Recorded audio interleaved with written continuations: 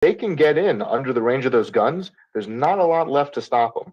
So the area to look at there, uh, if you're looking on really any of the maps, Lubmivka towards the hard to pronounce town of Novokrenske and Bikalivka, really that bulge that you're seeing in the middle of the lines, it appears there's some activity there, as well as along the highway that runs just to the west of the Dnipro River down towards the Lota Balka, which will be nice. This will be the first time that we've seen Ukrainian ground forces moving down here, although Ukraine has been heavily shelling deeper and deeper into this area for several weeks now. So hopefully we'll wake up tomorrow with official information showing that Russian forces were forced back from their positions there in northeast Kherson, because there's not a ton of defenses there, or certainly much less than there were 2 or 3 weeks ago. Yeah, you can still keep your eye on the Novokhovka Dam as a very important objective for Ukrainian forces when it comes to it. If they're making these moves, it would imply that they have the forces to conduct themselves. I think that for now, it's definitely, I'm not sure about under the guns. They can move their artillery, the Russians, pretty well. Constantine was talking about that yesterday. They can't move it fast enough. We're looking at, like, what was it, Constantine, 1 to 3 days, 30%, losses of material if they're moving them quickly. So yeah, the faster the fast. I mean, you can move really fast. Everything, like what it takes you to jump on the car and move, it's almost nothing. But the question is, how much losses are you gonna take while you're doing that? If you're trying to move a battalion with all the supplies and everything that you have, like artillery battalion, it's gonna take you a lot of time to pack up. And considering the current condition of Russian equipment, obviously things are gonna break, and you have to wait for them to be fixed. You have to wait for here and there, so it takes a lot of time if you want to do it properly.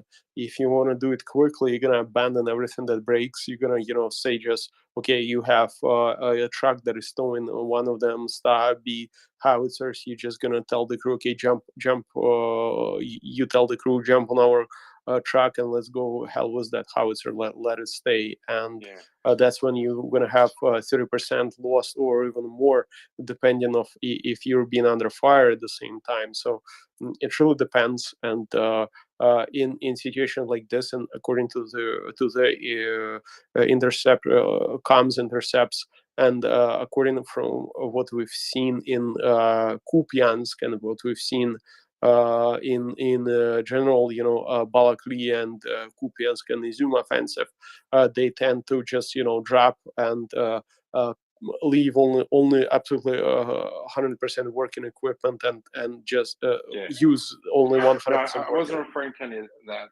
Constantine. I was talking about Kherson. We're talking about tanks going in. I think you made this comment. My point is that we're talking about something else, but so they also have language.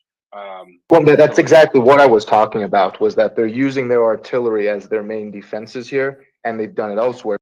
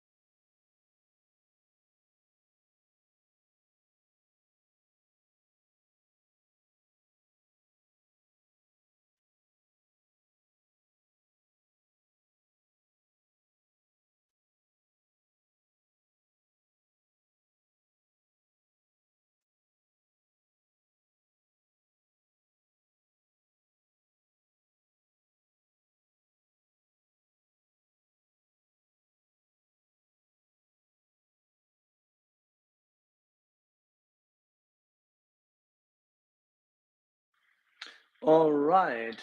It is 27 minutes past midnight Kiev time, and the Maria report is back after yet another wonderful cycle through crash. But fortunately, we're back online. Yehuda. Yeah, sorry about that. I don't know what happened. I was talking about the strength of Russian forces. In fact, they probably have the best and the most amount of Russian infantry and mechanized infantry, rather, and combined arms units in Kherson, west of the Dnipro. So you're looking at least 4 mechanized brigades in the north. You're looking at 4 in the south, 3 artillery regiments, and 1 combined arms army in the middle. So my whole point of saying who's there is that I think that's the answer as to why Ukrainians haven't pushed so hard in the last 3 weeks. Why? They were exploiting successes in the north. Why is there any form of an advance? Is it a demonstration? I think it's to keep Russians there. I think CJ said the same thing. I think anything to make the Russians think something's going on there, keep them fixed. So the mission task verb to fix, to keep the enemy engaged in that particular area, so they can't do something else. Like, for example, run away. That's what I think it is. I think if they were to, I don't think they're conducting a counteroffensive in that area at the moment. I just don't. I don't see it, and I think that they'll get there, and I think they'll make a lot of noise. But the absence of really, really deep mass fires all along lines, like the same thing along the Dnipro, like we saw a month ago when this was going to kick off, I think that's super, super important. But anyway, that's all. I can send you, if you want language, I can send you some of the things I look at. I would appreciate that. Yeah, no I'd love worries. to take a look at them. Yeah, no worries. We've got an angry Russian troll coming up. His name is Jimmy. Dmitry. He wasn't very nice last time. Would you like to speak in English, please?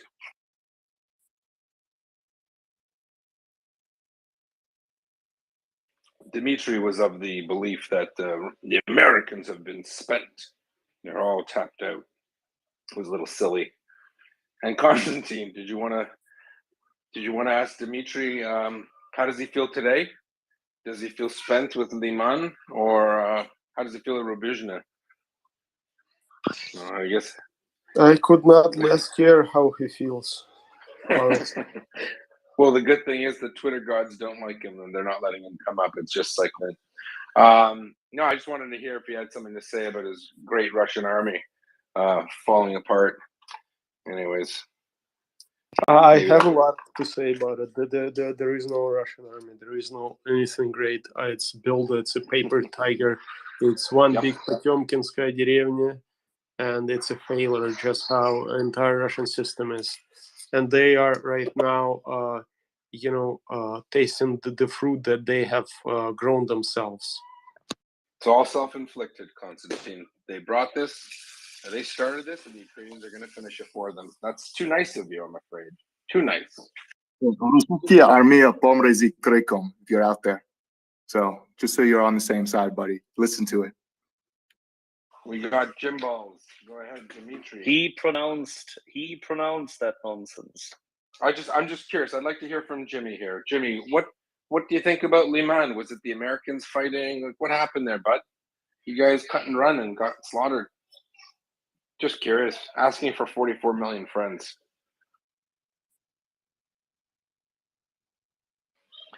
Cat's got his tongue, I'm afraid. Right, we're not going to let him bother anyone. Jimmy. I'm assuming it's Dmitry. Oh, well. He's gone. All right. So, Jimmy's gone. It's okay. It was better off. Jimmy did not want to give us one ping. Satisfaction. I can't get no. All right, let's go. Holy Latin. Karmic. So everyone, please share and retweet the space. Please, everyone who is currently in it. We have 546 people. We're half the distance. We were close to 1,000 people just in the moment when the space cycled. Please share and retweet the space. Make sure that your friends, family, everybody who really doesn't like you and still follows you knows where you are, so that they can make a conscious decision to actually learn something about what's happening on the ground in Ukraine and support Maria. So please share and bloody retweet. Thank you.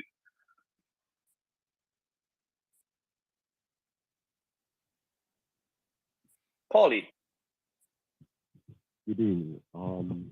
Yeah, so I'm really glad to hear about the Can't hear news. you, Paulie. Your mic is headset muffled. is.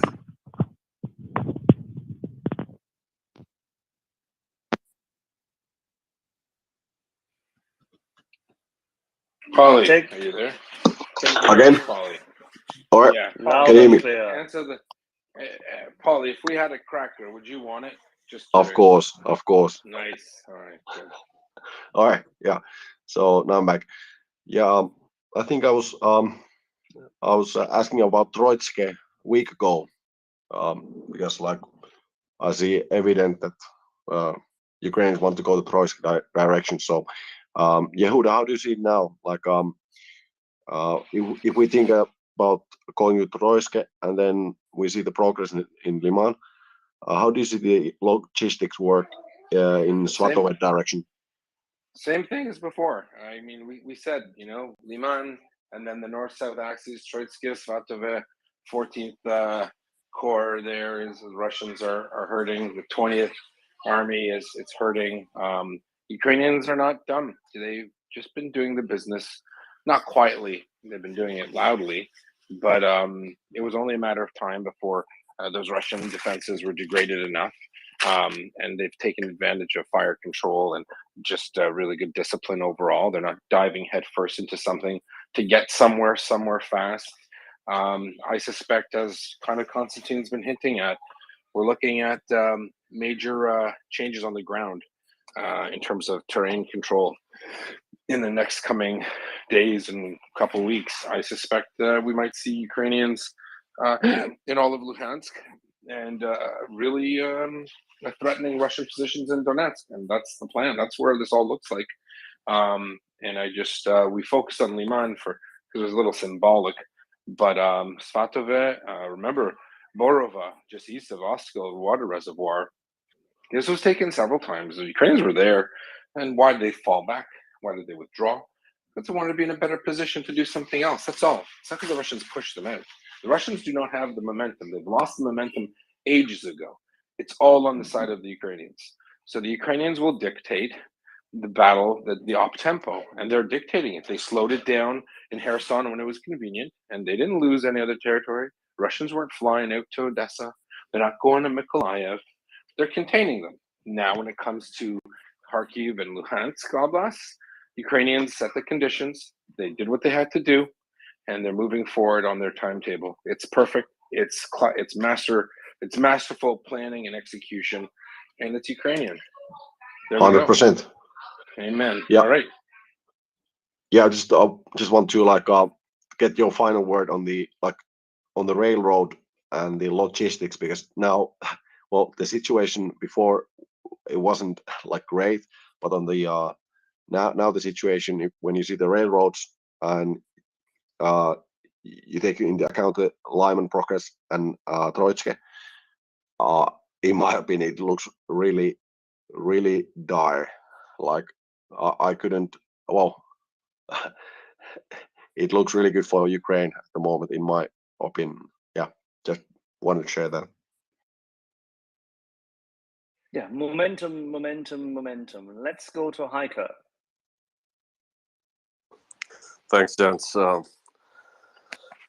This resembles quite well with the incursion of Serb former Yugoslav offensive over in former Yugoslavia, or so known now as Kosovo, where initially they took on and slaughtered towns and towns. It mirrors identically the Russian movements, and it's I would put it that they're the same breed though, but in any case, that sounds a little harsh. However, when American weapons started seeping in, that's when they got the brunt, and that's when they were getting hand over on all fronts. And the difference though back then was that they had a no-flight curfew over Kosovo. However, kudos to Ukrainians, and I hope Butler does not resort to using some sort of shit, because then we really have to act and turn Moscow into a fucking mess. Oh, language. I'll try to be ecumenical here. But thank you. Yes. Similar, but yet different. Let's go to Space Marine. Hello, everybody. Been listening to the show since the war broke out, and man, I'm so excited and proud of Ukrainian armed forces. You know, the fight for right, you know, is really going the way we need it to go. And my only question is, have y'all discussed the weird barrel-looking things that Russia was burying in They're roads? sea mines. Sea They're mines. sea mines. Yeah. They're not chemical weapons, which is something that somebody started running with. They're sea mines overlaid with death cord. Why they're doing it, no idea whatsoever. Maybe it's an IED. Maybe the dump was full that day. But they are sea mines with detonation cord laid on top of them. That is so weird. That's it. That's all I had to ask, though. Thank you. The location is the aspect which we need to figure out, and we haven't been able to.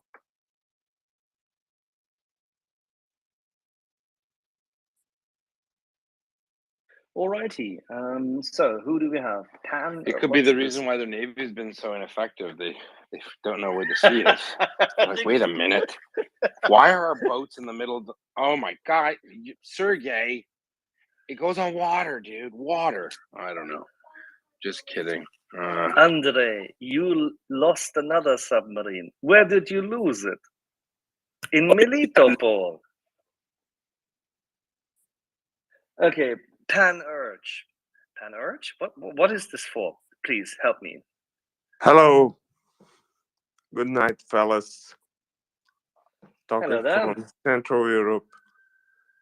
I have 2 or 3 questions. The number of Russians encircled in Liman, from what I heard, was about 3,000 or 4,000. Is that correct? Minus the And ones the that are other dead now. question was that from the liberation of Liman, they'll be capable of achieving very other cities with artillery. And if that a big win or not, I don't know. Just that. So, and Yehuda might know more about this than I do. I think the estimates were My somewhere notes between take it 2,000 and because I 4,000. misheard. Okay, the estimates on the amount of Russian soldiers in Liman was 2,000 to 4,000. We do know that there was some Russian troops that tried to get in. Some of them did get in and then got stuck there. There's actually at least some, ironically enough, the more elite Russian units were the ones that persevered in getting through and ended up stuck in Liman and are actually getting cleared out of a section of the city, last I heard. So they're going to lose even more of their semi-talented people. From Liman, however many of those guys that were there did try and retreat along that highway to the east. These are the Russian guys talking about, then further east from Zarichny, and a lot of them died. The stories coming out of there are honestly pretty shocking. Apparently, a lot of them just got caught out literally in the open, running down the street by artillery, and enough blood that people are slipping in it. So that should paint a picture. As far as what this allows Ukraine to do, well, something they're already doing. There's been an increase in reported Ukrainian strikes on a number of towns further east of here. So they've already been striking Russian positions along the river, the Zarabets, just north of Zarichny, which is where Russians apparently were planning on setting defenses. Now, Ukrainians are on the same side of the river the Russians are. So let's see how well they stand when they don't have a river blocking the Ukrainians, right? Spoiler, it's probably not going to be well. There's a lot of artillery there. There's also continuing artillery towards Kremina, towards Rubuzhna, towards Severodonetsk, Lysychansk, that whole area. So the ability for Ukraine to no longer have to worry about Liman and Russian artillery there is going to allow them to branch out quite a bit more. Does that answer the question? Sure, thank you. And Slava Ukraini. From Slava.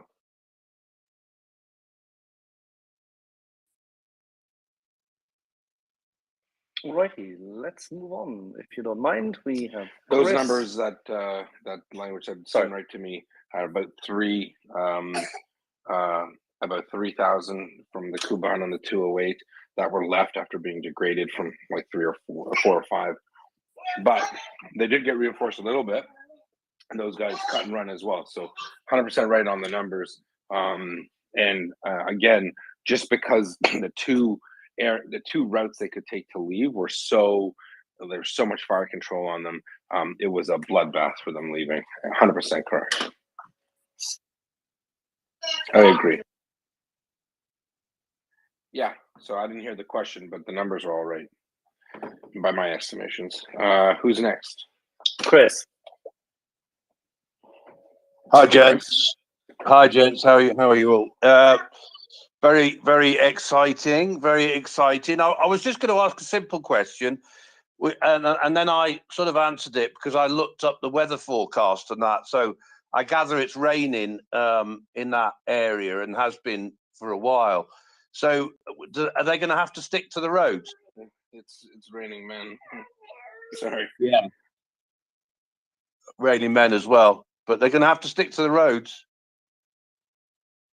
Do you reckon? Yeah, well, it's a very canalized terrain, and one of those, the one exit right there, the 50513. So they've don't have much choice on the Bovo. Then what is it called? The other street going east towards Kremina. That's a big open plain, so very easy to hit things there too, especially since Ukrainians were situated above the ridge. They're in trouble either way. They're not there now anyway. No, I understand. I was just like looking beyond Kremna because I was listening to what you were saying earlier on. It sounded like they were going to keep on running, which means like Nova Adar or however you pronounce that, or Stara Bilsk or something like that by the looks of it. Yeah, but I honestly haven't gone that far. I don't know if language has. I've been dealing with that terrain analysis on that area. Okay, great news anyway. Cheers, thanks. I don't know. Language, what's the train like to the Starobilsk? Any idea? I'd have to pull up a map. Give me 2 or 3 minutes. I want to say it's slightly rolling hills and fields. There's a couple rivers. There's a lot of Ukrainian or Russian Air Force over Troitska is the only real issue there. They've been flying around there for a bit. I think that might be a little more impactful than the train. Did you hear what the Germans are now giving apparently this time for real? Axel? Yes, they are. Axel Air Defense? We'll go to Axel Air Defense for more. What are the Germans doing? They're giving more Gepards. No, there's another system. That's the IRS-T, which is coming on the list. Yeah. But that was planned. But what was not planned is that the Germans would add more Gepards. 6 or 12. Yeah. Is it 6 or 12, or do we know? 12 in total. There was a discussion about the first 4, then they upped it to 6, and now it's 12. Amazing. Yeah, nice to have, but doesn't replace the Wildcats. All right, fair. Penerge. Then Abdullah. Another question. Thank you. Do you guys think the encircled people in Liman will surrender or die running or die resisting? I got news for you, Penerge. You might be shocked to hear.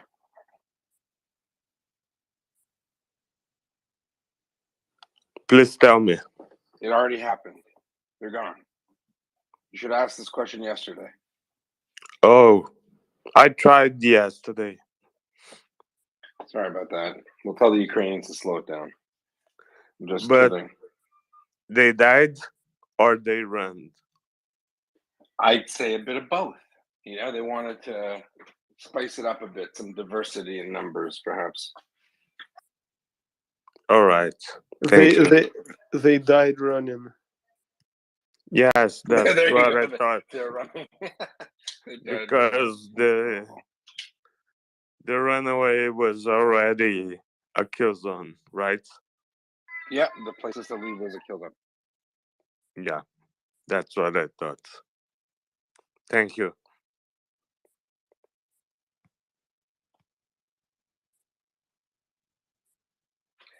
All right, let's go to Mark. Yes. Hey, Axel. Thank you. Hello, Yehuda.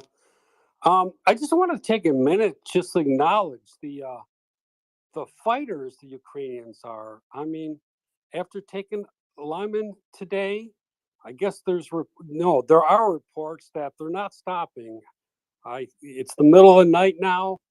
They're spreading out, taking all kinds of towns and cities east and to the south, and threatening some of those areas. So I'm astounded that they haven't taken a break, rested, being in the middle of the night, and they're still moving on. I mean, Slava Ukraini. Thanks, guys. Thank you for supporting and listening, man. Appreciate it. Yeah, very much appreciated. And we'll bring Antti up as well. We'll have to cycle through a few names.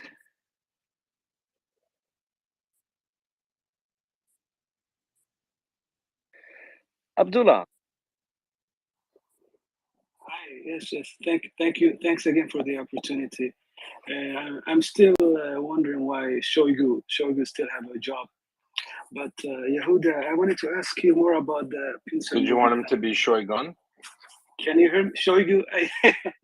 No, I'm just wondering. That tells you everything about the military establishment in Russia.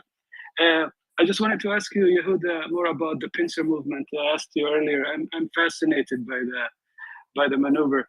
To be honest with you, strategically speaking, is it better to give the enemy a path of escape as to not fight, so they don't fight till the last man and you don't lose some of your guys, or is it just better just to close it all and just start, either give them the opportunity to surrender, or just wipe them out? Thanks, Yehuda. Yeah, Do you mind? I mean, me or who? You? Yeah, that was for you, Yehuda. Do you mind? Okay. Yeah, no. So I do not mind. So look, the key is you have to have them combat ineffective or not in the picture. So, do you give them a route to leave? Well, if you don't have the forces to destroy them, maybe that's your plan. But the Ukrainians did. So they were either going to be destroyed in place or they were going to surrender. Anyone going back to fight another day is not good for you. But obviously, the enemy has a vote. People can run away, disobey orders, do their own thing.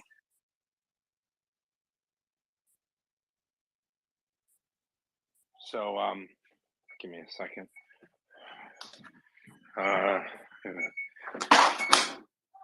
Sorry. Yeah. So you want to make sure that they're not fighting another day. Surrender is the second best thing, I guess, than destroying. But it is what it is, and we've seen what's happened to them, right?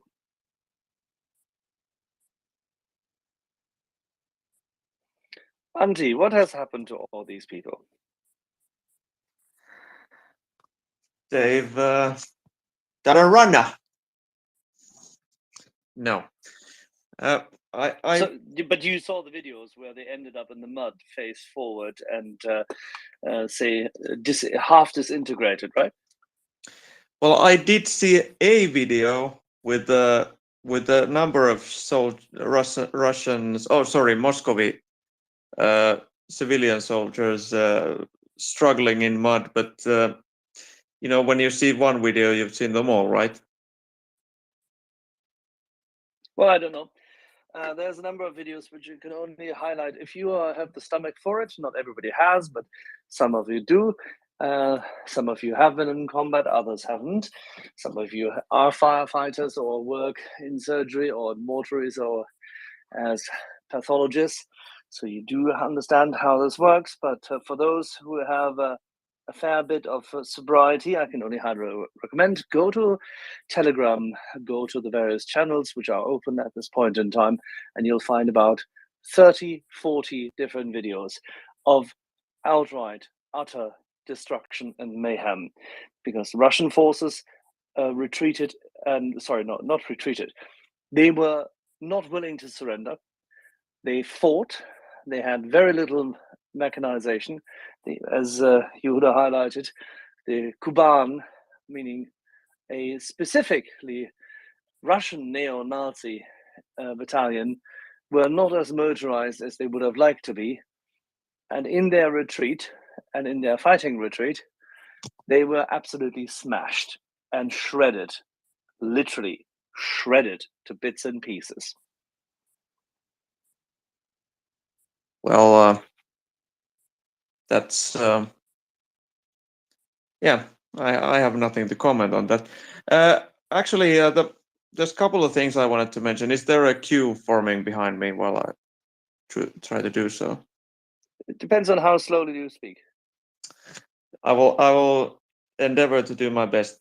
So the first thing is that one could make the point that the part of the encirclement was kept unsecure, so that the Russians could, the Moscovy could try and reinforce the pocket, because there would have been more chance for Ukrainians to do more devastation.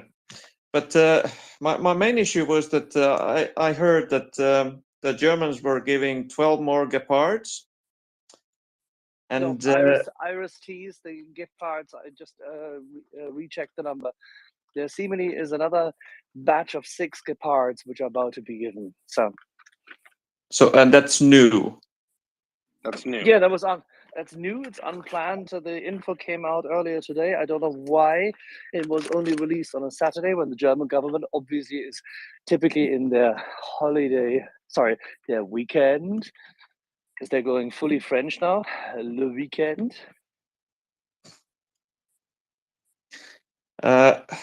So I can't help but wonder, because from what I know of the German establishment in the Bundeskanzlei and the Ministry of Defense, is that most of them don't know a Gepard from a Leopard 2. Is that why it's seemingly not difficult to give a couple of more Gepards, but these pesky little export licenses, and Leopard 1s, Leopard 2s, Martyrs. It's so difficult. Why is it so difficult, Axel?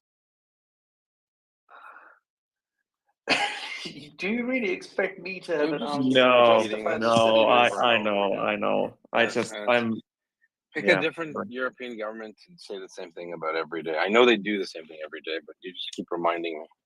Yeah, I know. I'm sorry. It's aggravating. Yeah, I'll shut up let's now. go. No, it's okay. Just pick on, I don't know, like Spain or something. Let's go, Eric, Constantine, Right. Doman. Yeah, quick note. Axel, it was announced today because Christine Lambrecht visited first Moldova and then Odessa Oblast, and met Reznikov. That's why it was announced today. That makes sense, given the fact. So she actually now works on Saturdays. That's new. All righty. Constantine, or Eric was waiting on Constantine. Go ahead. All right, thank you very much. Just one additional question. I read today that Kadyrov was criticizing the Russian Ministry of Defense and the generals that were in charge, and I think I can't remember the name of the person, but the head of Wagner came out and essentially said, "Yeah, I agree with that too." Prigozhin, yeah. So I was wondering if anyone on the panel had any insider thoughts as to where this internal division within Russia might be going, because those are two relatively influential people who have Putin's ear, it seems to me. So I'll be quiet and listen. No worries. We did discuss this. Let's clarify. Kadyrov is not an influential person. He's a muppet for Putin. Putin doesn't care what Kadyrov thinks. And Gherkin or Pickle or whatever his name is, same thing. I mean, they're stooges for him. But what this does indicate is that the knives are out. We talked about this a bit actually today. This is definitely a clear indication that the knives are out. So people will start looking for scapegoats. It's going to be the army for sure first, right? It's going to be you guys screwed this up, even though they were pushed into doing certain things. They were saddled with a bunch of idiots that they didn't want on top of the idiots they already had, like Kadyrov. Imagine being somewhat a general. There's no such thing as a professional Russian general, I'd even say, but having to humor this bearded clown who wants to do TikTok videos and rape and murder his way through Ukraine. It's just a joke. Wagner as well, not very well respected. A bunch of nut jobs as well. But the bottom line is it's good. It's good news. The more the Russians start whining and attacking each other, eventually it'll get its way up the chain, and hopefully that means Putin. But right now, he's going to let his own people eat each other up. He's going to let this guy make fun of that guy, and this guy make fun of that guy, and go after each other. But it's all great. If you ask me, it's a-okay. Where it goes, who knows? But hopefully it goes somewhere good.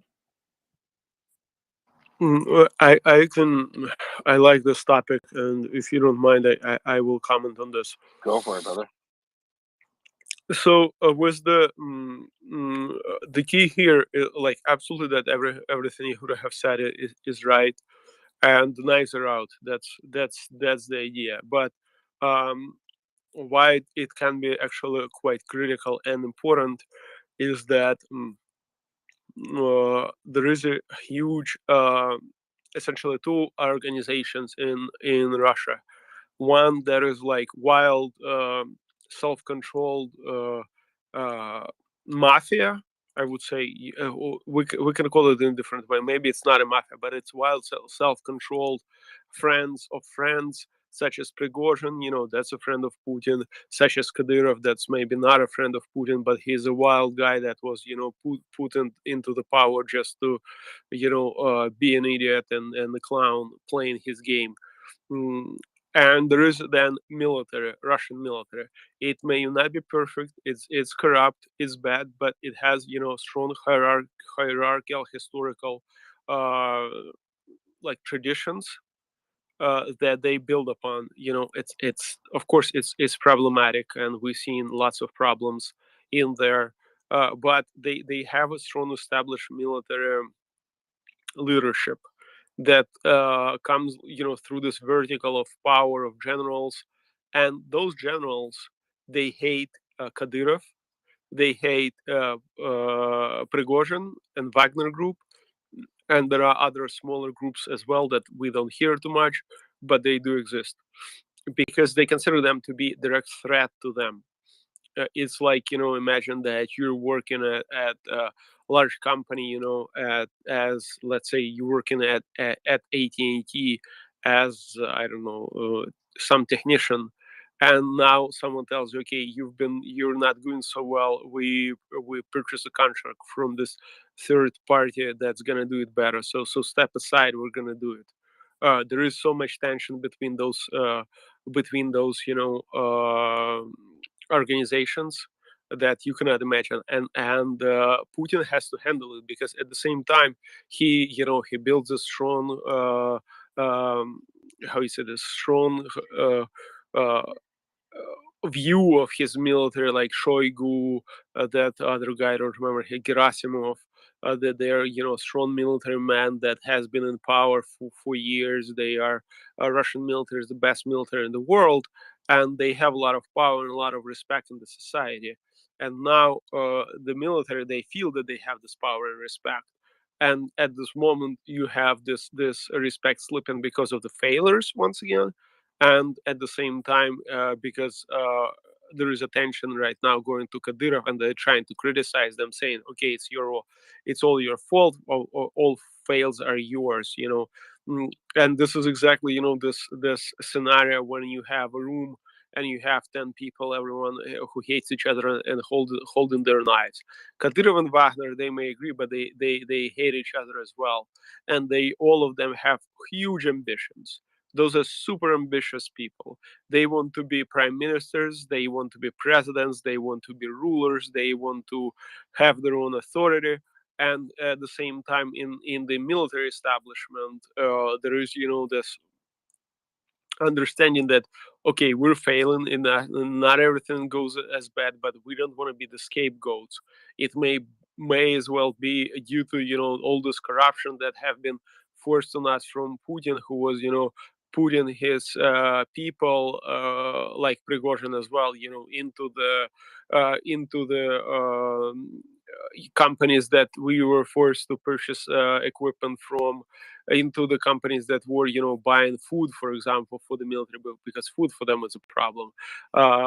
And like it's just it's gonna be fun to watch, and considering the more failures are about to come, and I'm sure that Kherson right now is one of the places to look at, and there is another place in Luhansk, like we discussed, I think a couple of hours ago, and it just it's something that Putin basically created the soup of hatred uh, and of hate and I don't know, pure hatred. People who are filled with ambition and hatred, and right now he has no means of handling it. And the only thing that he could come up with is that staged referendum and the Red Square Nazi festival where they were chanting pagan mantras and calling for extermination for entire West world. At the same time, they have entire huge portion of Russian male population, the best of the best, running out of the country. So it's just it's what is happening. I think is just keep a close eye on it. I don't know how fast it's going to happen, but it would definitely one big step closer to Russia collapsing as a state. I don't think Constantine is being hyperbolic. There are a lot of different power silos in Russia. He's exactly right.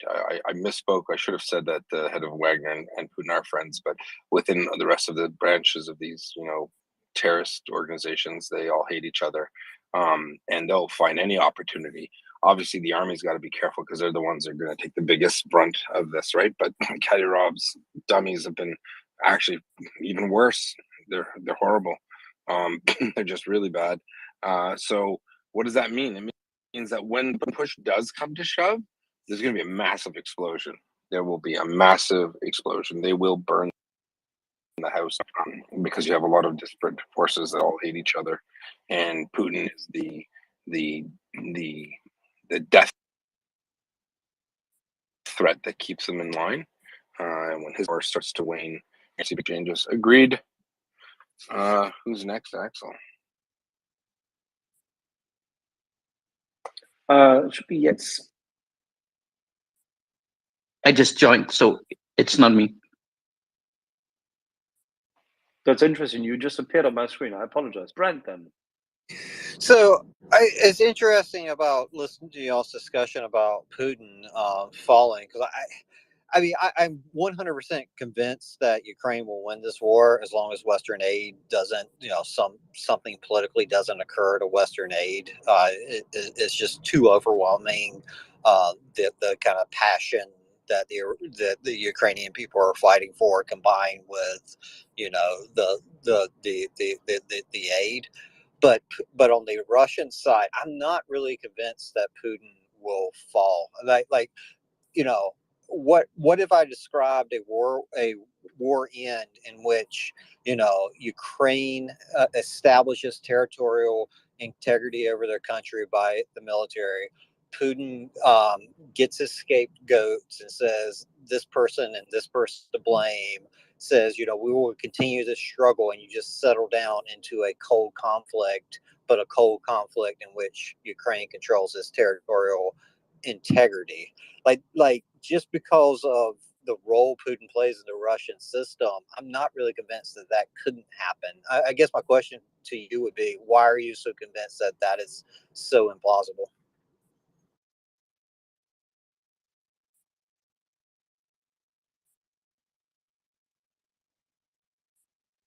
I'm sorry, who was that question addressed to? I guess the general group of moderators. I mean, I'm just just curious. Okay, I'm lucky I'm not the moderator. Thank you.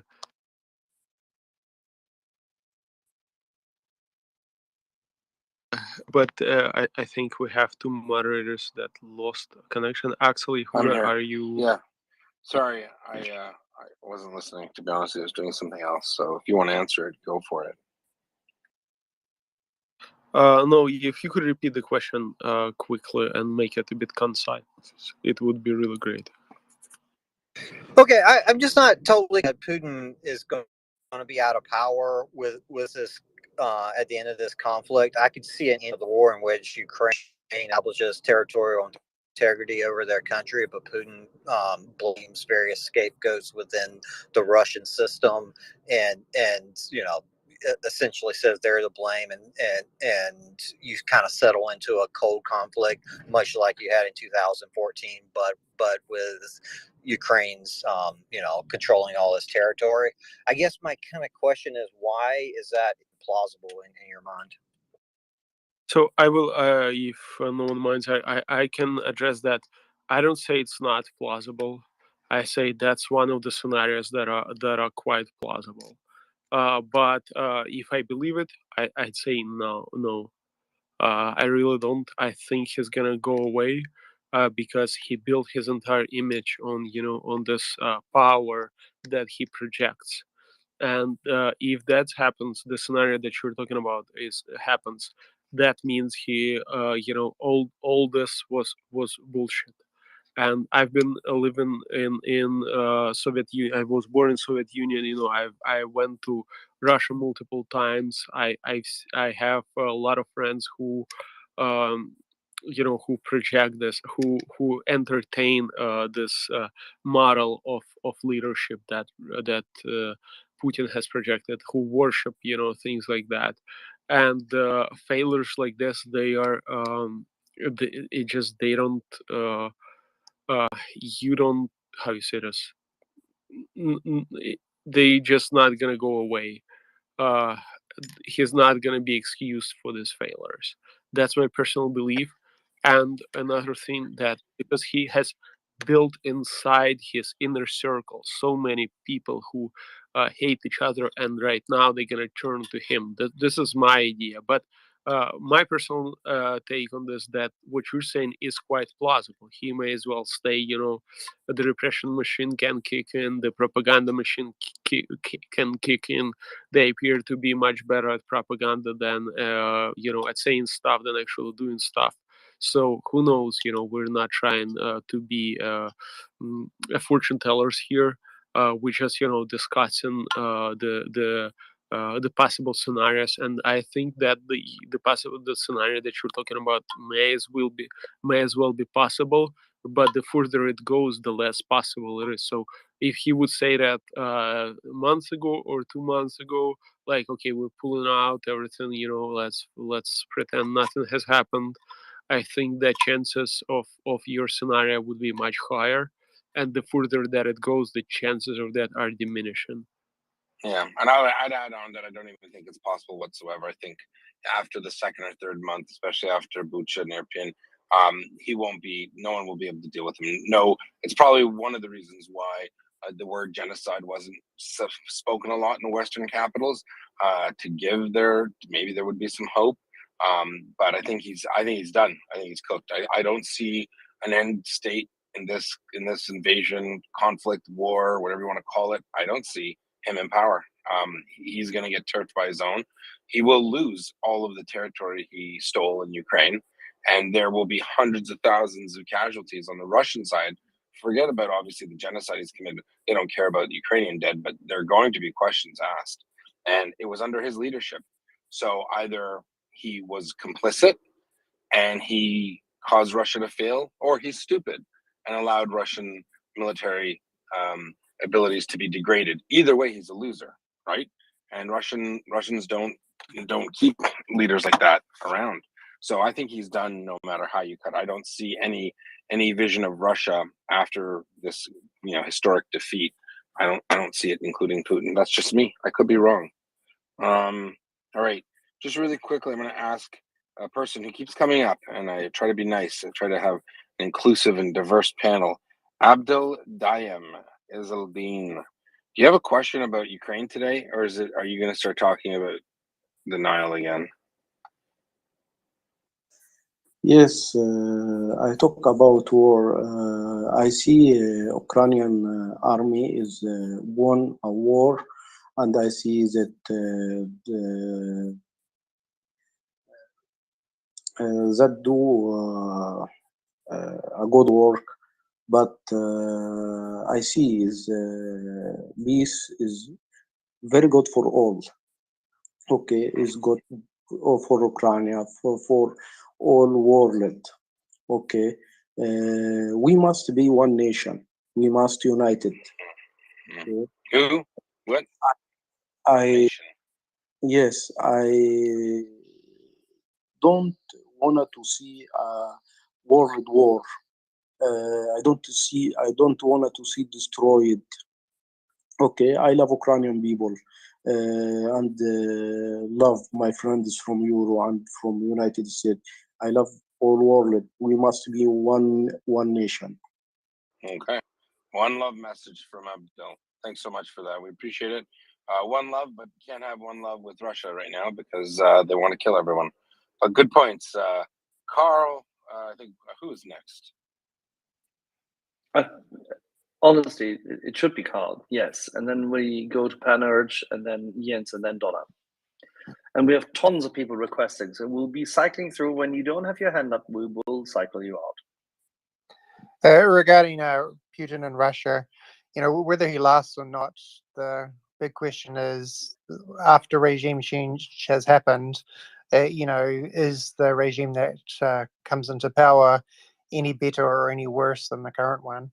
And I think the theory of the North Koreanization of Russia, probably the most likely thing, whether it involves Putin still at the helm or somebody else.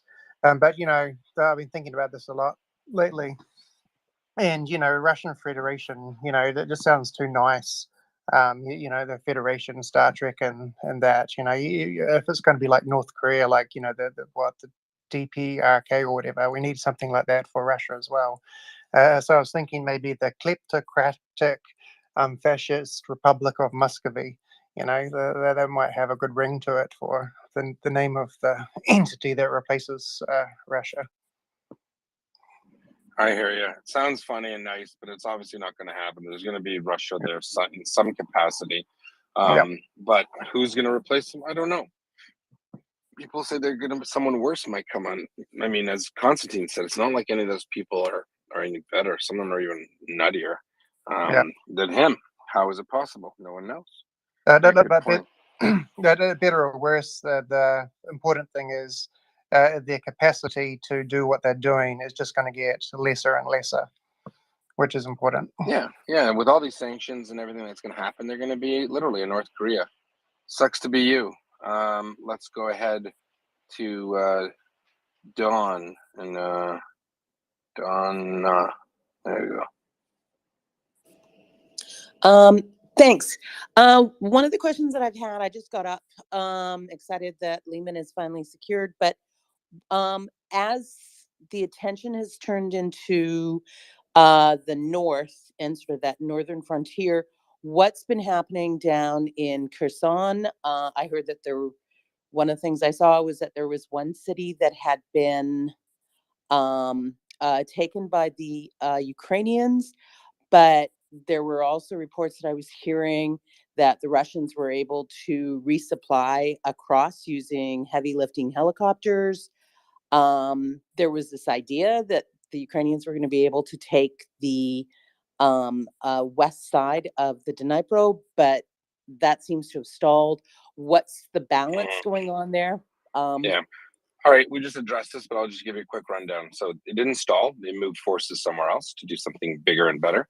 You did see some towns liberated by the Ukrainians. You did see Russians for the last 3 weeks as Ukraine has been focusing in Luhansk and Kharkiv. You did see them resupply to an extent. Is that sustainment realistic in the long term? No. Is it realistic under pressure with the Ukrainians attacking them? No. The attacks that have been done recently, today, day before, I think are just Ukrainians keeping the Russians engaged, making sure that they don't remove any of those forces in Kherson, because it's a really bad place for the Russians to be, but the Russians don't seem to care. So will we see a counteroffensive in Kherson? Yes. Do I think it's going to be very soon? No. I think they're going to take care of what they have to up north first, and then reallocate resources back to Kherson Oblast. I would caution against using the word stalled. I don't think that's a fair representation whatsoever. I think they've purposefully they initiated an attack, and then they've course corrected and moved forces to a different area of operations in order to complete a different task. So hope that answers your question. We just did cover it, so I wanted to give you the rundown on it real fast. And good morning. Thanks. Yeah, sorry. You're welcome. That choice of words for stalled. Yeah, no worries. All right, let's go to Panini and then Miss Chase.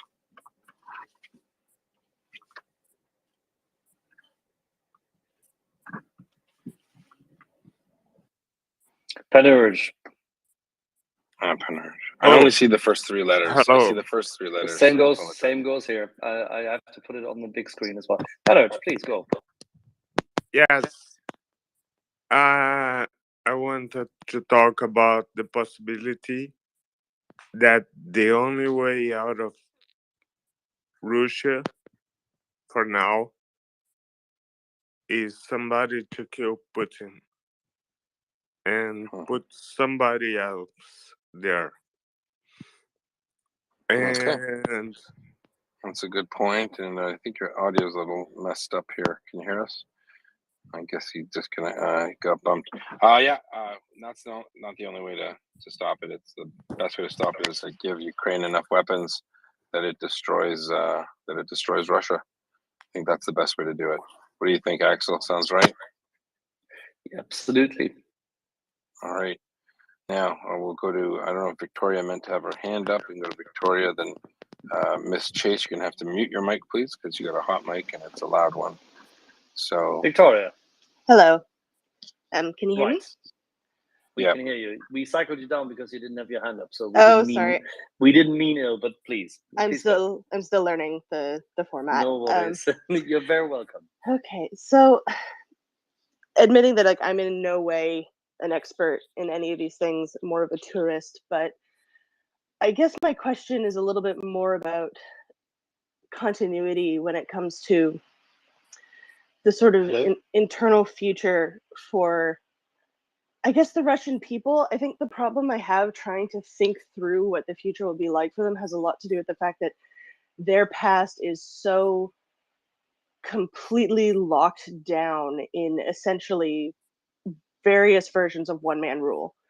And like I'm worried too that the person, like the idea that somebody who's crazier than Putin, who will wave around the nuclear flag even more and potentially press the button, because to be crazier than Putin means you press the button.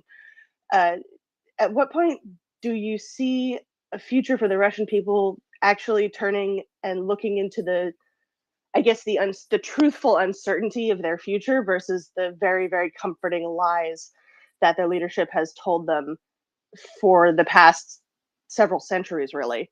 Like, at what point do they break and say this is no longer acceptable? Because 50,000 casualties is a huge cut out of their whole population, and that can't go unnoticed.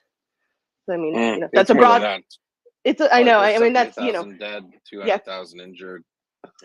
Yeah, it's huge. I mean, that's a huge, you don't, no matter what your crazy talking heads and their crazy shows tell you, you can't go without noticing that. You notice when, like, 3 of the male family members of your, are dead. You kind of notice that.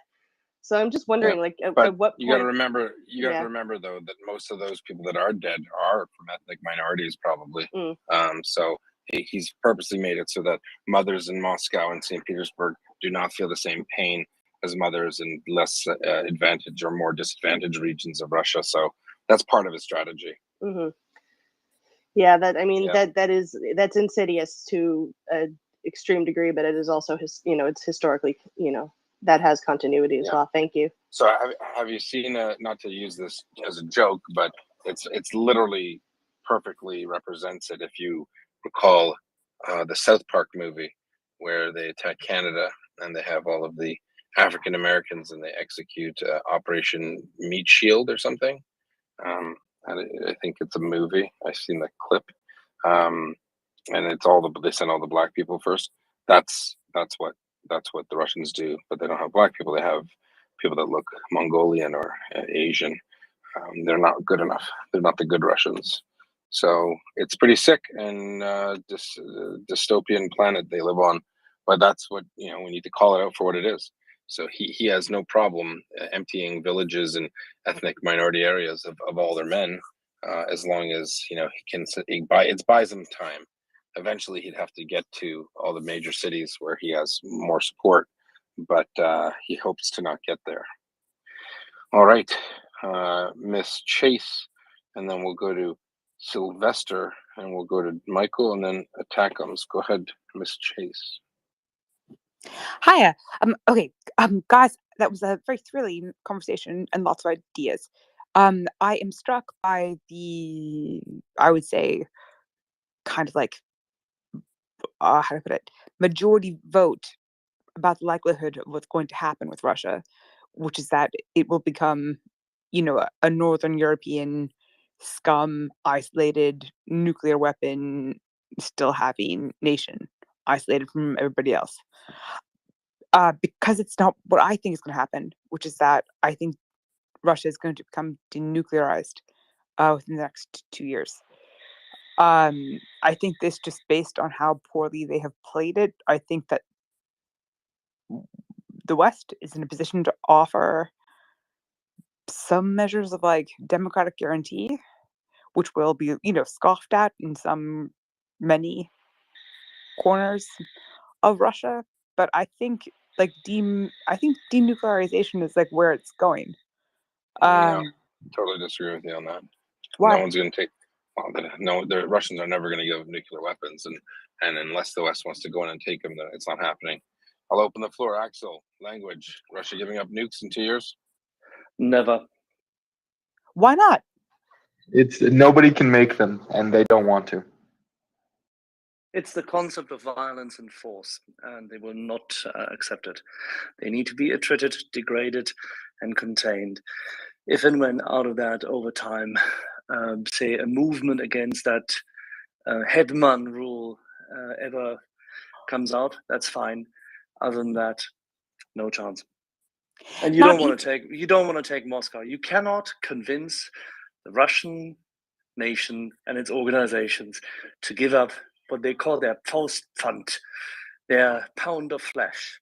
You can't convince them to give it up. But if it was really psychologically a kind of violence that was making their thinking be awful for 30 years. 30, 100.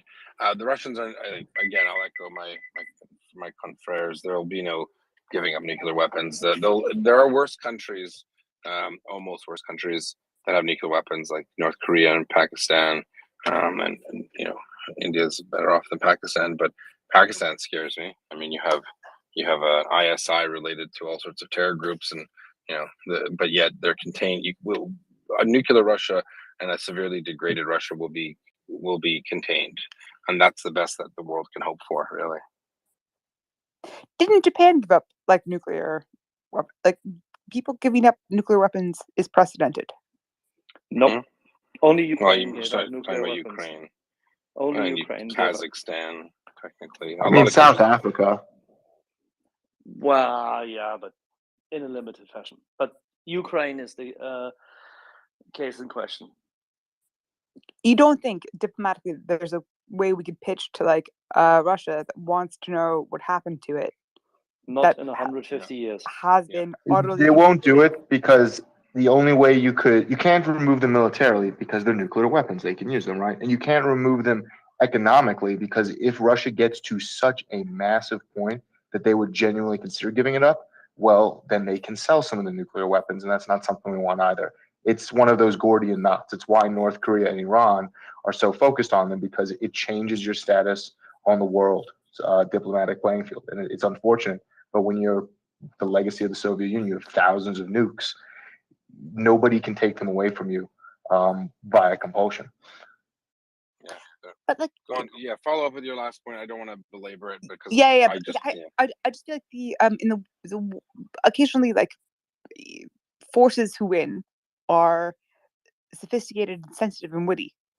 And so like in Eastern Europe, with I don't know, I was told about like a candy drop that like planes did above Berlin to convince, children of both confused ideologies. Fuck it, the Americans are what you want because like this diabetes is so good. There might be a way to like prevail upon Russia where like what you really want Nope. is your Nope. Sorry to child to disappoint go to you. university. Sorry to disappoint you. There is no such thing.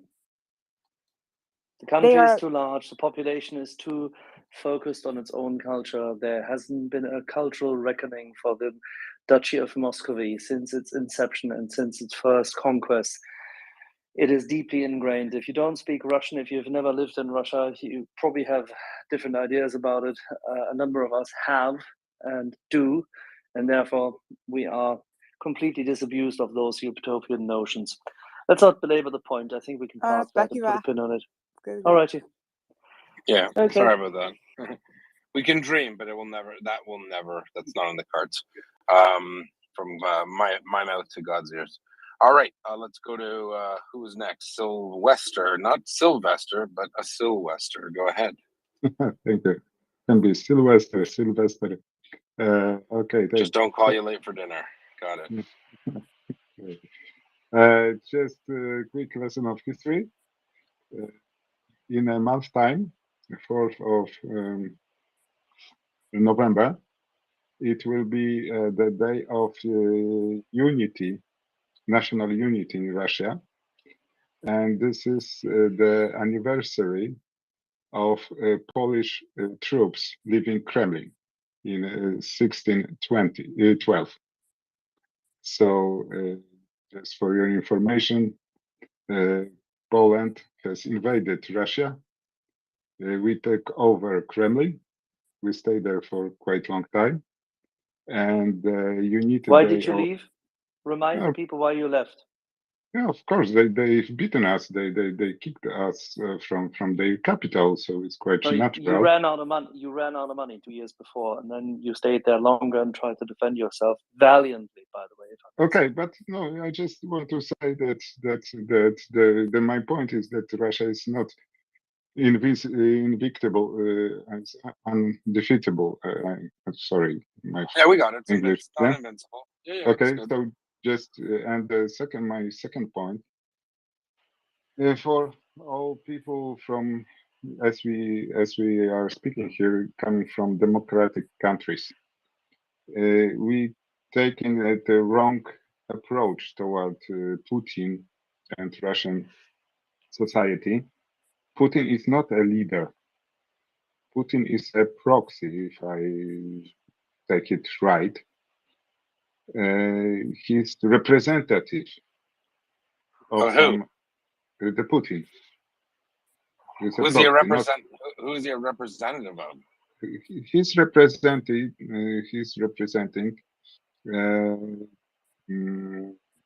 the some forces and like magnetic forces. What kind of forces?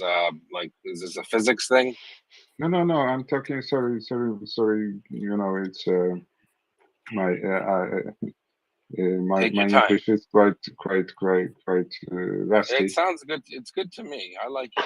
But what kind of forces are controlling? I'm talking about oligarchs. I'm talking about the people from different secret and not secret services. No. KGB, I've got this. KGB, the people who but got what the secret, money what and secret power. ones? Which ones have the money and the secretness? I'm What's curious. the race? No. What's the race of those people? No. No. I'm don't jump saying... out with it. Sorry.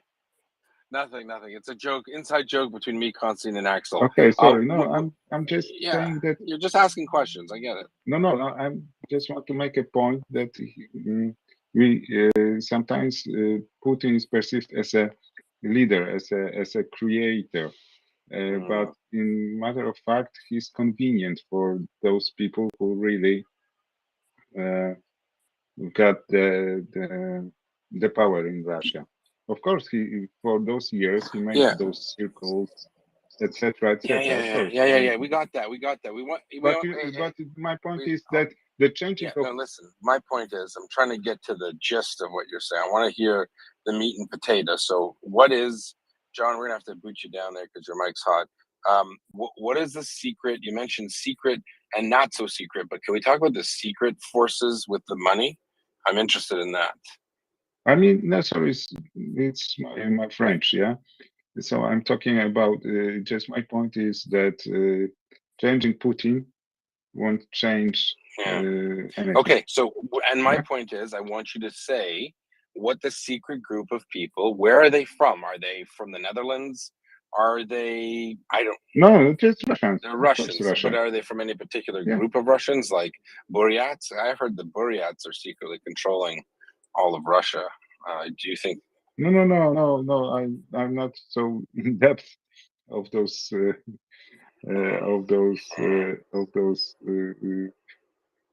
Qu'est-ce que tu veux dire? Tu different parles français? stories, Parle en français, but Bec. simply Si tu veux.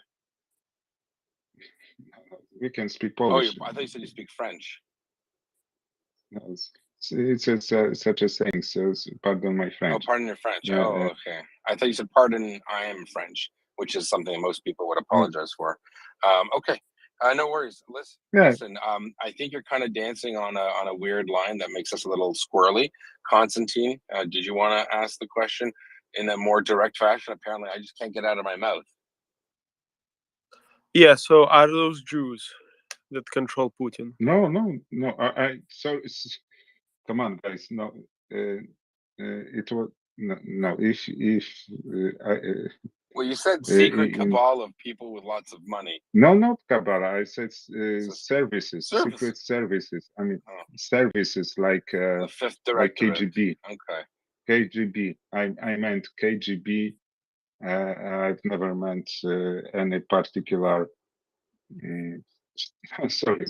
So just so No. I don't know, like, okay, I think we may be just misinterpreting your words, Yeah, but you when people talk about but when people start talking about secret societies that control political decisions of someone, and at the same time you cannot name them publicly, that's just No, means sorry. that there are two things: either you don't know what you're talking about, either you have to name them, because you have to have sources for things. When you secret services, they don't exist. There are no secret services. There are organizations. There is FSB, there is FSO, and there are people who there are generals. The decisions, they don't just fall from the sky, and you must be getting your information from somewhere, and we just want to understand exactly what is happening, because you say lots of things. It's like it sounds like you may be right, you may be wrong, but what you're saying is very general, with absolutely anything concrete, and like it's like me saying, okay, everyone is bad and I'm good. It just sounds like that. Just sorry. be more specific. Thank you. Okay, thank you. Meaning, yes, I was meaning the people who simply controls and got the simply I've never mentioned any particular, I don't know, religion whatsoever. So just my point is that changing Putin won't change anything because the direction will be the same. Russian society is not used to democracy, and putting the same measure as we are putting to democratic countries is simply wrong. And yeah, so okay. Well, I'll tell you why. This is all what I want to. It was Got not it. second. Okay, I got it. Thought. I got it. I think Thank you. I disagree. I disagree because I would say, I think some of the panel would agree that Putin is the real bad dude here, and with him gone, you're right. It would just be another bunch of criminals jockeying for power, but it certainly would collapse Russia. I think Putin has. I'll tell you why if you let me finish. I think Putin has created over the last 22 years a system where he divides up power structures, silos people. There's no integration. They're all fighting each other. And he does that to keep himself in power. Once he's gone, the head of the snake, you're going to see, as Constantine said, you're going to see an explosion, or what do we say? Last, Something like that. Last sentence, okay, from my side. Yeah, sure. Remember Lenin, remember Stalin. The same story. Different story. You want to know why it's a The different same. story? No, it's not, and I'll tell you why. Because with Lenin and Stalin, you had a party apparatus. You had an ideological engine that drove the Soviet Union, whether it was good or bad or false. It was Communist Party. So now you can't. What Putin's tried to do in the last 22 years, he's tried to create a cult of personality around himself in lieu of the Communist Party. People gave their lives for the Soviet Union based on the idea of the proletariat being enfranchised and having agency and blah blah blah blah blah and communal property, and because of hundreds of years of psychotic czarist rule which punished people and treated them like slaves. So there was an appetite for that in Russia. There was a desire for that in Russia. Without communism, Putin's biggest miscalculation, in my estimation, is his belief that the people he grew up with in the Soviet Union were the people in Russia today, and they're not. So it is completely different. I agree with Constantine, because he did say once Putin goes, the whole thing falls apart. Constantine, you want to jump in there? Sorry, just I wanted to just say that in our historical books, we have, if my translation is good, cult of personality. Yeah, I said that. Yeah, is connected with Stalin. So the cult of personality is nothing new. Yeah, he had that, but he also had communism. That's what kept the country going. Constantine, any feedback on that? We're going to go to another question after. Let's just move on. I think we've taken too much time on this. Constantine has spoken. Thank you. Attack him. Thank you, Sylvester. Thank you, next time. Yeah, dziękuję. Attack him. Proszę bardzo. Let me just try to calm down after that. All I know is to be human is to fight for freedom, regardless of wherever you're from in the planet. Like, so whatever. I came up here to say, like, please pray, chant, or whatever you do for all the people who are like in Ukraine under Russian control or POWs, because when they lose really bad, that's when they become more brutal. So I just want everybody to pray for those people, or do whatever you could do, donate. We need to fight for them right now, because it's really messed up, and we need to keep them in our thoughts and prayers, and do whatever we can do. Just like call whoever you need to call, write whoever you need to write to, because this is wrong, So I just wanted to ask, like, you guys, realistically, how long do you think it's going to take for Ukraine to push everybody out of their land and save like the most lives? Thank you. Thank you very much, Attackums. Much appreciated. Let's go to Risko and then to Ben. And I will, by the way, I have to cycle a few people down. If you don't have your hands up in the next 10 seconds, and if you don't have a question, I have to cycle you down, because we have many more requests coming. All righty. Good. Thank you very much. Sure. I'll head out. I'll be back in, I don't know, give it a couple hours. I'll do an update. Sure. I'll see you guys around. Anytime. Yep. We're here. Ciao, ciao. Hi guys, thank you for letting me speak. You can call me Richard. I'm from Poland, by the way. Back on the ground, possibly to the best of your knowledge, guys, what could be the advances Ukrainian forces can make during the winter or up until the new year in Lugansk regions or Donetsk regions in your best, to the best. Obviously we can wish, and we don't know what can happen, with the Russians' mobilizations, although the supply chains are broken. But to the best of your knowledge, how far Ukrainian forces can go in the next 2-3 months. Thank you.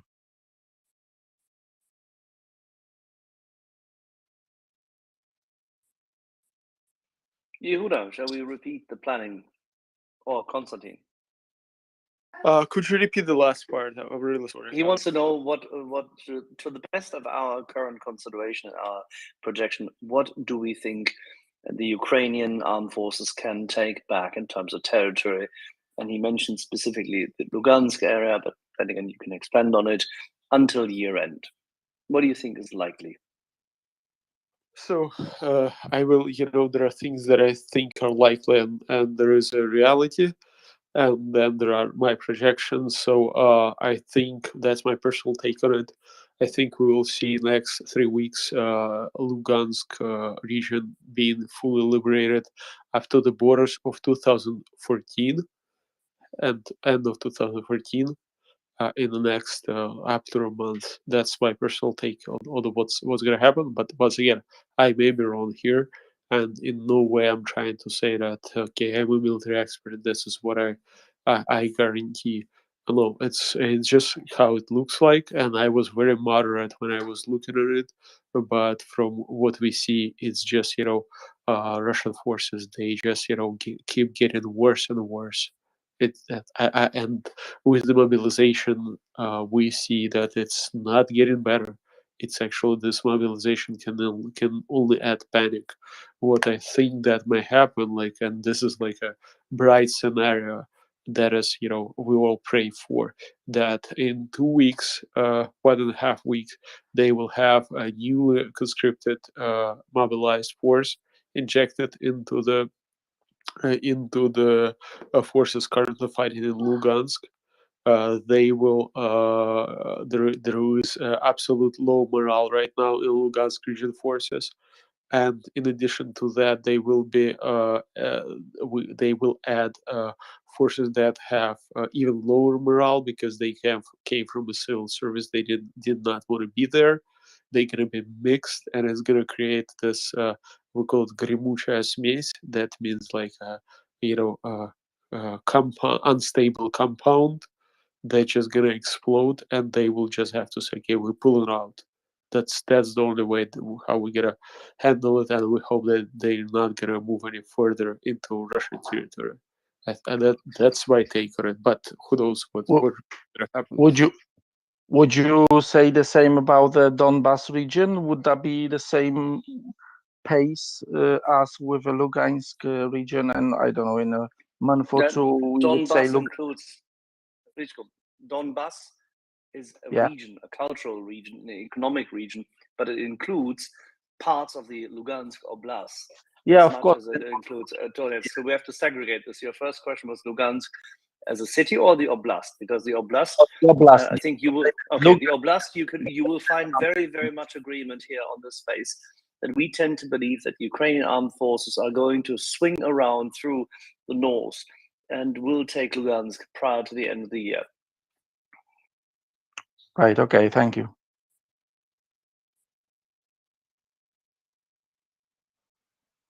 Alrighty, and they will avoid, by the way, massive, shall we say, entrenched conflict areas wherever feasible, because that's not where they should be, and that's not where Ukrainian soldiers should be sacrificed, for that matter. So we have a lot of hands up. Konstantin, Yehuda, if you don't mind, I'll cycle through. We'll go by what I can see on the screen, and there's Lysiel. Then I have an Arab name, which unfortunately I can't read out appropriately, so I apologize for that. Anwar. Okay, Anwar. Okay, so we will start with the Lysiel, then we'll go to you, Anwar, and then we'll go to the Irish, whatever that is, Kalo, thereafter, and Crypto. So, Lysiel, you start. Hi, hello everyone. I was just listening, and it's quite interesting what people ask, and the question that you guys raise up, and I wanted to just look a little bit of the speech that Putin had yesterday, and I'm thinking about the Great Russia, and I think in his head he have a mission to reunite. He didn't talk about making the Soviet Union again. He said the Great Russia several times. So in his head, probably the Peter the Great, he's probably his follower. And I wanted to ask you this, and it's a legit question. Besides the fact that Putin feels a threat from NATO and from US and from Europe, and probably this is why he began all this, because Ukraine wanted to be independent and wanted to go pro-European. So you take him literally. Yeah, I'm thinking in what is the reason behind all this, and I'm not thinking about the reason that everybody knows. Is it economic? Is it about the pipe gas? It's what could be the reason to do all this and just set the world on fire, literally? Well, why don't we do the following? I'll start, and then my friend and colleague Ben will chime in.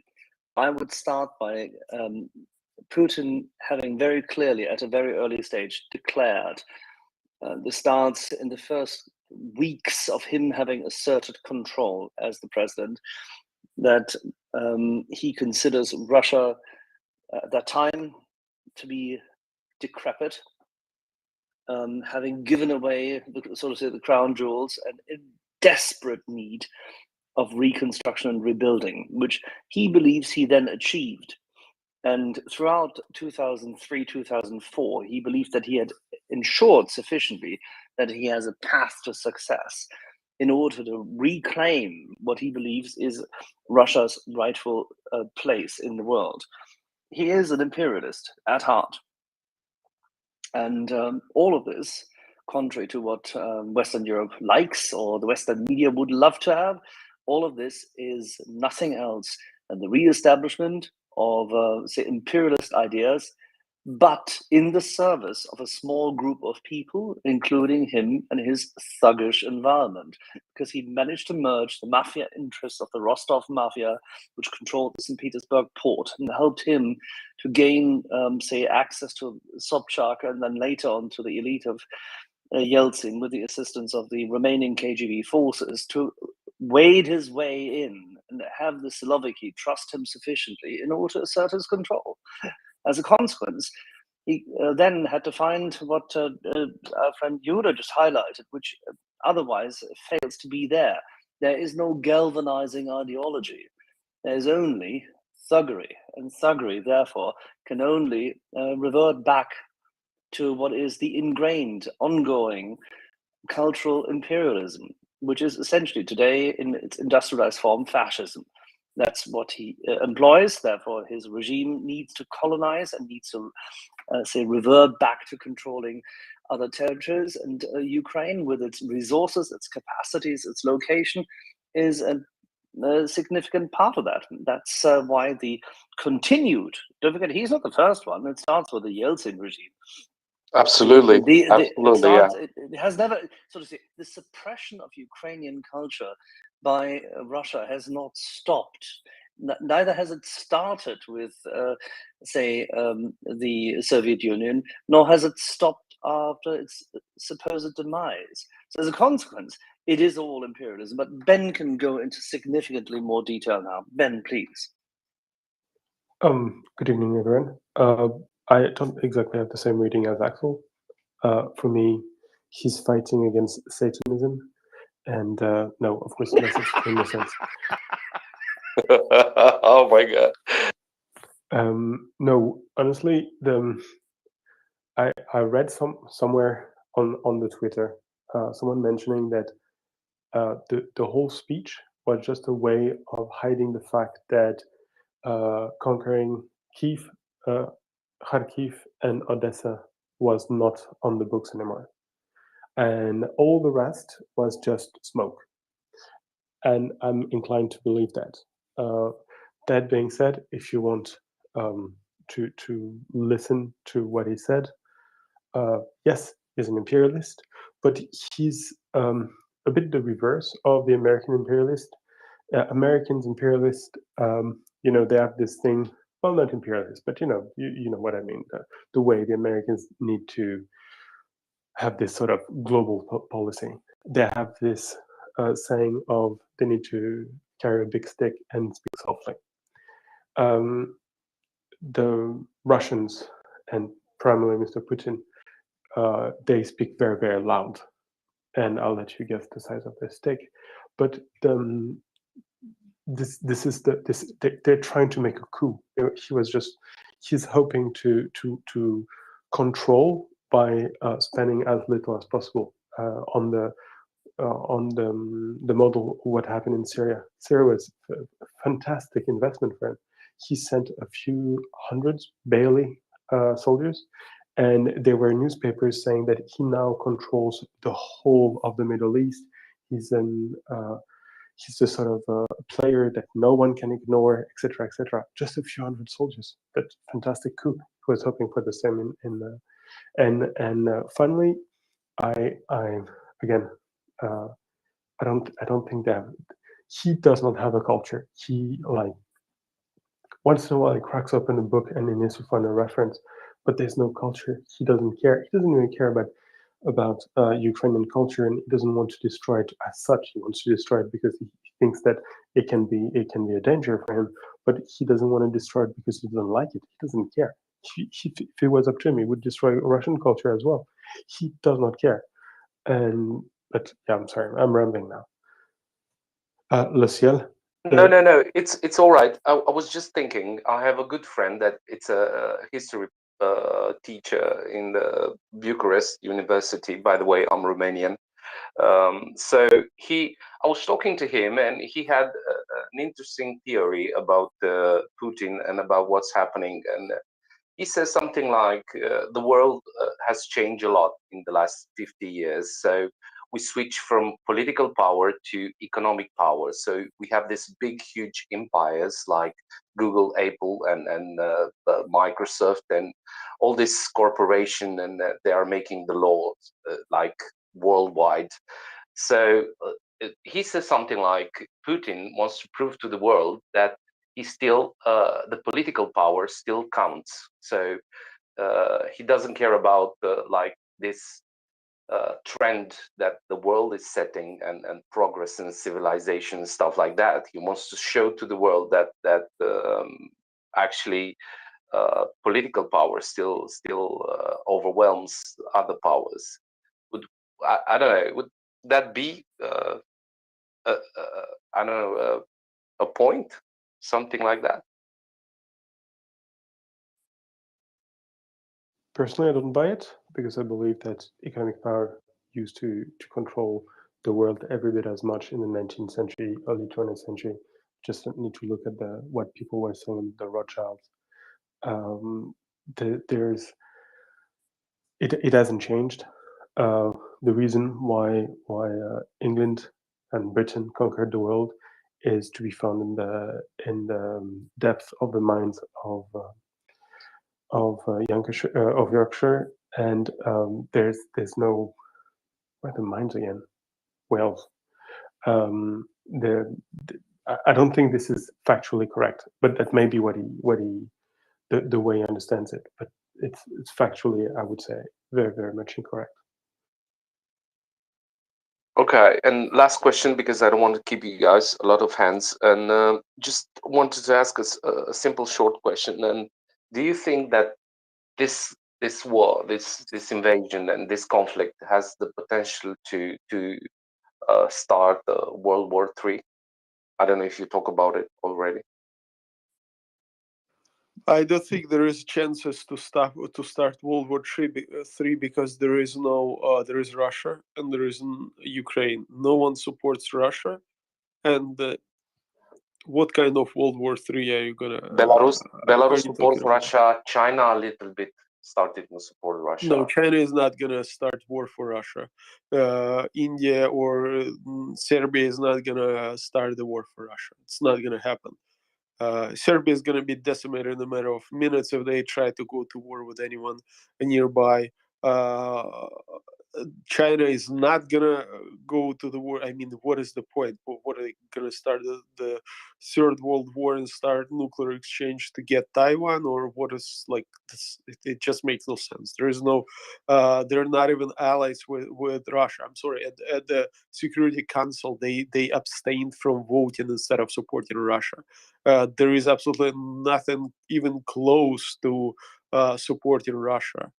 From China, they are, just want to hurt West, hurt United States, and that's why they, just playing like they don't know what to do. There is absolutely no way that China is going to go to third world war right now on the side of Russia, or there are more chances probably of China invading Russia than third world war happening.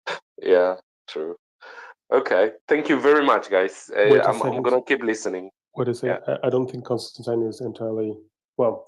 No, you could be right, but I don't think personally that you're correct. I think there was a very, very distinct chance for World War III had Russia won the war in Ukraine. Had Russia managed to take Kyiv in a matter of days or a few weeks, then what? They would probably have pushed, and they could be nowadays Russian troops amassing on the Romanian border just to see what's happening.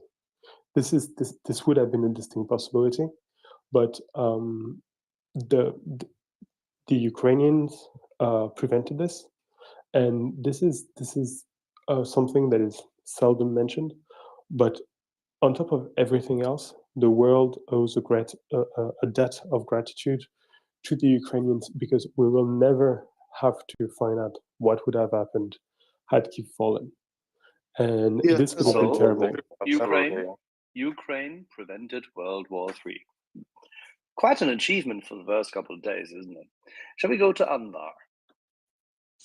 Okay, yes. The thing that's let's imagine if Ukraine they still have the nuclear weapon. Will Russia invade Ukraine? This is number one. Number two, who attempt the Ukrainian government to dismantle the nuclear weapon they have? Is it the U.S. and compensate them to do that? They don't have, for instance, a vision for the future when they told them to dismantle their nuclear weapon, and they know this is the main weapon the Ukrainian they can defend themselves in case of a Russian invasion in the future. I'm talking about back when the Perestroika started.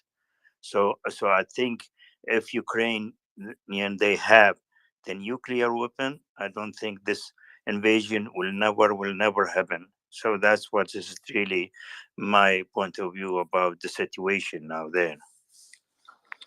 Well, That's it would looking include back. it would include Russia, the United States, and the United Kingdom, as well as, by the way, Kazakhstan and Belarus.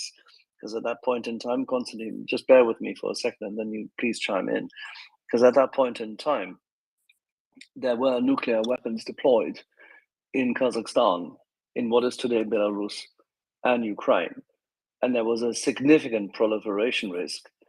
And whilst this was executed by the Clinton government, the preparations for this were made already under George Herbert Walker Bush, for good reason, by the way, and very importantly so. And there was a strategy. You're probably right that the Clinton government, in its inimitable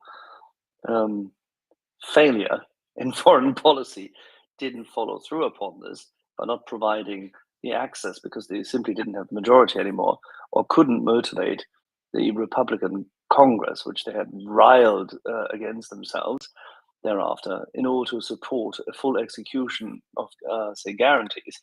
But then again, that's that. It's history. It's by the by. But it's not a general failure of the United States. On the contrary, it's actually the continuation of the dissolution of the Soviet Union, which, by the way, went reasonably bloodless in that area. Yes, many tens of thousands of people lost their lives in various, say, revolutions in the run up to that, by the way, in the Baltic states, which started the whole mess of, say, decomposing the rather putrid body of the Soviet Union. But I'll hand it over to Konstantin to finish the topic off.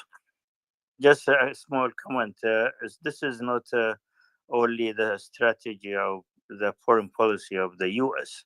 in Ukraine or in Belarus or in Azerbaijan or Kazakhstan.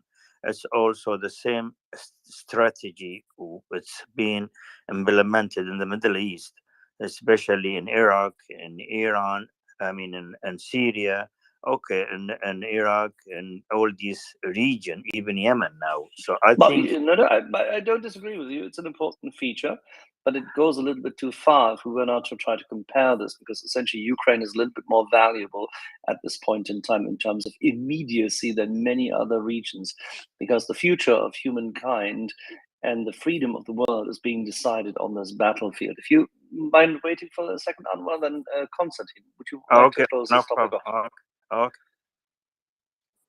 So I'm sorry, I missed a couple of things, but when people say that Ukraine, did not have control over nuclear weapons, or it was forced by Russia and the United States and UK and other countries, there is don't go that way. Don't go that way, because you don't know what was happening.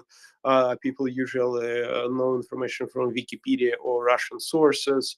But internally, we had a large debate back then regarding nuclear weapons, and everyone did believe that the peace is going to be the new world order. Everyone's going to be living cheerfully and peacefully till the end. It was a mistake, and Ukraine did a lot of mistakes like that, let's be honest, and the United States did mistakes, and every other country in the world did mistakes. So let's just you touch on a sensitive point in which there is no reason right now to dig in. If you don't want the world to think that nuclear weapons is the only way to preserve your independence and sovereignty, the only thing that you can do right now is support Ukraine. Just help it as much as you can, and then say that, okay, Budapest Memorandum holds true, and UK and United States have actually proven that their agreements worth much more than paper on which they're written on, contrary to Russian agreements. So I think we should focus on that instead of trying to dig into put out the skeletons of the past, in which most people don't have a clue, because they don't know how much the political stability in Ukraine, what is happening inside Ukraine back then. They don't know what was happening inside Russia. There were only some. On the research has done was a couple of interviews by Bill Clinton, Gorbachev, and I think Kuchma. Kuchma and Kravchuk. So just it was a really shallow research. There is no one who actually has spoken about it, and it's just such a huge speculation. And I don't enjoy this talk. But once again, that's my personal take. I'm not trying to silence anyone. If you think that that's the right topic to be discussed, sure, go ahead. No, but the thing that you're talking about countries, they don't protect themselves by obtaining a nuclear. What about Israel?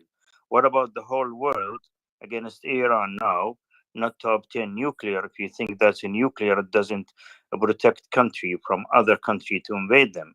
You see, so the thing that you're talking about, the wrong strategy is being obtained by the U.S. government and foreign policy, and they've done a lot of mistakes now. And so you can prevent them in the future. You can't just bury the past. You see, that's the problem now we're talking about. Because of the past, that's what's happening. I believe that if the Ukraine, they have the nuclear weapon, this wouldn't happen. But they attempt them because Ukraine, after Perestroika, they need the money to revive their economy, because they have problem with their economy. No, that was not the reason. That was not the reason. The money was not the reason. Maybe you're right. I don't know, but what I'm saying that's all these wrong foreign policy being been implemented by previous president that the whole world now they're paying for it, unfortunately. And I'm afraid Yeah, but the that foreign will policy, be continued. I'm sorry, Anwar, I cannot agree with this because the original argument is not the US foreign policy. The original argument is that the revolution from Trotsky onwards through the Soviet Union is the cause of this. We would not have had German-designed, Russian-built nuclear warheads in the hands of Joseph Stalin and his crew had it not been for exactly that. The communist revolution started this mess. We have to deal with the historic arc of it. That's not easy. It hasn't worked perfectly well. I don't see, by the way, any other nation on the planet who could have done it better, by the way. The Americans are the only ones who are leading the ship, and the other nations surrounding them are helping. And as long as that help, so to say, as long as the interests are aligned to help do this for the purpose of creating democratic republics, that's fine. If it's just about power elites, if it's just about extraction, if it's just about creating additional money piles, I'm sorry, I couldn't care less. That doesn't help. I think that freedom, democracy, and property rights are a key human condition. And we should pursue that. And fortunately, our American friends have been doing this. I'm German, trust me. I would not have lived in a free Germany. I would not have grown up in a free Germany had it not been for the American troops actually going as far as Torgau. I just wouldn't. I could swear you're British. I don't know why. Our family is widely spread across No, the he's saying continent. I can he's definitely German. tell you, but I'm not British. But I am German. Yeah. Anwar, may I recommend you reading the, I think at least a quick survey of Polina Sinoviet's book called Ukraine's Nuclear History. It covers all those points very, very well. It shows that it wasn't that simple, that the nukes were difficult for Ukraine even to claim its control on, that it got a lot more than just money out of the deal, that it was essential, that it was part of more of a vision of the country rather than anything else. And honestly, I would say that nothing made Ukraine less Soviet and moved it further towards the West than renouncing those nukes. This is the sort of thing that make people a bit crazy, and they're yes, right now, of course, it could be helpful, but the past 30 years may have looked very, very, very different indeed. And we're not going to engage in further alternative history Thank you, arguments. Ben. It's irrelevant. But by the way, if you are Anwar, if you have any kind of clout in that regard, please make sure that our friends in Saudi or in the UAE commit as much capacity and put pressure on the German Chancellor to deliver as many Leopards, Leopard 2s, Leopard 1s, whatever they have available. They should just, give them to the Ukrainians. Or if they don't want to give them, they can, in good bazaar fashion, just sell them. Sell them what, Alex? Sell them Leopards. In your neck of the woods, there are many, many German manufactured Wildcats. They should just be sold. Okay. No, I come from Kuwait anyway, so there are Gulf countries. Well, Kuwait has obviously a different position, and you may know a friend of the space and friend of mine, Abdullah Sis. He is half Kuwaiti, half German. Yeah, he's my relative anyway. So there you go. Then you know exactly what we're looking for, Anwar. Yeah. Okay, looking for money. No. We're looking for we're just looking for the beautiful, slightly of age German manufactured pussycats to be released into their natural habitat. Oh, okay. Okay, we hope so. Much appreciated, and thanks Thank for you very joining much. us. Thank you very much. Thank you, Abu. All righty. Who was next, Ben? Is it Irish? What is this? Irish Ting? Irish Ting Tong? Please, Irish Ting Tong. Hey guys, I was just listening before, like the propaganda and all that type of stuff. Like, I think that the Russian propaganda only works on people who, like here in Australia where I live, there's lots of like Macedonians, Serbians, Balkan people, and all of them would have that kind of, they'd buy straight into the Russian propaganda. Like not all, but a good few, for obvious, regional issues they've had with NATO and all that type of stuff. But then, like really, even in Russia, I think it just keeps them at bay. Keeps like, I think Russia's like concrete with no steel in it. It's just, like it looks from the outside like it's all together, but the minute, a truck drives over it, she's gonna crack into bits and never go back together. And like, I guess that's how the Soviet Union, it looks like it was, at least they had an ideology, like so did Germany. The Nazis had an ideology that, like was very strong.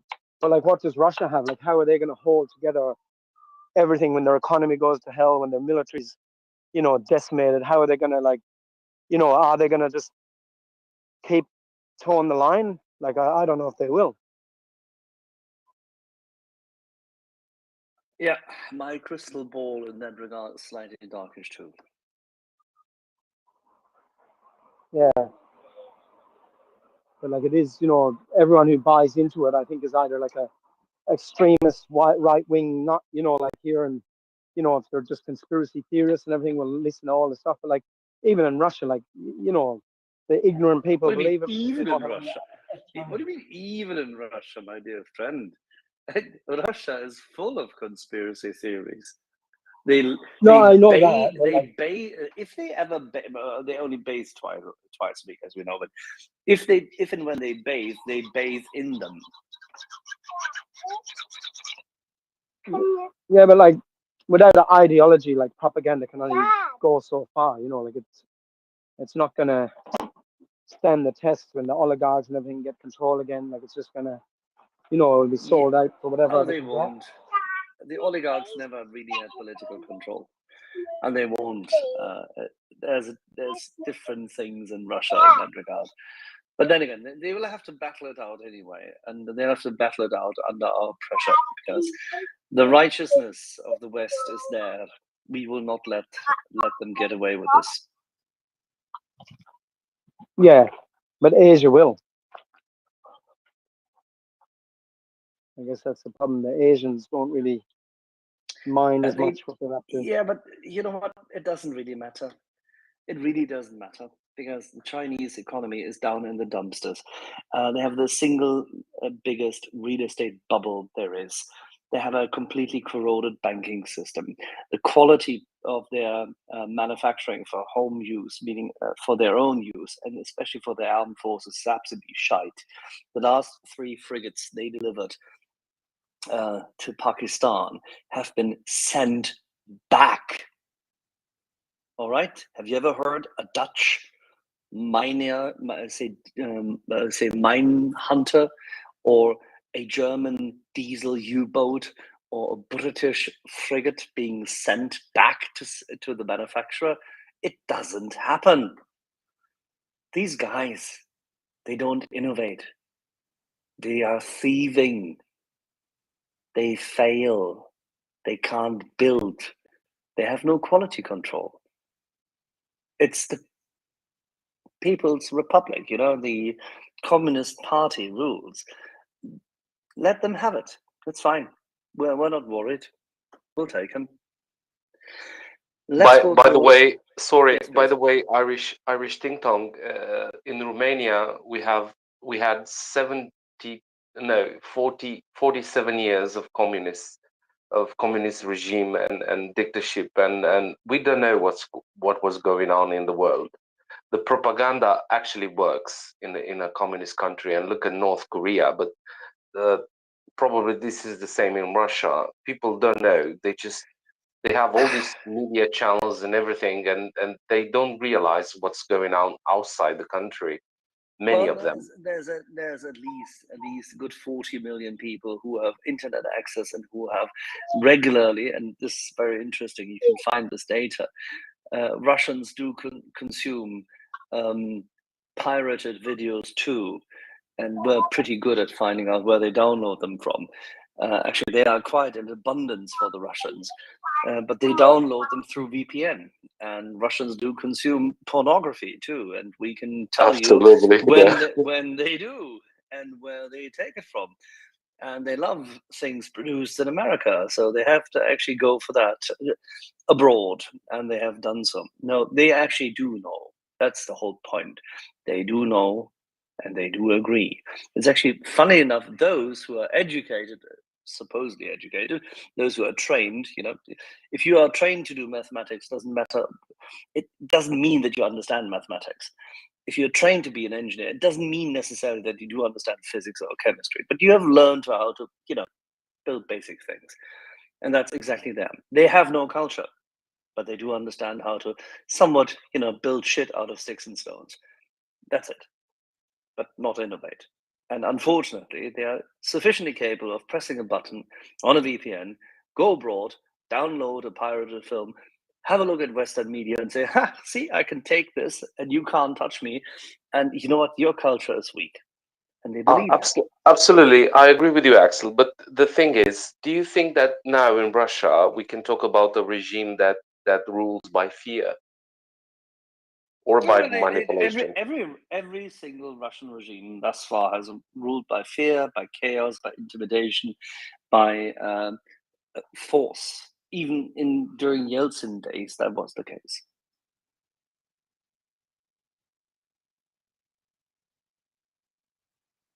That is probably the continuity of government of Russia in that regard, if I may say so. If you do allow me, I would move on to crypto, and then to Nina, and then to Rizko in Poland. So crypto, please go. Hey there. Good evening. I wanted to go somewhere a bit different. Since we have If some it's guys not from, outside of the topic of Ukraine, that's fine. If we're oh, talking definitely about not. It's totally if we're inside the talking topic about of Ukraine. oh, sorry, that's okay. Because if it were to be about craft brewing by people from Malmo having emigrated to China, I would have to call you out, because that's not in the remit today. That is the show tomorrow morning with Doman. Oh, that definitely. I'll tune back tomorrow in the morning. Thanks for the info. So I think previously I heard it here that this is not going to be a second Isium. We probably shouldn't be hoping for as much equipment that we had before. But Yeah, in they terms didn't of, have enough equipment there. okay, fair enough. But in No, terms of, seriously, that's the whole point. There were 2 infantry divisions and 1 mechanized infantry division which didn't have enough equipment with it, and the armor division just retreated after having been thrown up there. That's why you can't capture anything. But there's more deaths currently in that pocket or in that salient than in any other place thus far. okay, so my question, you totally demolished my question there. So I was Sorry, I didn't. I just reported the facts. I apologize. But no. It's fine. It's fine. It's just a joke. So no, I was hoping to have something better than the land lease from the U.S. since so far in terms of tanks and everything, it was Russia was a better supplier so far, definitely yeah, more than but Germany. But we are in agreement. The land lease started yesterday, right? yeah. So I was hoping to have some more from Russia today. Just they are better than the U.S. They claim that everything is going to plan. So I was hoping for more tanks from them. You know, just that. But since it was just infantry division and the armored brigade retreated, I have my answer right there. Thank you. Yeah, the interesting thing is this armor brigade from the or this BTG from the 20th Army. Actually, you may not have been here 1.5 hours ago when Konstantin and Yehuda were talking about this. They actually, and we've tracked this, and Konstantin was one of those who were listening to the radio traffic between a brigade command post and the tank commander leading the tank column retreating back into Crimea, who were told to take positions there. And they just said, you know what? No, sorry, I can't put this into proper English. It's difficult. I don't know. No, this wouldn't happen in the British Army. Sprachen Deutsch, And yeah. no, it wouldn't happen in any Western army. It just wouldn't happen in that format. But in short, they just said that they couldn't, go to the other side of the moon first and foremost, and that they would retreat. So, in short order, they went and left. They went through Crimea and took no defensive positions. Thank you, no thank you. That is quite astonishing, is it not? Oh, that is just amazing. I'm loving this. I would have preferred more tanks, but this is the next best thing probably. Thank you, Axel. You're very welcome. Right, let's go back to Finland. Nina. Hi, Axel. I think we are in the same time zone and we are night owls. Yeah, but you had already a little cat nap in the evening. I am still here. No, I didn't have any nap. I have been constantly going. Talking about Ukraine and what Russia is doing, the genocide, and we all know what is happening there, and what has happened, and what is continuing to happen, and why it's happening, because Russia is like it is, and talking about the Russian propaganda going to all over the world, many places. If and not if, when Ukraine wins the war and the sanctions are kicking in Russia and the borders are closed so that they can deal with their own mess, would you agree that when this boiling is starting inside of Russia, they can't operate anymore in all these different parts of Africa, Middle East, because they are taking care of their mess and they are not able to spread their propaganda anymore that much.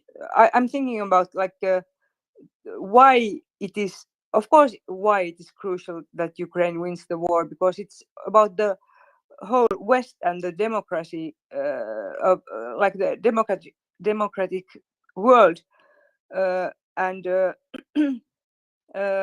but I don't know if you understand my question, but would you agree that the Your question is, do they have enough bandwidth, and if they don't have enough bandwidth, will they collapse? Is that what you're asking? Yeah.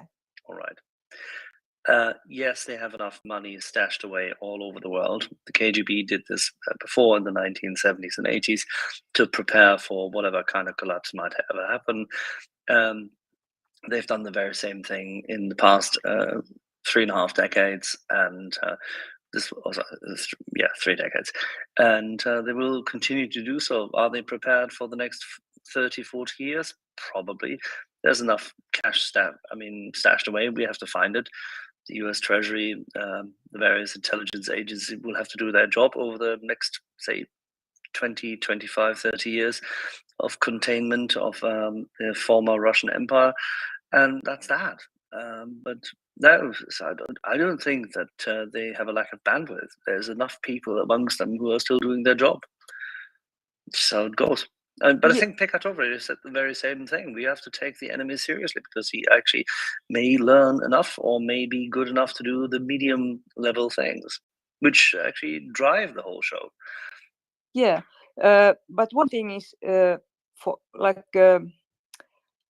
Finland and Sweden are going to be NATO members. I am 100% sure that Ukraine will be a NATO member one day.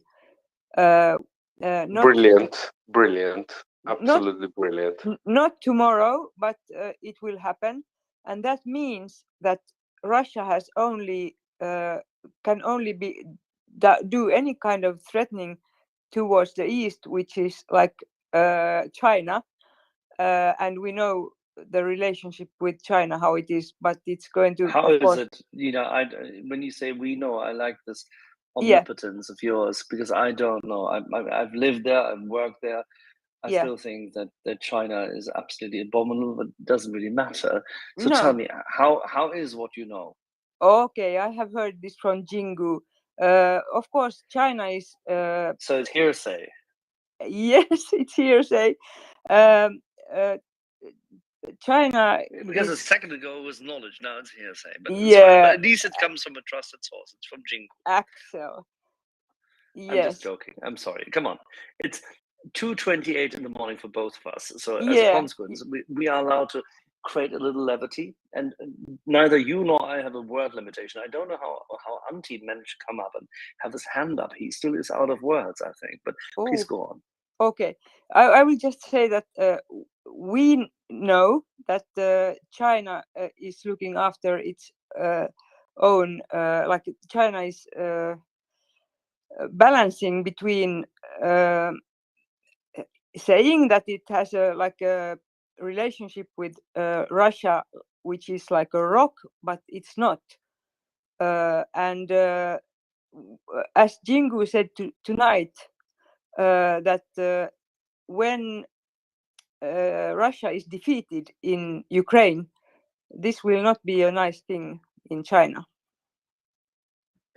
One would hope that the Chinese understand that whilst they are living through their banking crisis, their real estate crisis, their suppression of large parts of their, say, million-sized cities, and whilst they are dissecting the still warm bodies of small Uyghur children where they have killed in concentration camps their parents, and they're doing terrible, terrible tests on the genetics on this. Whilst they are committing all these wonderful atrocities as Chinese are wont to do, they can suffer as much as they like. I couldn't care less. Whether they urinate into their beds every night, I do not care. The only thing I care for is that Ukraine wins its sovereignty back. That is the main issue at this point in time. Whether the Chinese feel impugned, impaired, infringed upon in their wonderful own colonialism and imperialism, I couldn't care less. Konstantin, please tell me, what do we care for? Axel, I want to say just like I completely agree about Ukraine. Of course, it's the most important thing, but I don't give a fuck about what Russia does after it's defeated, and they can do inside their borders whatever they like, kill each other, whatever they like. I don't give a fuck. I don't know if you share this optimistic view, but Russia will not fall after this defeat. It's too big, guys. Really. It can decompose. And as I was saying this, not all Russians are guilty. Like, of course, mainly we are talking about an invasion, but not all the population is guilty here. Well, they haven't risen up, have they? Yeah, absolutely. Sorry, Nina. And as they haven't risen up, they also, the young ones who haven't risen up but consumed whatever the Putinesque government allowed them to consume and enjoy, they not only haven't risen up, they actually just more recently went and took their hooves in order to go across borders as quickly as they could, because they thought, dying for this? No, that's not worth it. We don't want to be dying in protest, but we also don't want to be dying for that. But we'll go abroad, whereas Instagrammers, we can still, polish our wonderful imperialist Russian culture because we're so important. No, please close the damn fucking borders, increase the pressure, let them all die there. Or no, really, let them find out that it's hard to win your freedom and have it. A republic, if you can keep it. That is why Jefferson was right about the tree of freedom. And in that regard, I have absolutely nothing else than disdain for those who leave their country and don't fight against the Oman and don't try to kill Putin, because that's what they should be doing. They should be trying to kill everyone, literally, because it's Russia. You can't just protest. You actually have to be willing to exert violence. So please, all you wonderful, fresh and funny and young and aspiring Russian partisans, please do your thing. Free your own country. Auntie. Fuck around and find out. Oh, sorry. By the way, before we go to Auntie, I apologize. Ryszko from Poland was first. I apologize. Proszę bardzo.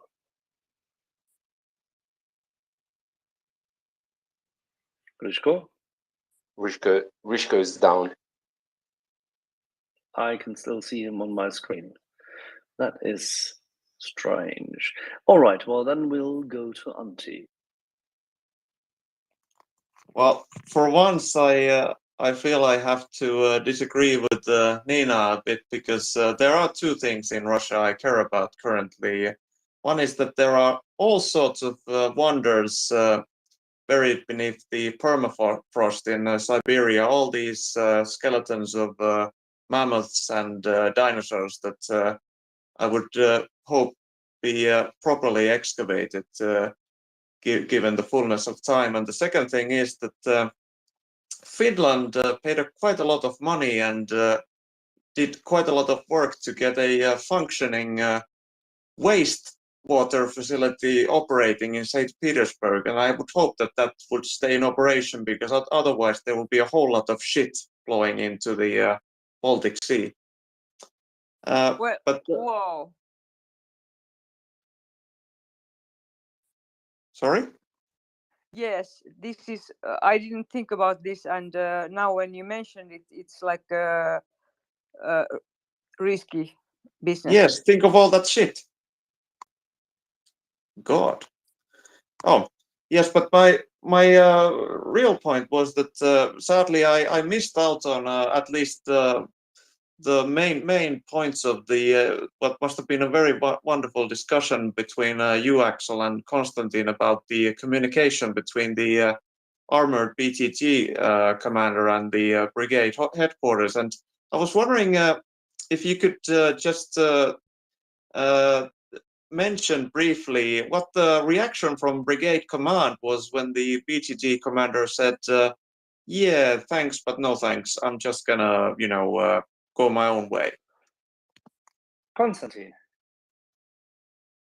So I was distracted for half a minute. Could you repeat the last part? What was the reaction? Auntie wanted to know what kind of curse words. Sorry, no. Auntie wanted to know what kind of friendly communication response the brigade commander conveyed, whilst the tank commander said that he wouldn't want to take positions in Crimea. Okay, so this was well, I will narrow it down. It was battalion commander talking with company commander, so it was not a brigade commander. That's how we understood it. Pity. So it's a bit lower level, but it was like words like "пиздец," "ты охуел," and other words were heard, and those are like really. When you don't agree with someone, you talk like that, and it was like not really pleasant. And I don't. This is a public space now, and I don't want to curse in English here. But so it wasn't like you can do it in Ukraine. You can do it in Ukraine. It's all right. We cannot understand what you're saying. So I spoken it in Russia. and it was I think you heard me say that. I don't want to repeat that because I have kids in the room next to me. Okay, thank you, And they Constantine. understand it. They understand it. Thank you. I can give you another funny com interception that I've. This one I have not heard it, but it was like how you say this? It was conveyed to me through the transcript. Please And do. it was really short. Just give me 1 minute. It was really short, but it was very, I would say, explicit. Give me 1 second. I will try the just wait. I thought for a moment you were gonna say it was short but sweet. So I will not say the numbers of the units because I cannot do that. But I have 300, 300, which means 300 is wounded. Then the reply to that was bury them, and a couple of curse words in the end. Then I copy, and then he interrupts him and says really lots of bad words and says this relates to absolutely everyone. Bury him.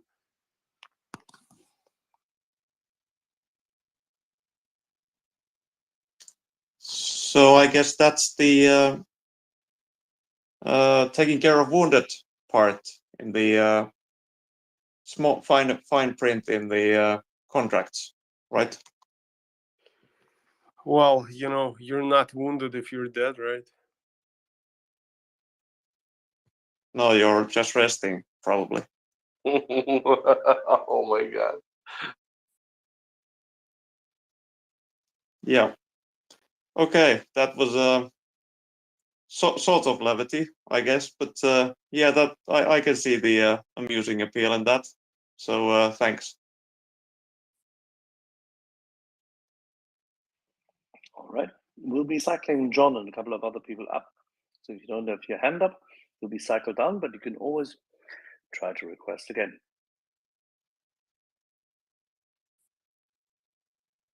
So who's next? Axel. We're going to play a little, waiting for John to come back up because he wanted to comment on a few issues. But in the meantime, whilst we're waiting for, oh, there's John. John, good morning. Well, good afternoon, Axel. Good to hear your voice again. American. Yes, indeed. It is currently about almost 7 my time in the evening. Axel is up late again to the European morning, I see.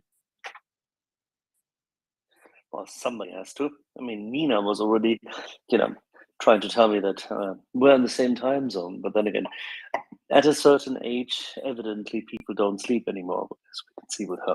John, you've been following Telegram and all these messages earlier today. What is your, kind summary of what we've been seeing in terms of Russian clamoring about their losses?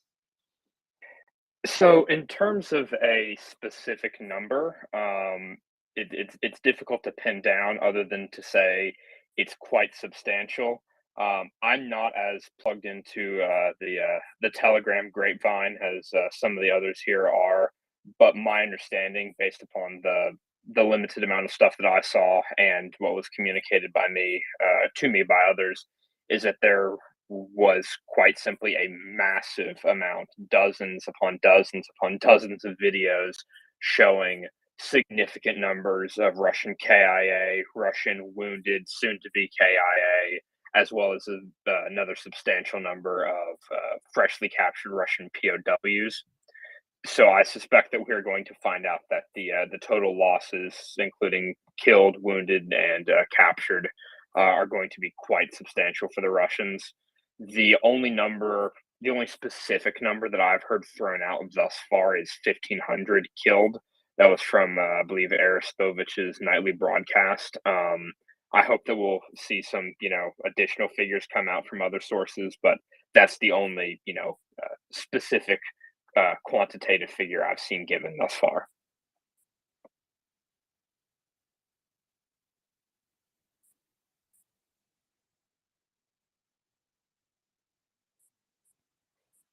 Ben, take it away.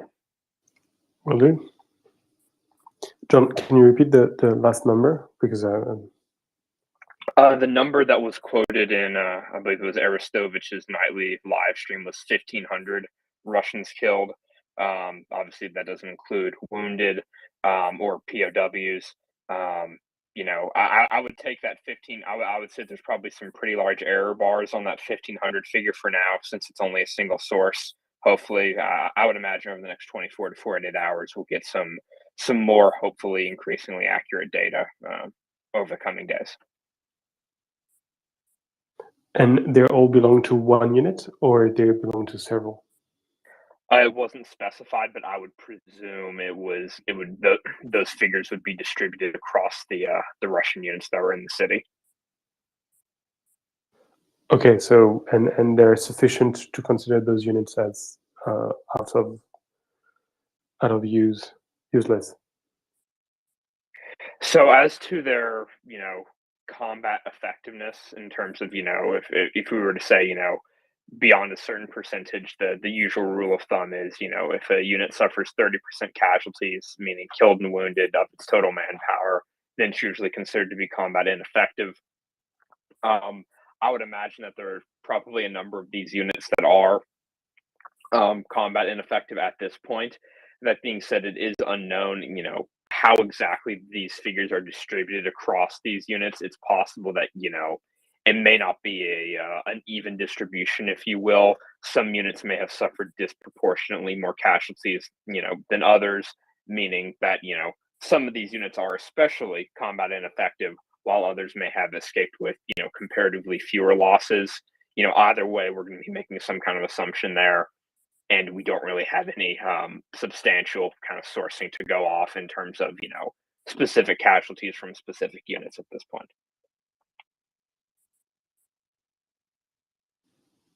And can you help me compare it with, for instance, with other defeats that the Russians have suffered, say in Kiev? Did they lose more men in Kiev, or is it comparable? And in Liman, I know it's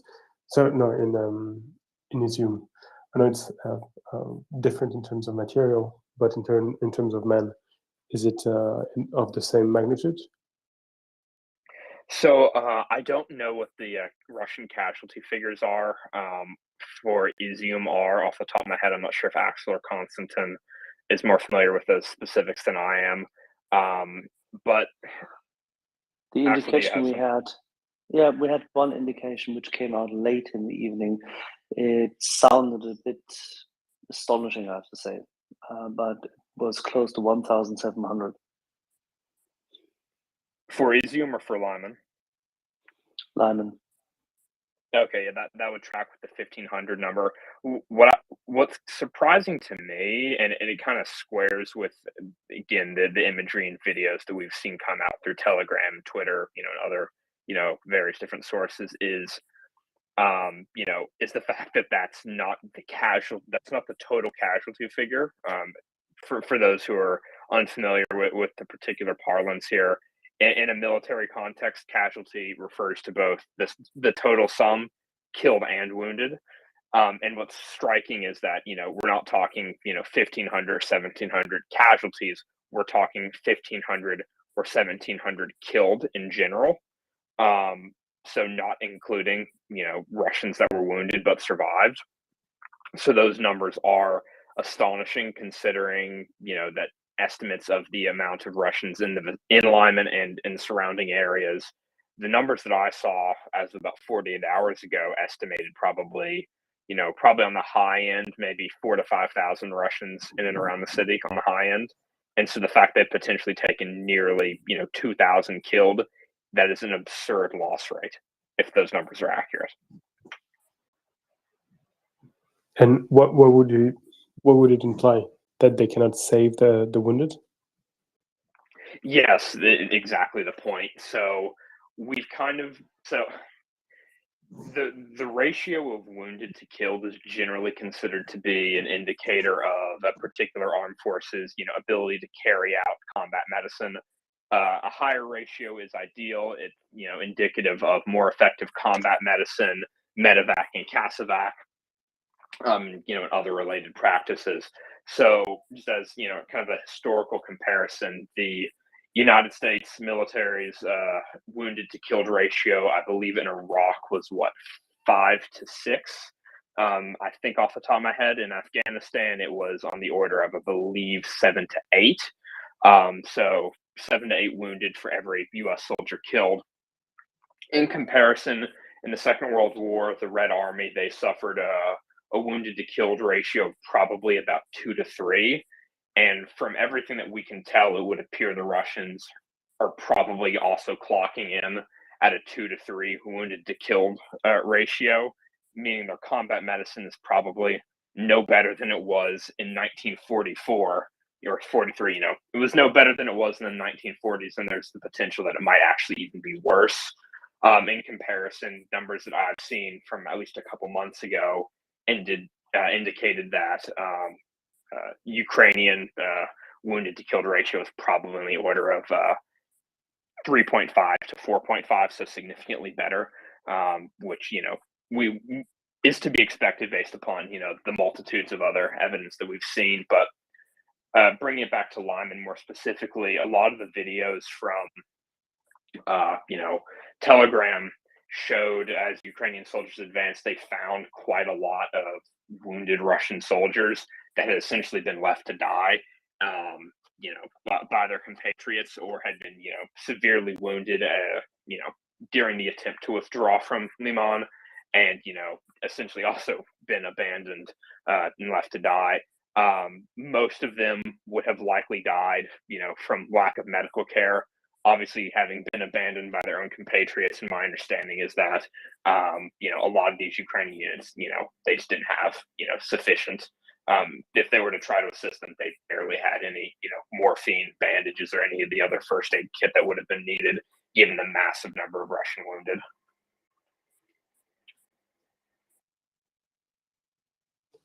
Fantastic. Thanks a lot.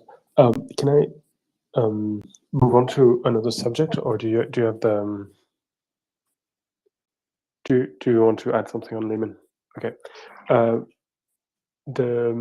Apparently President Zelensky yesterday cancelled the last the last draft that was meant to take place in Ukraine in October to December. How do you interpret this decision? Is that directed to me? Yeah, actually. But if you cannot answer it, maybe I'll No, ask this is actually Constantine. this is a very interesting question. I was about to kind of deflect this towards Constantine. As a little bit of background, so I'd asked Constantine about this last night before I had gone off to sleep, and my understanding is that this concerns the normal. Ukraine has prior to the war and still currently had mandatory military service for those between the age of, I believe the numbers Constantine said were 18 to 24, and about I'm not sure how many times a year it was, but every period of months they would call up on an annual basis. They'd call up 50,000 people to be conscripted into the Ukrainian armed forces as part of this requirement for mandatory military service. My understanding is that this order concerns that and not general mobilization. But what I want to ask Constantine is, before we kind of launch into that, is could you explain both for my benefit and the audience's, what's the difference between, conscription under, the normal, mandatory military service and conscription under general mobilization? Okay, so I heard most of it, but the last part, the question itself, could you repeat it? Yeah, of course. I was curious if you could kind of explain, as background for both myself and the audience, what is the difference between, conscription and for the mandatory military service that already existed prior to the invasion, and conscription for general mobilization that was enacted since February 24th. The conscriptions numbers are really low. Like it's I would not say that it's close to statistical error, but it's really low.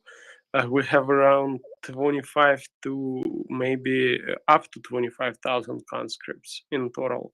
Most of them are are used for transporting prisoners.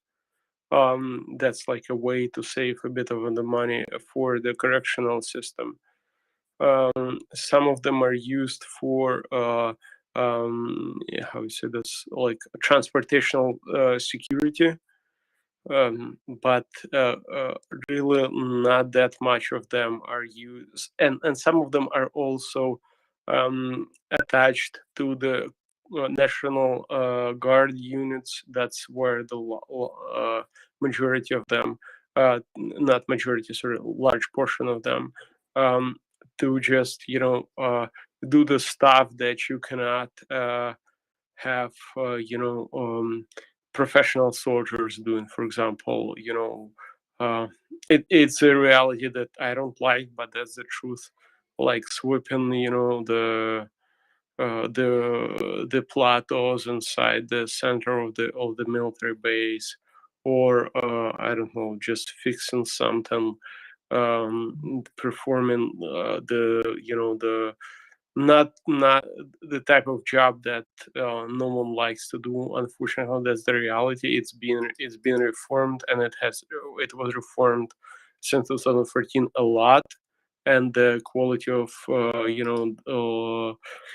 of service for those people have been improved a lot, but it was a big problem.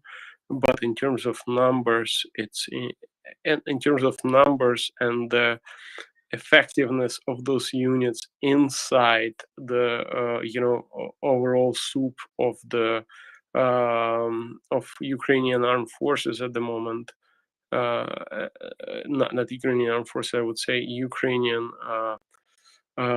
defense forces, because that's two different entities, is not that important in terms of quantity. But at the same time, I would say those people were actually in the front lines defending not in any way I want to diminish the sacrifice of those conscripts that were 18 to 25 years old, that actually took part in the heavy combat and stopped Russian advances around Kharkiv, for example. We had I know personally two examples when the conscript destroyed Russian column, destroyed the tank that was in the front and was performing a breakthrough, and destroyed it with old, we call the system faggot, but it's not nothing bad about it. It's just it's how we call it. It's the name of it. It has nothing to do with insulting words. And it's an old Soviet system that was used by this conscript to destroy the first tank in the column, which allowed to stop advancing on one of the directions on the Kharkiv road, on the road around the Kharkiv, and there is no. Not in any way I want to diminish there or say something that says they are not important. Those conscripts, they play the crucial part, just like every one of us, donating $25 is important one, is important contribution. But in terms of quantity, they are just small part, and it's not something that is absolutely decisive. But it's one small but key important part that plays a lot of things right now. But of course, Ukraine tries to save those guys, because we try. The idea of Ukrainian army in general is that it's not, your professional army. It's not your conscripts. It's the people who came themselves to defend, and those people are from 18 to 50 to 65-year-old. They just came out, and just, okay, we're gonna do it no matter what, and just how it works. And those guys are a part of it. But in terms of conscription, right now there is no need to conscript anyone because Ukrainian army has so much manpower. We have much more problems with equipment and training than we have problems with the manpower. Two examples I've been telling them since I've joined the space. My wife's brother and my great friend in Ukraine right now, two adult males who both have military service experience, they cannot get into armed forces because the line is too long. So, Konstantin, I would like to add this, and this is quite important because this space is recorded and we have 700 listeners. Let's not share sensitive information, which is kind of crucial in a way. Listen, we're all well aware, and Konstantin is a bit of a pro, so you don't have to worry about this. Okay. Thank you I very don't know much. which sensitive information I have shared. I did not even, there were a couple of occasions where I've talked about quite sensitive stuff. I try to be careful, but this one is not one of them. I mean, I can speak about. This is Excellent. I was just wondering if we are all friendly here, but in a way, you don't know people actually who is behind an account, so don't share sensitive information if it's sensitive. Listen, again, he's well aware, and as far as I'm concerned, the only sensitive information Konstantin just shared is the fact that the Russians are screwed. So, not to worry. Absolutely. Konstantin, thank you very much for that explanation. If I could ask you a follow-up then. So would you say that by conscripts, I assume that you mean, individuals that were conscripted prior to February 24th and not people that had been mobilized since the beginning of the invasion? Is that correct? Once again, I may have misunderstood, but the conscripts are, we have two periods, same as Russia, actually. It's the same model that we follow. We have, it's an open source. It's nothing secretive. And my information comes from, just open sources and it's just, common knowledge in Ukraine, nothing secretive about that. We have two periods of conscription of soldiers. One of them in the spring, one of them in the autumn, fall, how you call it in the United States. And right now, the one of them is coming. That's why there is a discussion related to that. And this conscription was canceled because there is no need to do it. Konstantin, sorry. It's purely positive, or because I'm sure some people are going to say, well, I'm not even sure what could be the negative take on this, but what they really said is we don't need to be training more soldiers. We have all the soldiers we need, and the new guys would just create more problem than anything else. But not training. Training, you can never have enough trained soldiers. Never. It's more about you have more than you can chew on. I mean, there is no equipment. There is not enough equipment. There is not enough training facilities. We have more, and there is no need to have. We're not going to send them into the meat grinder without equipment. And so that you understand, if you drop, to give you the numbers, imagine that you have 100,000 size army, 100,000 or 1 million. Let's make it 1 million. That's closer to what we have at the moment. and you just need you need everyone to be mobile. You know, you don't want your troops to be moving 100 kilometers, but they by their foot. It's not the way. It's not. This is not the way. And if you do that, it's going to hurt the morale more than you can imagine. It's better not to have troops who are moving by foot than not having them.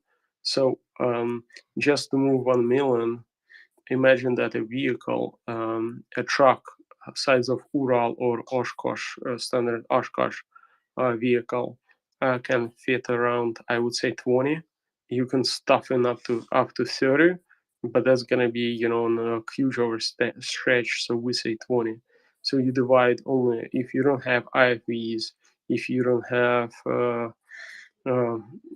BMPs, because they fit much less. If even you fit your entire army just with the trucks, you divide 1 million by 20.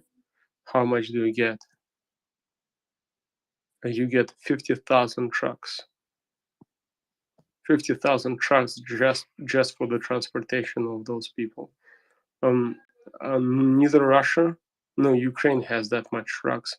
I have, you know, some doubts that the United States has so much trucks in absolutely serviceable and operational condition. But you know, there is, and the more you conscript, like, what are you gonna do? You're gonna tell them to march or something? And same with Russia. I mean, they're gonna get 300,000 more. So what are they gonna do with them? They're gonna shove them into the sports complex Rubin in Penza. That's the videos that we saw, where they're gonna stab each other, get drunk because they have absolutely nothing to do. Imagine that you're taken out of your family and put into a huge building with 1,000 other conscripts. What is your take on that? You lay down, do nothing, look into the ceiling, try not to move. You look at the right, and there is a guy who's drunk and pissing on the floor already. You look on the left, and there is a guy who is getting drunk right now and beating. And you look straight, and there is another guy who is smashing the face of some colonel that came up and was spreading some fictitious rumors. Or it's like there is no the conscription by itself, the numbers, they don't mean anything. You need to utilize what you like, to use what you're doing, and the force that you utilize, that you're conscripting. If you are gonna get 10,000 troops, if you make sure that those troops are well fed, they have great training, and they get right equipment, you're doing right. If you get 300,000 troops that none of them get the right training, and you just gave them machine guns and small arms fire and boot up their asses and told them go and fight, you're gonna have a disaster. And that's why Ukraine does not need more troops.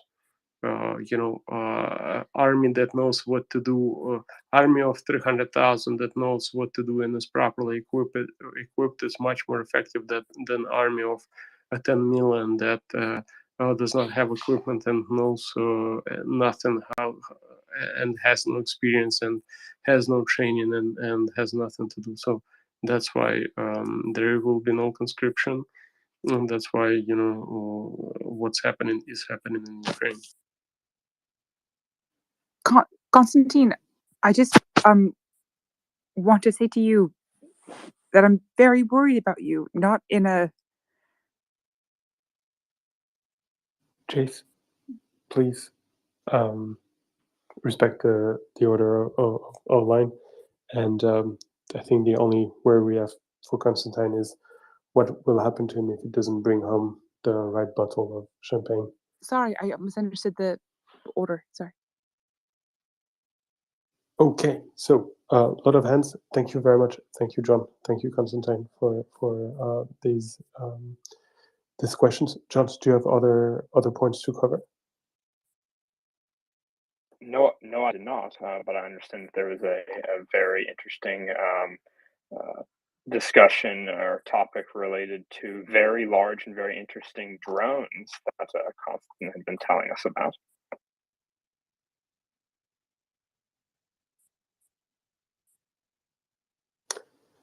How do you say no comment in Ukrainian again?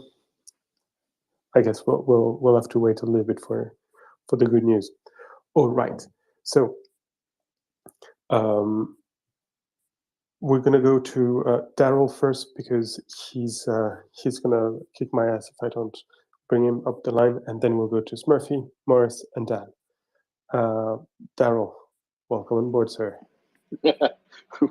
Hello, Ben, Axel, Constantine. I just had a question. We had the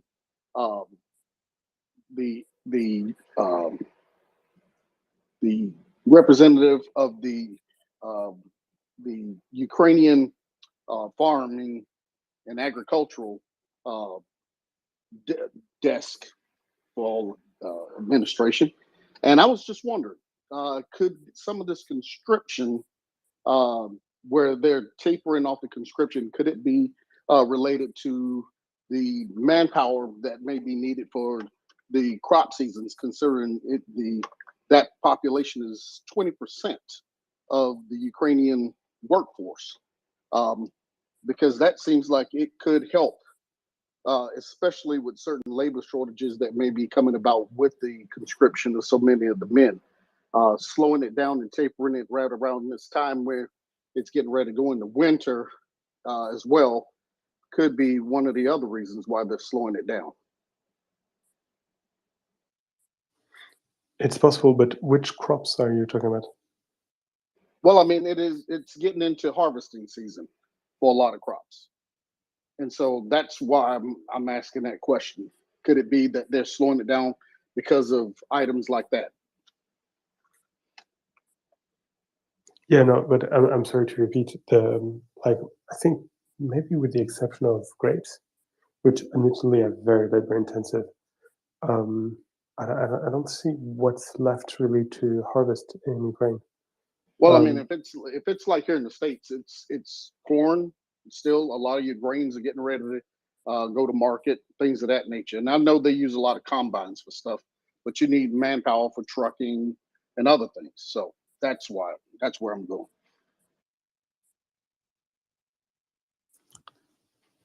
Okay, I can't answer. No, yeah, I'm not going to try to answer.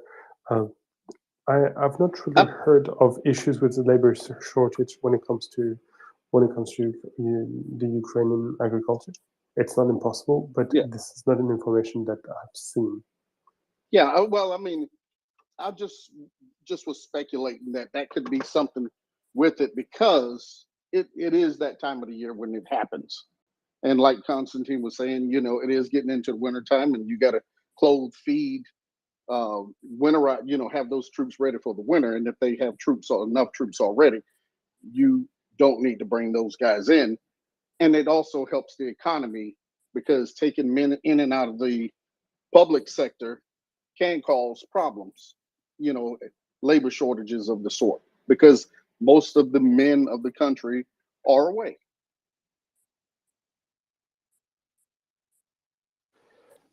Yeah, it's a potential issue. I cannot get. Oh, yeah, I was about to call Lena. Daryl, the agricultural specialist, and altogether brilliant girl. Lena is coming up.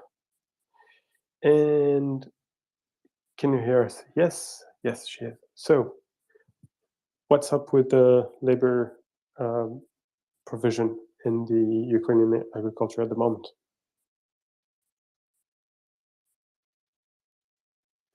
Lena, can you hear us?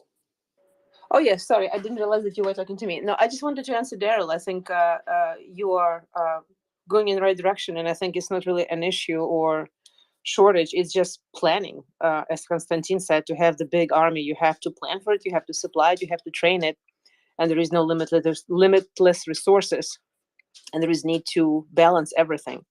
So I think that's more like a question of wise balance rather than shortage. That's pretty much it. And yeah, I think your assumption is correct.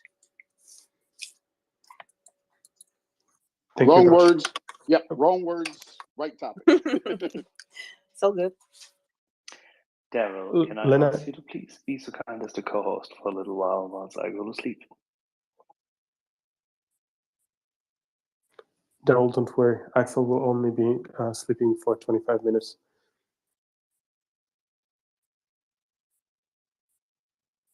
Technically, he's not sleeping. He's cleaning his fangs. Lena, can you stick around just for a minute? Well, more like 5 or 10.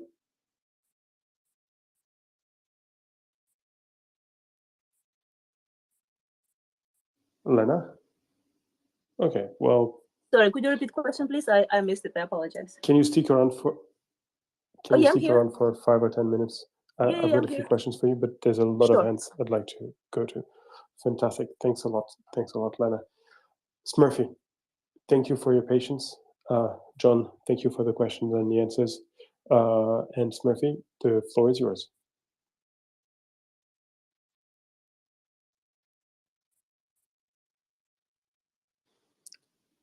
Well, probably he drank himself to the floor and won't be able to answer. Well, I guess that happens when we take so long to get to a hand. We'll cycle back to Smurfy. Yeah. Happy to see you back, Daryl. I don't know if you remember me from last night, but I'm going to run it back. I only got 14 messages. Oh, okay. Well, never mind. Regardless.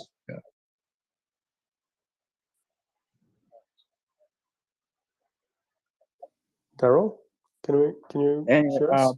I'll look to spend $25 for the first 25 people that send me messages with their favorite name. I'm having some terrible feedback right now, so I'm going to mute myself, but just $25 to the first 25 people that send me. Okay, I remember this. Sorry, Smurfy said that for every person who sent him a meme or a joke to his personal page, he would send $1 to MriyaAid, up to 100. So apparently 25 messages have been sent to him. I assume that he's relaying them or will do something about it.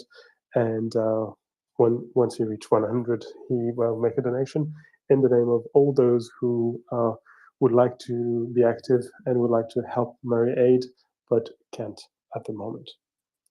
Did I get it right, Smurfy? Can you make a sign? Because apparently your mic doesn't work very well.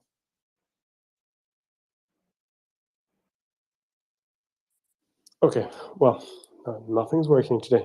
Maurice, tell me that your mic is working.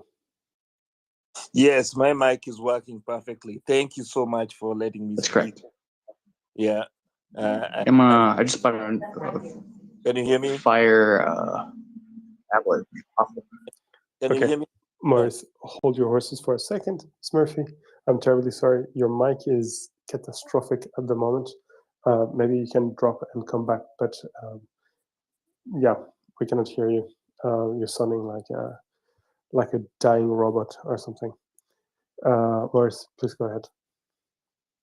Thank you so much, Ben. I have to say, I really chuckled at your joke about what's going to happen to Constantine if he doesn't bring a nice champagne at the end of the battle. So that was kind of funny. It made me laugh.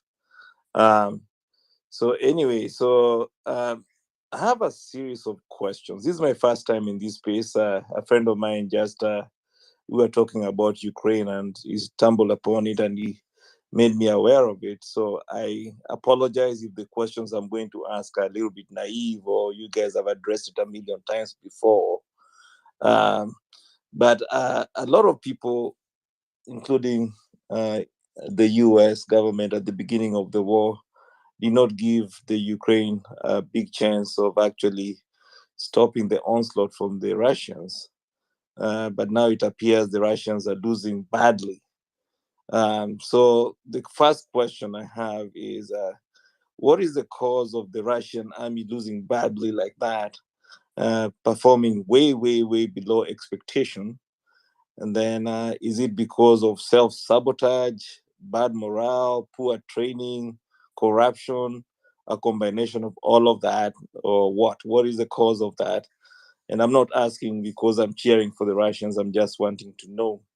And then another question that I'm asking, why did it take so long for Zelensky to request to join NATO? And I know he was talking about the there's no point because you're still angling for a conversation with Putin, which is becoming more and more unnecessary at this point because, first of all, it appears they're winning.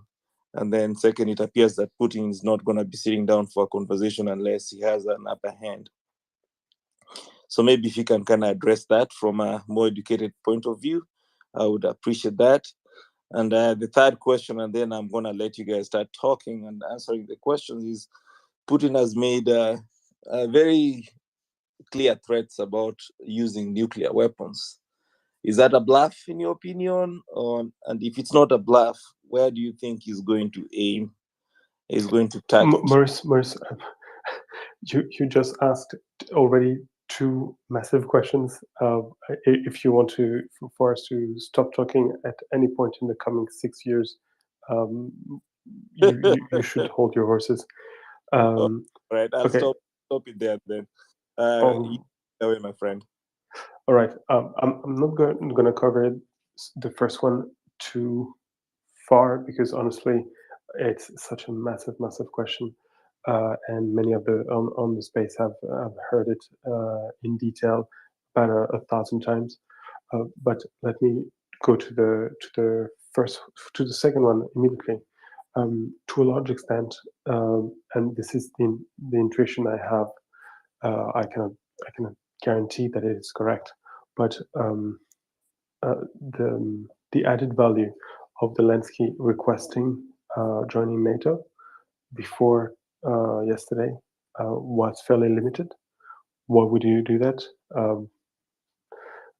That there was nothing there. Whereas once the Russians made the move of claiming those Ukrainian provinces as theirs, the Ukrainians were exposing themselves to the risk of opening the narrative in Russia that the national territory was being attacked and that as such it was permissible to use the nukes. By joining NATO, by requesting to join NATO, they can be afforded the nuclear umbrella, preventing that move from the Russians and making sure that the Russians do nothing completely and absolutely utterly stupid. So I guess that's one of the main reasons for the move. And there's also good media politics, which is that you want to steal the thunder away from the Russians. Oh, you think that you're going to dominate the new cycle?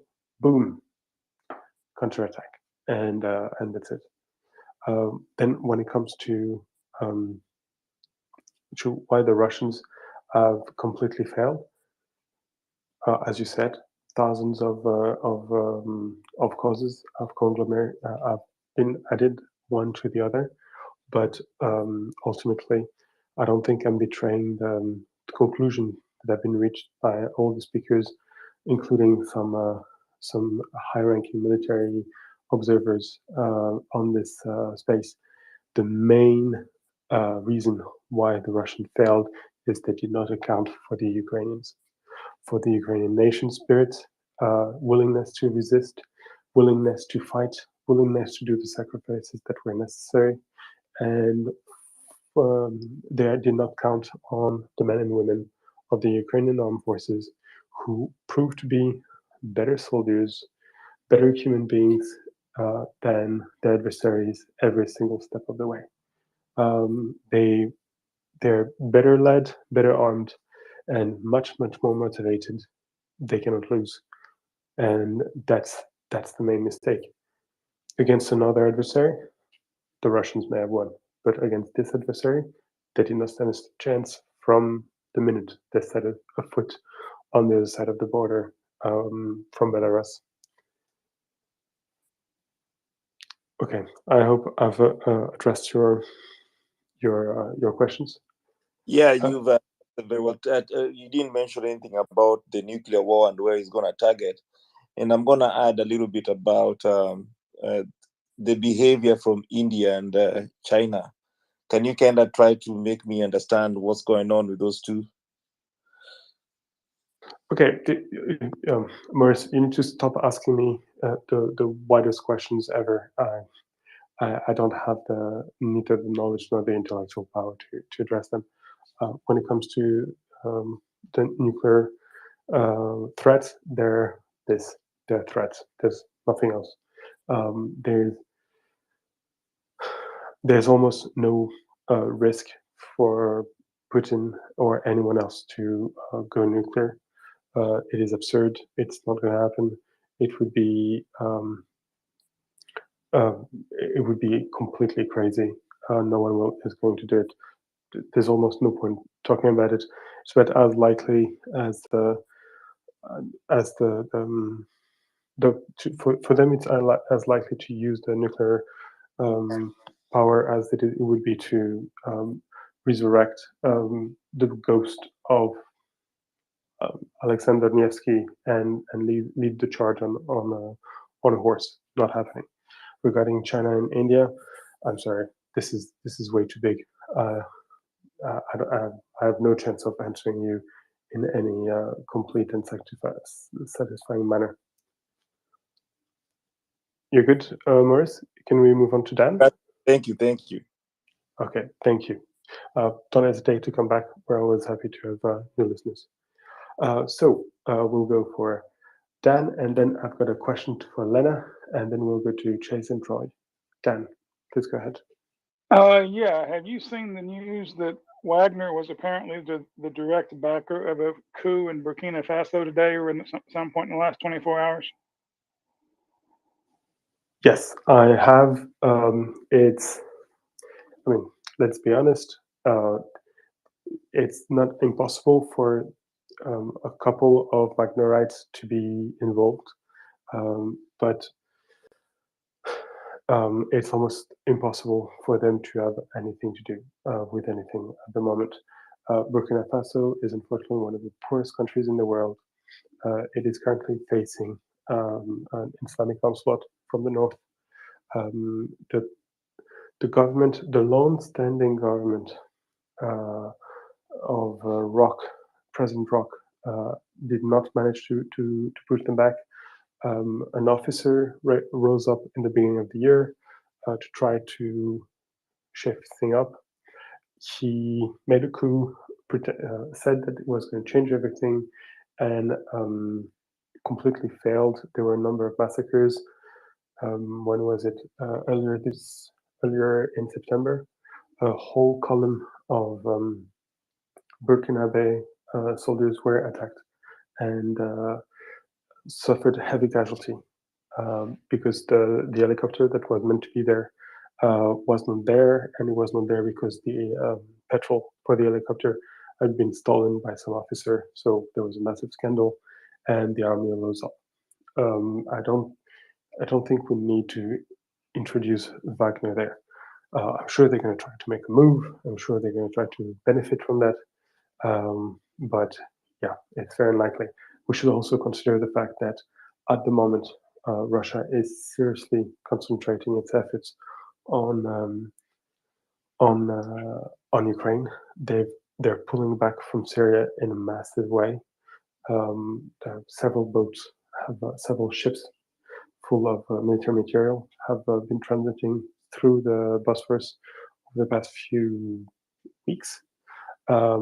So it's very unlikely that they're going to try to expand even further in Africa. And it's no attack on my Burkinabe friends, but it's not the wealthiest country in the world. It does not have the mineral resources that other countries in the region have. There's no reason trying to take spending effort, men, and treasure that they don't have at the moment to try to take over Burkina Faso is absurd. Would be absurd. So I personally do not believe the fact that Wagner is involved in any large manner in Burkina Faso at the moment. I mean, I agree with more or less everything you just said, but I'm just wondering if, A, they could use this to finally get Wagner designated a terrorist group, which for some inexplicable reason hasn't happened, and B, And B, as I understand it, Wagner makes a lot of money in Africa in total. I mean, it's not clear there's much in Burkina Faso to steal, but other parts of Africa, they're doing a significant business in gold and diamonds and the other obviously corruptible industries. Given that they just came out and claimed credit for this, could that be an excuse for Western Special Forces to finally start cleaning them out?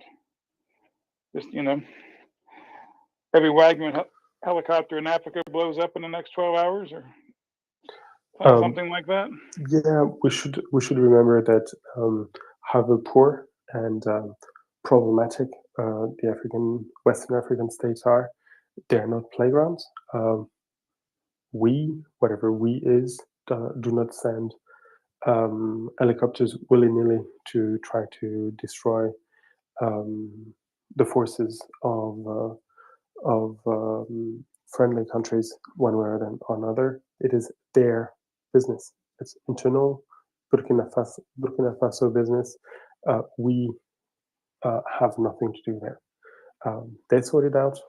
If the legitimate administration requires help, we can help probably, but at the moment there's no demand for help, and we should not intervene.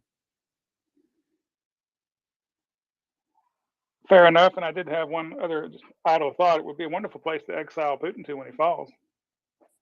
Absolutely not. Burkina Faso is a fantastic place. It's a country that means the country of the free man. It does not deserve Putin. Really, Burkina Faso of all countries does not deserve that. And again, it's a poor country. The main export of Burkina Faso is people from Burkina Faso go to work in the plantations in Côte d'Ivoire. So, no, it is not a place for a man like that. All right. Thank you very much. I just was curious as to the space's opinion. Don't worry. We're following what's happening in Africa as well. And now I'm moving to Lena. First of all, Daryl, do you have questions for Lena?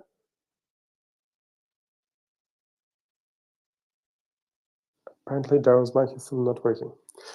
Lena, are you here? Yes. Fantastic. Thank you very, very much.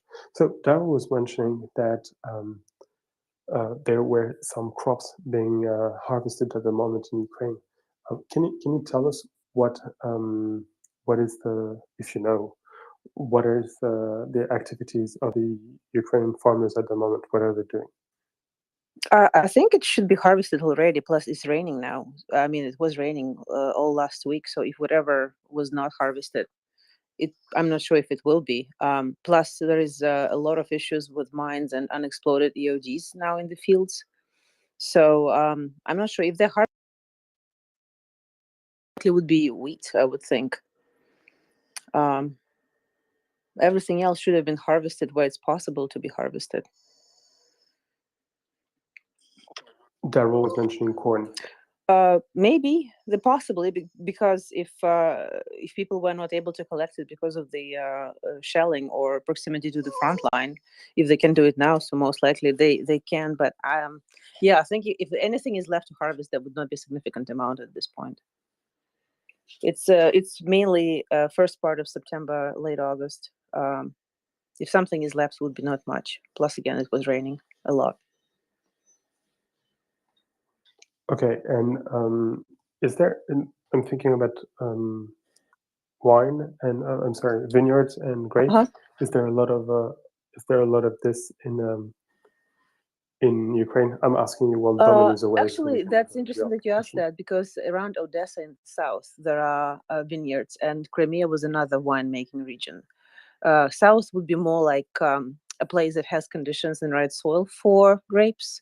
Everything else would be more like private grape growing patches.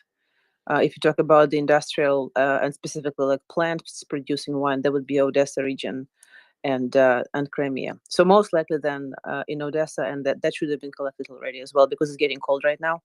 So the grape should have been collected at this point. Okay, fantastic. And do you have a view of the harvest? I guess especially wheat, but also sunflower and corn. Did it go well? Oh, you mean from the standpoint, what was the yield and whether everything was collected, or what percentage people were able to collect?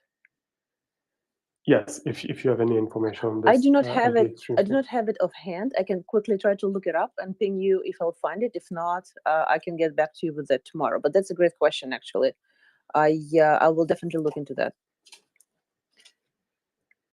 fantastic. Thank you very Sure. much. Lena is my superhero. Thank you. We call her Super Lena. Thanks a lot, Lena. Chase, your time to shine. Sorry for earlier, but as Yehuda would say, it's a madhouse. Please go ahead. No, you do wonderfully, constantly. It must be very difficult to moderate us animals. And thank you for doing such a good job. Genuinely. I always think your voice makes the situation warmer and calmer seeming and nice. Anyway, I was just thinking about my own situation in the world as a 35-year-old woman who has been misrepresented by her governments. And I'm very frustrated by Brexit. I've, also had the indignity of Trump and George W. Bush. Chess, I'm terribly sorry. I know that what you're saying must be extremely close to your heart. But it's and not as we allowed should- somehow. It's not that it's not allowed. We're trying to run a big tent. We're focusing on one Okay, column. I'll just move, if I may, and quickly along. I'll just move yeah, quickly of along course. to the point. But like, there's very good You're people who gonna voted wake for up Axel. Brexit and are supporting No, us. okay. My point merely is that I think there must be people in Russia who feel the same, and my heart goes out to them. And the only thing I would say to them is that, like, the whole reason that your regime has been concretely threatening to the rest of the world is nuclear weapons. And actually, everybody would kind of love Russia, like, not the insane want to invade Ukraine Russia, but like the fun. We have art, we love rivers, vodka, high heels, like that Russia. Interesting. Like, would love to actually visit that Russia. I don't see why, given that you haven't been invaded, you need nukes. And to me, government would be a big step in terms of proving, like, that you could be a European and hang out. And I think that might be like a way less stressful life where everybody's kids do better. I have no idea, I don't know how long will take. I can't promise it, but like that seems to me a sensible thing, and it doesn't seem hard to de-arm. Yeah, I agree. Like Chase, I know that it's all coming from a very, very good place. And to those Russians you're talking at the moment, I have a small postscriptum to add to those very kind words that Chase pronounced for you. If you could start getting your stuff together, it would be very appreciated. Kick those out. Stop fighting their wars. Stop paying your taxes. Stop working. Break the machine. Fight the machine. And yeah, then everything Chase said will apply. But So please, totally, please, please. tell your dad who has the keys to the 1000th warhead, Dad, I'm stealing your keys. Yeah, okay. that's exactly right, yeah. Let's not play with warheads, but everything short of that. Like, please, please, please. And above all, please, Mr. Dad, you too, it involves you. Start doing something. So thank you very much, Chase. That was very heartfelt, I can tell. And you never know, it may have reached one of them. Thank you very much for this pure propaganda gold. Hopefully it worked. Troy, do you have a message as well to pass on to the wrong side of the wall? I do. Can you hear me all right? Oh, you do? Yeah, fantastic. All I want to say to them is I think now the sun is setting on Saturday, which is typically the big protest day in the Russian Federation and in Moscow. You know, everyone's got to work Monday through Friday, just like all of us human beings, unless you have the protest that you get paid for to go to. Instead of going to your city job, you get a day off and you go wave the Russian flag and do fascist chants and watch a guy that looks a lot like that Nazi from Raiders of the Lost Ark. But anyways, yeah, today's the big protest day, and nobody's out in the streets. Not, I don't see anybody protesting in Russia. So, if you're not protesting the nuclear threats and the mobilization and conscription and this joke shamarenda, then you're lost. And I hope you come back someday, but you're lost, and it will probably decades because it's taken centuries to get from an empire with kings to the Soviet Union with people like Stalin and Lenin, and then just continuing to kind of put off any kind of growth or integration in favor of projecting strength and belligerence. And this is what it looks like. I feel for the Russian people and the kids that don't have agency, but at the same time, they've made it clear that they want integrity in their borders. We've tried to get messages across. They every time there's a protest, they accuse us of starting it. We've done our best to invest in civil society since the Soviet Union collapsed, and they just stole all the money and faked it. And this is what it is now. Someday maybe, but I would hate to see people with all these abilities and living in the country with all this knowledge wasting energy on this, what I would call a lost cause. It's a lost cause right now. And it kind of reminds me of the missionaries, God bless them, that go over to the Middle East or North Africa and hoping to change lives, and they end up getting decapitated because they don't understand what they're working with. That's all. Okay, that took a weird turn, but fine. That's a good point on Saturday being the big demo day, and today there was nothing. That should be underlined. Thanks a lot, Troy. Very good observation.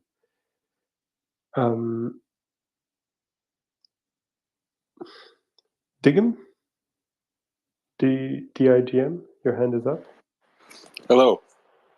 Hello. So I've been listening to MriyaReports for a while, and I really appreciate you folks.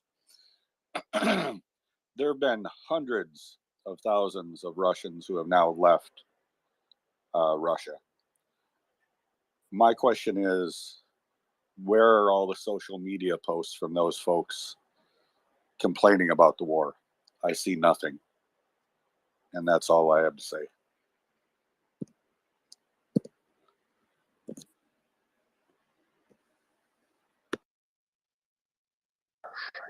Yeah, another good observation. For the amount of people who have left Russia, the voice of the diaspora against the war, against the crimes, against the regime is exceedingly muted. Maybe on YouTube you can find a few, but this is the far from being the majority. The thing is, they make up the people that would be able to make the change because they're the ones that reside in the capital. They reside in the larger cities. So they could be the ones that create that change.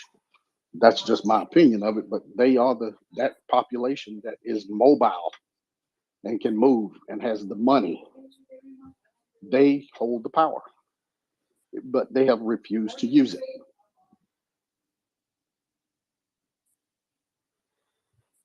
They make the money off of the way things are, the oligarchies.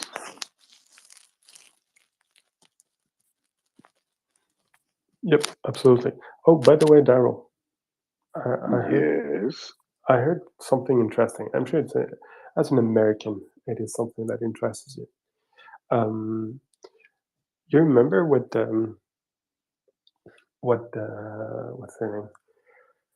name? The Patriots in 1776 were chanting no taxation without representation.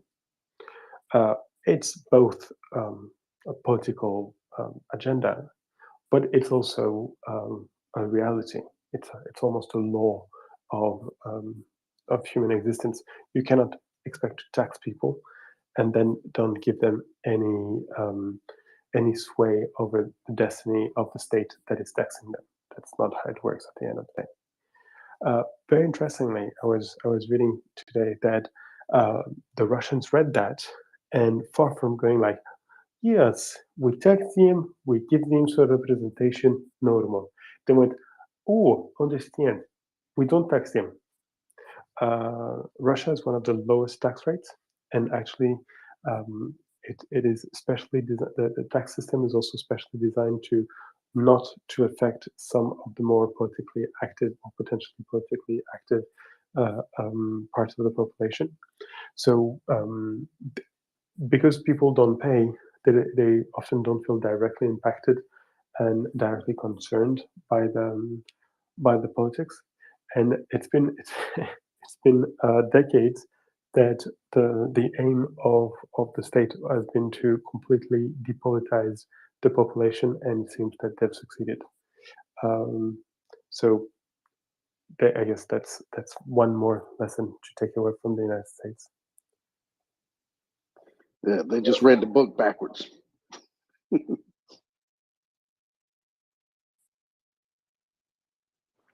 They read that book backwards. Although to a certain extent it can happen even here. But they give us enough on the bottom end to keep going and keep fighting. So, but anyway, I'm not gonna go. I digress. Go ahead, Prince. I have some breaking news. I have some amazing breaking news. Well, At be a- broke about it. Let's be broke about it. Let's go. I'm doing it. I'm getting there. Come on, Daryl. At about 9:45 p.m. Eastern Time, Language Learner will be doing a military update. That's the breaking news. He just tweeted about it, but he DM'd me about it before that, so I knew even before he tweeted it. I feel special. Well, Anyway, yeah, he sent me a message. I was getting to it. But yeah, thank whatever, you. Daryl. Yeah, but I thank you. But the other thing I was going to say about the social media posts from Russians who have fled the country to other areas.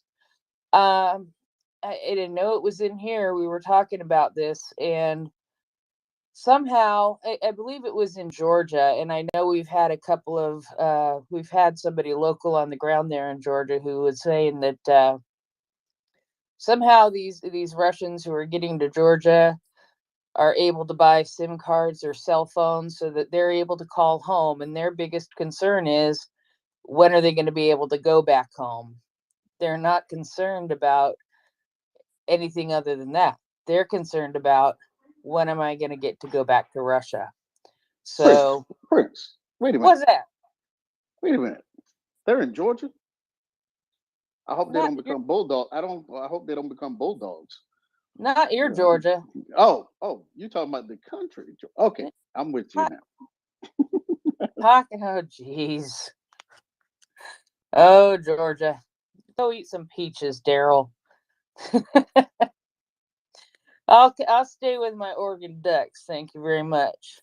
But yeah, so I just wanted to say that about the language learner, and since that was brought up about why aren't Russians posting on social media about how awful the war is, I don't think they think it's an awful war. I think that they just don't want to go and fight it, and they want to go back to Russia instead of having to flee to another country.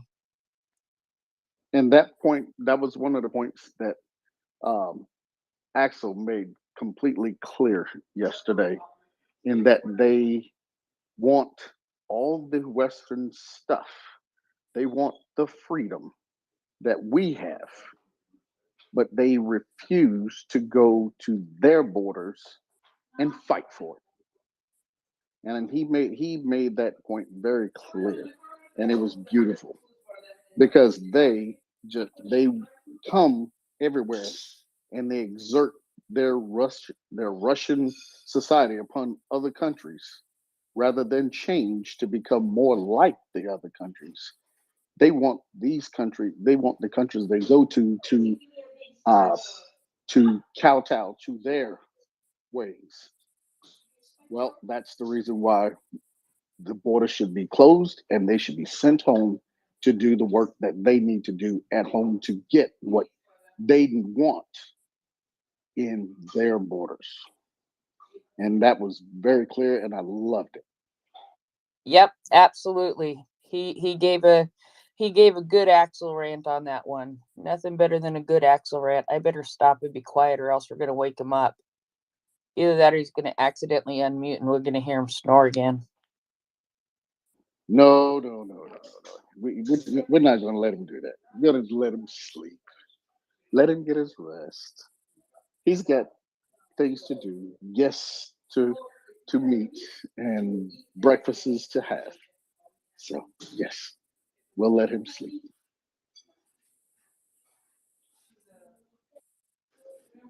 Well, let's see. We have Fusilier, and then Chase, and then Suzanne. And wait a minute. And then we have Abdullah and Erdi after that. G'day, Daryl. How are you? I'm doing well, Fusilier. Daryl, I've got a question for the panel. It's about a term. I think my fellow Australian, Mick Ryan, referred to it in one of his tweets. And it's a term about that was used about Ukraine's catastrophic success. That there's a sort of, it's not necessarily a concept that I agree with, but that were Ukraine to be swiftly and decisively successful, that success would lead to a catastrophic response from Russia. And I'm interested in the panel's view as. But why would you expect that? Because if they Well, I think wanted the concept, to do it, as I said, I don't necessarily agree with it, but I think the concept is that that a very swift and decisive victory over Russia would cause the Russian body politic to react instinctively and violently, and that they would then choose some form of unconventional response. It's just a concept. I wondered when I read that whether that might explain changes in the operational tempo that Ukraine has displayed. I'm not sure it does. I think that's sort of too convoluted an explanation for why things speed up and slow down in operations. But I am interested in what the panel thinks, whether the panel believes that concept of catastrophic success could be applicable.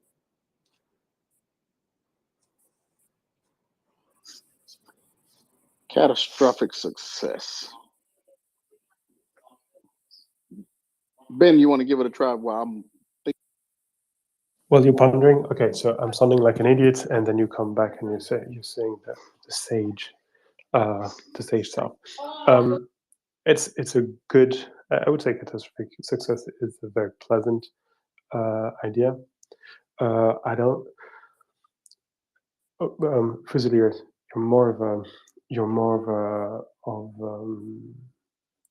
a military person than me by about a million times. So you know that better than me. But if I compare what is going on in Ukraine at the moment to what, for instance, what was going on in Iraq like if you remember the drive of the 3rd Infantry in 2003. However impressive the success of the Ukrainians, we're far from this sort of pace. We're far from this sort of consequence of, and you just need to look at the Russians in the streets. They're not being threatened. There's nothing catastrophic, and even if the Ukrainians were to take over the whole of the 4 provinces that the Russians are currently occupying in whole or in parts, they wouldn't threaten anything for Russia. They would just be back to square one. So there's no real threat. And then the question is, yeah, but what about the army? The answer to this is everyone knows in Russia that the army doesn't matter. Doesn't matter truly. They keep the order with other means. They use the FSB for political purposes. So the army is nice to have, but not a must-have for the regime, as far as I know and as far as I'm concerned.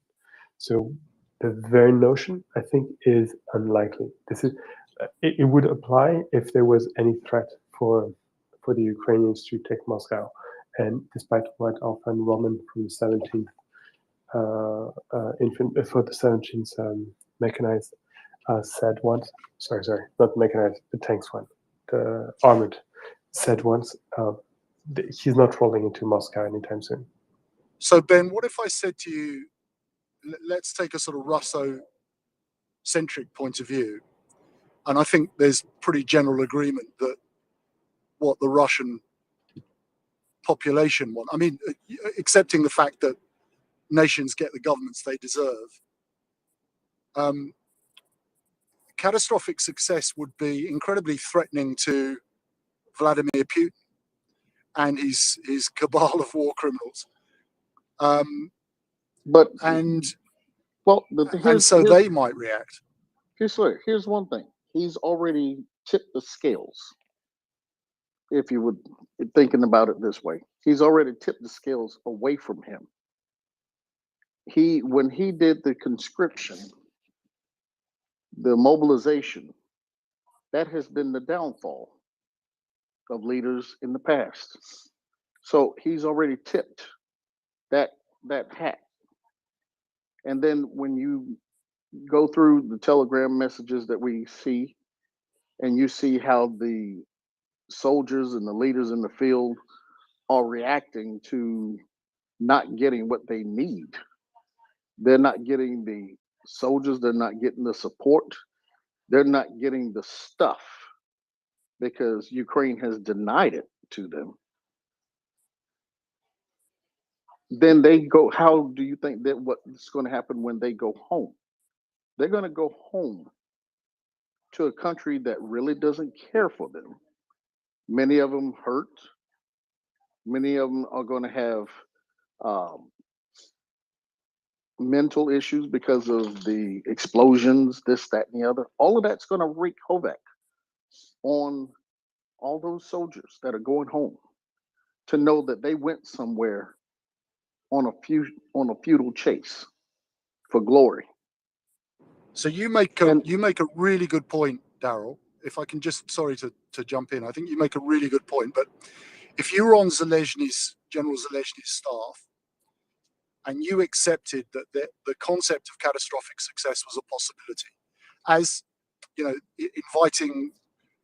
There are a couple of examples, historical examples. The intervention of the Chinese when the US and the Allies reached the North Korean-China border, or the fact that the Israelis moved, or it's thought that the Israelis moved their nuclear weapons to airfields in 1973 when the Egyptians and Syrians were But here's the thing. But Fusilier, you said look at this from the Russian point of view.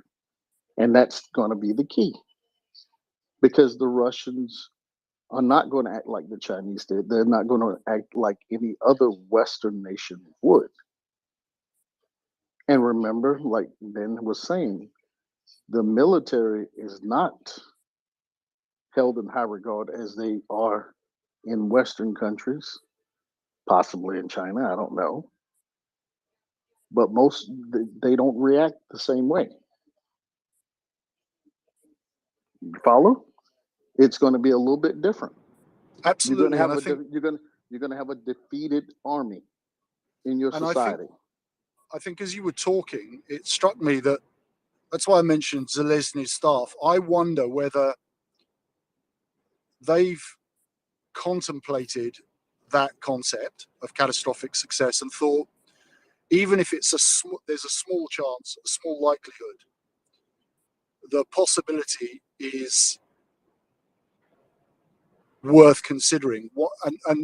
How would you combat that? What you would actually do is you would slow down your operational tempo and leave a route for that defeated army to go home. Because when that defeated army goes home, as you correctly surmised, it is not going to be happy with the people that sent it. I just wonder whether we might see that. We might see the operational tempo lower and a route back into Russia left for that defeated army. Because if you were Putin, the last thing you want coming home are 500, 600, 800,000 very disgruntled veterans. Sorry to butt in, but I don't think that's what General Ryan was saying, but I'll shut up. Yeah, Troy, I'm sorry. Can you drop for a minute? I need to bring up Constantine. There's no space on the space.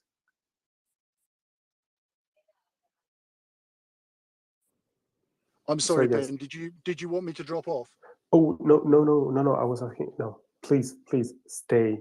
Bring your chair. Take a cup of tea, a cuppa, and continue. Where it's fascinating.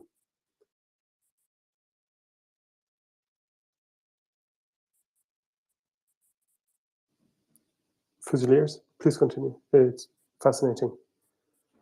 Yeah, no, I just think you got to remember General Zelensky was trained. You know that we criticize the Russian officer corps for their very top-down, very hierarchical approach. But one of the things that they are very well trained in is the management of the operational art. You know, if you want to look at how one melds operations together well, look at the work that Zhukov, Roskovsky, and Konyev did in 1945. It is the model of how that work is done. You know, they must be spinning in their graves watching the pardon my French, but the gang fuck that's going on at the moment. But Zelensky is a master of the operational art, and he's demonstrated that. And I really wouldn't be surprised if, to prevent even the possibility of catastrophic success, he has adjusted the tempo of his operations and will leave a way for that army to head home. Constantine? So I will address it. I what you're saying, you do have some, seed of what appears to be a seed of, consciousness and right thing to say, but no, just no. There is no one who's gonna, slow down the tempo unless Russians themselves come out and say we're pulling out. And let's sign a deal. Let's strike a deal. Otherwise, Ukrainian armed forces, including Ukrainian political establishment and political leaders, including Zelensky and others, because we're not a dictatorship country. We have other people who actually have their say in the government. Unless apologies, team. Is it just me? I've got nothing coming back. Mic check. I don't know. Someone should tell. Fusiliers. I can hear both of you. Constantine is answering to you. Yeah. Most of us can hear. Can hear Constantine. Maybe you can. So I would ask Fusilier to drop and come back if Roger, you want. I'll drop off and come back.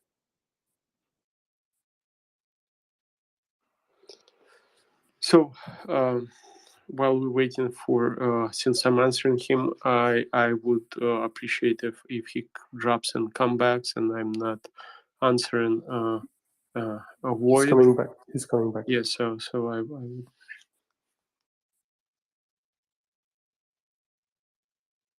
You got him, Ben? Because I don't see him yet. No, I don't see him either. But he should be back in a minute, I hope. I sent him an invite anyway, so. Okay. All right. Because I don't see any requests from him. He's probably restarting his application. Probably. In the meantime, maybe someone has a very short and sweet question that Daryl can answer in a matter of seconds. Suzanne?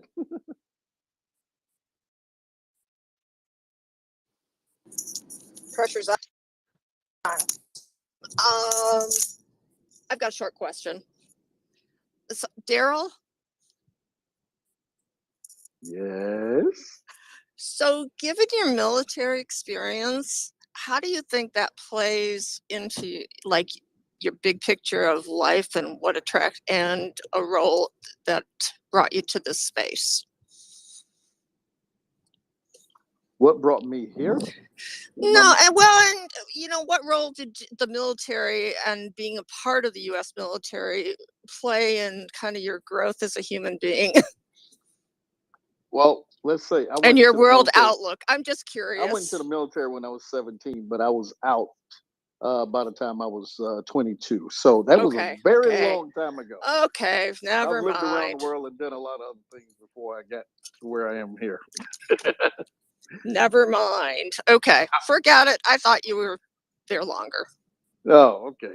But how would you, I mean, just as, again, how would you, when you look back at that experience, though? Well, here's the thing. What do you think of it? I know it's a long time ago, but I can remember when I was that age still. What was that, Yehuda? I said fact, don't crack. I'm being funny, but it's true.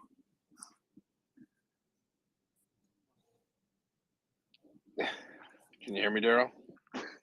Yeah, I can hear you. I just didn't catch the first part. I said black don't crack. I'm being. Oh, Lord. Funny. You're funny. Oh, okay. Here's the thing. But Daryl Suzanne. gets that joke. He's the only one that knows. Very particular. Because he's. No. Yeah, I'm sure. No, it's not about Daryl. Don't worry. It's a little secret, but it's no one's business, right, Daryl? That's right. We're going to rename you Yehuda as the man of many secrets. It's true. It's true. Let's just say I know. I have good skin. That's all you need to know. Although I quite like the Yehuda. I do too. Technically, yeah, Huda. That's fine. Yeah. Okay. All right. Did we get Fusilier back up? But I hope so, for your sake. Now that I've No. tortured you. No, to your sake. The military, because I went to private schools and I went into the military. I had the regimen, but I had a wild streak, and so that's where the military came in and took care of that wild streak. He's a wild child. But after that, I spent a lot of time as a contractor and everything else, and so, and I went into management at a very young age, and so that's where it got me where I am around and being around the good people that I'm with. So, Amen. That's the short. Thanks. That's the short answer. Well, I'm very glad that you're here. I appreciate it. And especially as a co-host. You're great. Not that the others aren't great, but it's nice having you. Thanks for everything. All right, here we go. Bye. Let's rock and roll. Yeah, little secret. My grandfather, should I tell him, Daryl? Should I tell about World War II, the bars? Well, you want to clear hands Should and then we hold represent. it? You want to clear hands and we hold it, or I don't mind.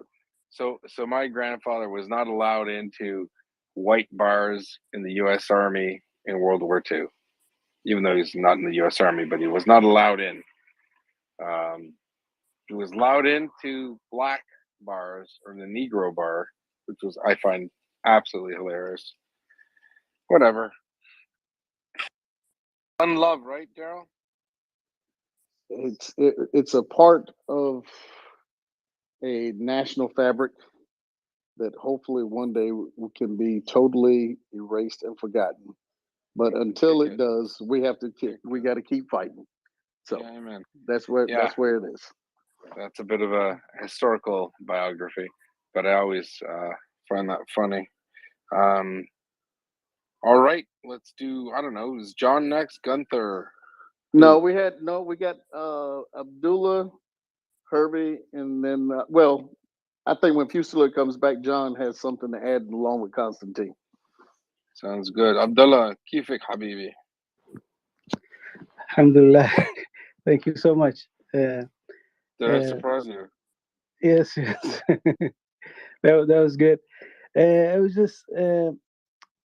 just wondering whether the French president was able to make a phone call today to the Kremlin and to apologize to Putin for the success today.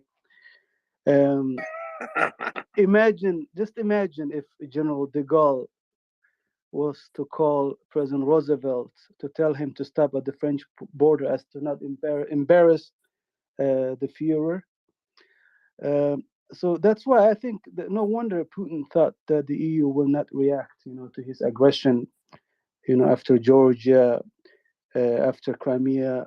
So I just would like to, everyone just to mentally and physically prepare for this scenario. I'm really concerned, that in this winter, that the EU powerhouses like Germany and France will put enormous pressure on the Ukrainians to negotiate with the Russian fascists before liberating all of their territory. I'm just worried because of history, recent history. Haki balash. It's not going to happen. Not going to happen. I hope so. But I just don't trust. I just don't trust Macron and Scholz. I just do not. So the funny thing is this. So Macron, I don't trust for other reasons, and Scholz, it's for a different reason. Macron suffers from Frenchitis. Sorry, Ben. The belief that the glorious French Republic has some say in international standing. Putin played Macron like a fiddle. Macron kept calling, before the war began, before the invasion began, Macron, don't worry. He's like, hold my beer. I've got this. Hold my wine. Hold my Beaujolais. I have this. He didn't have it. And you're right. I suspect that perhaps part of Putin's planning had to do with the fact that he thought that Europe was not interested in a Donnybrook. It's Canadian for a fight. And obviously Macron does not speak for all of Europe, and he was wrong. He really was wrong. So Scholz has other reasons, right? There's a historical issue. There are all sorts of economic issues. The Germans have married themselves to a policy of Ostpolitik, Eastern politic, where they believe, similar to Nixon and Mr. Trudeau Sr., that you can assuage your enemies by dangling a carrot of economic prosperity in front of them, and as a result, it fails on all counts. At the end of the day, we've seen the effect of European acquiescence to Russian demands, but post blowing up a pipeline, post this, that, and the other, it's quite clear to Europe now. The Germans doubling up on the Gepards and their IRSTIS, whatever it's called, air defense systems. Russia miscalculated in a supreme manner, and now it's a personal thing. Macron, Scholz, I'm not sure where Scholz. I can never really place the Germans. I really can't. I don't know. I want to say, I've never met a more dedicated group of obfuscators. They say that they're going to do this. They say that they're going to do that. but they never really follow through. They're doing it through drips and drabs at the moment.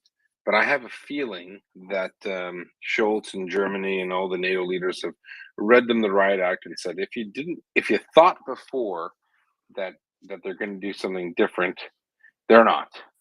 So yeah, I see Germany coming around. I see leopards in the future. I'm a bit of a soothsayer. I was accused of being the Oracle of Ontario, which doesn't flow, but I'll take it. I think times are changing. What do you think, Daryl? They're rapidly changing, quick. The world is not looking like what it did years ago. The faces, the feeling, the national feeling of even the populations because of the immigrations that have been going on. A lot of things are changing, and that's even in the northern territories. So I think that's going to have a lot to do with it. One more thing, Yehuda, while you're here, I was just gonna ask, why are the Iranians giving weapons to the Russians, and what do the mullahs get out of it? Thanks. It's a good question. Let's be honest. Iran doesn't have very many friends for obvious reasons. It's their position, whatnot. Iran obviously wants to cozy up to Russia at any possible opportunity, chance, just because of the fact.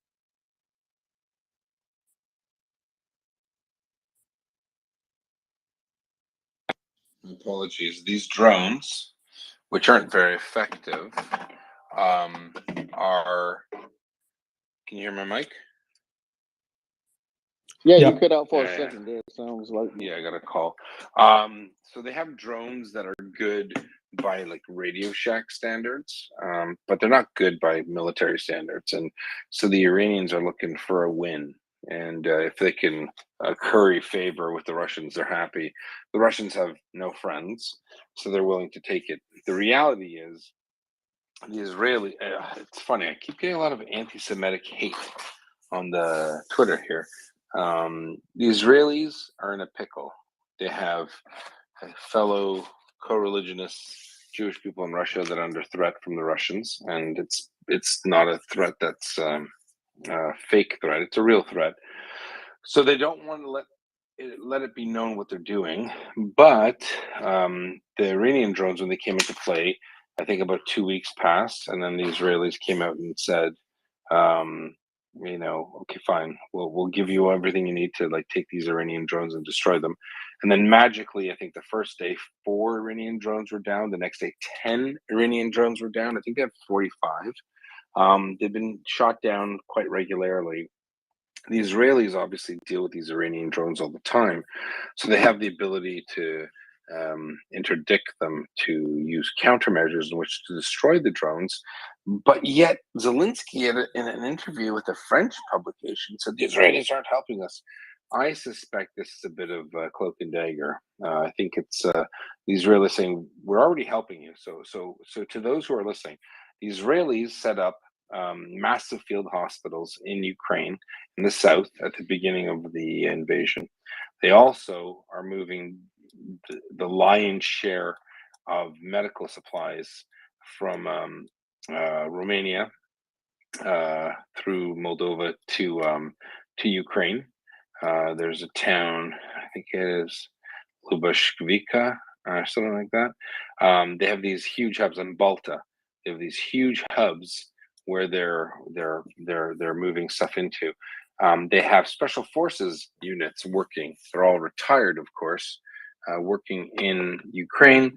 They have a huge contingent of Russian-speaking signal intelligence officers and NCOs working, helping out Ukrainians. But the Ukrainian president said recently they're not doing anything. And that was weird because palpably that's not true. The truth is this: the Russians found out that the Israelis bragged a bit about what they did, and so they closed off an Israeli governmental organization called the Jewish Agency, which provides support to Jewish people in Russia. They closed it down, actually. They said it's a foreign spy agency. So I suspect there's more to it that we don't know, and we won't know until the war's over. But since Iran is bent on the destruction of the state of Israel, I think that the Israelis are more than happy to help the Herbie, put your mic on mute, or we're gonna have to drop you down. And I think that this is a bit of a subterfuge. It's you know, they're playing games. They don't want to publicly announce what they're doing to the world. But the reality is that it's quite well known now for people in the know, for people in this space. We know what the Israelis are doing. One of the dumb accusations I hear quite a bit from a bit of anti-Semites and Israel haters online is that they didn't give the Iron Dome. The Iron Dome is literally a weapon system that isn't the best for Ukraine, but more importantly, the weapon system that is the Iron Dome supports the state of Israel, which is at the narrowest part, 15 miles or 12 miles, 20 kilometers wide and 300 kilometers long. If Israel was to give every Iron Dome platform to Ukraine, the Ukrainians would be able to probably protect Kiev, like one city. It's not big enough to do more than that. So I'm looking at a map right now. So if Israel was to give away its Iron Dome and give it to Ukraine, it could literally protect most of Kiev Oblast. So what that means is, or the city of Kiev, that there's nothing they can do to help Ukraine in that regard. But what they can do to help is signal communications, intercepting Russian comms, jamming them, giving fake orders, which we know now has happened. So the Israelis have helped the Ukrainians by giving fake orders to Russian units in Russian. They monitor the means and they imitate the sound of the people giving the orders. As a result, they're able to trick Russians into doing dumb things. So at that, in respect to that, it makes sense that the Israelis are more than happy to mess around with the Iranians because they hate the Iranians. The Iranians want to destroy them, and what ends up happening is the Ukrainians benefit from it. They benefit from the Israeli technological superiority over the Iranian drones. The only problem for the Israelis is because Israel considers itself the protector of Jewish people around the world. They know that hundreds of thousands of Russian Jews are disadvantaged or threatened by Putin. So I hope that answers your question, Abdullah. Yes. Thank you so much, Yehuda. Thank you so much. I really appreciate it. No problem. And Daryl, who's next? We got Herbie. Yeah. Hello, everyone. Good Do you hear? Do you hear me? I'm so sorry to interfere for a quarter second. Yehuda, people are asking if you're gonna cover the situation at some point. If you're gonna come back. I'll try. Yeah. Okay. So language learner will be here in an hour, but if you actually in about 50. Actually, in about 30 minutes. It's 9:45. All right. So yeah, if you. Yeah. After Ben. Fantastic, glorious. I'm sorry, Herbie, I interrupted you. Bit of a house. So, hello, everyone. Can you hear me? Yes. I can read you loud and clear. Oh, thank you. Great. It's the first time I'm here on a Twitter channel, so this is a new thing. So, excuse me for being a rookie, but I heard one question. I'm German. One question about the German position. That was not my question, but maybe I can tell you a little bit more about the German position, and especially what Scholz and also Macron have in mind when they talk to Putin. Macron was in the elections, so kissing the ass of Putin was serving a lot of French electors that have pro-Russian sentiments, and he was just serving those sentiments. When the elections were over, he behaved totally different. With Scholz, there is another problem.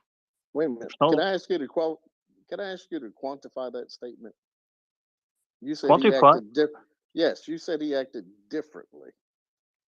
We Yes, aren't since seeing it. after the elections in France, where that were very important for Macron to keep power, and where he lost to the right wing, to Marine Le Pen. Those elections were very important for him, and he tried to get all the voters he could. So he was more pro-Russian in public than he actually is. Yeah, by calling, for example, Putin and so on, kissing his ass publicly. But in fact, he's right on the NATO line. He's just waiting for what happens in the United States, what they do, and he's following, just like Germany. But that's not leadership. But he's not showing the leadership in Europe that Europe needs. Yeah, well. My question: who is the leader in Europe? You could say the most economically strongest nation, for example, Germany. But we don't have a leader here in Europe. Yeah, but that's the $1 million question. The Yeah, U.S. was wanting you guys to lead because this is a European issue. We were wanting you to lead, and it's a failure. And that's and I don't a see failure. how you say We don't have the how you say Macron is leading, is a leader in this case. But in order to do this, we would need an instrument. We would need some European leader, some elected European leader. But we don't have a European leader. We have a European Parliament, and we have Ursula von der Leyen as a president of the European Parliament. And she did what she could by inviting Ukraine to the common market, European market. But she is not the European leader. We don't have a European leader. We have many leaders here in Europe. Let me say this: when I say European leader, I mean country. I'm talking about individual country. So when I said a European leader, I'm not speaking of the EU in particular, because the EU is a commercial or a economic entity more than it is a power per se. Yeah, so but that's when I said that, I was meaning a leader as far as a country that can lead the other countries. Yeah, sure. Germany is leading economically, but we're dealing here with a war between Russia and the Ukraine. So Germany is part of the NATO, like France, United Kingdom, and so on. And when it comes to military help for the Ukraine, the guideline is first wait for what United States is going to do, and then when they, for example, say, okay, we deliver battle tanks, then France, okay, they don't have own battle tanks, but Germany certainly would follow that example. Herbie, let me interject this, and you're going to find that this is going to be something that is kind of common among both sides of the political divide in America. When things happen in Europe, we as Americans, because let's face it, a lot of Americans want to be hands off. You have a lot of people that are on the side of trying to stay out of places across, around the world. So we have that element of our society. We have that element that says, okay, we will lead. However, even amongst the ones that say we will lead, we also look to the areas that are having the issue. In this case, Europe.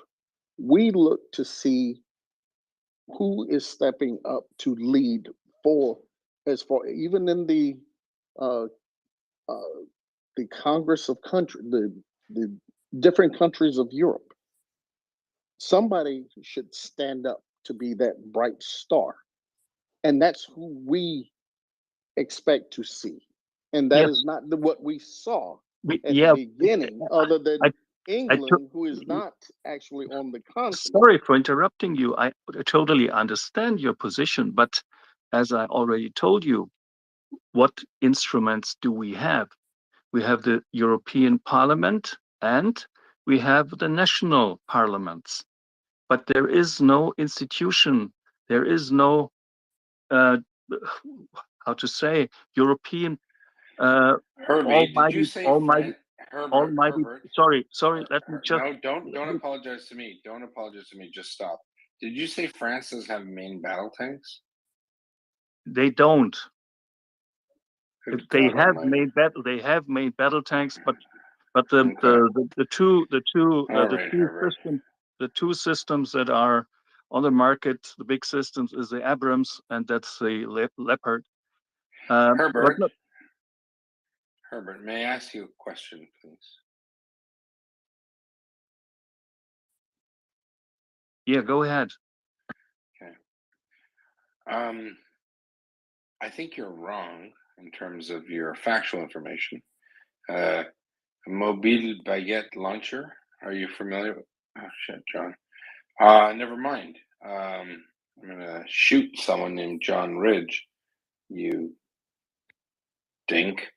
Yeah. So is this all about that France is bad and that Germany is better? Just curious.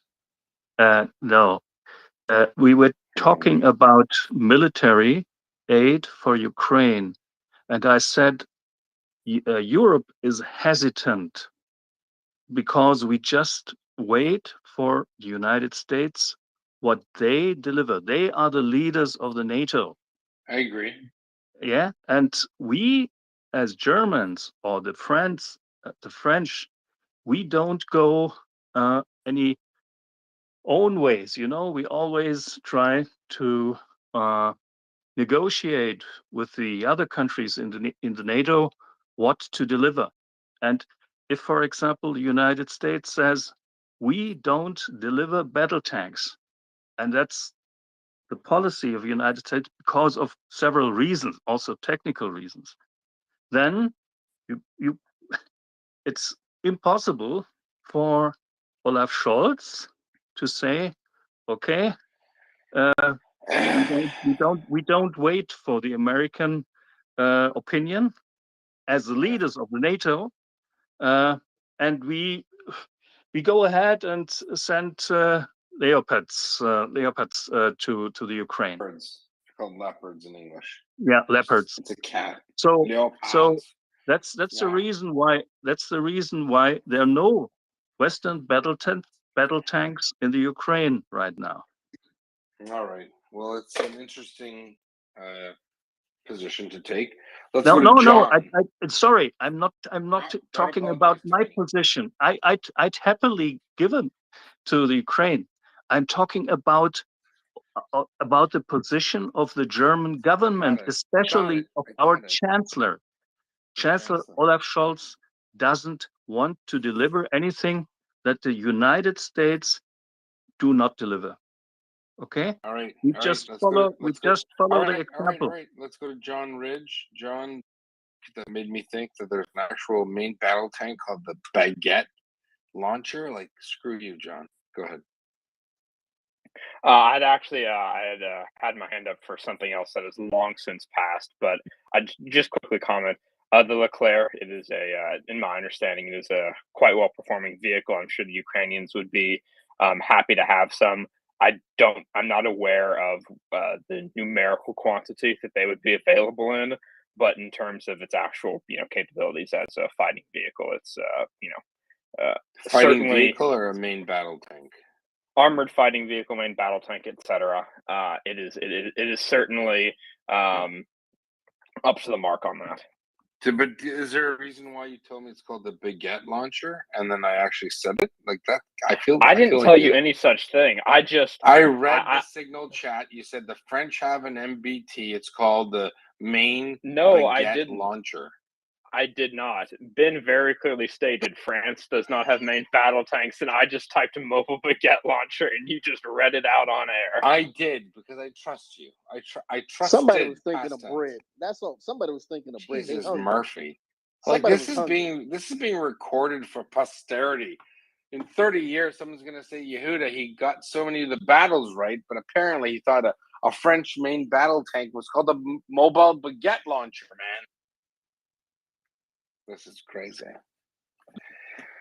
All right, I'm just kidding. It's a bit of a Okay, joke. let's go to Edward and let's see what Edward has to say about all these bread. Edward, you want baguettes or what? I'm hungry. I love a baguette, absolutely. Pain de tradition.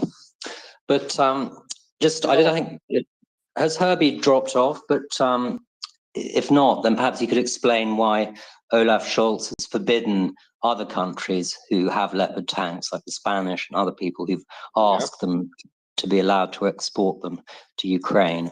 But Olaf Scholz, it's not if Scholz signs it off. I said it's verboten. It's forbidden. Absolutely.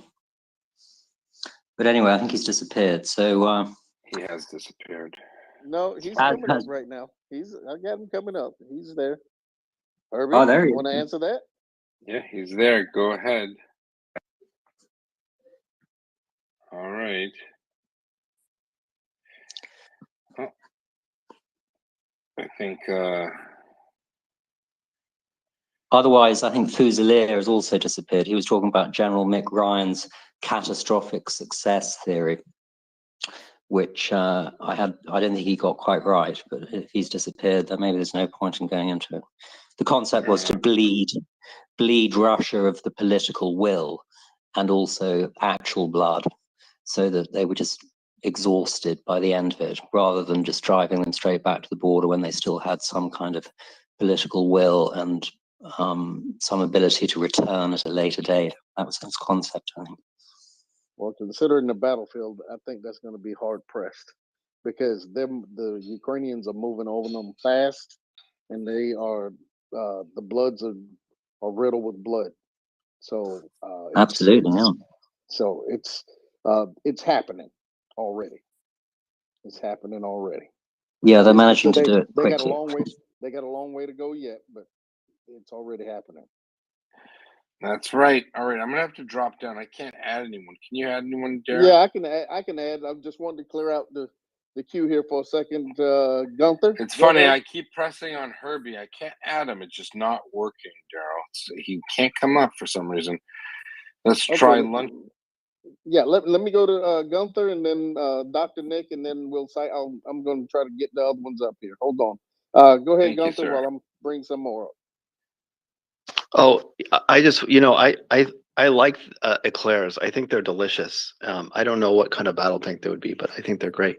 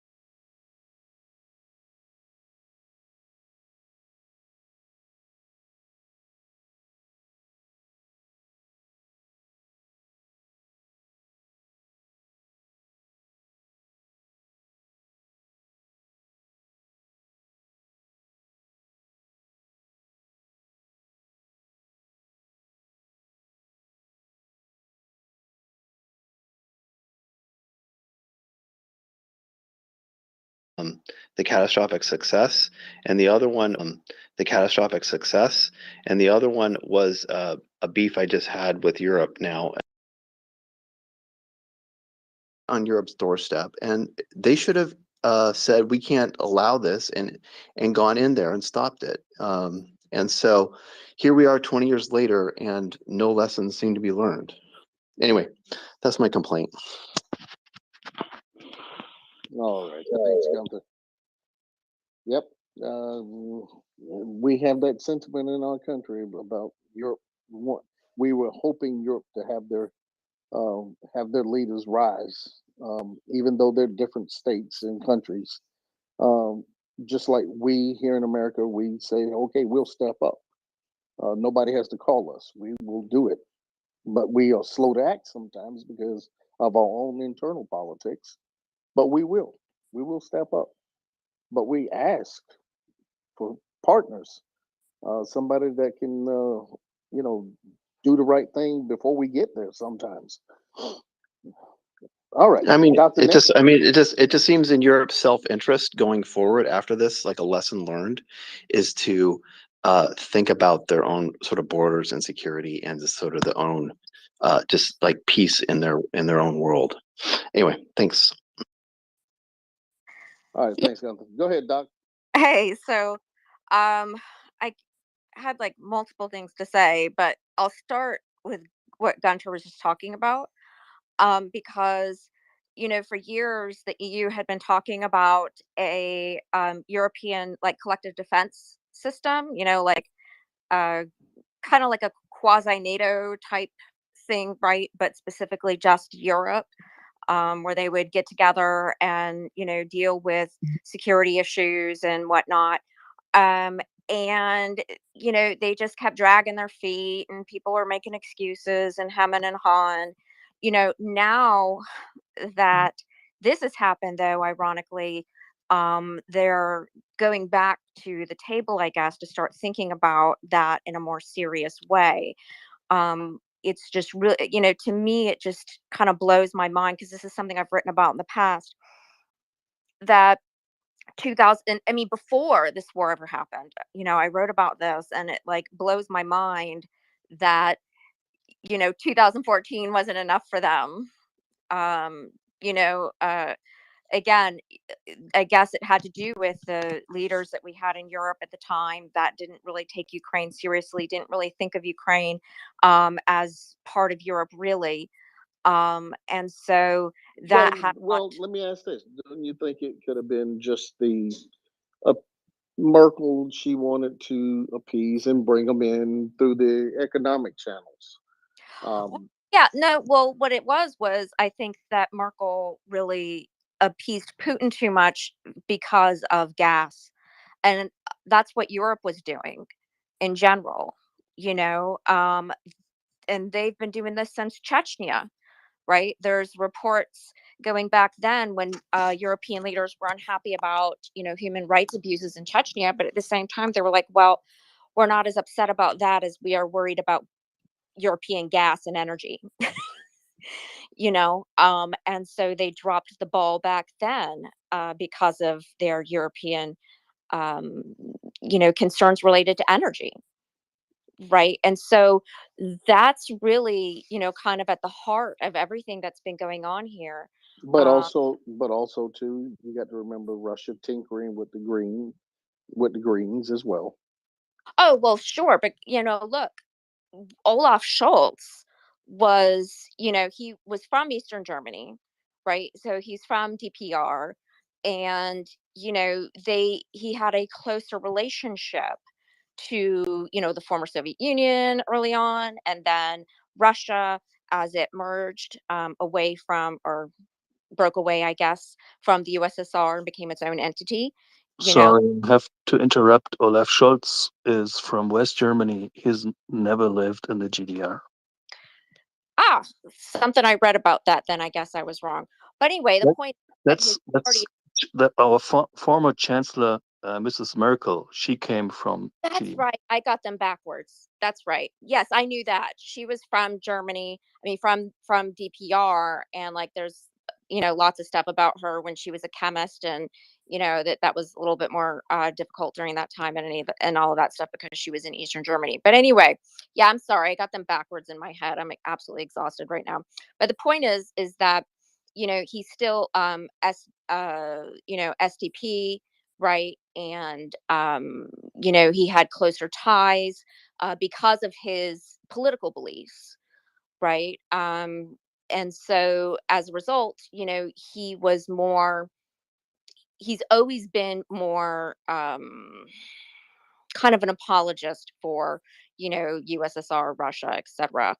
And so additionally with the Greens and yes, their new coalition, right, that they had to form in relation to, the SDP gaining power and didn't have enough to outright rule by itself. So they created that coalition with the Greens, created that circumstance too with security and, the weapons and all of that. So early on, that was part of the problem was because they had just run on this platform that, they were going to not be involved anymore in European wars, and he immediately, just within months, had to essentially break that promise, right? And I'm not saying that that's an excuse per se, because I think that the situation with Ukraine and Russia is quite different.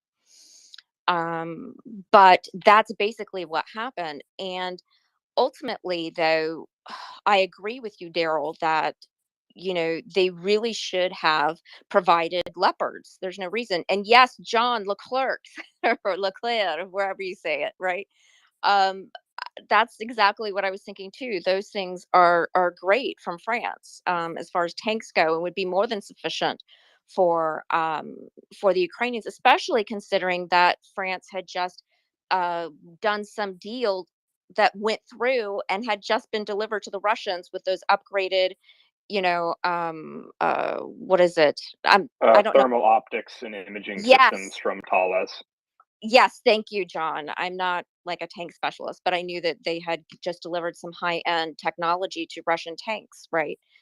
So, I mean, it's a mess. But going back to what Daryl was saying about European leadership, too, given, yes, we all know that there isn't, a mechanism, and Herb is correct, there could be through this European defense coalition that they're talking about, reinvigorating this idea now. But at the same time, in say 2014, it was France and Germany, that were at the helm, who, created the shitty Minsk thing, right? That we all know and hate. Um, but we still expected there to be some European leadership, right? And it didn't happen. What's interesting, and I've written about this recently for an Australian Institute for International Affairs, is that it's creating a rift in Europe right now between, say, Poland and people in the Baltics and East Europe. Of course, sans Hungary, because Orban is got his face so far up Putin's rear end. But it's causing a rift between those countries who were former either colonial assets or within that sphere of influence, because they know what it was like to live under Russia and all of that, and they feel betrayed by, this lack of leadership or this lackluster leadership, this hemming and hawing that's going on between France and Germany, and all of that. And it ironically took Italy's former prime minister to get the two of them to, agree on some sort of more serious action to help and aid Ukraine with, things like Caesars and all of that. And then later, of course, Olaf Scholz reneges on this leopards thing. Um, so, we did expect that. And it's unfortunate because now it's causing this rift, this lack of trust between, say, Poland and Latvia, Estonia, etc., vis-a-vis, say, Germany and France, and even like Slovenia. So it's an issue, and it's a very serious issue that they need to get their proverbial shit together. Pardon my French, and figure something out, you know. But that's basically what I was going to say. But we don't have the United States of Europe. We just have a European community. You see, you have United States of Right. America. And so we do not have a common leader. That's the problem. We didn't have it But when we had the war in Yugoslavia, you know, and we have the same problems now that we had at that time in the 90s.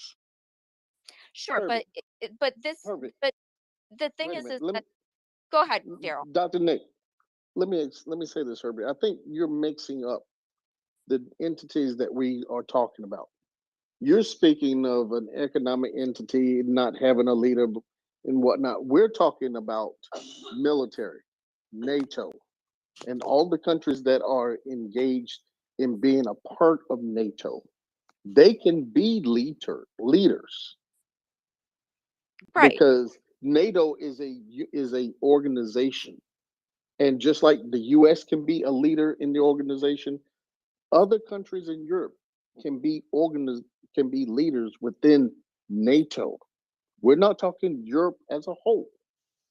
We're talking NATO because if there's military actions or any kind of war or any kind of engagement on the European continent, it is up to NATO to ensure the stability and the military strength and defense of Europe. So Ukraine is a part of Europe, and we were expecting our European partners within NATO to become a leader to help lead the way. America would have been there. We would have been talking. We would have been engaging, just like Britain has done. We can't leave Britain out of this because they have been leading. But they should have had a continental partner, is what we're getting at. Daryl, just a question. How many leaders do you think we need here in Europe? Look, okay, so for example, like I mentioned, and his name is escaping me right now. I'm sorry. I could see his face, the former Prime Minister of Italy. Anyway, Darky. yes, thank you. Yes, he got together, for example, with Macron and with Schultz to, get them to stop pussyfooting around, number one. Number two, because this is a European war, right? And it's going to take everybody, because like it or not, it's here. It happened. Russia invaded on the European continent. Okay. And Poland understands that they could be next. Latvia, understands they could be next, etc. Okay. And regardless of their NATO membership, all right, they don't really feel very confident, especially now, that they would get that kind of support. Right. And so that's the problem. Okay. Hey, So Rosalie, may I interrupt? I actually think that the Baltics are quite, oh, sorry, Dr. Nick. Yeah, my bad. No, I'm pretty sure the Baltics know quite well that there's an inverse, there's a proportional relationship to if the Russians did something to the Baltics, right? So Poland, the Baltics, I think, are all quite well aware that if we're dumb enough, and you know what? I mean, the night's still young. They are pretty enough to do certain things. I actually don't think they would do that. I really don't. As much as I wish but they. the Polish leadership doesn't have a lot of faith in the rest of Europe right now, and neither do some of the people like in Latvia. I mean, just from the news that I've been reading, right, and some of the commentary, they don't have a lot of faith right now in, say, Germany or France. They're losing, lost a lot of faith in like Slovenia, etc., because of how they've been having and hawing over this thing. Germany keeps reneging on its arms promises and deliveries to Ukraine. They talk about this quite frequently. and it Right. has caused a definite rift. Okay, but the in difference is Europe. this, though. The Baltics aren't protected by Germany and France.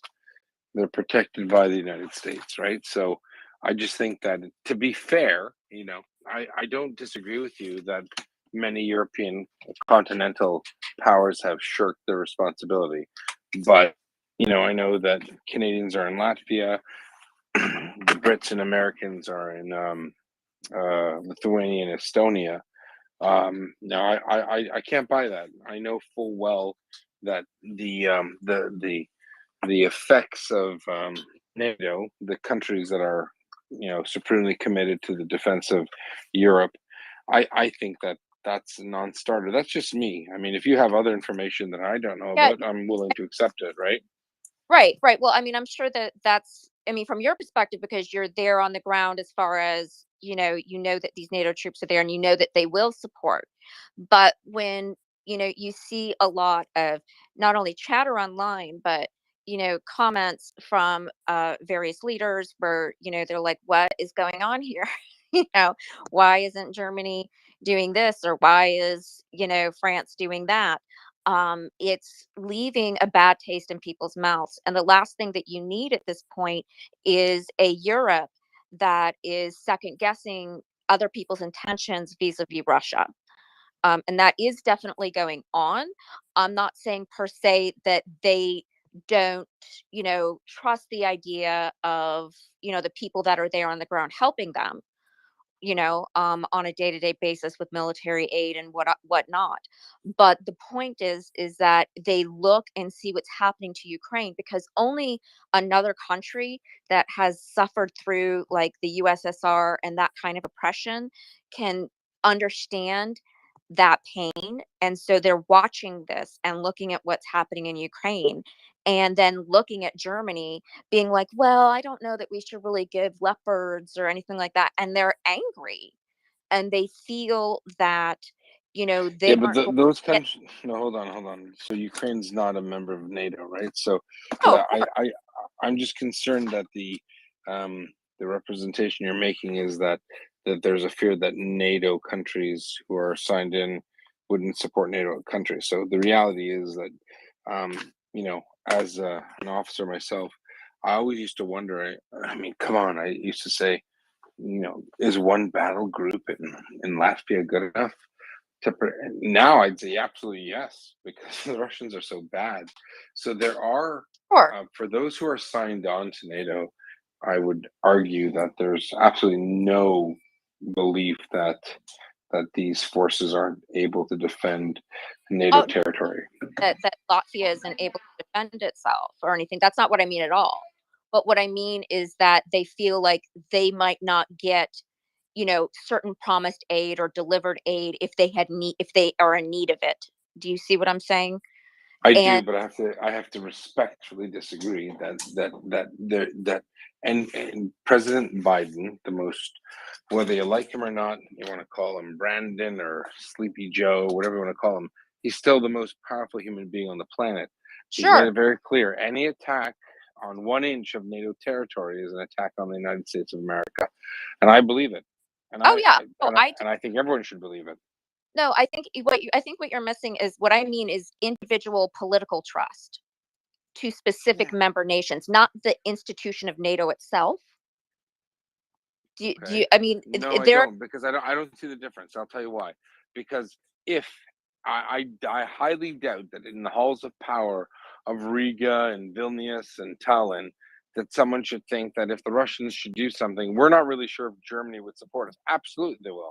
It's game over. Any attack on any NATO country is literally the same force as Pearl Harbor. The United States, which is NATO, let's be honest, when it comes to commitment, Right, sure. force, power, there's no debate. It's not a question.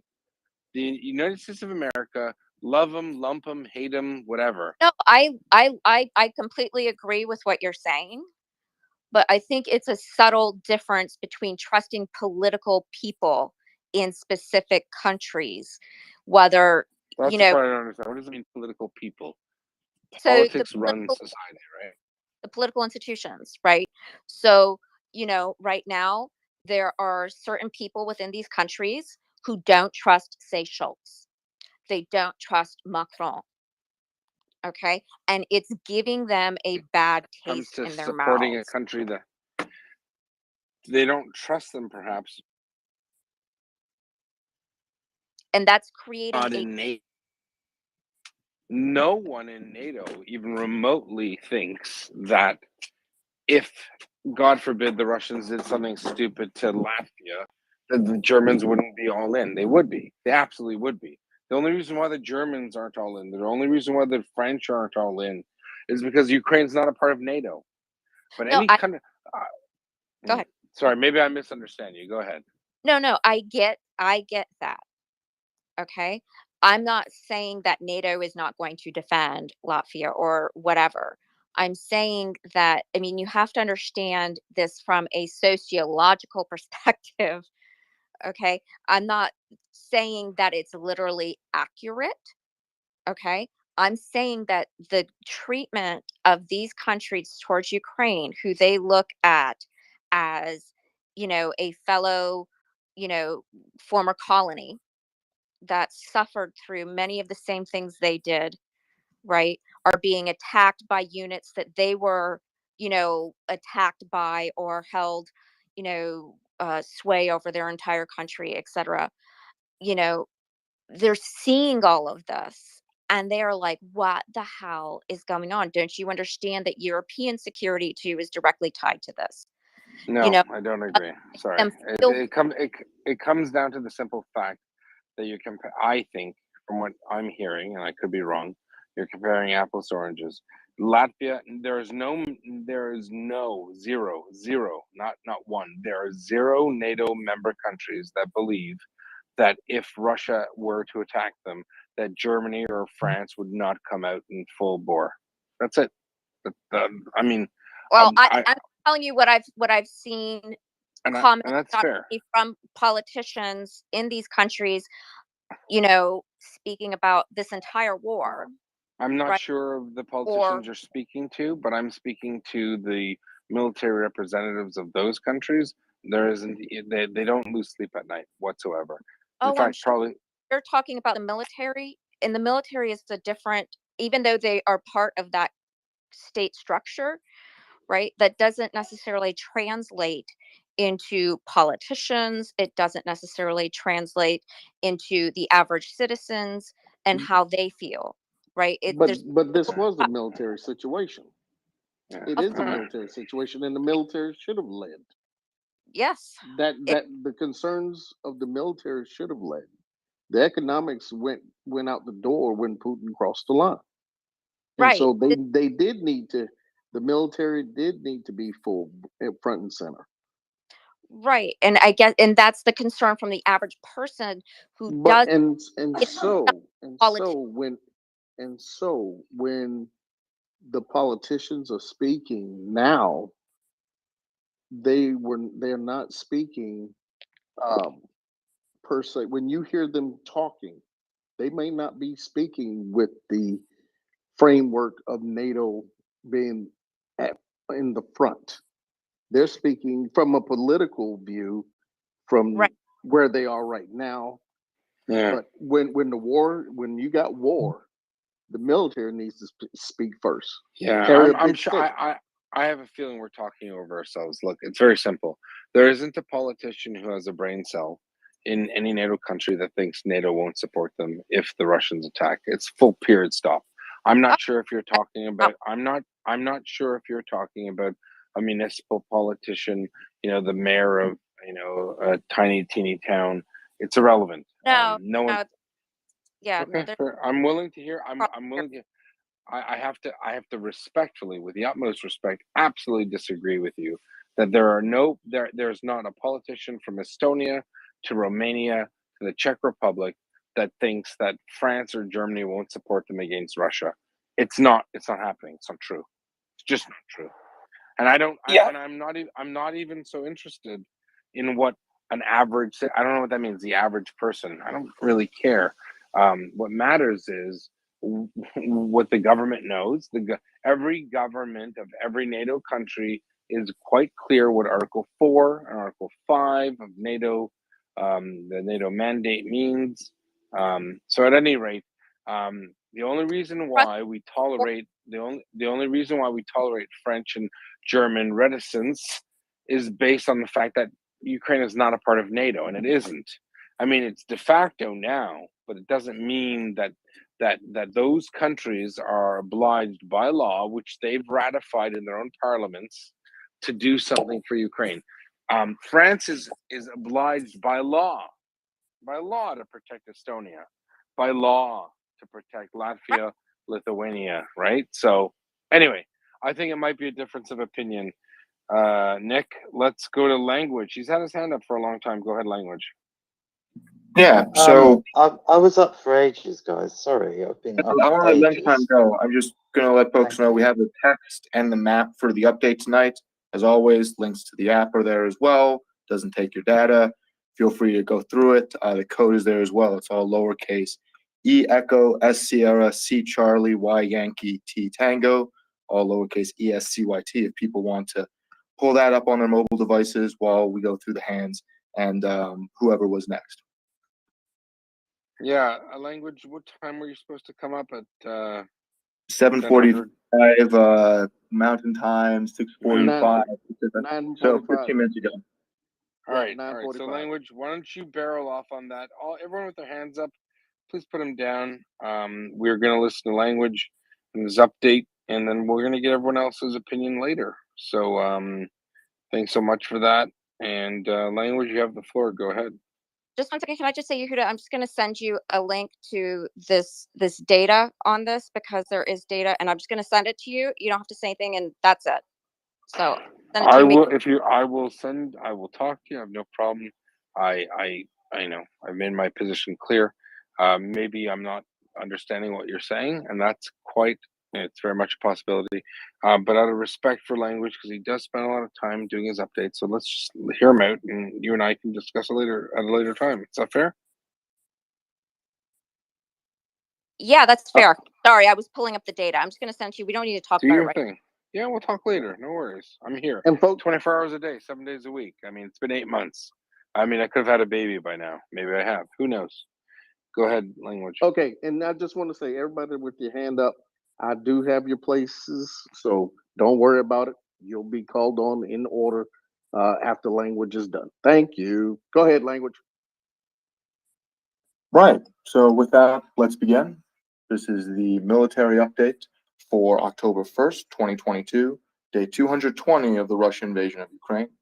As usual, we will start in Belarus, proceed clockwise, and with some general statements.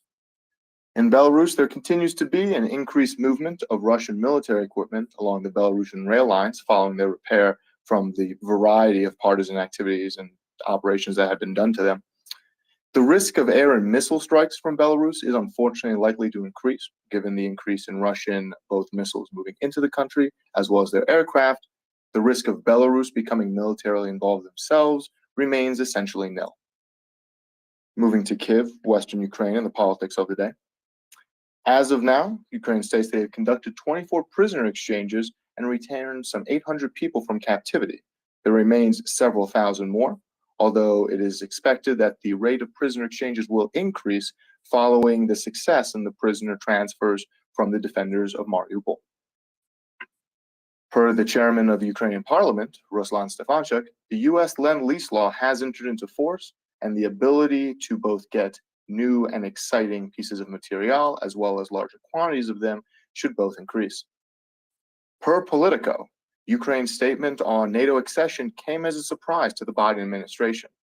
The West reportedly fears that Ukraine's immediate accession to NATO, which would require the unanimous approval of all 30 member states, could lead to war between the US and Russia over the ongoing invasion. Moving east to Sumy and Chernihiv regions. Shelling continues along the border as unfortunately per usual. However, there's been no decisive Russian ground activity here. However, north of Kharkiv city, where Russia is trying the same sort of show, striking a number of towns along the border region, Russia did attempt an assault from inside Russia to Kazachalopan, their former strongpoint, which they had abandoned north of Kharkiv. They were repelled. It is reported that the assault towards Balaklia several weeks ago was made possible in part by captured Russian bridging equipment, which allowed Ukraine to cross a small river much more quickly than the Russians thought possible. This bridge wasn't destroyed, and there may be other ones that Ukraine can use in further operations. With that, we'll move to the east, over to Kupiansk. Ukraine continues to attempt to expand its positions along the eastern bank of the Oskil River. Ukrainian forces across from Dvorchna, having secured the suburb of Tavelzanka yesterday, appear to be attempting further to the north up the highway along the side of the river. This route takes them directly to the Russian border some 20 kilometers away. It appears that the Ukrainian goal may be to secure both sides of the Oskil River all the way up and down from the Russian border before continuing advances further to the east into Luhansk. Further down to Kupiansk, massive Ukrainian bombardments once again repelled a poorly equipped Russian assault. This is becoming a semi-regular occurrence, and Russian casualties are reportedly very high here. Southeast of Kupiansk, Ukrainian forces moving down the highway have continued to strike into Russian positions near Novosanov and Hlushkivka, indicating suppression of Russian defenses or possible continuations of advance there along the highway south, which runs parallel to the Oskil River. Ukrainian troops continue to attempt to move down to Hlushkivka and Krulykivka, which would allow of potential repair of a bridge across the Oskil River from Senkov, where another grouping of Ukrainian forces is waiting and would open another access for Ukrainian supplies and reinforcements should that bridge be mended in some way. Unfortunately, Russia has apparently attacked a civilian convoy near Kupiansk in the last several days, killing a number of civilians. The death toll stands at some 22 people, 10 of them children. They were shot at close range with small arms, and the bodies were left there, discovered by advancing Ukrainian troops in the area. It seems that they had been killed within the last 48 hours. Moving down to Izium and Liman, Ukraine continues to assault both into the area around Liman, including towards the northern Borova-Svatove highway, as well as through Liman and to its main supply route. To the north, Ukrainian troops continue to push towards the Borova-Svatove highway, threatening Russian supply lines and logistic hubs here. Ukraine does appear to be making attempts towards the city of Borova itself from its southern suburbs, and Russian forces have responded with artillery on both the advancing Ukrainian forces and the Ukrainian forces to the west across the river. Ukraine does appear to be making broad gains towards the Zarabets River, a location where Russia was attempting to set some defenses on the far side. However, there is currently no clear evidence yet of Ukrainian troops having crossed the river down closer to Torske, near the towns of Yampolivka or Terny, although Russian forces are demonstrably worried that such an event could easily occur in the future. Ukraine is known to be in control of Zarichne following the Russian withdrawal, although the situation in Torsk is less clear. The bridge between the towns, as the Zarabets River, much smaller here, does continue between them. The bridge has been destroyed. However, there are a number of other access points, and given that Ukraine is also on the far side of the river in their fight coming up from Yampol, it's not like this river is going to hold them for very long. Ukraine was confirmed as entering fully into Liman and taking the city, working to secure the town proper there as we speak. There are reports that some of the Russian reinforcements attempt managed to break through into Liman before the city was fully cut off, and there are some Russian Spetsnaz units that now have to choose to surrender or die. It will likely take a little bit to ferret out all stay-behind Russian forces. Per a Ukrainian soldier, the highway to the northeast of Liman was an absolute bloodbath for retreating Russian forces. Ukrainian troops ran low or fully out of ammo and had to resupply due to the sheer number of moving Russian troops they engaged.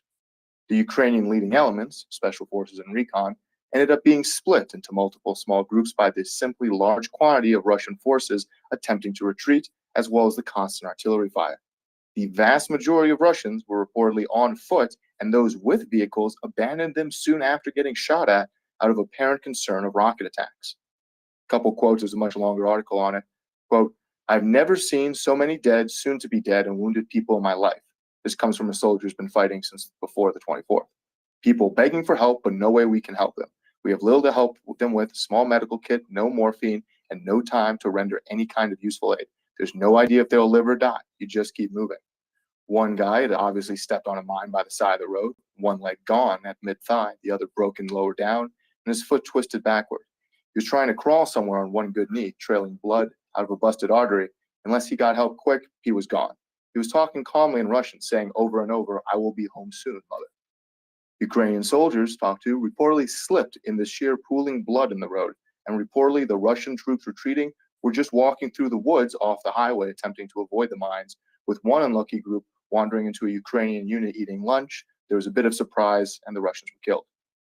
There are several reports of Ukrainian soldiers euthanizing Russian casualties too far gone from the artillery shelling and minefields.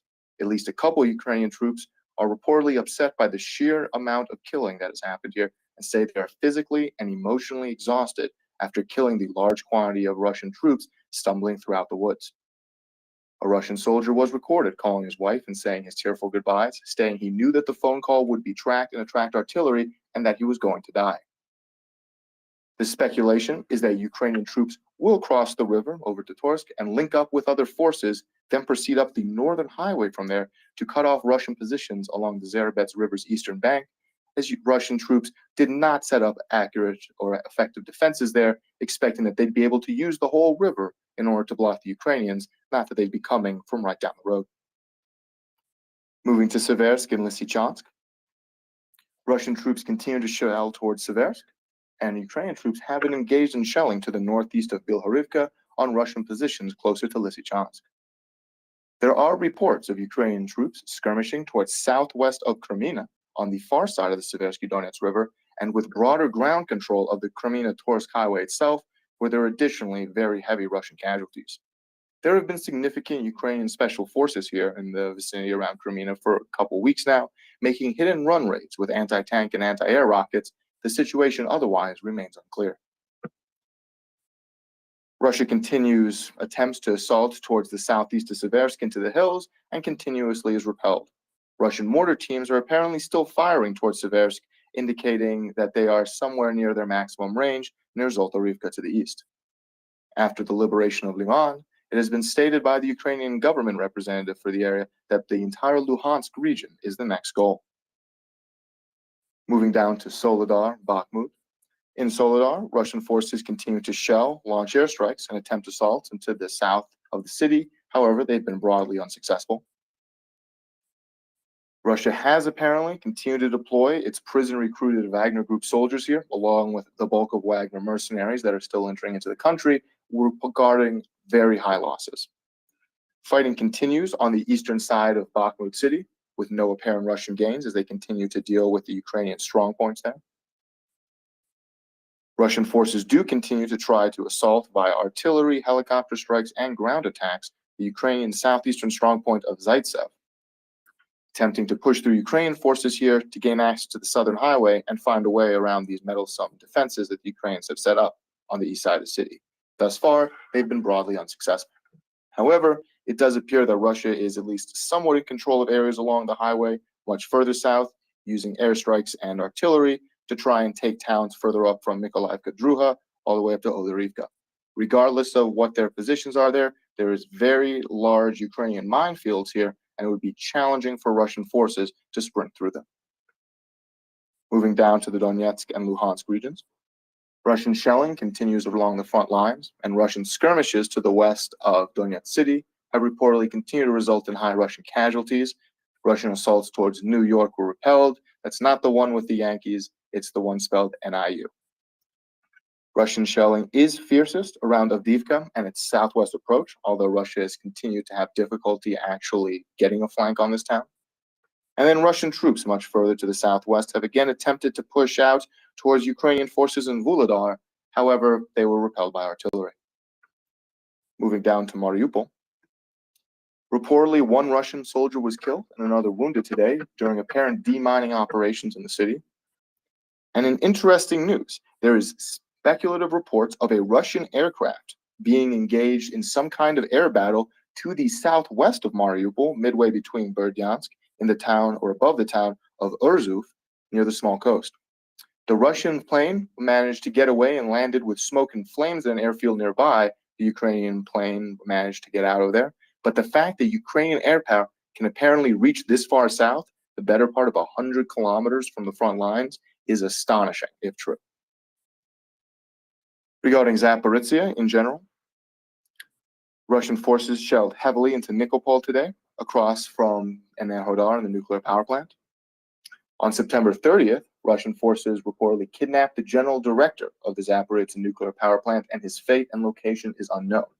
The International Atomic Energy Agency was informed today that the director is, quote, temporarily detained. There continues to be heavy increase in forced mobilization in the south, and interesting Russian behavior, including a apparently concerted effort of Russian troops just cutting down large quantities of tree limbs and then leaving them on the ground. So they might be for firewood come winter, they want them to dry out, to clear positions for firing artillery or mortars, or even to improve radio communication and radars. But this is happening numerous locations across the front, and it's very unclear. Russian forces were seen bearing a huge amount of sea mines overlaid with detonation cord to the north of Kopan, near the Ukraine positions and general grouping of forces near Orikhiv. It is unclear why Russia would be doing this. Speculation is that this could be some kind of attempt at an IED. It's very unclear. And Ukrainian forces near Vuhledar may have withdrawn from their assault down to Jehorivka, or have been forced back, given that Ukraine, or rather Russian airstrikes and artillery strikes have moved further towards the Ukrainian lines than they were the day before. With that, we'll move to Kherson. Russia attacked Mykolaiv city overnight with suicide drones, with 6 strikes hitting warehouses and administrative buildings. Official news from Kherson has been diminished over recent days, although Ukraine has come out and said that they are attempting goals to restrict Russian movement and damage their supply hubs. There were 6 Russian airstrikes over the last 24 hours. Ukraine launched an unknown number of airstrikes and missile strikes today, as well as 230 artillery strikes, primarily targeting 4 Russian command posts, 4 grouping areas of troops, and 2 supply hubs. Russian losses are also being investigated. To the northwest of Kherson city, shelling continues on both sides of Kiselivka with no apparent change. Russian shellings and airstrikes continue around the Inhulets River crossing site, where Ukraine has its greatest gains on the Russian positions, and where Russia has been directing the bulk of its artillery and airstrikes for recent weeks. However, Ukrainian troops here are apparently targeting into Davidi Brid, the large city just northeast from their positions, with heavy artillery and several Ukrainian cruise missiles, in fact, targeting Russian positions therein. There have been some light skirmishes towards the city before, but this may be prep for a larger Ukrainian assault to take the city itself or dislodge Russian forces therein. This would give Ukraine control of the highway leading further northeast and also allow for additional crossing opportunities. Russian UAV recon has apparently grown in the area, and Ukrainian troops are bringing artillery fire to bear on Russian logistics and command hubs. There are speculative reports of a Ukrainian offensive from the northeast along the eastern highway in the direction of Lubmivka and Zolota Balka. Reportedly, a large group of Ukrainian army units pushed towards Russian positions, which have been heavily shelled, as has the further back Russian supply points, for several weeks now.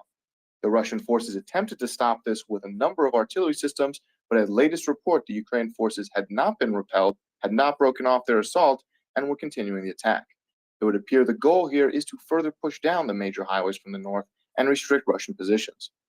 Otherwise, Ukrainian troops continue to target Russian operations and attempts to bring supplies over the Dnipro River. Apparently, the new goal has been allowing Russian forces to actually unload their supplies, put them in a warehouse on the west side of the river, and then hit the warehouse and kill everything at once. Moving down to Odessa, the Black Sea, and Crimea. Reportedly in the Black Sea, there are 3 Russian combat ships with about 22 missiles available for use, deployed off the coast. Russia fired 2 ballistic missiles into Odessa with damage to infrastructure, but luckily no casualties. A Russian combat aircraft crashed in Crimea, and apparently after botching the landing, there was a fairly massive explosion afterwards, making it unclear what the payload was or if it managed to ignite secondary explosions another way. And the German defense minister, Christine Lambrecht, arrived in Odessa today on an unannounced visit.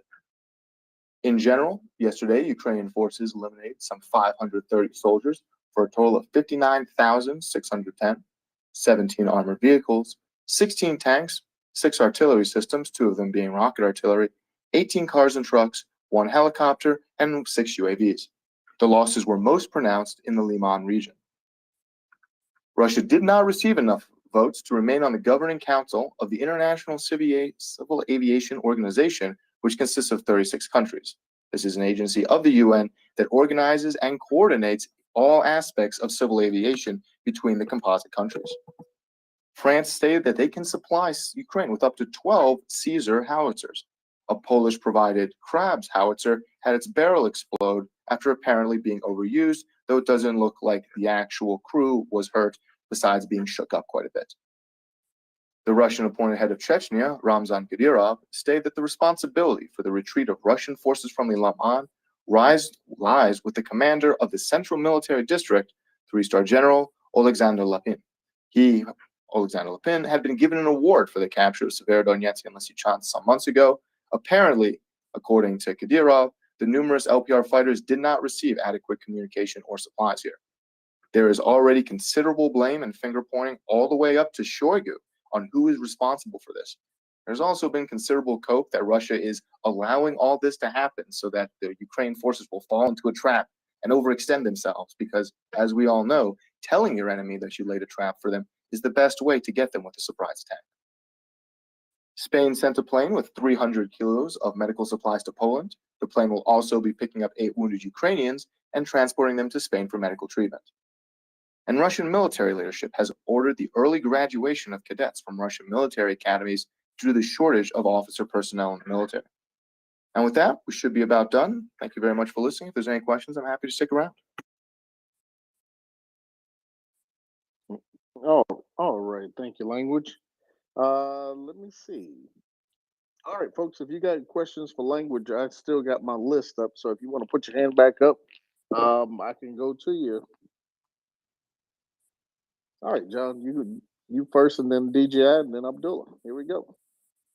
Thank you, Daryl, and thank you, Language, for a wonderful update as per usual. I just thought I'd briefly comment regarding the Ukraine submission of their formal application to accede to NATO. The U.S. government statement saying that they were caught by surprise by the announcement and the submission of that documentation. I would not believe that statement for a heartbeat.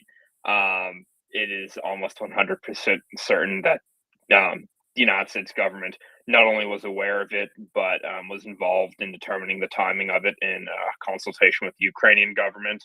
I suspect this is likely the public-facing end of an agreement that has likely been reached regarding certain guarantees of security, likely in regards to Russian threats to deploy nuclear weapons.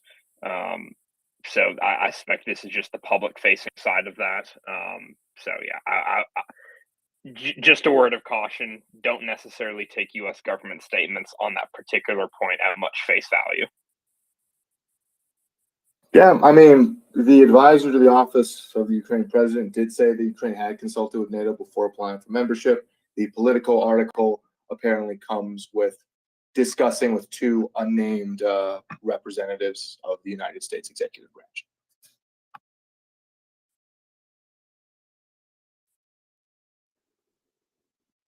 Are you two ready for the next one? Yeah, please. All right. Where'd you go, Robert? Oh no, Di, you're next, and then Robert. Here we go. Thanks for the update, Language. Well done as always. I got 2 things really quick. One is a tool that can help at least Americans put some pressure on their elected representatives to do things to help Ukraine. It's a tool called ResistBot. Doesn't matter your political persuasion. It's completely free. I can post it up in the comments. All you do is you type in your message. It'll send it as an email or a fax to any of your elected representatives. And it went through a update, but I think you can still do this. It would allow you to write letters to the editor to your local papers too. So I'll post that up in the comments. I'll find the link for it, and you can do it straight from your phone. Then I have a tank question, if that's all right. It's been a while, but I was active as a 98 Charlie a long time ago. It seems like the Russians can't even apply their own doctrine with the T-72s. and it's just crazy. I have limited information like all us civilians, but watching this, it's ridiculous. And if the Ukrainians could get some main battle tanks, they would just roll over the Russians like nobody's business. But I'm not up to speed enough on all the dynamics, and I really feel for you guys having to go over the same material over and over. So I don't know if there's a recorded show where somebody goes over the Leopards and all the main battle tanks that are available and the dynamics with it. But if you could point me to that, that would be great.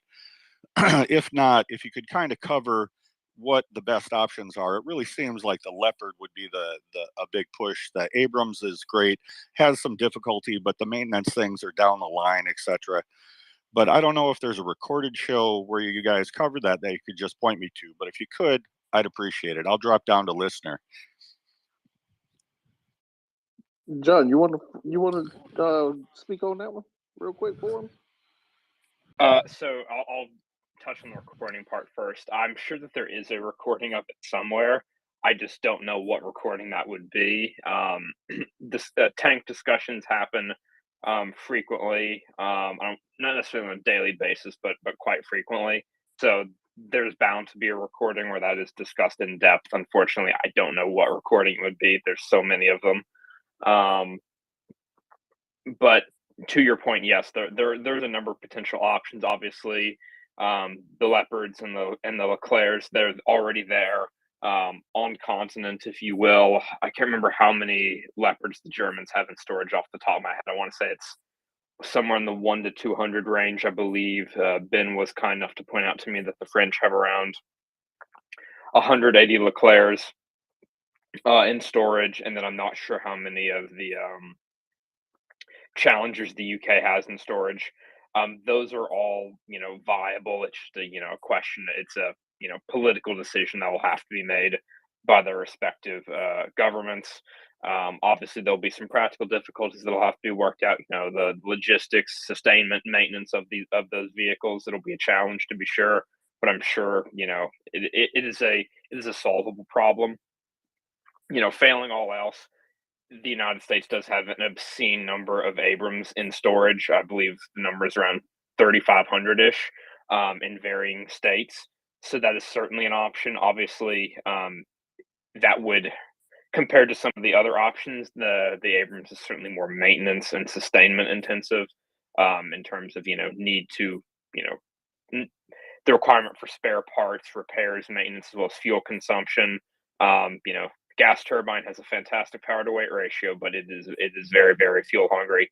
I would note that the Ukrainians are currently successfully operating the T-80, which to some extent, maybe not to the same magnitude, but certainly more than the T-72, is fuel hungry because it has a gas turbine, much like the Abrams, and it does have some enhanced maintenance issues, if you will, and sustainment issues because of that, compared to say the T-72.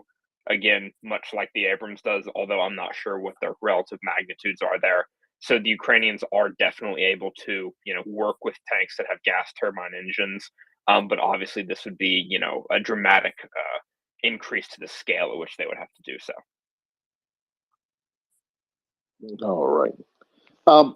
Robert, I've had lunchtime and Abdullah. They've been waiting for a minute to get their questions out. So if you'll just hold tight. Go Robert. for it, brother.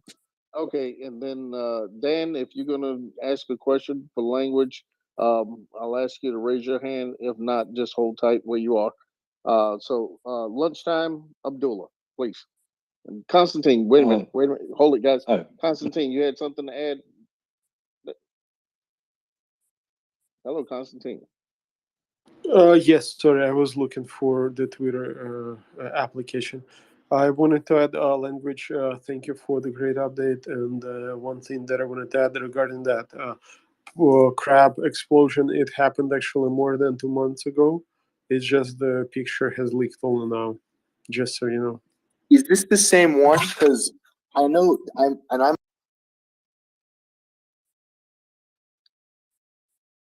I can't hear language. Language broke up, man. I remember the days where Language couldn't get through a single update without his Twitter crashing. Okay. All right. So that crab the one that you're saying, it could be an older picture. So we'll just hold tight on that crab explosion. And then I'm gonna go to lunchtime.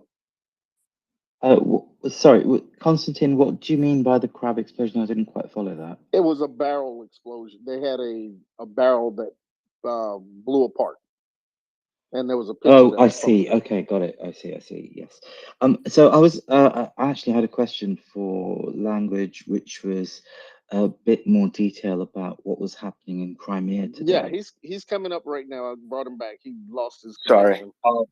I don't know where I got cut off there.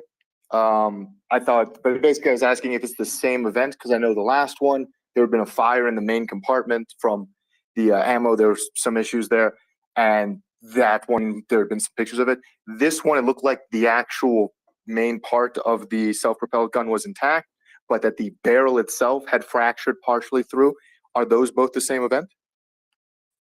No, those are two different events, but both happened a long time ago, not right now. Well, I'm glad to hear that it's just the picture leaked only right now. Well, that's good to know. I'm glad it's distantly in the past.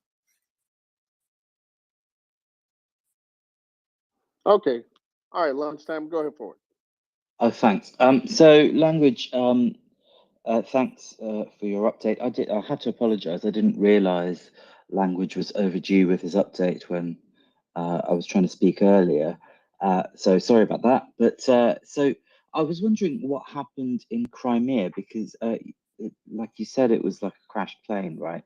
But like I was reading, there were multiple explosions, like 5, I think, or something like that. Do you have? Can you expand on that at all, by any chance?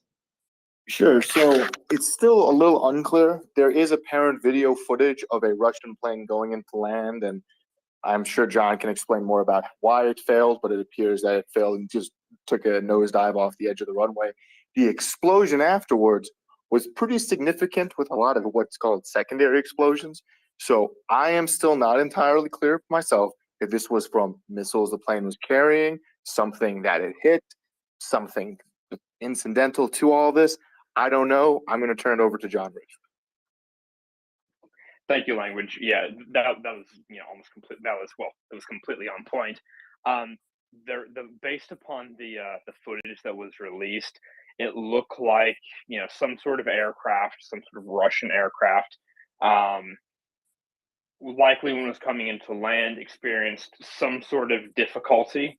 I was talking to a current U.S. Air Force pilot about it, about the video, and what he remarked is that at least typically the most common cause of incidents like this is usually something called hot brakes, where essentially the brake pads on the aircraft, particularly if you are coming into land with too much velocity, those brake pads and the wheels, they can heat up to temperatures about 500 to 600 degrees Celsius.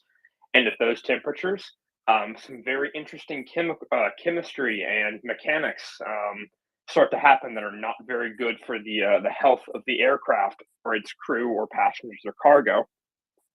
And so they may have lost control, essentially cleared the edge of the runway and immediately plunged off the cliffs at the edge of the runway, and then straight into oblivion from there. The size of the secondaries, though, is quite interesting. They were extremely large, so I would have to assume that the aircraft was likely fully fueled and fully armed. That can be reconciled with the fact that it was likely landing as potentially due to being returning to base shortly after takeoff. It's potentially likely that the aircraft took off, suffered some sort of mechanical trouble in flight shortly after taking off, and was attempting to land back at base to have whatever relevant issue addressed, and then the landing attempt was screwed up and went off the cliffs into oblivion. I initially thought that it would likely to be some large aircraft, say like a Tu-22 or a cargo aircraft loaded with munitions, just based upon the size of it. But if you look closely at the video, what looks like the firing of an ejection seat and the deployment of a parachute can be seen. So that seems to indicate it would likely be one of the smaller aircraft that would be based out of that. So John, airfield, if I can interject, that's really interesting. So I retweeted something. I don't know if you've seen this, and if I was interested in your opinion. I just retweeted something which claimed. Well, it says it has been reported that the crashed plane was a MiG-31 unit cost 57 million USD. So does that fit in with what you think?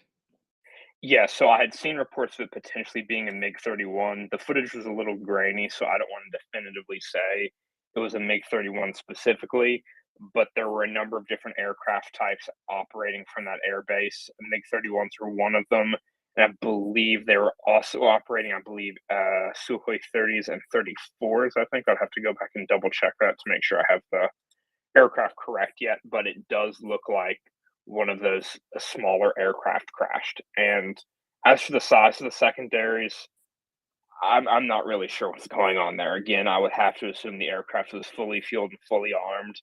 And I don't know, maybe the Russians were storing ammunition on the cliffs and the aircraft happened to crash exactly into those munitions. I don't know. But yeah, I'm the size of those secondary explosions is a little bit of a head scratcher. That's brilliant. Thanks so much. So he came in hot, glazed his brakes over, and went over. The way it sounds, with too much fuel and too much ammo. I don't know jack about planes, but I do know that the MiG-31's whole thing is that it moves fast as hell. I believe it was designed to like intercept cruise missiles, and that the Russians have been using them to carry air-launched cruise missiles, which they've been firing towards all manner of places in Western Ukraine. In your opinion, John, if this was a fully loaded, flight, say coming in from Russia, stopping here for a second and then moving on, or something along those lines, and it was carrying a, one of these ballistic, I think it's the Kinzhal missiles, something like that, and it crashed, could we see secondaries like we did? So yeah, that's definitely a possibility. The interesting thing about the Kinzhal from what we've seen is, to my knowledge, they have not launched any of them from the vicinity of Crimea. They've attempted to carry out 4 launches that we know of. 3 of them were successful, and that they made it somewhere to Ukraine. I don't know if they actually hit their intended targets. The other one was a dud. The missile had a mechanical failure in flight and crashed into somewhere in Stavropol, a city in southern Russia, and I think killed a bunch of Russian firefighters. But my understanding is that they had been launching all of those over southern Russia, in that region. So, I mean, it's conceivable, and I would certainly expect a very large explosion from one of those, from the detonation of the warhead, as well as the cooking off of the rocket, the solid propellant on board. There's also a number of other munitions the MiG-31 can carry. They would all, create fairly large explosions. But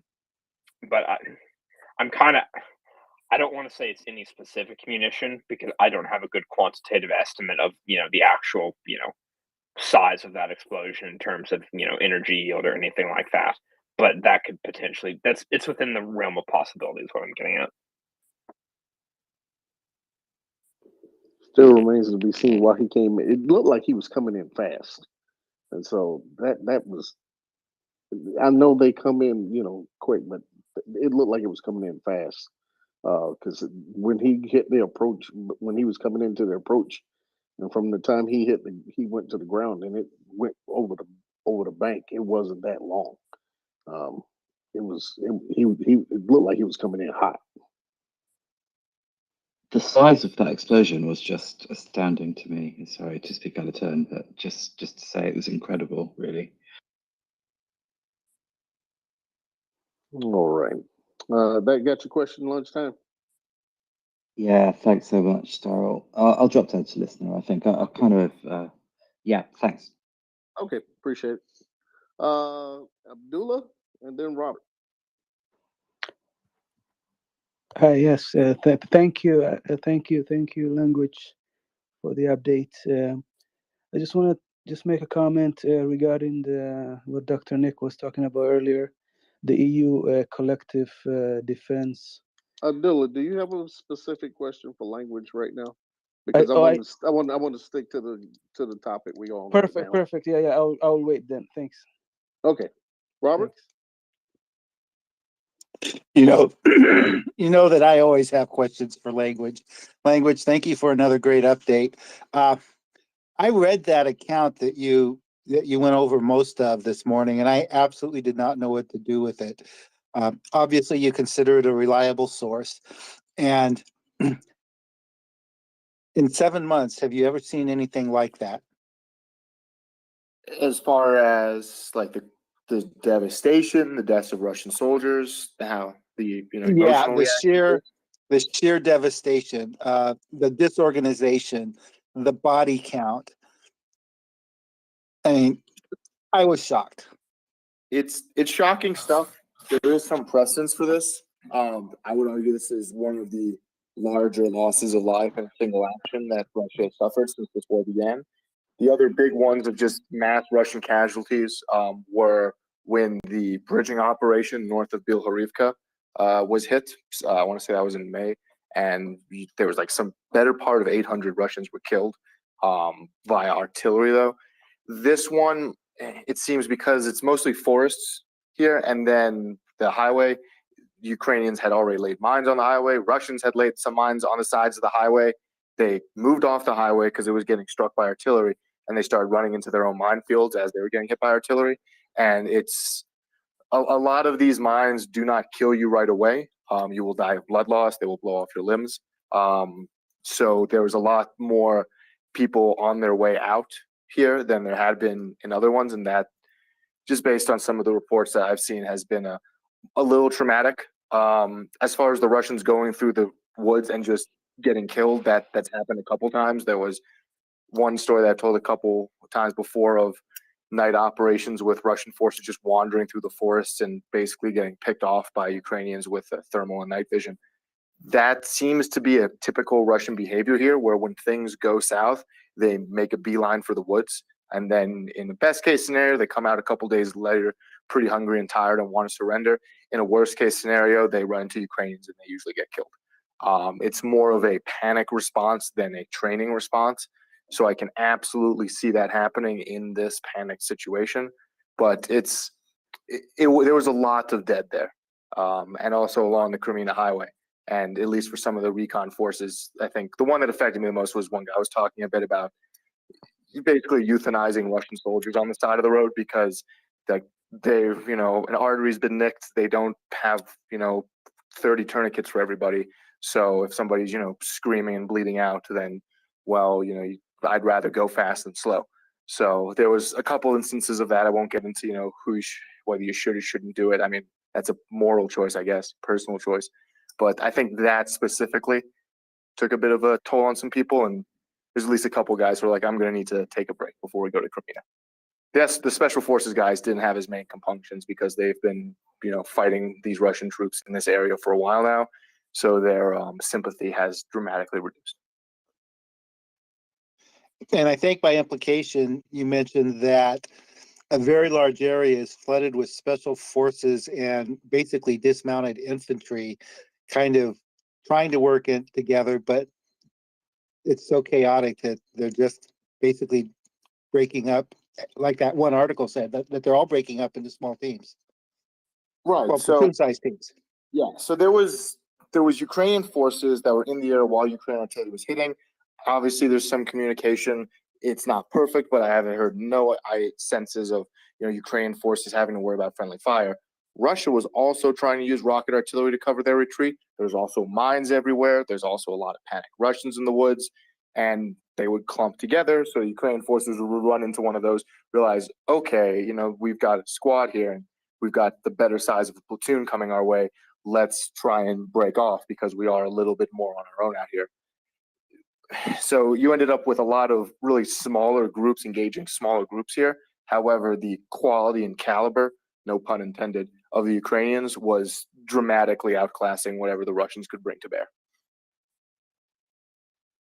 Thanks, and I'll go down now, guys. Thank you. All right, appreciate it, Robert. Let's see. Is Gunther up? Because I thought I brought him up. I'm Well, not seeing Latin. him. Well, Latin, it'll be you. Great, thanks, Daryl. Although I actually had a question for John. Thanks, Language, for the update. Was amazing, but I did have a question for John, so I can wait if that's if you prefer. No, if it's on the topic, if it's Yeah. on the topic, yeah, go for it. Okay, so John, what I'm curious about is if you noticed sometime during the week, a photo that came out of underside view of an Su-27 carrying two harms, and it made me think when I saw that. I can post it later if you haven't seen it, but it made me recall some of what General Ryan had been speaking about during the week, where he mentioned to us that his understanding, what he's getting is, and after his trip to Ukraine, is that the majority of Russian losses are SAMs, and that aerial engagements between the two air forces are not really happening right now. That kind of jives with what I've seen. I had just sort of gotten the sense from the limited photo evidence that the Ukrainian Air Force was probably leaning more to air-to-ground taskings. And the first thing when I looked at the Su-27, I thought, you tell me what you think of this. I thought, well, that's their most potent air-to-air platform, and the fact that they've already successfully put the harm on the 29s, and they're doing it on the 27 now, lends me to think that they're having quite a bit of success with that weapon, and which probably not a surprise to any of us. And it made me think, yeah, they're probably leaning specifically towards that suppression of enemy air defense tasking. So yeah, just any thoughts on that? And I don't know if you had a chance to see that picture.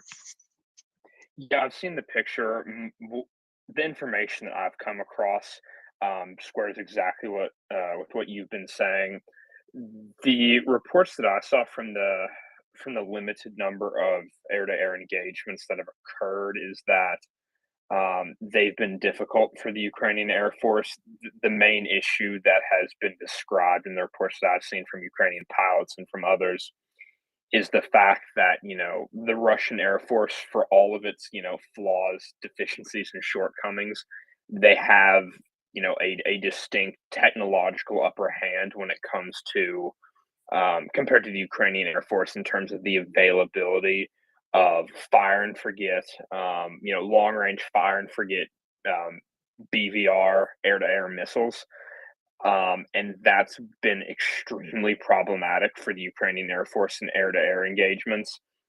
And that's, I suspect, one of the reasons, as best I can tell, why they've been trying to, avoid those, because the fact that the Russian, aircraft can simply outrange the Ukrainian aircraft. The solution to that, are weapons like the AIM-120 AMRAAM, and I imagine it was probably some European equivalents. You kind of get into some pretty fundamental technical challenges trying to integrate those onto Ukrainian airframes. Mainly the fact that I'm not sure that the radars on board the Ukrainian aircraft have sufficiently long range to be able to effectively enable the use of BVR, air-to-air missiles. I'm by no means an expert in this, so if anybody is an expert in this listing, I'd be more than happy to be correct on anything that I get wrong. But that's been kind of my understanding, is that due to this technological gap, they had placed a significantly greater emphasis on attempting to destroy Russian airframes and Russian pilots through the use of surface-to-air missile complexes rather than air-to-air engagements. No, that's great. Thanks for that answer. A lot of interesting stuff there. Just one final thing, Daryl, if it's okay. I know Abdullah is on, and he had been asking earlier. I think it was him that asked this morning about, maybe this was addressed during the day. I was off for a bit, but I believe he had asked about helicopters being used to take down drones. And as far as I know, I'm sure John can probably help out with this one, but as far as I know, that's not really an option. Typically, an armed helicopter, the main gun is primarily, it's not for air-to-air gunnery. And although some gunship helicopters can carry an air-launched equivalent of something like a Stinger.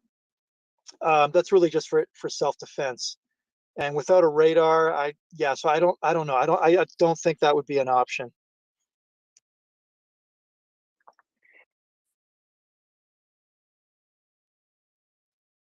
John, if you were talking, you got a muted mic.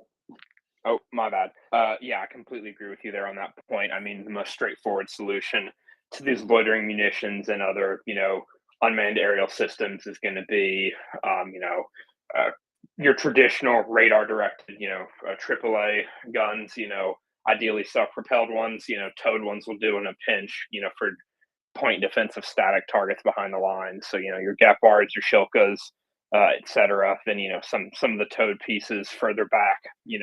If need be for rear areas, and then combined with your man pads, and if necessary for some of the more valuable Russian ISR stuff like the Orlan 10, etc. Then you can start getting into your more longer range SAMs, your Buks, your Taurs, your S-300s, etc. As well as electronic warfare across the whole spectrum as best you can.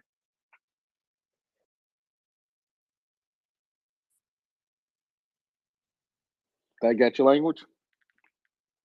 Yeah. I mean, Latin. I'm sorry. Latin. That finished you up. Yeah, I'm good, Daryl. That's great. Thanks. All right. Appreciate it.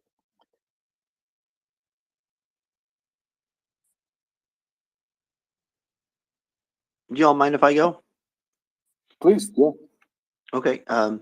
Language. I hate to bring it up again, but you said some civilians were killed, and I missed that part by Kupiansk. What was that? So this actually appears like it may have happened a couple days ago. This isn't the same strike that a bunch of Russian anti-aircraft missiles slammed into a Ukrainian civilian convoy near Zaporizhia, killing some 30-odd people and wounding the better part of 100. This was apparently just east of Kupiansk, somewhere along the Kupiansk-Svatove highway.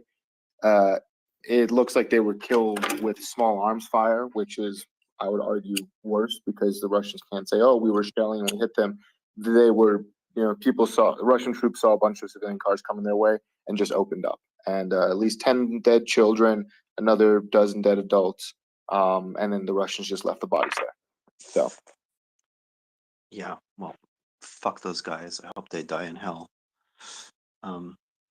Thanks. Yeah, it's hard stuff, man. Yeah, they don't like to take it. They don't like to pick up their dead. They just leave them. There's some pretty gruesome pictures that's going on out there. It's unfortunate because they've done a lot of that in this area, even moving towards Kupiansk. The Russian soldiers have done this a couple times, where if you're a civilian driving around, one of the contacts that I chat with or of, is a person who actually delivers medical supplies and other needed equipment in very dangerous areas that I would rather not go myself. And she had to stop going to some areas because the Russians started adopting a policy that if you drove towards them as a civilian car and you turned around because, okay, there's a Russian tank in the road, they would just shoot you because they figure that you're going to reveal their position or you're a spotter, and they didn't want to take that chance. They started the first couple months of the war, they were doing that more just either to get their jollies out or sort of, in panic. Now it seems like it's just become a leave nobody to talk sort of thing in the past couple months. So unfortunately, this is not atypical for civilian convoys running into Russian military groups that are not expecting them.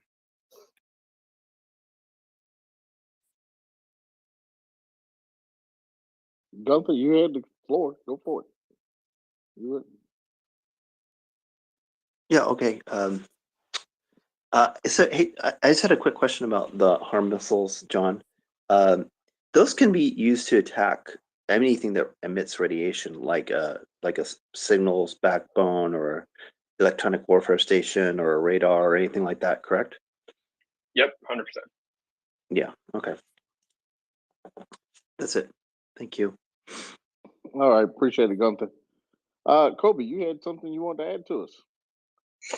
Yeah, just on the topic of the missiles to second what John was saying. He certainly knows a lot more than I do. But my understanding is that equipping Ukrainian MiGs with harms is much less of a technical challenge than it would be to equip Ukrainian MiGs with things like AMRAAMs.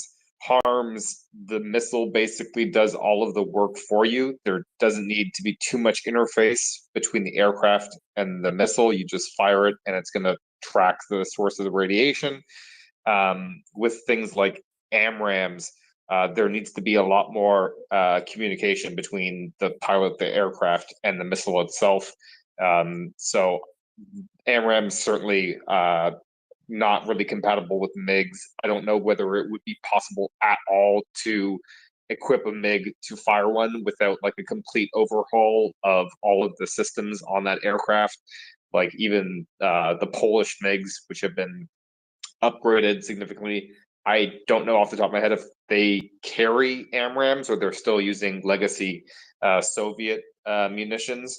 So it's a very significant challenge based on my understanding of the technology to get an AMRAAM equipped on either Ukraine's SUs or MiGs, and the harms were a much less significant technical challenge to make that feasible.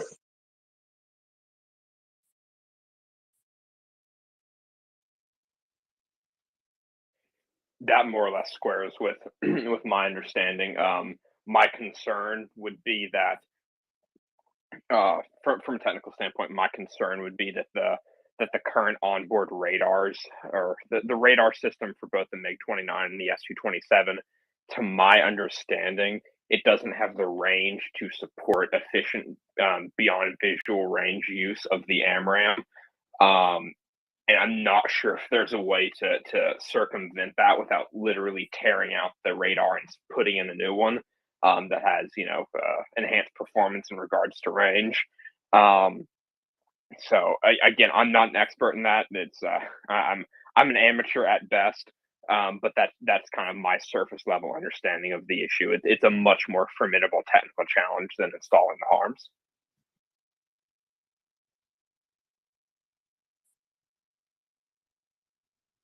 All right, we reached Daytona. Okay, I appreciate both of you guys being here for to deliver on this. Let me see, Debbie, you're next. Oh, is that Debbie? Yeah, it's Debbie. Good evening, Okay. everybody. Thank you, Language, again for an amazing update. I appreciate all the work that you put into all these updates. It's just greatly appreciated by people like myself who try to track it on all day long online and then get to hear a little more detail from you. I appreciate it. But so I had a question regarding the timing on that dog fight that was in the air today down south. And do you know if it's remotely close to the timing of that crash down in Crimea? Could that have been the plane, the one that left on fire? Could that have been the plane that blew up down on the base in Crimea?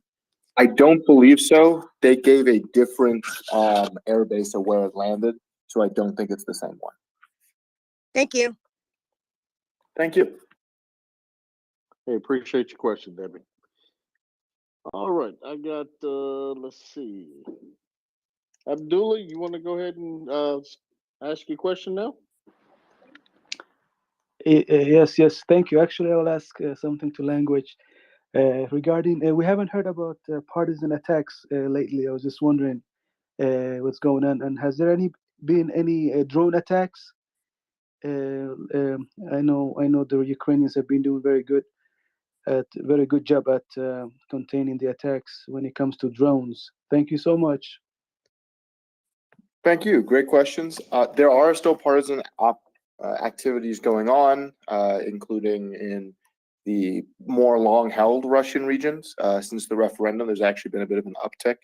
Some of this is more passive, flyers, leaflets, text messages. But if you're a Russian soldier and the cafe you walk by every day now has a pamphlet that says, "We know where you sleep and we're going to find you," you're probably going to get a little unneeded. There's also stuff in the south. There's been a couple IED attacks. There's been a couple targeted shootings. Though there's there's also a lot of other stuff in the works and stuff that's been planned for and prepared for, which hopefully we will see at a time and manner of Ukraine's choosing. And I'll just kind of leave it there. As far as your secondary question, do you mind repeating it? Yeah, it was regarding drones. I know Odessa had some problems Right, earlier right. on. Yeah. Yes, thank you. So the drone strikes do continue. Ukraine has gotten better at shooting them down. They're not exactly an unexpected thing at this point. Unfortunately, I want to say that there were 6 launched against Mykolaiv in 2 separate attacks. The Russians have realized, like, okay, if we send one by itself, there's a good chance of it getting shot down. If we send 3 at a time, it's going to be much more difficult because these things are fairly close to the ground, and so the advance warning on them is not as much. And then there's some other issues with getting it, though. It's still a concern. There's no silver bullet for it, but the Ukrainians are working to find ways to mitigate losses from these, and they've already been demonstrated that they're certainly not, unstoppable killing machines. There's ways to shoot them down. But if Russia throws, 6 or 10 of them at a location, some of them are going to get through. Thanks, Language. Thank you. Okay. All right, Cricket. When you didn't have you came up, you didn't have your hand up, but I know where you are in line. What's your question, man? Hello, Cricket. Going once, going twice. All right, Cricket's Gunther. taxi. I guess he's not there. Yep. All right, Gunther, go ahead. He may be sleeping. It's getting All right. bedtime here on the East. And maybe Constantine, you might have some insight into this too. So in Liman and the surrounding areas, I know Severodonetsk has nothing, but how many civilians are in these areas now? Have they pretty much all cleared out?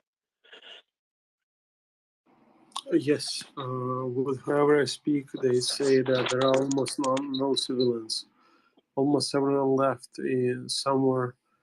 People were running away because when the Russians took those villages, they basically destroyed them to the ground.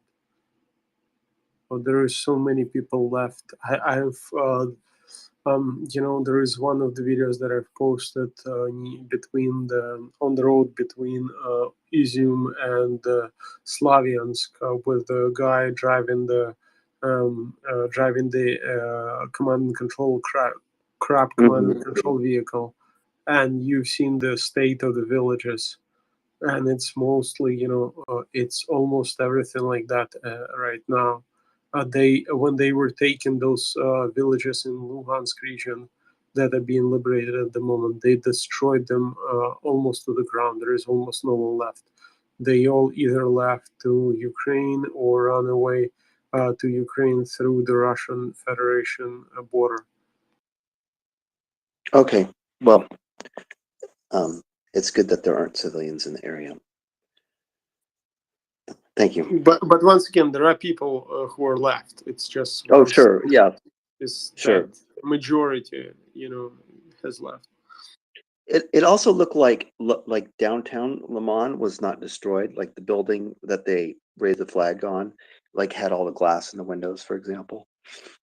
Maybe that's a wishful observation. That is certainly an observation, but it's definitely not something that you can consider to be.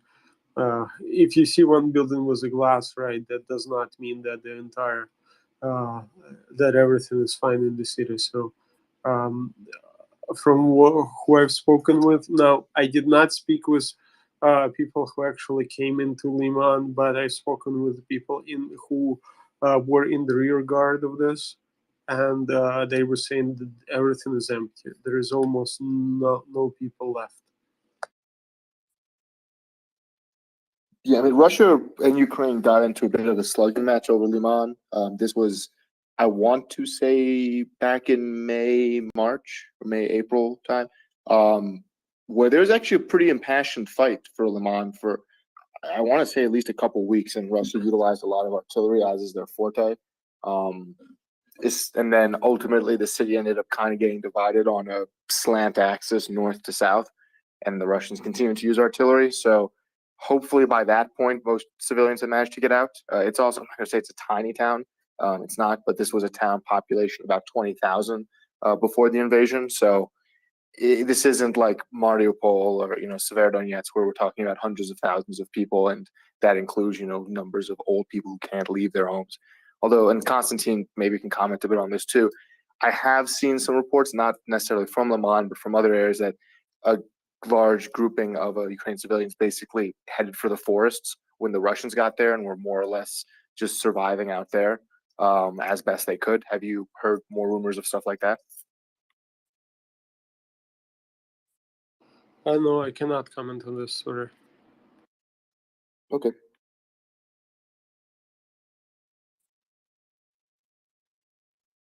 All right. Oh, sorry. No. The last person I got on my list is Frank right now, and then I got Scott that's going to come up. Hey everybody, sorry I missed the I missed the most of Language's update on the military military update an hour Okay, ago. we're not going to start over, Frank. We're not going to No, start no, I over. just I got it up in the net. Yeah, I got the text up there if you want to We're read not through. going to start. just a quick question about if we had any. I heard about 1,500. I think from the Ukrainian Defense Ministry, I think I heard about 1,500 KIAs in Liman, and I was curious if we had any idea about POWs and also captured kit. I suspect it's a lot. The Russian soldiers had managed to bring in at least some wheeled vehicles, trucks and whatnot, and troops into the city less than 96 hours ago. So they abandoned a lot of that because apparently they weren't interested in driving back across the minefield road that was getting hit by artillery and rockets. Surprise, surprise. As far as equipment otherwise, I don't think we're going to see quite the same amount of stuff that was in Balaklia. They're used for two different purposes, if you will. As far as the 1,500 KIA and wounded number, I actually may have missed that. If you don't mind sending me a link to where you saw that, because that doesn't seem like an entirely unreasonable figure, to be quite honest. It's a massive figure, but it doesn't seem outside the realm of possibility. We know that there was somewhere between 2,000 to 4,000 Russian troops there, so you could probably say maybe a third of them got out. If you say a third of them got killed, and then hopefully another third got captured, that would be phenomenal, because the more POWs that Ukraine has, the easier it is to trade them for Russian POWs, or for Ukrainian POWs, I should say, and then affect that. So if you don't mind shooting me a link to it, though, I would really appreciate it. Is it just on the Ministry of Defense's Facebook page? Or? I think it was a tweet I saw a couple hours ago. So I will dig it up and send it over. Thank you. Thanks, guys. All right, thanks, Frank. I was just busting your balls there. All right, Scott. You want to try your question now? Hello, Scott. I know it's been a minute, and I hope you ain't fell asleep on me. Oh, sorry, Daryl. Wasn't me. I'm making dinner and listening, so I'm not sure whether. Okay, so you maybe have your hand up mistakenly. Okay, not a problem. Yeah, I don't think it was me. I wasn't even touching my phone. Okay, well, what I'm gonna do is if you would just drop yourself back down to listener, and that way I can keep the panel free for folks that want to ask questions, if you don't mind. All right. So going along, Dr. John. Good evening. Good evening. I just want to say I'm a big fan of the show. The space, my first time ever using this. So thanks for letting me talk and ask my question. Basically, mine's really simple. I just want to know if you guys could just explain to me the process of like clearing a city like Liman, what goes into that, and how long that takes, how many troops it takes, and maybe, is it like, do they go in like kind of SWAT team style very thoroughly to every house? How do they do it exactly? Thanks. Well, I can tell you this as far as troop strengths that's going to be something that's kept under wraps with the Ukrainians themselves. Um, so as far as the actual numbers, you probably won't get the numbers you want to hear here, because we are going to let them keep that to their operational, when they're doing their operations, how they do that. But language, go ahead. Yeah, so we have a couple really phenomenal experts on this that come through every so often. Major Giroux from the Canadian military and Colonel Spencer from the American military. Both have written a number of fantastic articles. I encourage you to look them up. I want to say that it's the Institute for the Study of War has quoted them, as well as many others. They really do paint a great picture. These guys travel the world looking at urban combat. Now, and I'm sure I'm forgetting something. To my knowledge, though, we have not really seen Ukraine trying to take a city that the Russians are trying to defend as of yet. We have seen a lot of urban combat in cities where there is attacking and defending, and that can have things applied broadly. But it is a challenging, bloody affair. You need more troops, you need vastly more ammunition, and you'll expect to take more casualties. The biggest difference is just that the Ukrainians have been trained in how to do this, especially certain units are on the defense, and so they can move around the urban space much more fluidly than the Russians can. The Russians tend to, at least from stories from Rebroadcast and Severodonetsk, they like to stay by their vehicles. So if you're in some post-Soviet country, a lot of apartment buildings, generally, 4 or 5 stories high, you do have these sort of narrow lines, right? And the Russians will get their armor, and then they will let the armored vehicle go in front of them, because of course, why wouldn't you? That thing could take a few bullets. However, it's supposed to be the opposite, because then it just takes a Ukrainian with a rocket launcher in one of those many buildings, and now your armored vehicle is on fire, and you're getting shot, and you don't have support. That's happened a lot. The Russians attempting to support their units in these tighter urban battles, where it may be over a block or over an apartment block, that artillery advantage drops very rapidly, because the Russian artillery guns are simply not as hyper accurate. So there's been at least a couple instances of Russians getting hit by their own artillery that they called in, because they ran out of the building to another street, and the Russian guns were just so wildly off. We could talk a lot about it, but the Ukrainians have trained in this. Frankly, at least there's a couple units. One that I big fans of, and I think always deserves a mention: the National Guard's 4th Rapid Reaction Brigade. You might know them from some hits as defending the Hostomel Airport, Severodonetsk, Rubizhne, Popasna, a few other places.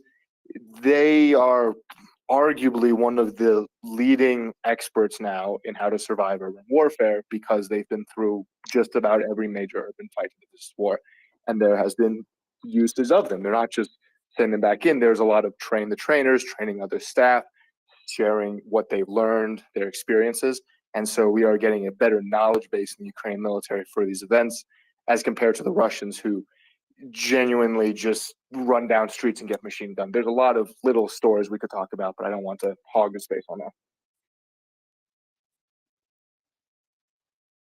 Does that kind of answer the question? Excellent. Yes, thank you very much. I'll step All right, down. appreciate it. Yeah, John, you want to add something to it? No, I had my my hand up for something else. Language touched on all those points very nicely. Okay. All right, Latin. Hey, thanks again, Daryl. Just a quick question for everybody. With the action that we've been seeing in Lyman, and which appears to be now moving east, I had picked up today on Twitter Polish and Ukrainian sources that were indicating that the Ukrainian Air Force has been quite active in some of that action. I'm just wondering if anybody else has picked that up. I imagine it would be similar to the kind of work that we've been talking about, that leaning towards support of the ground forces. Just wondering if anybody else had heard that. So there's actually video evidence of Ukrainian forces conducting close air support, which is a major step, right? Because if you can fly your planes over the enemy or very close to them and hit them, rather than doing what a lot of sides in this war have done now, which is staging missiles from longer distances, helicopters from longer distances, because you are worried of being shot down, then it indicates the enemy is not good at controlling the skies. And there's at least one video of 2 Ukrainian fighter jets streaking over a Russian position and bombing it. That is significant in that it can even happen, given Russia's, at least on paper, advantages in the air and, air defense range. So those are all very good things. There was, and I'm still not sure how exactly it's playing out, something of a tug of war in the south around Kherson. It may be happening other places, but there's a lot more information that you can get from the Ukrainian Southern Command, so it's easier to track, where Ukrainian airstrikes went up pretty dramatically. They were up, about 30 a day, 20-something a day, and then they dropped very dramatically down to the low single digits, and the Russian airstrikes went up, and then the seesaw balanced itself back out, and now we're, roughly some double-digit Ukrainian strikes, some low to middle single-digit Russian strikes, which I'm using to try and indicate some level of, who controls the air there. But it does seem that Ukraine, despite all the state advantages that Russia should and could have, especially in the south near Crimea, is still very much in the air game. Does that kind of answer the question? Yeah, the video you're referring to was a very interesting one, shot from looked to have been shot from a drone, and they were Su-24s, which is it's a more valuable, I think, air-to-ground asset than the 25, and they were down treetop, and they were dropping high drag bombs, just unguided high drag bombs that appeared to hit a target in a forest. Yes, some of the analysis I was reading about that was that it showed, like you said, great confidence in at least something. I think we've bounced around this term before of kind of approaching air superiority in certain sectors when they want it, and that would seem to be the case. And the only thing I'd add is that there was also another image on Telegram that came out of similar weapons. They use exactly the same ordnance as the Russians, being loaded onto an Su-34. And that was interesting because that's an extremely valuable asset to the Russians, and they definitely do not have air superiority. So the analyst that I read indicated that, well, that shows that they are, desperate is maybe too strong a word, but that they are certainly willing to take more risk and very focused on trying to hit the Ukrainian ground targets by risking an asset like an Su-34 at low level. Right. Let's go to John, if that makes sense. I mean, the only thing I know about planes in the Russian military is the Su-25 is heavily armored and it's designed for shooting things on the ground, and then MiG-31 goes fast as hell. And beyond that, I think John is far more of an expert than I. Well, I don't have particularly much to add to that. I have a passing interest in the aerial aspect of this war. I don't really have any. In other words, I'm an amateur. I don't have any deep, profound knowledge of it. So, you hit all the points probably better than I could.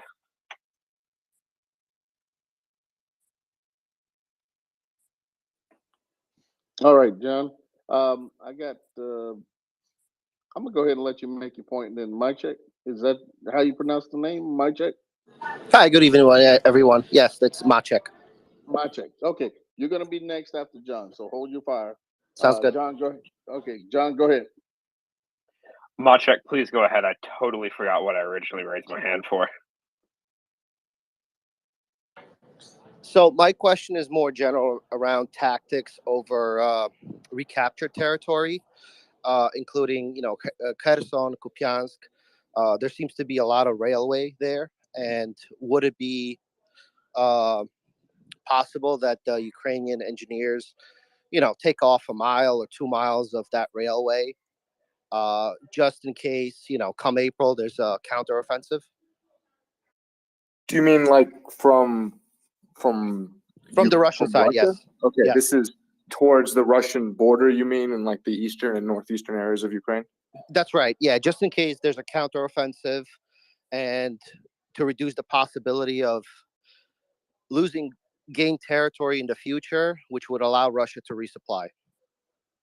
That's All right. certainly a possibility. I think a lot of what the Ukrainians have already done is detonating bridges, because Russia has a whole section of their military designed towards, maintaining trains and railways and what have you, because Russia is a big country. That's how they move things around.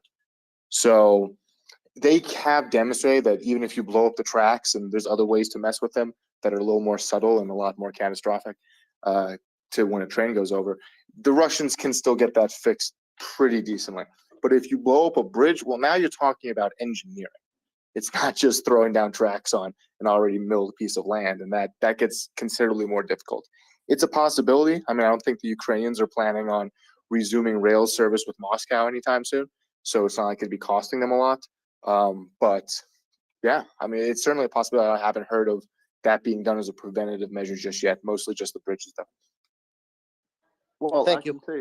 I can tell you this: the Ukrainians are doing some switching over to the standard gauge in a bit of their railroad. So it may not be too long before some of that, if they continue to do what they have been doing. They've in the West, they have managed to change over a lot of the rail.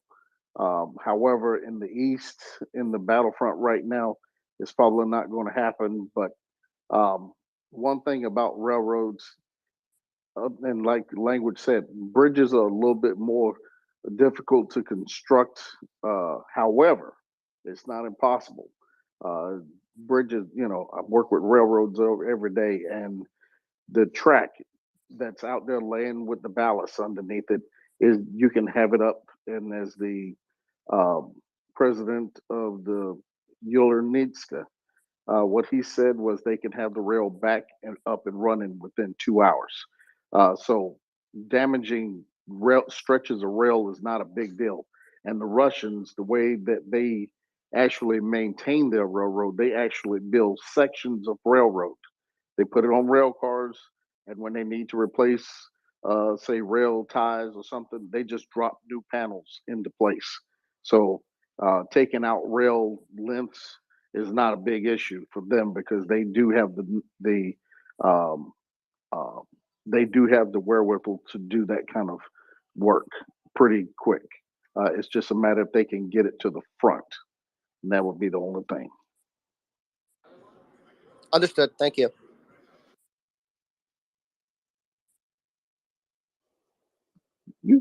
You got that hand, John? You got that hand raised again.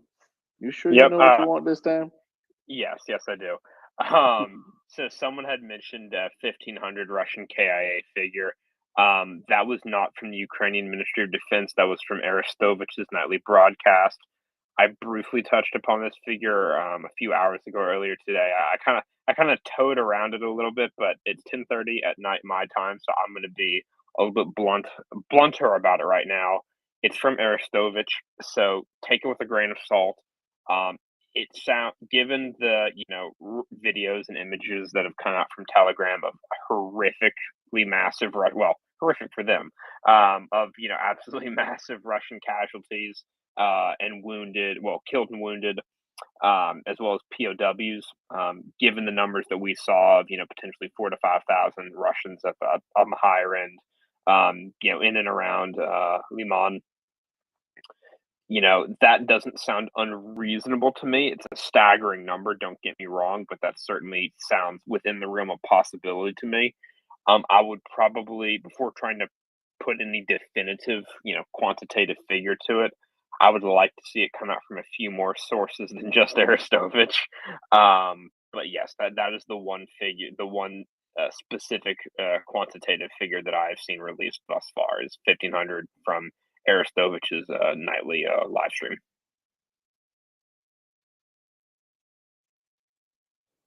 All right. Well, we almost got nobody up. Gonna have to hear me sing and dance for everybody, won't you? Let's not go there because I'm not for it. It's all good. I got a couple DMs from people. If that works, we can kind of run through them. Sure. Yeah. And then I got Catherine after. I'm gonna let you go through a couple of them. Then I'll bring Catherine up and she can ask her question as well. Go ahead, language. No. Go ahead with your DMs first. So a question was, what happens now after Liman? Well, this is a lot more hypothesis and supposition, but the Ukrainian government, or at least the representative Sergei Haidai for the area, who is sometimes a little bit optimistic, but he's generally on point. Has said that the next goal is all of the rest of Luhansk Oblast, which would allow Ukrainian forces to basically storm up the east bank of the Zerbets River. Again, it bears repeating, the Russians originally planned, after they got their asses stomped to the west near Kupiansk, that, okay, well, we'll pull back to Zerbets, we'll have a river between us and them, they'll give us some breathing room, we put artillery on the east side, and we shoot them until we figure out a better plan.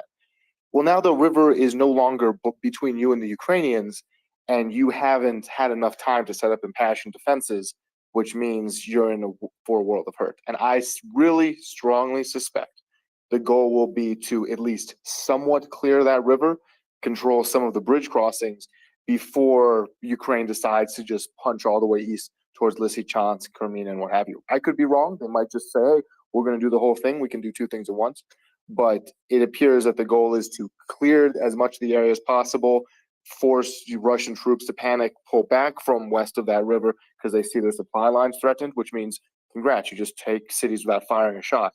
As a result, less casualties, faster speed of movement, all those good things.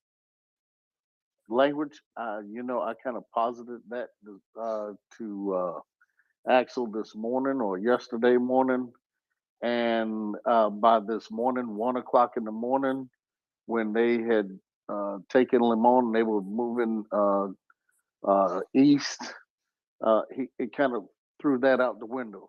It's like they got Patton's ghost with them, and they're pushing forward, and they're going onward and upward. So I think there's logistics lines not being strict. They don't seem to be worried about logistics lines at this point. Because they have, I guess they not having a new conscription, they may have enough follow-on forces to keep them well supplied. So that's just all I have to say to it. But that was just something that came out between our conversations earlier this morning. That's good to know. It's good to know that I'm in good company and repeating, the words of my betters, to be quite frank. All right. Let's see, Catherine, then Frank, and then I'll go to you, Jens. Am I on? Oh yeah, okay. I couldn't find myself in the group there. Yeah, I have a comment and then a question. The hardest part for me to listen to was when Language was talking about the casualties coming into Lyman and the man on the phone with his wife. I'm a professional nurse, so I tend to think about when I hear about, when I hear the reports, I tend to think of the casualties, the human suffering, the people who are dying because they're not getting the medical care that they need. And I'm not thinking about, well, he's Russian, so let's not take care of him, and he's Ukrainian, so let's take care of him. I tend to think about everyone is subject to this horrible war, whether they wanted to go to war or not, and they're all human beings. And I think I appreciate all the technical information because it helps to balance out my understanding of war in general. But I, for myself anyway, I can't forget those people suffering horribly during the war. My question is, with the Nord Stream 1 and 2, what exactly is funding the Russian side of the war? With the Nord Stream, with the loss of revenue from Nord Stream 1 and 2, as well as, heavy sanctions from countries throughout the world, where are they getting their money? And is this the reason why their artillery is such in bad shape? Or I don't know. I was just curious. I suppose I could Google that, but No. Okay. Here's first thing. With the Russian wounded and dying, the Ukrainians, if they have people that are that they can save, they are doing their best to save. However, there are others that they are not going to make it, and Right. it's hard to make that choice. Right. It's not so hard to make that choice, but if the guy has a broke leg, okay, you can save that guy. The guy that's bleeding out, there's not much you can do for him. Right. So they have to make those battlefield decisions. Yeah, and I'm sure the Ukrainians are well And trained to their make me- those yeah, decisions. right, and their medical staff are out there to aid the wounded because they are now POWs. They are doing what they need. They are doing what we would expect from countries that are abiding by the Geneva Convention to do. That's So, good to know. Thank you. they are doing what they need to do. As far as the pipeline, Russia the pipelines have been shut down for for almost a month or so right now, or better. And so there was no revenue coming from that in particular. The only gas that was in the pipes was enough to keep the pipes from there being any implosion of the pipes, or they have to keep a certain amount of pressure because it being underwater, you don't want water intrusion, so they have to keep a certain amount of pressure on those. So that's the gas you saw escaping. They're getting their money through the black market. Okay. And I think Kobe wants to say more about that. Go ahead, Kobe. Thank you. So Russia is still exporting energy and other products to China and India and other countries around the world. So even though their trade with Europe is severely diminished, they do still have sources of revenue. But Russia also has less expenses than any normal Western army would, because they don't pay their soldiers the same sort of salaries that Western militaries do. And there have been a lot of reports about people not getting what is owed to them under their contracts. And obviously there's a lot of forcible conscription and mobilization undergoing, and it's very questionable whether these individuals are going to be paid for their service in the Russian military. So they don't have the same expenses, and they do still have sources of revenue, and their stocks of equipment are still very vast, even if most of the things are probably in pretty bad shape. They have a lot of reserves of ammunition available to them, and most of the defense industry in Russia is effectively state-owned or state-controlled or state-directed through one way or another. So they can continue to produce so long as they have the requisite inputs, which they do for more basic things like small arms ammunition, whereas they don't for things like fighter jets. So they're able to sustain their war effort, even though they are under considerable strain from economic sanctions.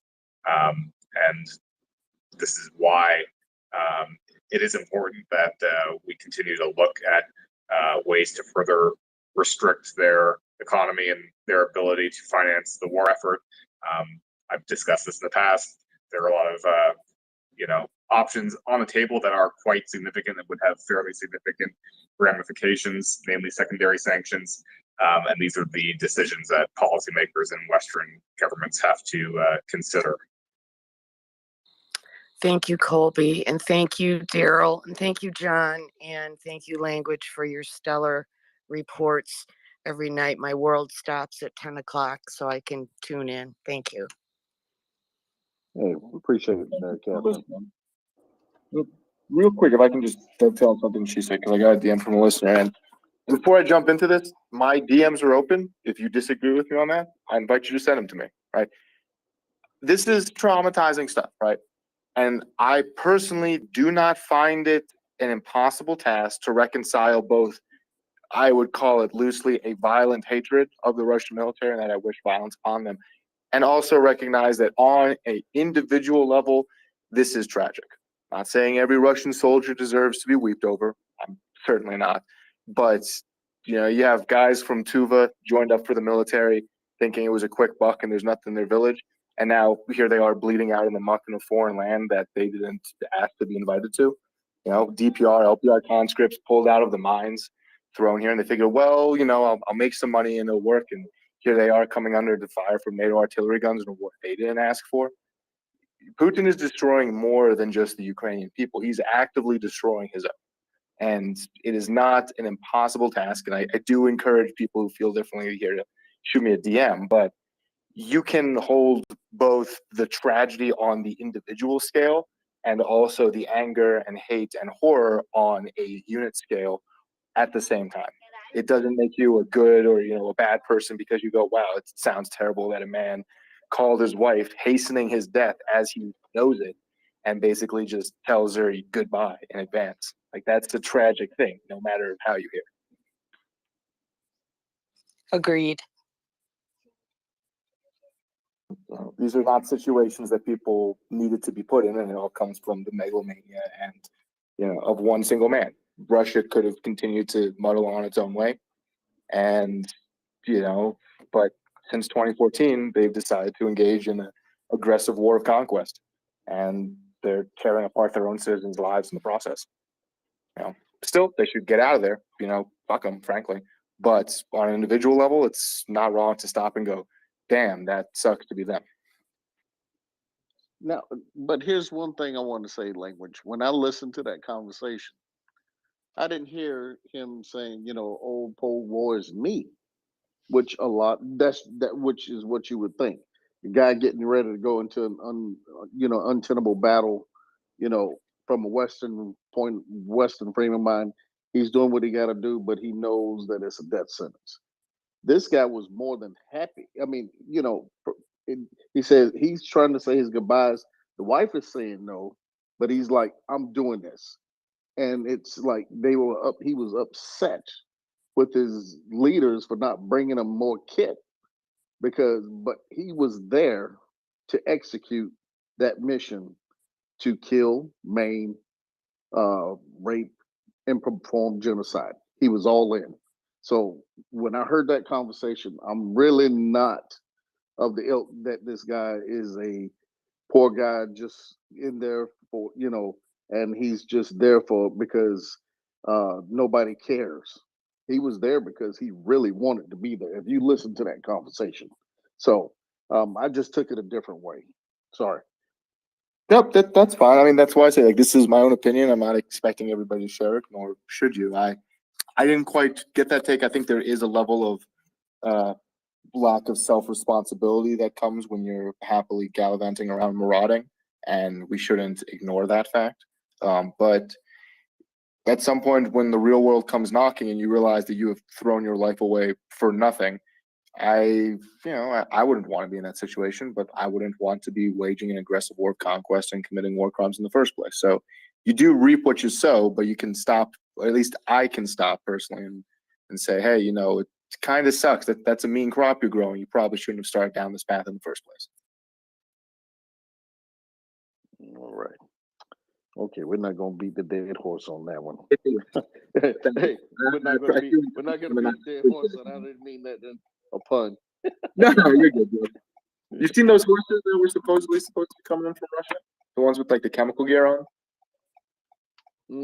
Wait a minute, you talking about the horse? The guys on Yeah, the horse?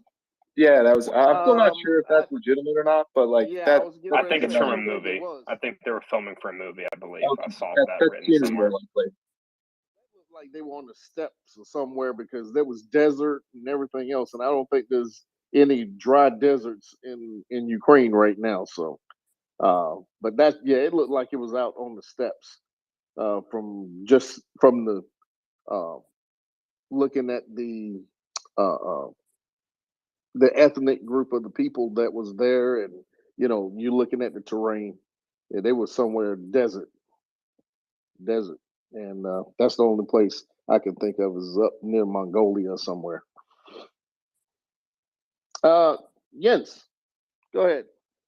Yeah, thank you for the update. A few days I tried to articulate something for you that I couldn't really grasp around. But I think you talked tonight about how it seemed like Ukraine are clearing up to the border, right? Yes, from the Osco Riverside, it appears that the goal is to clear up the highway to the border. Again, there's other options they could choose, but it does appear like they want to clear the east bank of the Osco all the way up to the Russian border. There's a couple towns between them and that, about 20 kilometers worth of stuff. It's really just a whole collection of small towns, all basically right on top of each other. But that's my projection. I could very well be wrong, but based on the direction they're moving, I suspect the goal is to at least stop any Russian forces coming in from the border, clear that area enough to put TDF forces, border patrol, whatever there, and then they can be a little bit more comfortable in moving east. Okay, I guess my question is that is the border considered somewhat less risky, like that the fighting is going on in occupied territory, but when they clear up to the border, they can they don't risk attack from the Russian border, or the risk is lower. I would say it's lower, given the historical precedent here. There will still be shelling from Russia. Ukraine can and has responded to that with shelling of their own, much to the Russian chagrin. But what we have seen in Sumy and Chernihiv and Kharkiv, even in Kyiv for a while, is that the Russians are more happy to sit on their side of the border and just shell across it. I say that knowing, again, yes, there was an assault north of Kharkiv today, an assault attempt, but those are very few and far between, especially because the Ukrainians are fairly rapid in bringing their border police to the area, setting up minefields, the whole 9 yards, at which point it's, hey, you can come in here, but we're a lot more, ready, willing, and able than perhaps we were on February 23rd. So, and the Russians are a lot less ready, willing, and able than they were on the 23rd too. So I think it does reduce the overall fear and concern in the area because you don't have to worry as much about Russian ground forces running around. It doesn't make it perfectly safe, unfortunately, but it is an improvement, and you probably wouldn't want to leave all of that space directly connected to Russia if you are going to go deeper into the Russian lines, because it does open up the possibility of Russia trying some kind of flank attack, if that makes sense. Yeah, it does. Thank you. All right. Let's see. Alex Cavatelli. Good morning. Here it's about midnight, but good time of wait the a minute. day. That's right. You're in Canada now. Yes, That's yes, right. I came back. How are you? Doing well, Alex. Yeah, it looks like we're all waiting for this news from Liman and other places, and looks like we're not disappointed, and hopefully more good news will be coming soon. Guys, I am all for good heart and a world, everybody living in peace, happily thereafter. But things may get worse before they get better. I mean, for Russians at least. So, yeah, I'm looking forward to hearing more news. And I do like what I'm hearing. So maybe that's not very humanistic, Eucharistic, or whateveristic, but yeah, that's the way, unfortunately, I am. It's entirely reasonable, brother. I'm not going to say that I, bawl out my eyes here every time I hear, but there's genuine times where, and, especially I was in a talking a group that really shouldn't have been in, that was very much DPR, LPR apologists around the time of Rubizna. And I was a little mean and a little cruel in the statements there, especially, hey, here's radio messages of one of your guys dying. Sucks to suck, doesn't it? That's not exactly humanistic either. So yeah, I'm very much, guilty of the same thing, but I think it's a reasonable emotion. Hate and anger is a reasonable emotion against a group of attempted genocidal terrorists, frankly. No. There was footages of Russian bodies like left behind. This is still, very cynical and very disgusting. The fact that they do not bother to take the bodies with them. Pigs are eating these bodies. Dogs are eating these bodies. They are like rotting. It's really appalling. I do not know how these people do not want to hold anybody responsible for this. If anything, these people were sent, they fulfilled the orders, and whatever them Russian government is,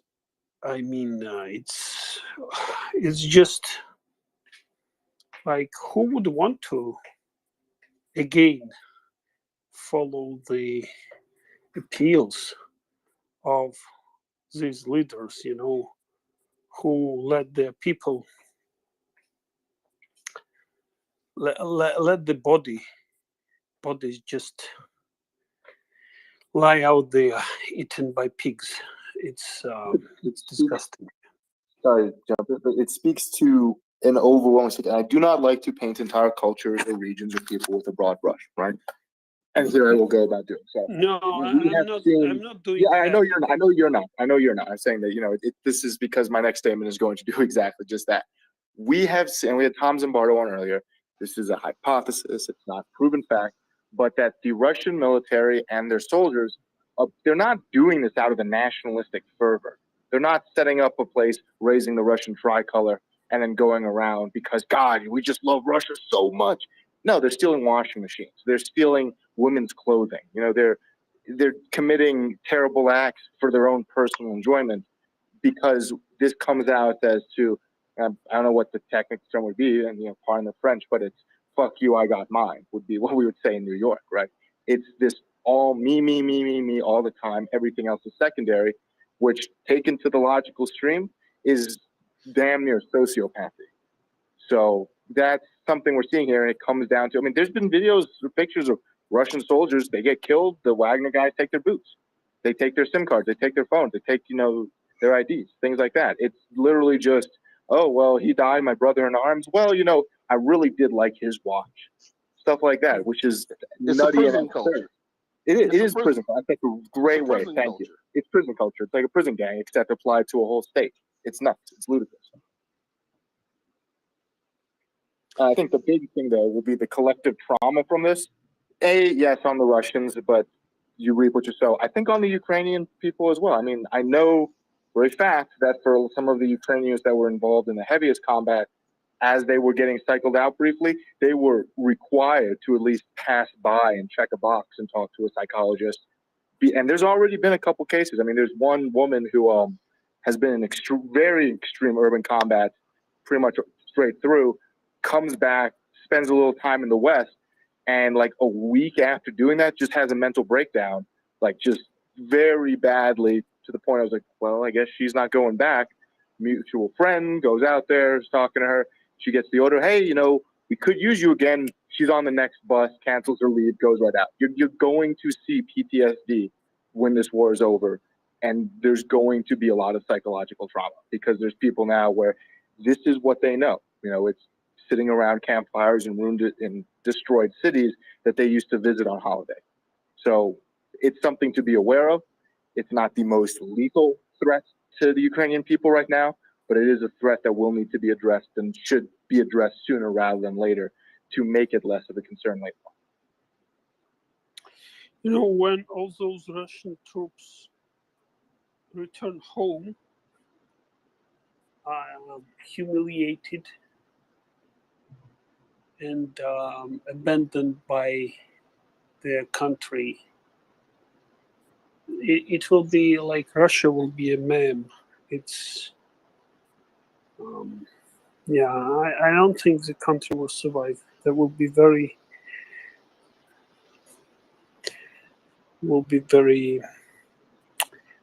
it will go through very difficult events. And I do not know if you guys have had chance to read Putin's speech, like who would do that.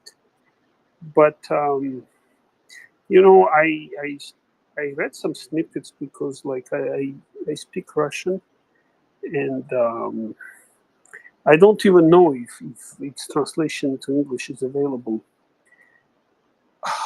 You know, if there was a contest of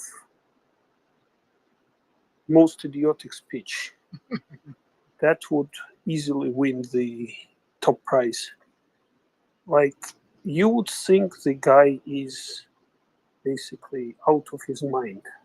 But really, like, he was talking nonsense. Like, again, I've never heard any, like, if there was contest of, like I said, most idiotic speeches, that would win top prize. The only place, though, you know, where you would really start to question, okay, he's not probably that crazy. He just wants to be seen that way. Like he was saying that the West is attacking by their, did he say word killing or something? Our philosophers, he said, and then laughed. Like he barely was able to quell his laugh. Like he just said word Russian philosophers and started to laugh. And I don't know what he was referring to. Probably that, you know, that thing with Dugin's daughter who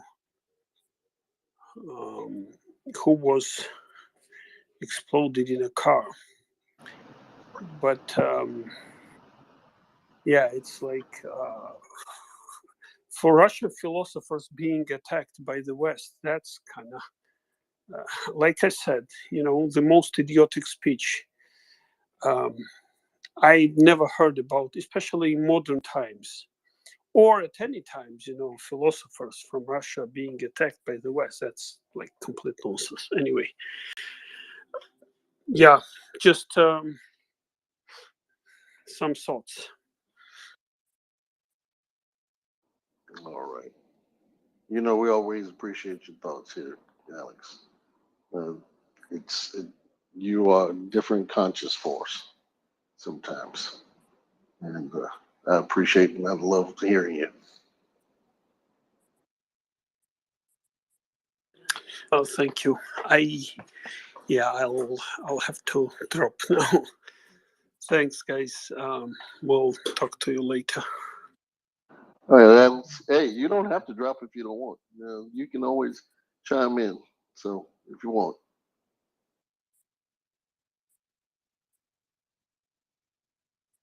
All right. Let's see. I got Frank, then Donnie, and then Brad. Go ahead, guys.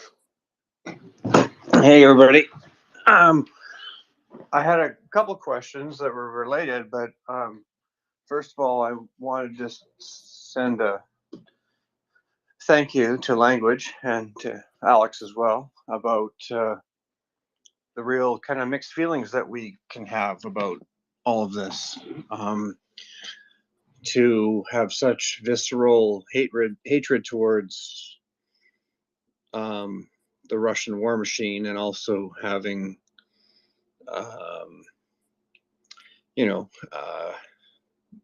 empathy towards individual soldiers. I'm 48 and my son is 17, and there's lots of soldiers that are barely older than him, and I could easily imagine how traumatic it would be to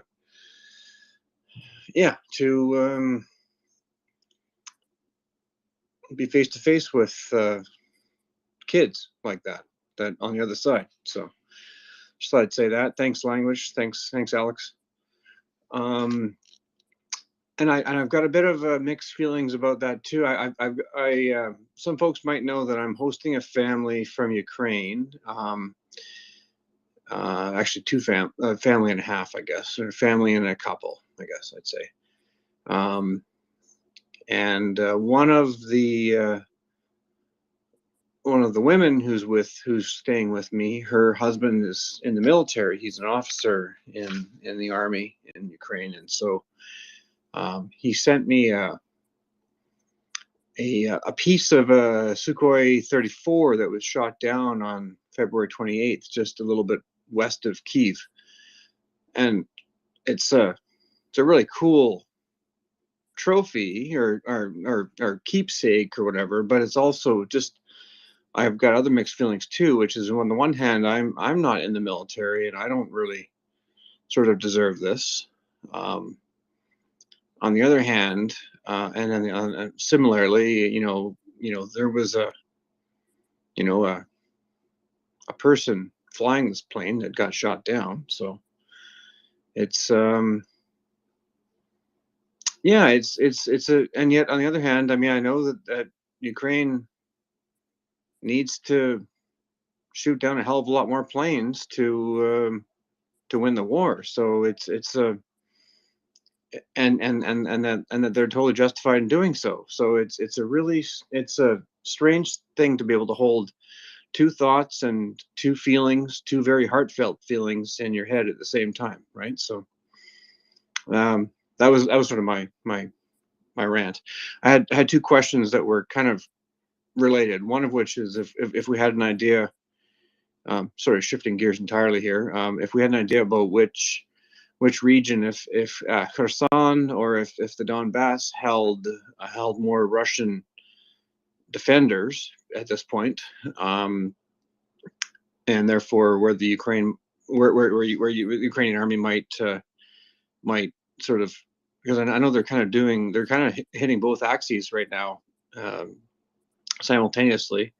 And then I guess on a related sort of question is the expectation that the Ukrainian army might hold up once they hit the original, pre-24th of February lines, because the Russians there presumably will be much more dug in and much more fortified once we I say we, a collective we, once we hit push them back to those lines. So I'll just leave it at that.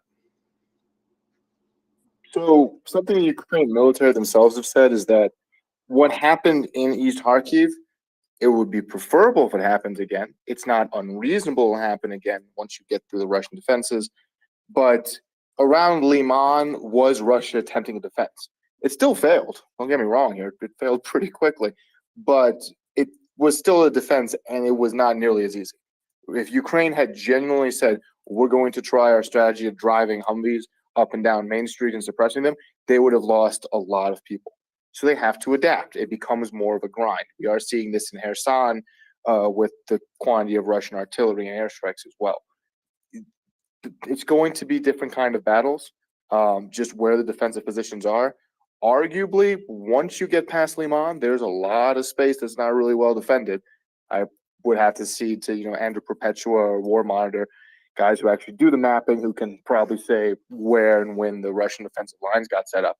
But you're going to see this, I project, so this is again a hypothesis, speculation, if you will, that you're going to see these large swaths of Ukrainian forces basically clearing villages and then coming up to more prepared Russian defensive positions, and then it's going to become a little bit more of a knockdown, drag-out brawl.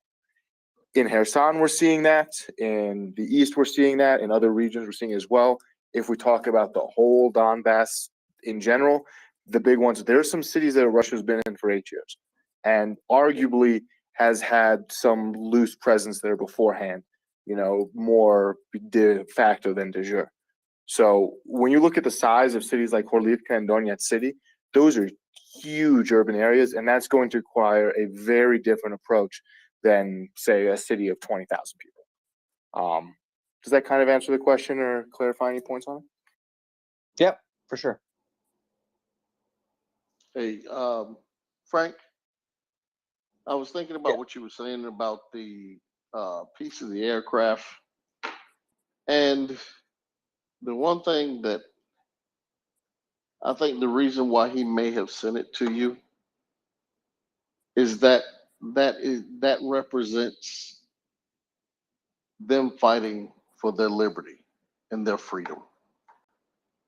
It's rather than a war trophy, a piece of an aircraft just to have something. Hey, this is a piece of a Russian plane. I think it represents more his blood, his treasure, and the treasure of many of his compatriots. And that, and I think that's going to be a bigger memory to hold for that piece than the fact that there was another person on the side of that plane. Because that person on the other side of that plane could have ejected. So you may have a situation, you trying to feel sorry for somebody that actually made it. But one thing you do know is that it represents something bigger. And it represents a whole lot of people and what they're doing for themselves. So I agree. Yeah, it represents him knowing that I'm 100% on their side, and that I'm taking care of his wife and his two daughters and his mom-in-law and his sister-in-law. So yeah, that's what he, I know that's what he meant, but it feels strange having it though too. So.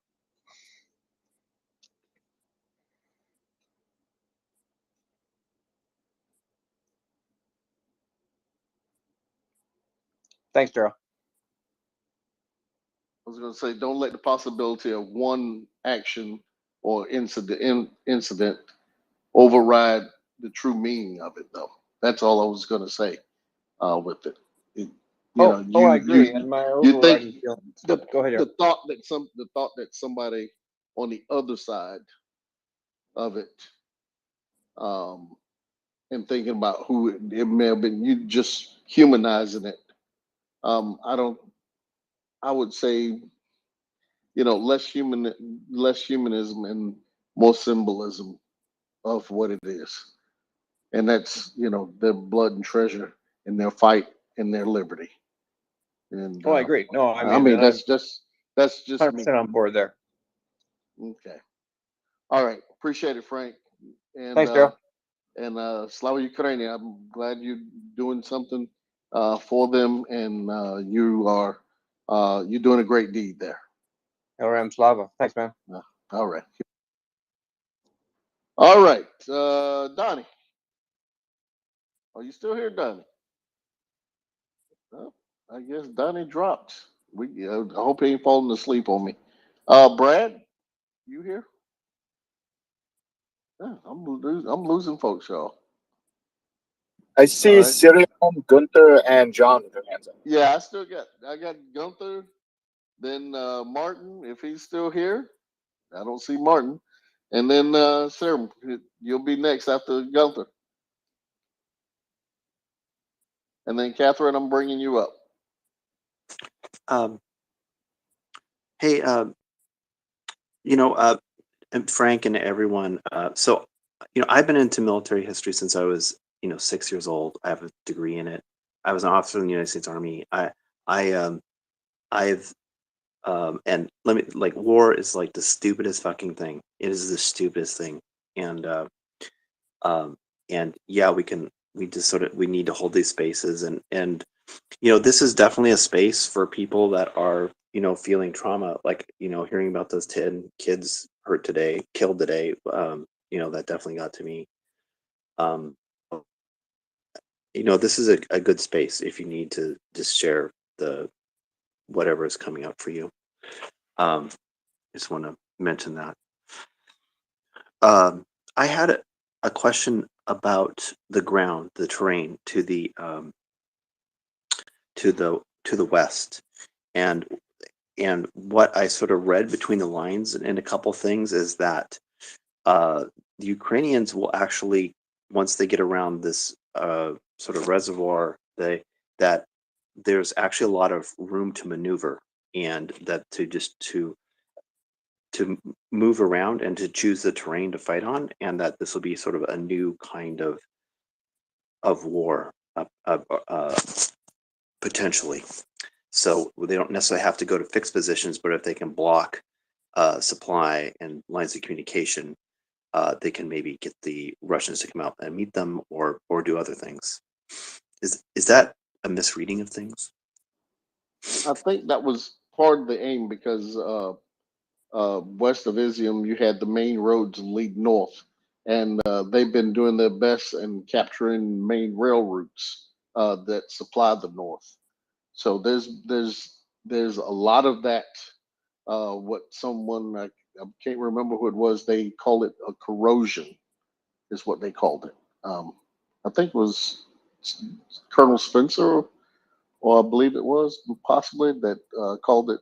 They're doing a corrosive tactic, and I think that's the term where they are taking out their supplies. They're taking out uh, their air asset, their ability to um, fend off air assets. They are taking out the trains well before they can get to the front to get to the intermediate supply points. They're taking out supply points right and left, and the term was coined. It was corrosive. It's a corrosive tactic, and I think that was apt. So. Yeah, I'm actually curious to see if it might actually turn into maneuver warfare, which is something we haven't seen too much either.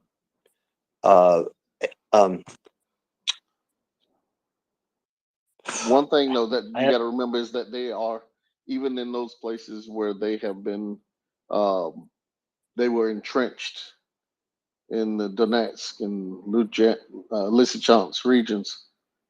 They are taking out the supplies to those areas, or they will be taking out the supplies to those areas too, where they had not had the capabilities in 2014 and beyond, in 2018.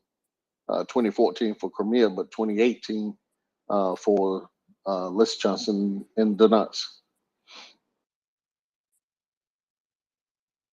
Oh, and one more comment too, which is I think it is quite noticeable. I see that Major Giroux is here. Maybe he's not fully listening at the moment, but I think we might need to have another like a specific thing in advance with him and Colonel Spencer to talk about taking urban terrain, because it has been up to this point, it has been defending.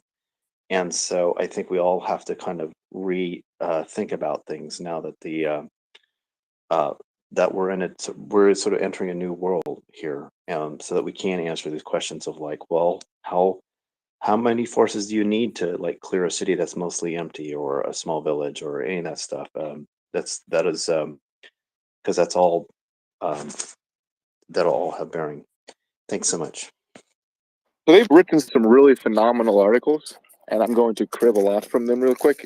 I think one thing that they've stated a number of times is that a good part of an urban defense is an offense. The battle flows back and forward much more than you would say if you're standing in the middle of a field between two force belts, because now the battle becomes for this street, for this building, for this section of the campus, whatever. So I'm not going to say you can scale it up from there, but even though we haven't really seen a Ukrainian-led urban assault in force, we've seen enough elements of it that we can probably cobble the idea of one together. And I encourage you to read their articles if you get the chance. They're honestly very, very well written, and they'll grab your attention. Yeah, if you look for it, Colonel Spencer does have his podcast, that's on, and you can look for that his podcast as well. And he does different interviews with people. So I encourage you to look for him, like Language was saying. And he also has written 2 books, a new one coming out as well. All right. I'm gonna let Serum, Catherine. I'm gonna let John. He's been holding this fire up there to ask to let his question or his comment out. So I'm gonna let John go, and then it'll be you, Serum, and then Catherine. Thank you, Daryl. Yeah, as a little bit of a topic change, a little bit earlier, we'd been discussing the AMRAAM and beyond visual range missiles and integrating them onto Ukrainian airframes. I did a little bit of some admittedly surface level reading from a couple different places about the AMRAAM, and just to provide a little bit more technical clarity on it. The reason why radar range is important in terms of the radar on board the launch platform, be it in this case, probably MiG-29 or Su-27, is that while the AMRAAM is a active radar guided missile, it has its own onboard radar emitter and receiver. It can emit radio pulses, or radar pulses, I should say, bounce them off the target, detect the reflections, and home in accordingly. That's only for terminal guidance. For the initial and mid-course guidance of the missile, what it does is the radar on board the launching aircraft detects the target. Its location is uploaded to the missile, and it has an onboard inertial navigation system that does basically a bunch of complex math to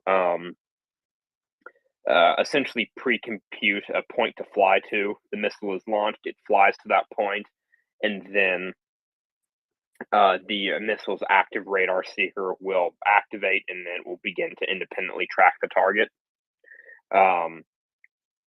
That's problematic, potentially, with the radar systems that are on the MiG-29 and the Su-27, because if they don't have the sufficient range, then you effectively use the AMRAAM or any other BVR missile that operates on the same principle, to engage beyond that. You are fundamentally limited by the range of the launching aircraft's radar.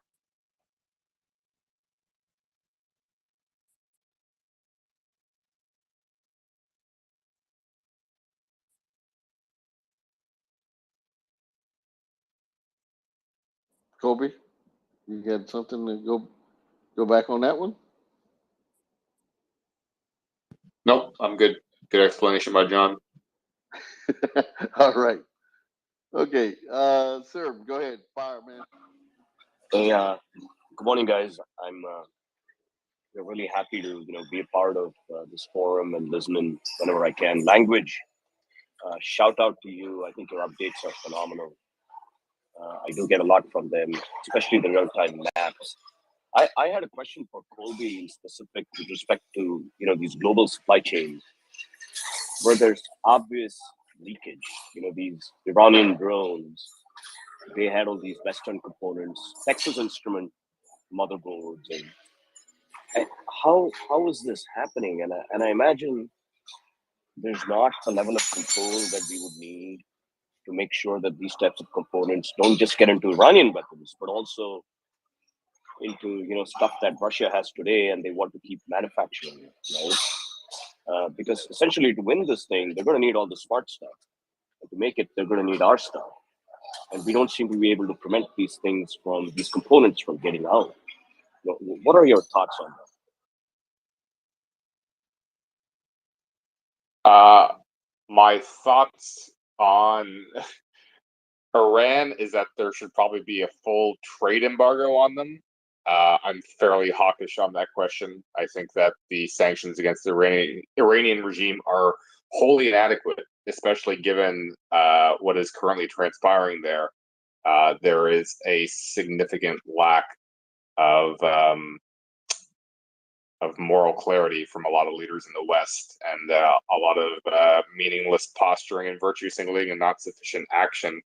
And the same has certainly been true for Russia, who, since the 2014 invasion of Ukraine, but we can really go back all the way to Syria or Georgia, has escaped significant consequences up until now.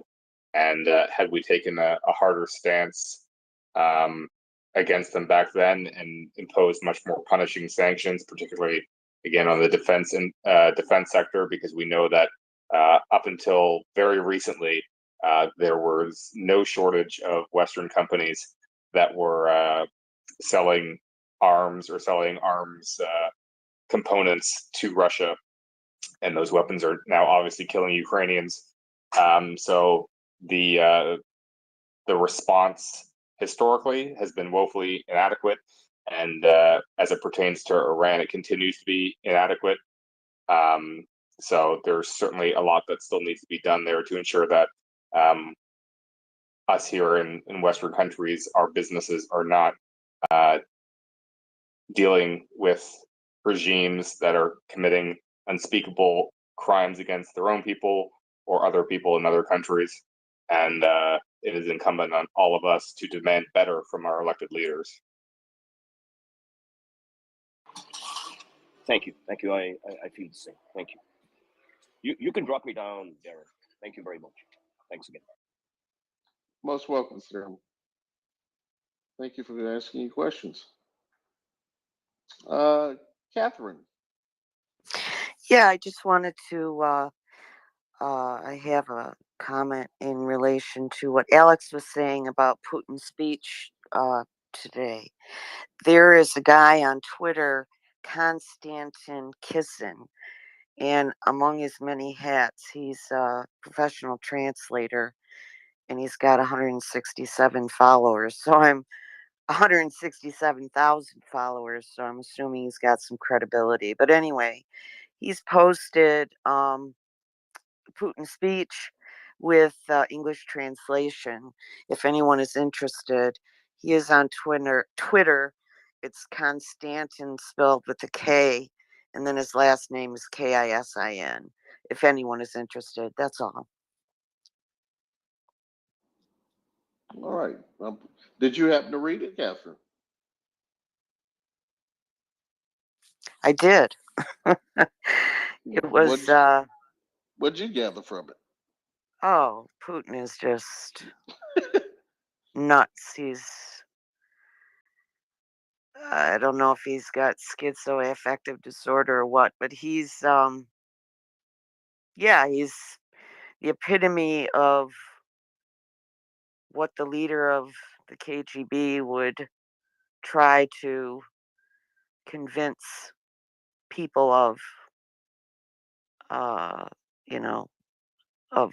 what America is all about, what the West is about. So yeah, he's it's nuts. It's absolutely nuts. It's I don't know. You got to read it. It's hard to describe. It's real hard to describe. Just batshit crazy. Yeah, it is. There you go. Batshit crazy. But you want to know something that's that's really, really strange?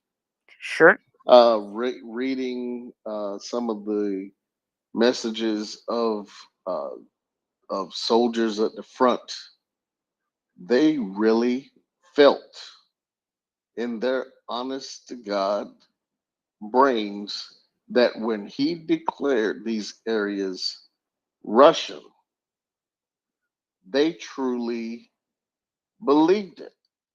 I mean, it was like they flipped the switch. This is Russia now. Right. And they expected the Ukraine, I mean, from the reading of it, it was like they expected the Ukrainians don't go there because now you are on real Russian land, as they would if they had crossed over the original borders. Yeah.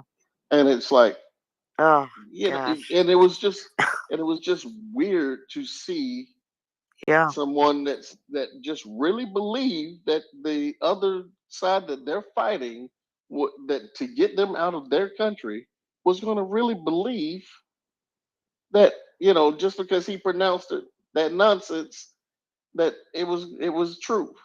So Right. so Well, that he's was got that them. that was the flip side of his speech, is to see someone else react to it in that way. Yeah, and support it. Well, he's got them all snowed and they're all brainwashed and they're in the dark and it's pretty.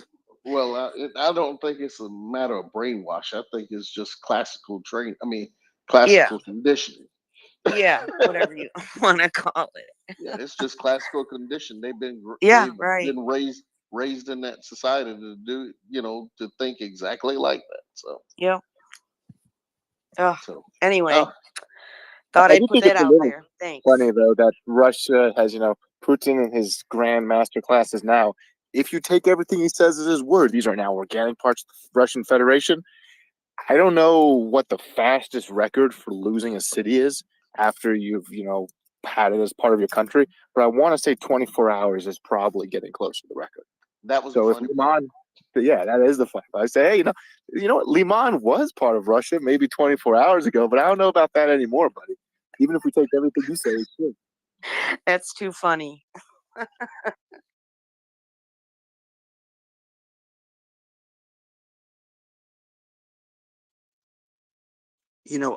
I did read it, and it's not. Uh, it's a little. I think it's a little more insidious, actually. First off, of course, there's like direct lying, saying that Ukraine basically invaded in 2014, and is this sort of that weird reverse projection thing going on? Um, and then there's sort of like the sort of around Western decadence and all that. But and then there's also a very sort of selective retelling of history with little like kind of painful elements of truth in there. So this should not be a surprise to anyone, but the United States has not always been the best, and we have really made some horrible mistakes and done some horrible things, and that's true. And so he sort of brings those up as a sort of as a way to kind of sort of justify and sort of obfuscate a little bit with definitely this is sort of kind of whataboutism, um, so that was sort of my impression of that speech, and I was looking at it through the eyes of some people who I would say were not really educated on the subject. It tended to be sort of more kind of right-wing MAGA types, and they saw some things in there that they really liked, and so I think it's definitely not for you and me, the audience, basically. Also, I saw some both, Julia Davis had some state media where they were obviously questioning this whole notion of it. So even on state media, they don't see they see the problems with it.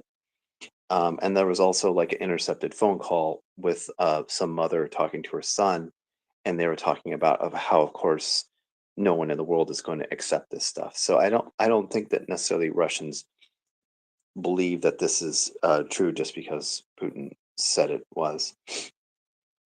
Hey, I wanted to bring up something too, which is, I saw the video that Alex was referring to, which is basically, you know, Russia is like munched on by like a herd of pigs that got out of someone's barn, not boars, but like pigs, and so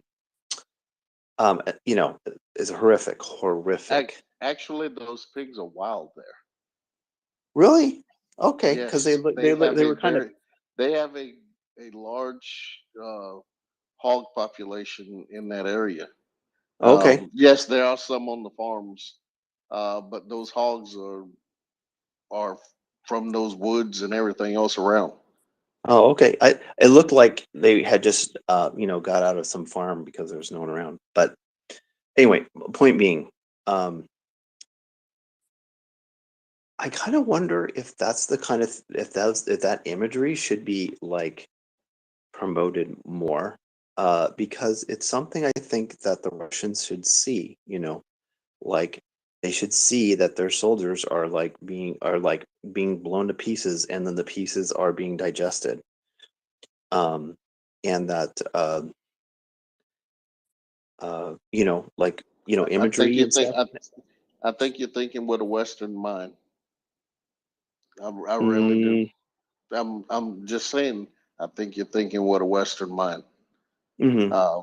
They don't have that idea of caring about that. Just think about these ones that are collecting the checks for their lotters now. Mm-hmm. They're standing there for the cameras. Of course, I know some of it is staged, Mm-hmm. but they have no problem with the war. They really don't. Yeah, it's pretty. I don't know. It is. It does occur to me that's something that could be sort of done in the information space, is to promote that image, though. Anyway, it's just a thought. Thanks. Yeah, I mean, we see it because folks, they post up from the Telegram channels. If you're following the right people, they're sending out the stuff that they see. Some of them have the translation, some not, the videos, whatever. And yeah, it's cruel, gruesome, and it's not something that people would want to see. But I'm not so sure if it is something that um, if you show it to some people in the West, they're going to feel sorry for the Russian soldier that died. I mean, that's just the way it will go in the West. People Yeah, will feel sorry for the aggressors. Yeah. And that's not the reason why you would want to show the image here in the West. And I just don't think that the idea would even phase the people in Russia to some. Now, I'm not saying all. Now, that's not a blanket statement, but I think you would have people that really would not care because maybe they're not of true Russian, uh, from Moscow, Petersburg. They're not from that area, and they think less of them. And because in their societies, they don't glorify their army and the troops coming home as we do in the West. Yeah. So, I mean, it's understood. just there's a lot of different things there, but Mhm. there's just a difference of outlook perception from our Western and how we hold life and our Western values, and from those of Russia. And it's weird because when you read about and you see some of the things that they're saying, you're like, how can people do that? It's just totally out of sync with what we think. So, um, and like I hate to say it, but I get numb to some things. It's not that I'm less caring. I just become a little bit numb, and and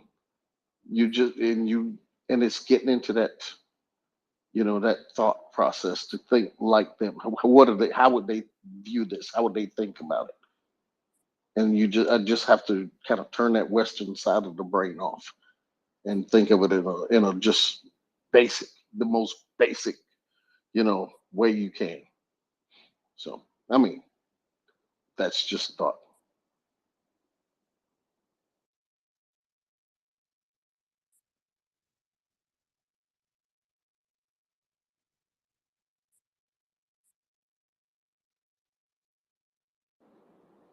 Good evening. Good evening, Keeper. Hello, Keeper. Oh, she's still connecting. Okay, I'm gonna bring a little bit of new blood up here.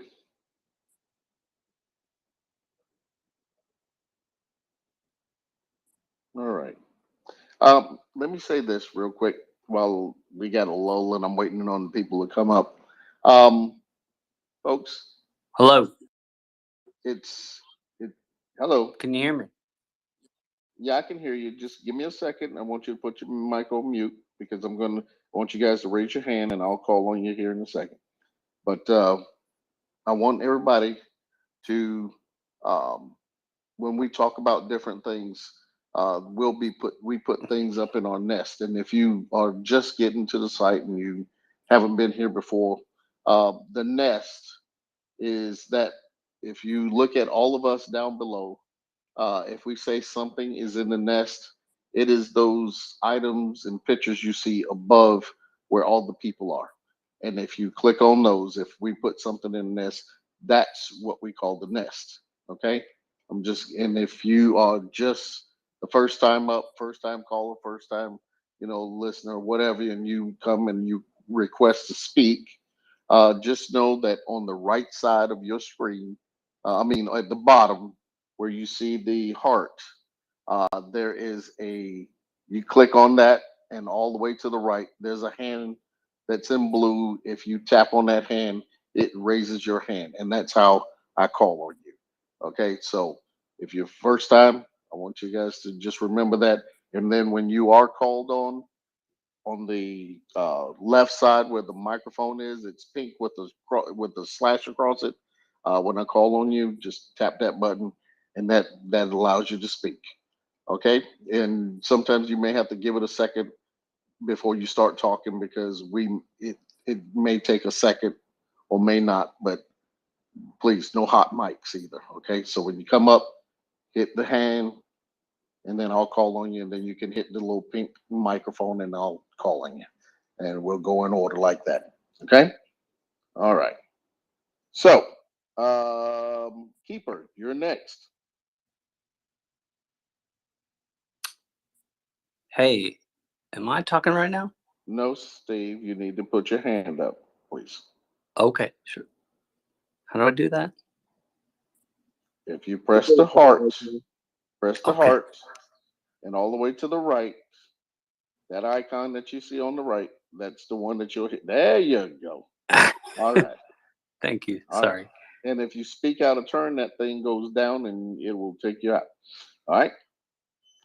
Keeper. Thumbs up. Hello, Keeper. Oh, Keeper, Okay. you're still on mute. I'm trying. There you go.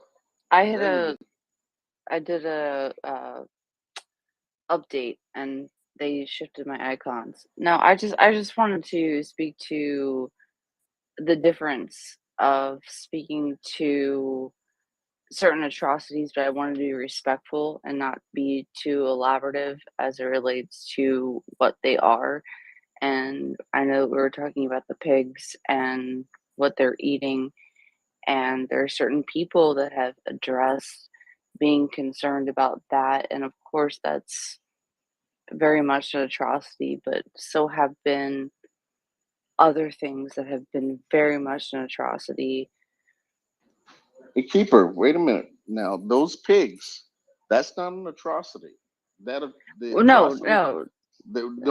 nobody's put the pigs on them. The pigs just came out of the woods and started eating the dead bodies that were there. So That's what I'm saying. People were talking about that and saying, I think it was Alex K in particular, and but I don't remember him in particular, and sure, I'll call him out and he can have his beef with me. He was not as outraged, and he can correct me himself if I'm wrong, when there were. Wait a minute, Keeper. Steve, you got a hot mic. I'm muted. We can keep going. That little blue mic, press that little button with the blue. There you go. Thank you. Okay, Keeper. Sure. When there were notorious, or excuse me, it's the wrong word, multiple claims, and they're continually being identified and verified by the ICC of children being victimized, and I'll leave it that way, by Russian soldiers. And I don't like war, but you can't be only concerned about animals consuming the dead on one side and not be affirmatively concerned about children being victimized unnecessarily. Well, And I I just, think I think there's a I think distinct you. difference there. Yeah, I think. Wait a minute. I think you got a disconnect on something here because Okay. on one hand, when we're talking about the military update, and we're talking about things that are on the battlefield, we're just Okay. describing the facts of what's on the ground. Okay. When we talk about and at different times on this space, we speak about those atrocities and things in the context, and we have other experts. We have other experts. We have other experts that are here at that time, psychologists and people of that type, and they're here and they're answering questions and they are speaking about those atrocities of children and women and all of that, and they're talking about we have a special there's um, a thing that we're promoting right now where we're doing geolocation. We're looking for people to do geolocation work to find mass graves, displaced people, and all of that. And it's a real serious project. I'm aware. That's Yes. it. Yeah. So Yes. it's not something that we are bereft of. It's just that certain times of the day on this space that the conversations go from one to the other to the other. Hearing about another hour or so, it's morning in Europe and we're going to start talking about, politics and things that happen in Europe this morning. So I it's appreciate the shift. so I so we appreciate that. just we shift. So to say we don't think about that, we No, do. no, no. It's No, just I, that we just I, have different times. no, I don't. I appreciate the shift. I think that's a freedom and something that should be appreciated. I welcome it. It's just something that should be identified that one can have one opinion as opposed to another. And I think that all that I was saying was that there is a distinction there, in my opinion. And I thank you for listening. Thank you. All right, appreciate it. I didn't mean to cut you off, but sometimes we hear things and it's like we really want to make sure that people don't hear what you're saying and think that we don't do eat both.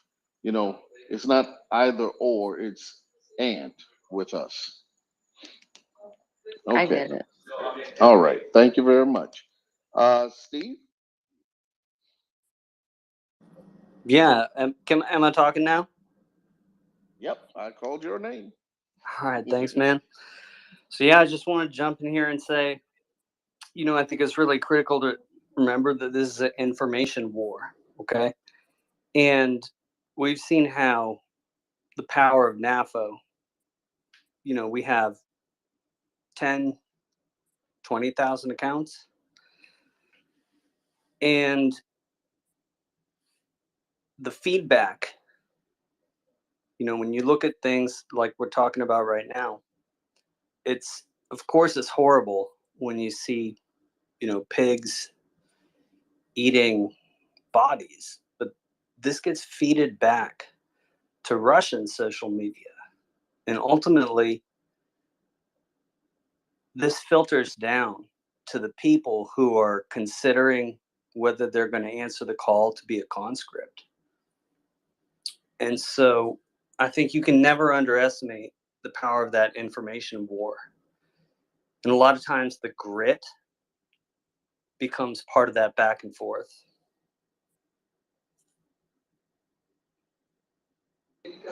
Think about this. Think about all those people that jumped on the plane to leave the country. They obviously knew something.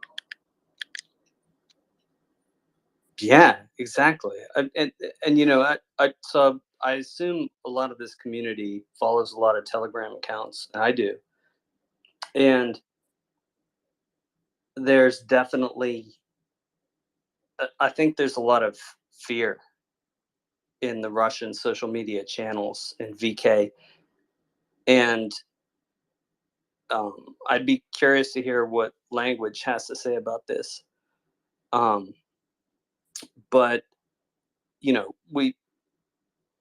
I think we all agree that the horror that we see in some of the more gross things, you know, it's definitely bad. But I think speaking back to what Keeper was saying is that, you know, we got to remember, like today, in the past 48 hours, I counted, you know, something like 15 to 20 kids were killed. You know, there was the missile strike on the convoy outside of Zaporizhia. There was the missile strike that hit a family of 4 in Dnipro, killed an 8-year-old boy and 9-year-old girl. And then there's the news just coming out about the other convoy. I forget where it was, but 10 kids killed there. So, you know, there's a lot of kids dying. So maybe somehow, if this horror that we're seeing feeds back into Russian media, and if it can create some pushback, I think ultimately that's important. And that's kind of something that I would like to see NAFO sort of, you know, go in that direction.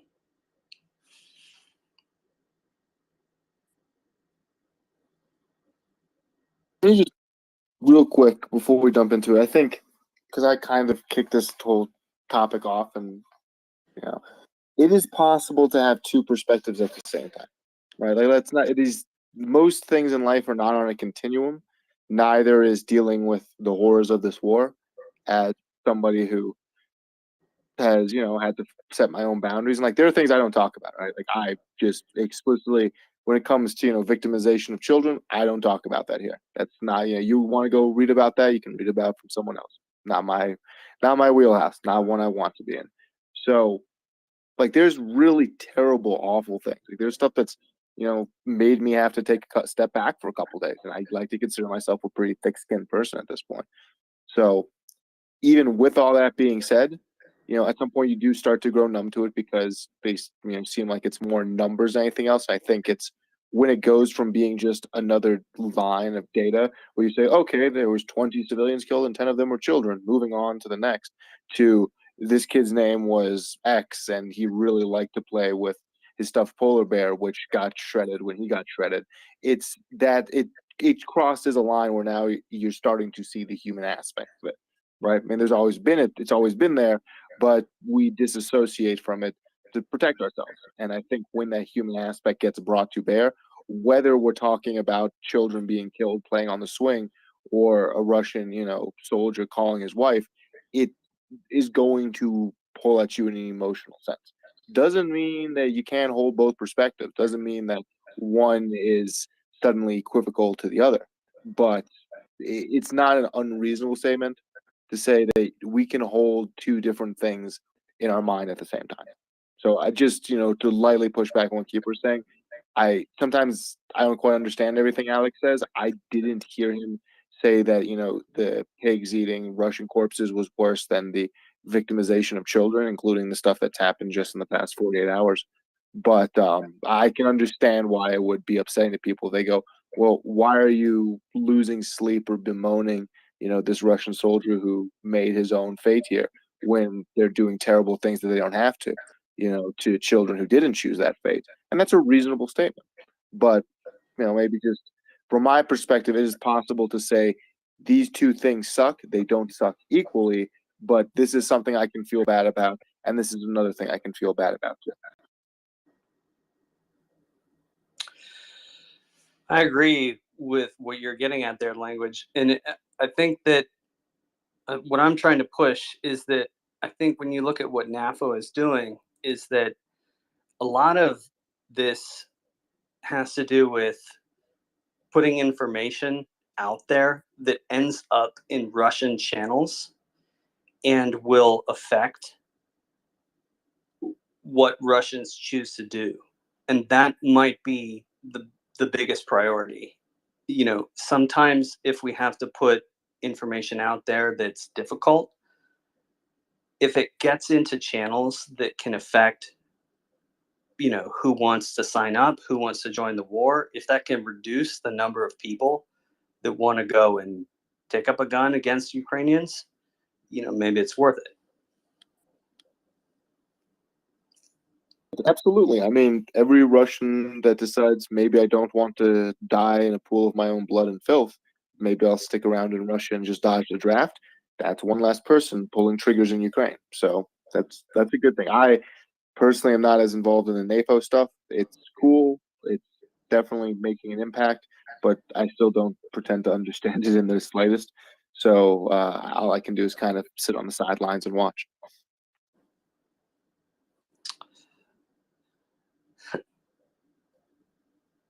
I see that M. Ockers has his hand up. Maybe that's a good NAFO speaker to jump in. Hey, she's not the only one here. and Ockers is a female, by the way. Sure. I just don't have my fella up there right now. Just very quickly. Yeah, go ahead, Ockers. Russia see much worse in their Telegram channels. I follow a lot of Russian Telegram channels, and some of them, I am not an easily shocked or upset person at all. But some of them I had to actually come out of because I was like, oh, they look at this stuff, gross. So yeah, I can guarantee you that particular video of the pigs won't bother them. Not in the slightest. I can assure you of that. Right, anyway, I'm done. It's like 6 a.m. Right.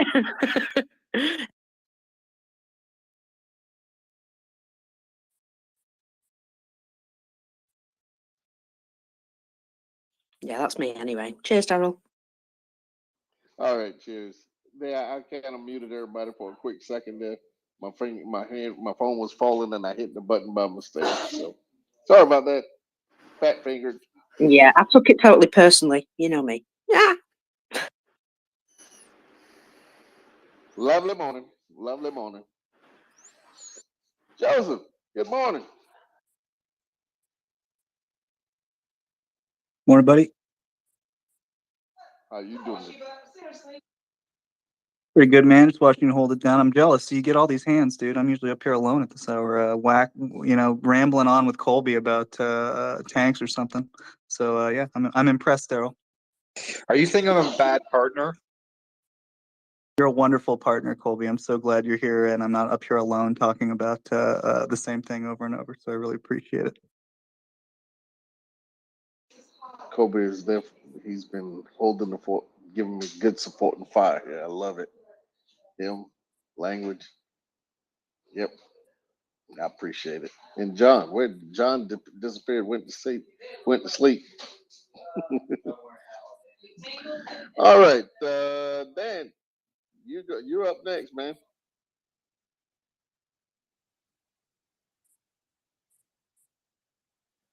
Hello, good morning, Dan.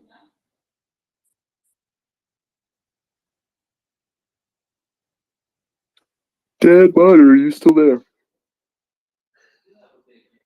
Dan Miner. I hope you're not talking to I'm here. me I'm tonight. here. You dropped down on me. I was going to be calling on you earlier, and you dropped out. Well, I had put in a request 45 minutes before that, and then language came on, and of course, language is, the best thing to ever happen to the space. But by the time language got through, I don't know if I'd go quite that far here. well, you do an awfully good, extremely thorough update, and I appreciate it. But by the time you were done updating, I was at a point cooking dinner where I couldn't talk, so I dropped down for a while. But was finally able to get back up here. So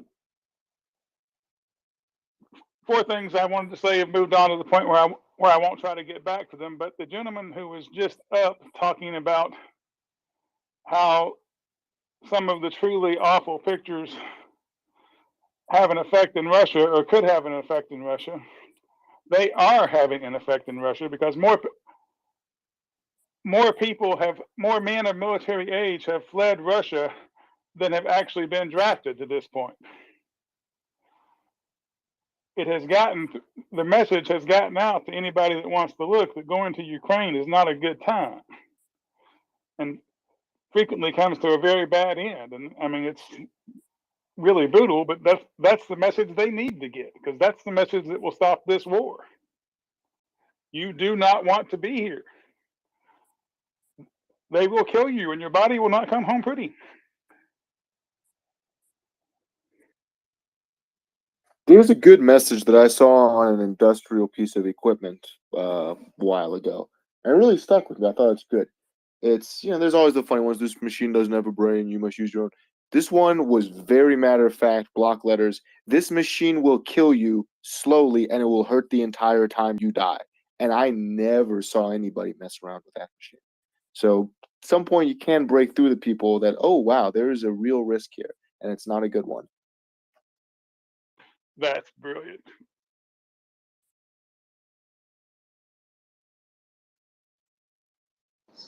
Dan, you said you had 4 things. Oh, well, they were talking about, I said I wasn't going to get back to them, but No, go ahead. This is your time because you came up. Well, so there was an extensive discussion earlier about how the Russians have better radar. Russian fighter planes have better radar and better radar guided missiles than Ukrainian fighter planes. And at the current time, that is more or less an unsolvable problem for the Ukrainians. And I agree with everything that was said, but I don't think anybody mentioned that the Russians also have at least an excuse for an AWACS system that the Ukrainians flatly don't have. So if your planes are trying to fight Russian planes that themselves have better missiles and better radar, and they're backed up by AWACS, even what would be 30-year-old NATO level radar and airborne controllers, that's an awfully big hill to climb for the best pilots in the world. Well, wait a minute. You talk about AWACS. What has what have the NATO what have the NATO countries been doing for Ukraine? Well, in that aspect. Well, I don't know, and if I did, I wouldn't tell you. But exactly, as I understand it, well, there's 2 or 3 issues. First of all, because the AWACS are only flying NATO AWACS are only flying over Poland, they're really too far away. I'm not saying they're so far away as to be useless, but they're too far away. I think so. I think some of our experts, if Gunny was here, I think he would beg to differ with you. Well, I'm not saying, but there's other issues. They're too far away, I think. The front line is now far in the east. This isn't like before when there was action around Kyiv. They're not useless, but they're not going to provide the same utility that they would if they were closer to the front line. A Russian AWACS is going to have a demonstrably bigger impact on the battlefield due to the proximity of the front line than a NATO AWACS all the way from Polish airspace can possibly hope to have. What about over the Black Sea? What about over the Black Sea, Colby? They are flying over there as well.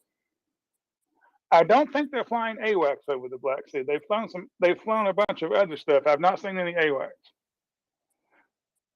I assume because they're worried the Russians might decide to, go ahead and kick this war to the next level. I think Dan's right about that, but I'll defer to people who pay closer attention to that sort of thing than I do. But I'll stay great. The other issue with NATO AWACS supporting the Ukrainians is that the Ukrainians don't have NATO data links, and the Ukrainians' missiles don't have NATO data links. So if a NATO AWACS is supporting an F-15E or a squadron of F-15Es, the AWACS radar can tag can see the Russians at 100 or 200 or whatever it is miles. I mean, they won't tell you that either, but it's a long way. And the NATO and the AWACS can tell the F-15Es, okay, come to heading so and so, height, speed, etc. Launch your AMRAAMs, and the AWACS can directly feed the AMRAAMs data, so that the F-15s or the AMRAAMs don't even have to turn their radars on until the AMRAAMs are within a mile of the Russian planes. And at that point, I mean, it's just instantaneously over. And, none of those linkages exist between Ukrainian planes and NATO AWACS. At least some of them exist between the Russian fighters and their AWACS. Are they anything as good as the NATO? No, but some versus none is still a big deal there. Let me ask you a question. What about the ones from Poland? Would they have that, you think?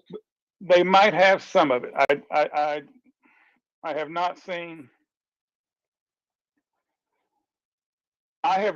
a detailed data sheet on exactly what was done to those planes. I don't know that there's been one released. If those planes can accept current NATO, I think it's called Link 16, if those planes could accept Link 16 and pass that to NATO standard missiles, that would be a very, very, very big deal. I do not believe that to be the case, but I'm not sure of. And that's why I was asking the question, because we don't know. But yeah, so it's a hope and pray thing that they will be able to get it, but or that the Polish planes do have them. We know that the Polish have been aiding their air asset capabilities, so let's hope that they did get that. There is no piece of this war where you can say the Poles hadn't done their part.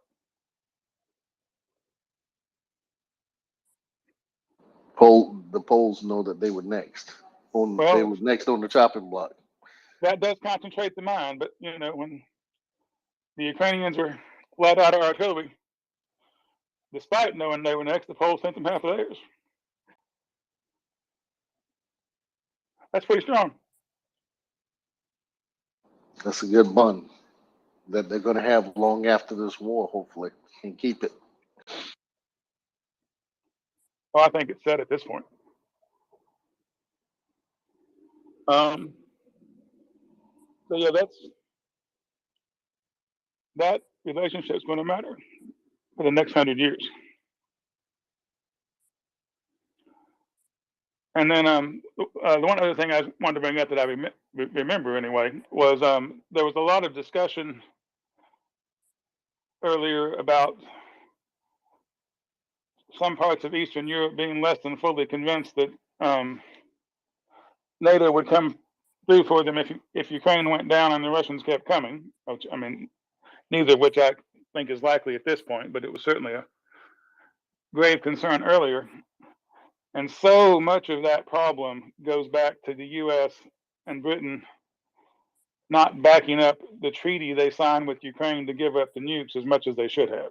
I'm not saying they haven't backed it up at all, but we did sign a treaty with Ukraine saying we'd have their back if this exact thing happened. And we have done some, we have done a lot, but we could have done more. And that needs saying.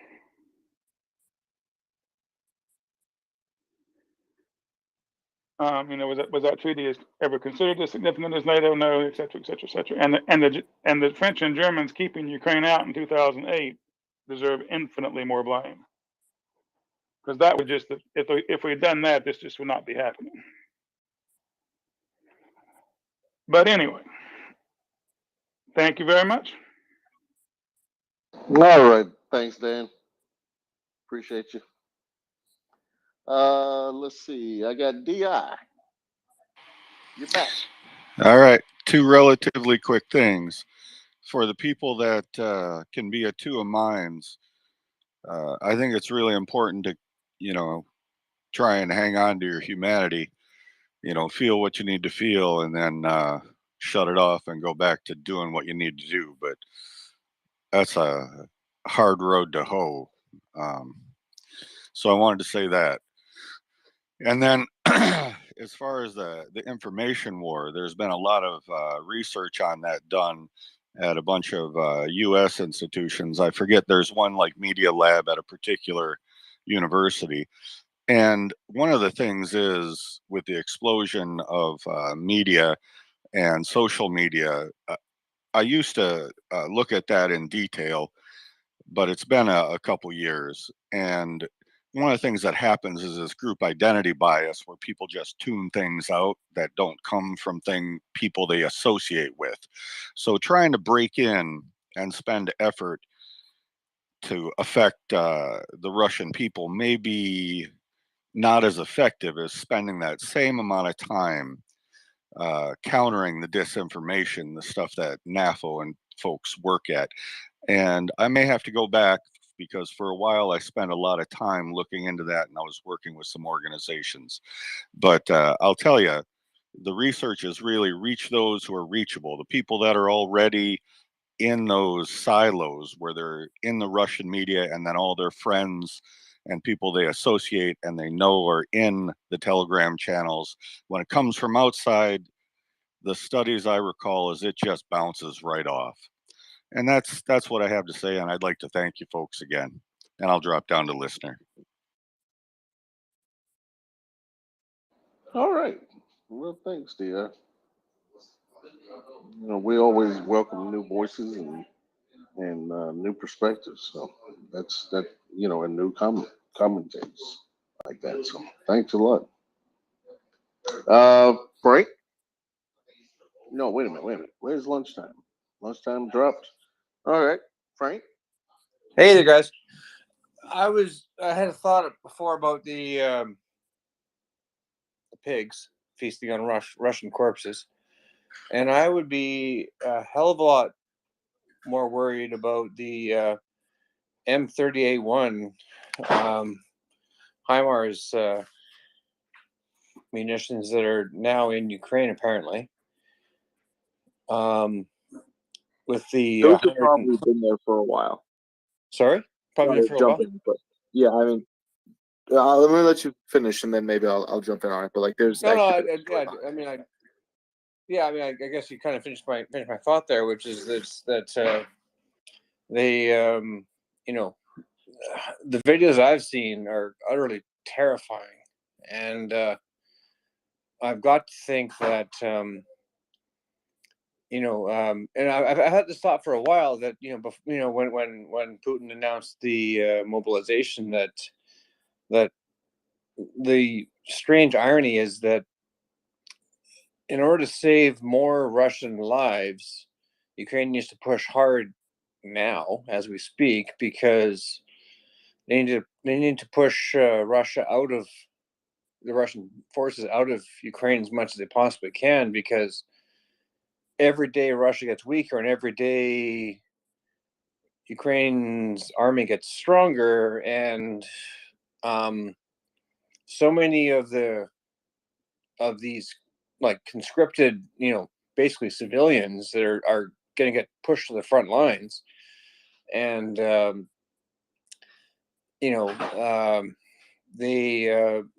best way to save lives on both sides is basically for Ukraine to finish this disgusting war off as fast as possible, basically, right? So so if I mean, yeah, so obviously videos of pigs feasting on corpses is that's gonna raise a lot of eyebrows, but the videos I've seen of the 180,000 tungsten rounds getting blasted in a several 100-meter radius of soft targets should be utterly terrifying for most conscripts. Right. So for those listening, the HIMARS rocket and the M270s, they can actually fire a couple munitions. Now, I'm sure somebody will correct me here. I believe it's the M31 and then the M38-1. M31 or M30 something, the one that doesn't have an A in it, that that's an explosive. It shoots a bunch of rockets. They're accurate. They blow up. We've all seen that before. The other one fires a charge with a tremendous number. I don't know. It may not be 180,000. A very small tungsten shot, basically. Tungsten is incredibly dense. And then it propels that, not just from the fact that the missile is going in a direction, but also from a charge on the inside. There's a reason why, going back to why the U.S. even has these, is this was designed, hey, the U.S. has tremendous air power. We wouldn't need to use these the same way Ukraine is, but they could serve as the commander's quite literal personal shotgun where he goes, hey, I know we have air power, but I need something a little quicker. I want to delete everything that's standing in this, square, several 100-meter radius. And I really do believe these have been there for a while. When HIMARS first rolled onto the scene in, late June, early July, there was a couple Russian bases that got hit, and they just had all of these tiny little holes that weren't just punched through metal, but were punched through concrete. And I was like, that seems weird until I found out about these. Also, about a month or so ago, there was video of I think it's the Russian troops where you actually see one of them take a bullet to the back and go down in front of the camera. That area they're in, everything there is deforested. They were in a tree line, but there is no leaves whatsoever. Something ripped them all, but there's no fire damage, which means, yes, somebody could have just detonated a bomb above them somehow, but I don't think HIMARS does that. Or if you have a huge amount of just little steel balls, tungsten balls, ripping through the canopy, you're not going to set things on fire, but you're going to tear that mother up. And that's what I suspect has been the case for some time. That's frightening, man. I don't want to be on the receiving end of that kind of shotgun. It's utterly terrifying. I agree. Actually, the second or third reason why the U.S. has switched to those is, very much the reason why Ukraine would want to use these is because this is their land, and the last thing they want to do is drop a cluster munitions, a cluster bomb on their own territory and have civilians get injured years after the fact. So this type of munition was meant to replace a cluster bomb type of munition. So same effect, but more immediate.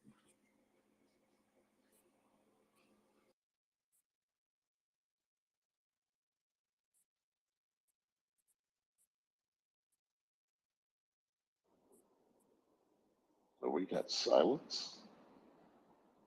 Or is it just my phone? Sorry, I just kind of left it at that. Carry on.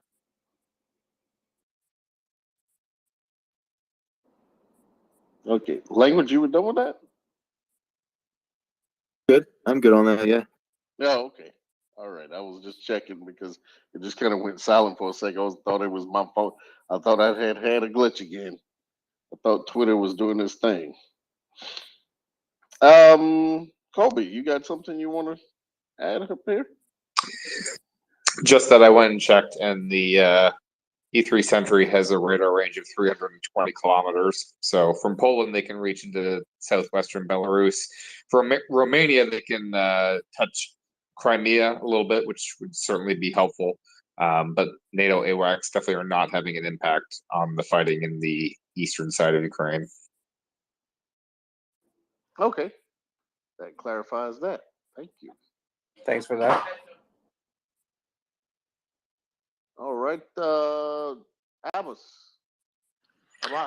Yes. First things I will say good morning in Germany times. Second things I wanted to say I'm really, really sorry. I feel shame the time I be standing against the army of Ukraine. It's actually if we learn every day. Wait. Hold on. Let me ask. You said you're standing against before. Oh, before. Okay. Yeah. So if we see now what happened, it's actually the army of Ukraine. They doesn't only defense them country. Ukraine today army, they defense Middle East, Europe, Africa. They defense our all freedom. So I be sitting a lot of times with space of Arabic, like I am from Middle East, from South Yemen. I be sitting with a lot of Arabics, especially from Saudi Arabia. I ask some question, How many times I ask? I say, we are in ecumenic war. So why we didn't stop Russian from OPEC? Because they are members of OPEC. So after this question, and then I go find out what happened for OPEC. OPEC, there is some people, Russian, she support them to a bomb of OPEC company. So, and OPEC is very happy to leave this even people to stay to bomb them. Why? Because they need the business going and they don't want to even kick Russia. So, in all the things, what I say, I try to explain. So, if it's Russia trying to be like a control the world, they can't control them country. They can't do anything in them country. I am from South Yemen. I did see refugee people. They coming through Belarus. They coming to possibly to come to Poland, and from Poland they go to Europe. But what if it happen? I have a record of video. I try to go to Red Cross, to the channel of DW to show them the video. What if it happen in that border? They kill that people inside the border. Like they say, 10 people is going, but 2 people they get killed. They kill them who? The army of Belarus or Russian, for to say Poland or Europe, they are racist. They kill Arab and they kill that, and that is what they work with it. So I try how many times to bring a lot of video about it. Like guys, I'm like from Middle East. I'm trying very hard for all the space, and I will put that video in Twitter or in another social media to But show what Albus, Russian Albus, people do.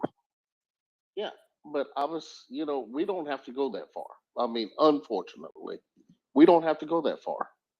Um, it's happening in Ukraine, and so although it may happen elsewhere, Middle East, Africa, uh, South America, where they do a lot of things to a lot of people in a lot of places. Okay, And I but wanted to say but I something. just I put but I Mr. just want to Charles' say but I word. just want to say I just want to say that in this space we just want to keep it to Ukraine because our space isn't about Russia and the crimes that Russia does. Uh, Here we discuss the things that Russia has done in Ukraine, and we want to keep it germane to that. Okay. Yeah, So I okay, mean, but I know I you put may have, Mr. I Charles. know you may have something, that may be something pertinent to what is going on with Russians and what happens when they go places. It's just not germane to us, and I just hope you understand that. Yeah, it's okay. But I'm sorry I say that, but I put Mr. Charles what he said in German, but I'll try to explain it in English. It is he did already say it's the fight at the moment and all the problem in all the world, but it's especially what I'm trying to explain. Russian and China they try to play very hard, and same again, I will say it's the army of Ukraine. They don't defense only them country. They defense all of us in Middle East or in Europe or South America or Africa. So I try to explain you guys. We have to that moment to be stand with that army because this army, you have my freedom, you have your freedom. We have to stand with them. Thank you so much to give me that All right. times. Okay, I got you now. So yeah, I totally agree. We're in agreement there. I Here's appreciate you. something up I to appreciate drive to a totally different topic. Ivan Petunin, a famous or semi-famous Russian rapper, recorded a message to his fans saying he wouldn't serve in Putin's war. Then he jumped off a building and killed himself. So that's probably going to start making the rounds in the media there. I don't know who the American equivalent would be. Russian rap is very different from American rap. We could talk about that for a while. But I don't know. I want to say it'd be like somebody from Maroon 5 says, "I'm not doing it," and then just kills themselves. It's probably going to hit the Russian blogosphere pretty hard. So language. I actually have a question sort of about this, right? So maybe I'm off base here, right? But to me, right, it looks like, based on just sort of the speculation coming out about what happened at Liman, that Russian. So when we looked at what happened at like the Kharkiv counteroffensive, I mean, I don't want to say the Russians had like any kind of an organized withdrawal, but they were withdrawing, right? I mean, a lot of them did put on civilian clothes, you know, a lot of them were caught and so forth. But I don't know. This time it looks like a lot of them just sort of, I don't know. I want to describe it almost as fatalism. It's like they've given up. They're not even bothering to try to retreat out of self-preservation or something like that. And I don't know, maybe like just what you mentioned about the rapper, I don't know, maybe it just speaks to something like that. Maybe this is like how that, you know, constant pressure by the state, how that pathology manifests itself. I don't just like giving up, but maybe I'm off base. So, I mean, is there anything, do you feel that their behavior is different compared to previous times Ukraine has sort of overrun them, or am I off base there? I think that there's just this sort of fatalism that's baked into it. I mean, there's another video I saw of Russian soldiers passing around a vodka bottle while they're like at the conscription ground. It's just that, you know, I can't do anything to change the situation, so I'm along for the ride. I mean, there's a cultural ethos there that these things are going to happen. Suffering is a constant, and I just have to find a way to make through it. I think you could call it like a beaten dog syndrome. Yeah, I don't know. I just felt like during the Kharkiv offensive, right? It felt like they were moving to save their butts, and I don't sense the same. I mean, if we're seeing some of the videos, it just looks like they waited and waited and waited until. I mean, you mentioned it before. I mean, probably the most reasonable explanation is, as you said, they were lied to, right? They were just told, "We've got you covered," you know. No, it's not under fire control. We've got counter battery, blah, blah, blah. They were told all this bull crap until eventually they realized, oh no, we're trapped here.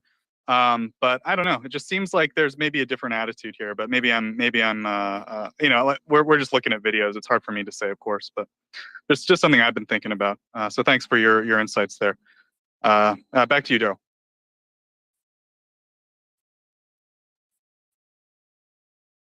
All right. So let's see. What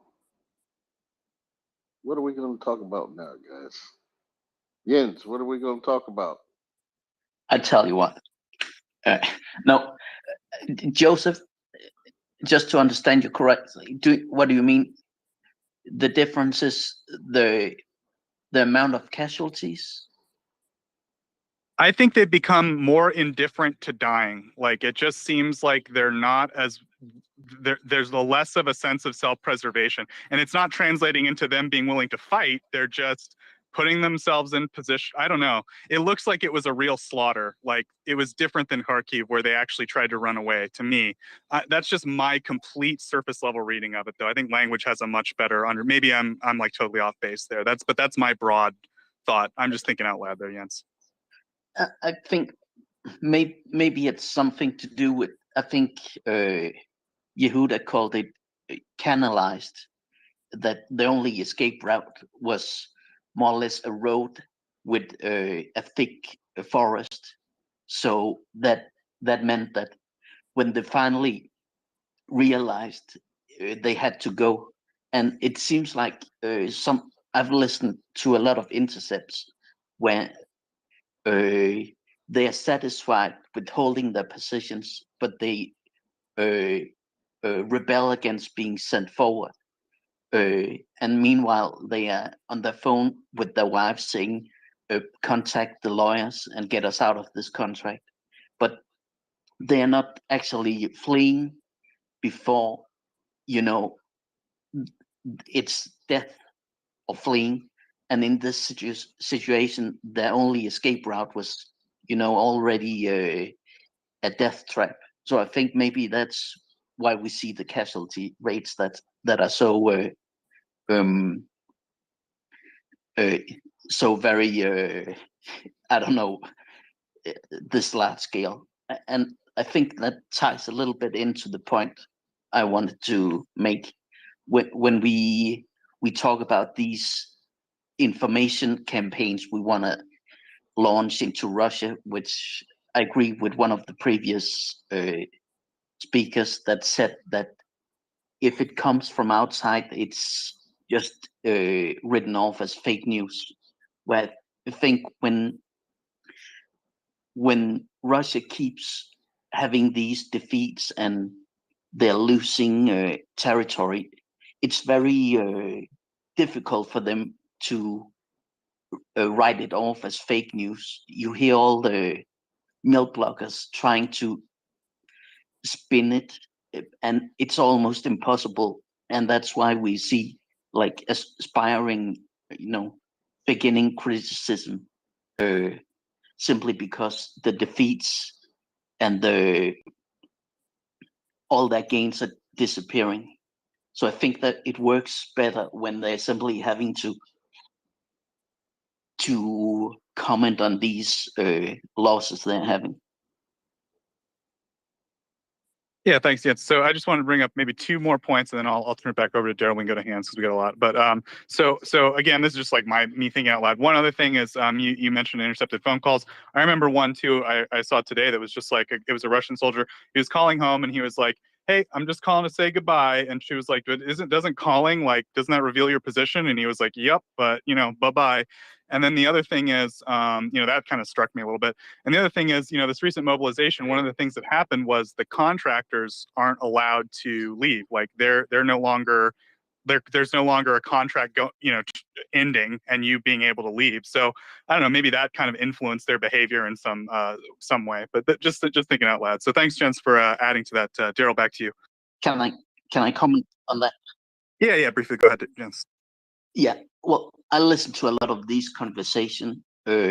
Some of them are just, them being Russians, and others, being crying husband and wife, and that is difficult to listen to. But whenever I confronted with these Russian losses, I always kind of have to remind myself that whether this is a conscript or this is a war criminal, they're all wearing the same uniform and they're all part of the occupying force. And all these guys who are occupying the force, they allow for the atrocities to happen.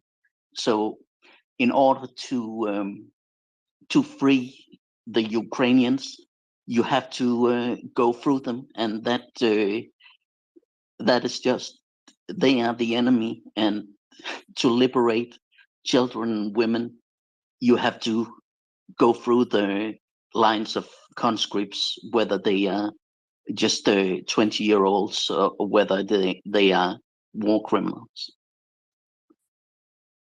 Oh yeah, absolutely. I just think I'm thinking maybe that some of these people who maybe had a sense of self-preservation because they thought they were going home are just like, guess this is just forever. This is just it. But yeah, no, I think you made a lot of great points, Jens, and it's probably more likely that the tactical situation itself is different and that I may be reading too much into this. So, but I think you made a lot of great points. I'm just thinking out loud. It's been something I've been, kicking around in my head for a little while. I just wanted to get it out there.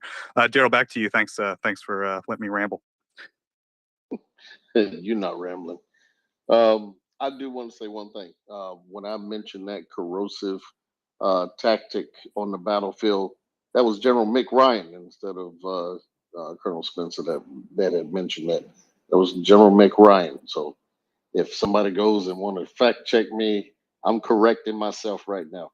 I actually looked it up just to make sure I was right or wrong because I wasn't exactly sure. So when I mentioned that was General Mick Ryan. If you look, okay. So let me put my glasses back on here. Dr. John, then Kalo, and then Steve, and then David. Hey guys, it's me again. So I just wanted just a quick one. I saw that I don't know if this Gherkin guy on Twitter is like the real Igor Gherkin, but he's like just No, posting... he's an OSINT account, a Ukrainian account. Sorry, go ahead, Dr. John. Oh, okay, that helps. Okay, so just curious because this guy's posting that he's kind of posted like a Kherson update. It says like looks like positive news. Looks like we've moved over to Zolota Balka, which is south of Osakarivka. So I just wanted some confirmation if you guys are seeing. I know you guys have a lot more access to a lot more Telegram channels and stuff. Seeing if you guys are seeing the same stuff. So I would Ukraine was personally, talking about a tank assault there earlier today. Zolota Balka was something that got claimed as being taken by a Ukrainian. That's actually the place I was saying where the contact was driving through. Thought that was clear because it was on actually Andrew Perpetua's map. And then when she saw that there was Russian tanks there, she was very displeased, to put it mildly, and left a lot of very upset DMs. But yeah, I mean it's not unreasonable. Ukraine's been showing them for a while. There's good evidence that Ukraine pushed down the highway right next to Zolota Balka. We're talking about the easternmost highway in the Kherson offensive region, running immediately along the west side of the Dnipro River. I would be surprised if they, somehow managed to pass it by. It's a pretty isolated little town.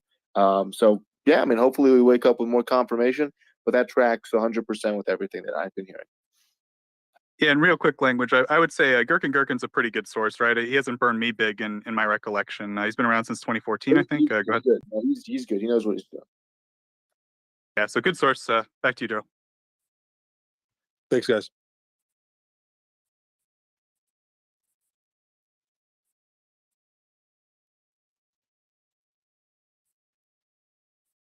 Kalo. Okay, I think it's Kalo next.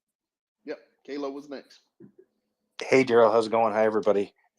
I wanted to look ahead a little bit and talk about Putin's death, but not in the morbid sense. I'm going to assume that the prediction is that he's going to have like a Gaddafi type death from his inner circle, someone from his inner circle, or someone within the regime or the military. But say hypothetically he's captured and imprisoned. He's not immediately assassinated or killed.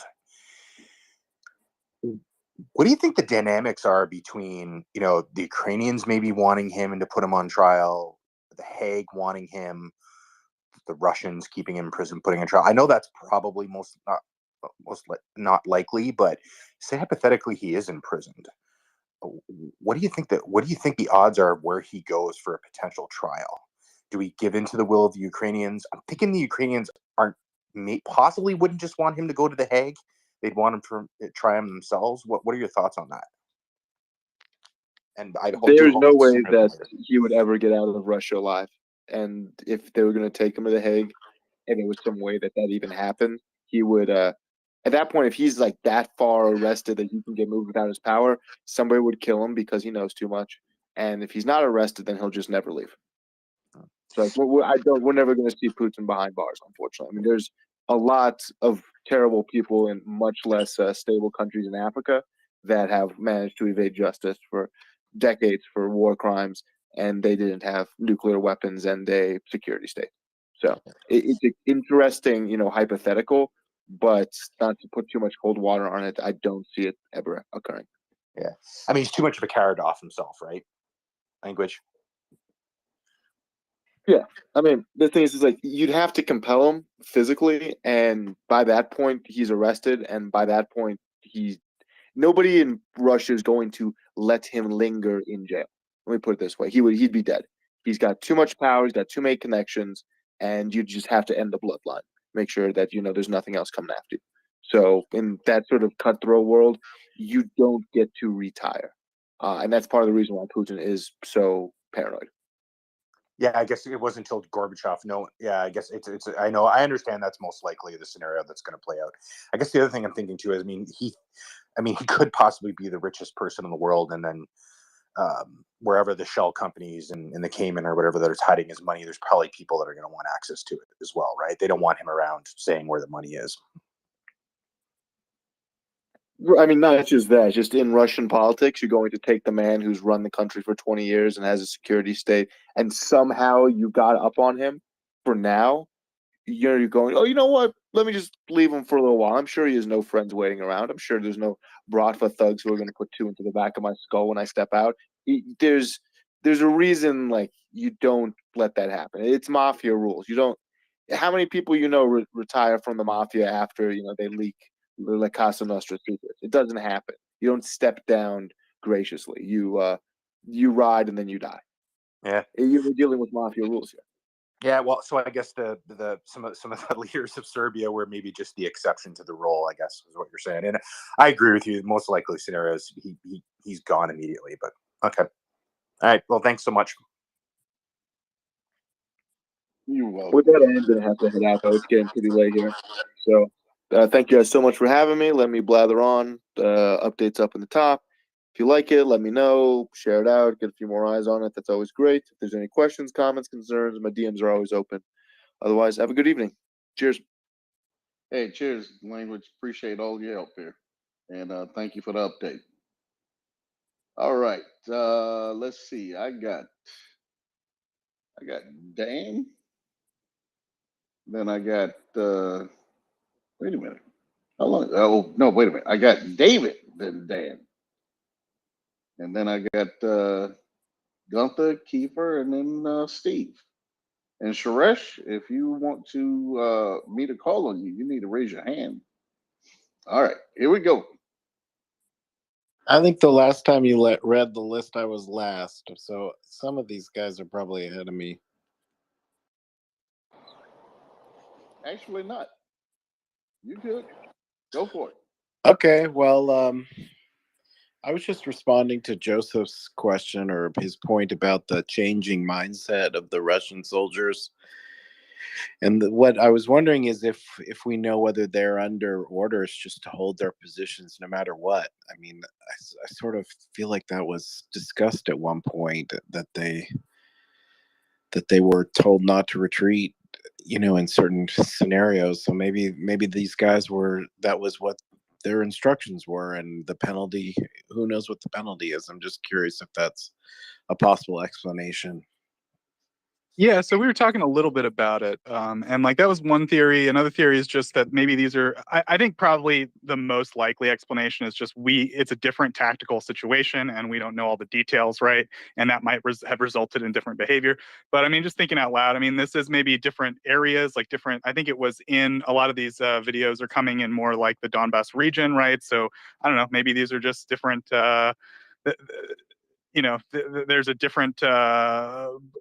Response to it's okay for them to feel like they're withdrawing from Kharkiv region, and I don't know if this is at the command level or at the individual soldier level, but it was it's okay for them to withdraw from Kharkiv region, but once they start losing these other areas, it computes differently or something. That was like another theory. So yeah, a lot of different theories. I think probably the most likely explanation is just the different tactical situation. But I think you brought up another good maybe theory about why. It's just that there's either been an order directly from Putin or from probably more likely some military commanders in certain areas that like you guys can't move, and that's just sort of seems to be their response to what that order, that basically impossible order, because we talked about this for like a week, right?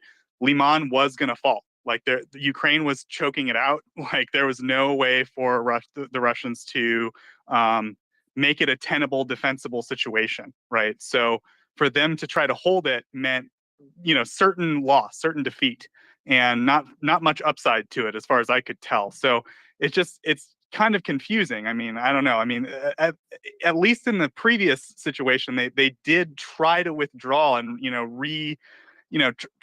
it seemed like they attempted some kind of a coherent withdrawal. This time I'm just not seeing it, but maybe I'm certainly not the guy to be an expert here. So anyway, but thanks, David. Any follow-up?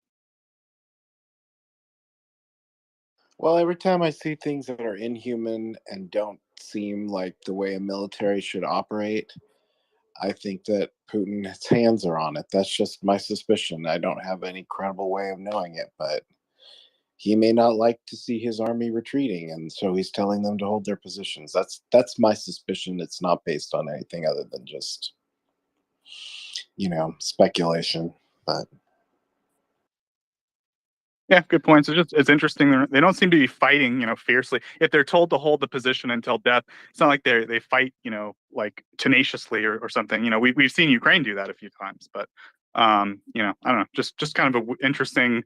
I'm just trying to understand, like, is this a new behavior going forward, or is this just an aberration as a result of what happened in that situation? Or, you know, maybe I just saw some weird videos today, and I'm thinking I got my head in a weird place. I don't know, but thanks for trying to think it out with me. Back to you, Daryl. Yeah. What about if he just thinks that his troops are more equipped than they actually are? Because he's not on the battlefield. He has no idea of what kind of kit that his men have on the field, and he's telling them to hold the line, thinking that they have full mags, full, you know, contingent of artillery supporting them, everything. It may be that he does not really know, but you know, we already know that Putin is directing the battle, and his word is God to them at this point. Do you want to tell Putin, no, you're the person who's getting that order? Do you want to tell him, if we do that, these guys are going to die? I don't think we should do that. You're not going to say that, because then your life is on the line. So I think he's created a command structure that has the strong potential to lead to this sort of failure. You know. And that's exactly the point that I'm making with that, is that he doesn't know what's on the field, and he's expecting them to hold the line because they are fully equipped, fully manned, ready to go. Yeah, he knows that there's some battlefield losses, but I wonder what the numbers he's looking at, as opposed to the numbers that are actually, you know, on the field. I just want to say something here, guys. I got hands up. But I see spinning, you know, microphones. So I'm not sure if you're going to be able to answer me or talk to me. And I just want to say that. So if I call on you, I don't hear you, and I'm because I'm looking at what could be a problem for you to speak. Okay. All right. So we went with David. Now Dan and Steve, I'm gonna go to you next because I think I skipped you at some point. So I'm gonna go to you after Dan, and then keep it Watch in. that real quiet. Okay, here we go. Yeah, so on the subject of why the Russians are starting to act differently, and I actually sent Joseph a link to the. Can anybody hear Dan? Yeah, Daryl, I can hear. Okay, y'all can hear him. All right. Am I good? Go ahead. I actually sent Joseph a link to an article about this study, but the U.S. Army did an extensive review of how combat affects people over time at the end of World War II. And there's also a famous British study that I want to say was done after World War I couldn't find the British one, but I found at least an article about the U.S. Army one. And I think the results of both studies were broadly similar. People can only last so many days in combat, and they just start to break down. I mean, this is, you know, they teach this at staff colleges. It's very close to an iron law of warfare. Now, the intensity of the combat matters. You know, do you have 12 hours on and 12 hours off, or are you under threat the whole 24 hours? I mean, there are details that matter, but the short version, and the Ukraine war is more like World War II than any war fought since then, is that after 90 days in combat, people's effectiveness and their mental state. Okay, folks, I'm just gonna say this. Can y'all hear me? Raise two We fingers up. I can we hear can you. hear you. We can hear you, Daryl, but you can't hear Dan. I guess he's speaking right now. Yeah, I can't hear him at all. Sorry about that, Dan. No worries. Almost finished. So the short version, very short version of this study, and I mean, it was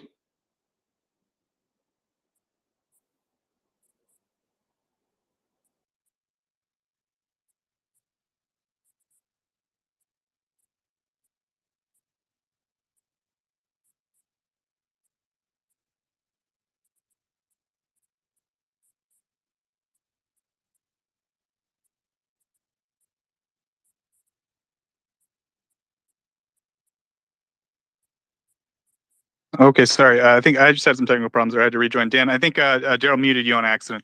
It's just the buttons are super close together. It's just something that happens. I've done it before. I feel terrible. Sorry about that, Dan. So you're talking about combat fatigue. You got, we heard the first part, and I think it's a brilliant point. I hadn't thought about it, but please continue.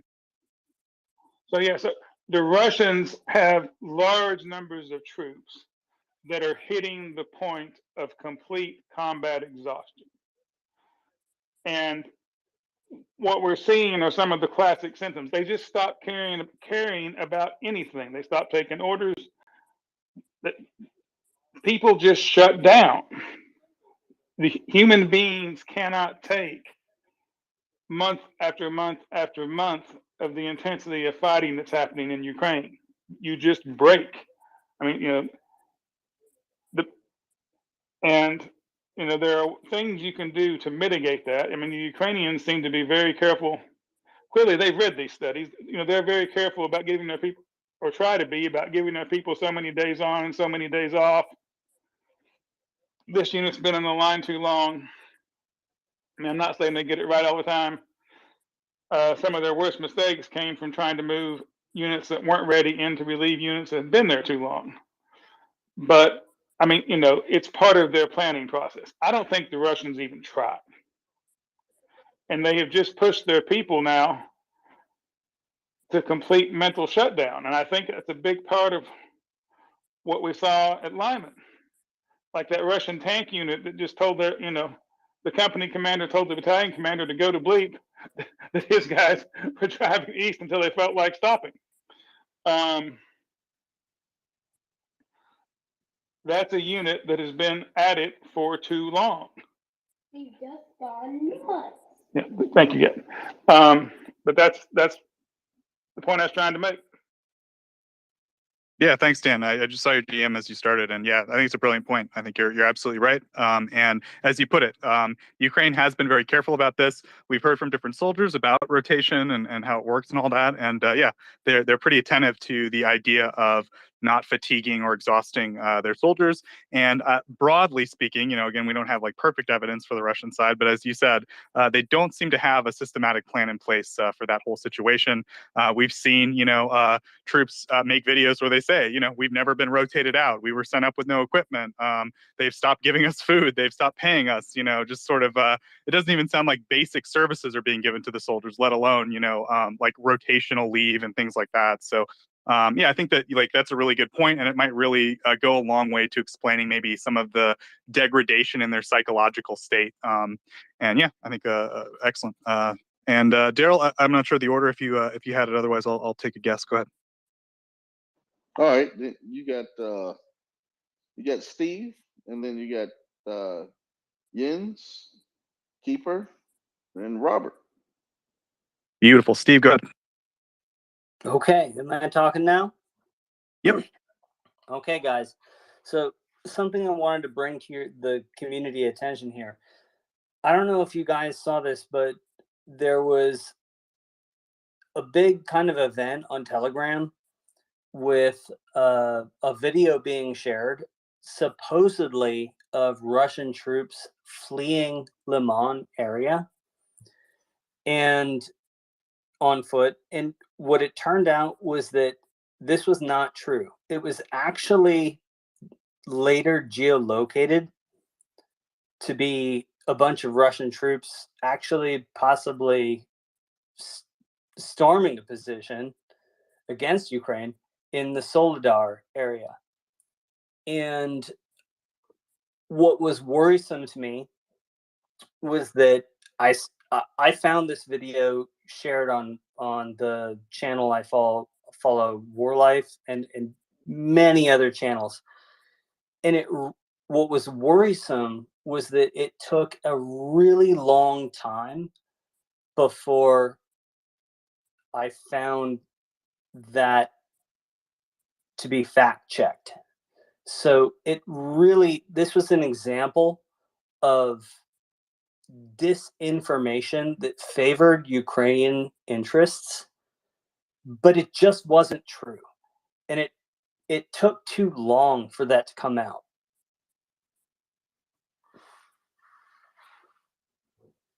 Go ahead. Yeah, I mean, there have been a few times where we've had to sort of correct the record because I guess like major accounts start posting stuff that we don't like think is verified. Probably the most recent example was when a guy was caught. Ukrainian Twitter started sort of speculating that it was a lieutenant general of some kind. And sorry, I got to meet you there, Steve. It's just because if we don't mute people, then it like really messes up the audio on Twitter. Anyway, yeah, there was like a lieutenant general that had a picture, and some guy was captured, and people on Ukrainian Twitter were like, "Wow, this guy kind of looks like that guy." So like Ukraine caught a general; he was in disguise, and then some English accounts started like reporting that rumor as sort of news.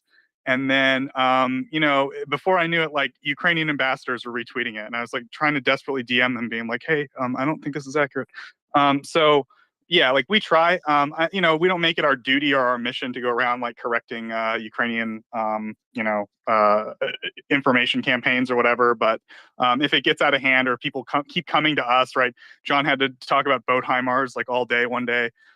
Then we'll do our best to get accurate information out there. But yeah, we don't want to spend like all day dealing with it. But yeah, if you point out, for example, if we bring up a video and you've got good information that it's not correct description of it or source, et cetera, or if we find a video that is being considered reputable that we fact checked and we found incorrect, then we'll certainly share that information. Yeah, our people do their best. I certainly bring videos to them all the time, and they'll they pat me on the head and say, "Oh, Joe, this is from 2014 or whatever." So yeah, it definitely is something we take into consideration. Daryl, anything you want to add here? Not at the second, I don't. I was looking away there for a second. But no, I got nothing to add in a minute. Okay, no worries. So we got a bunch of hands. So I think up next was Keeper.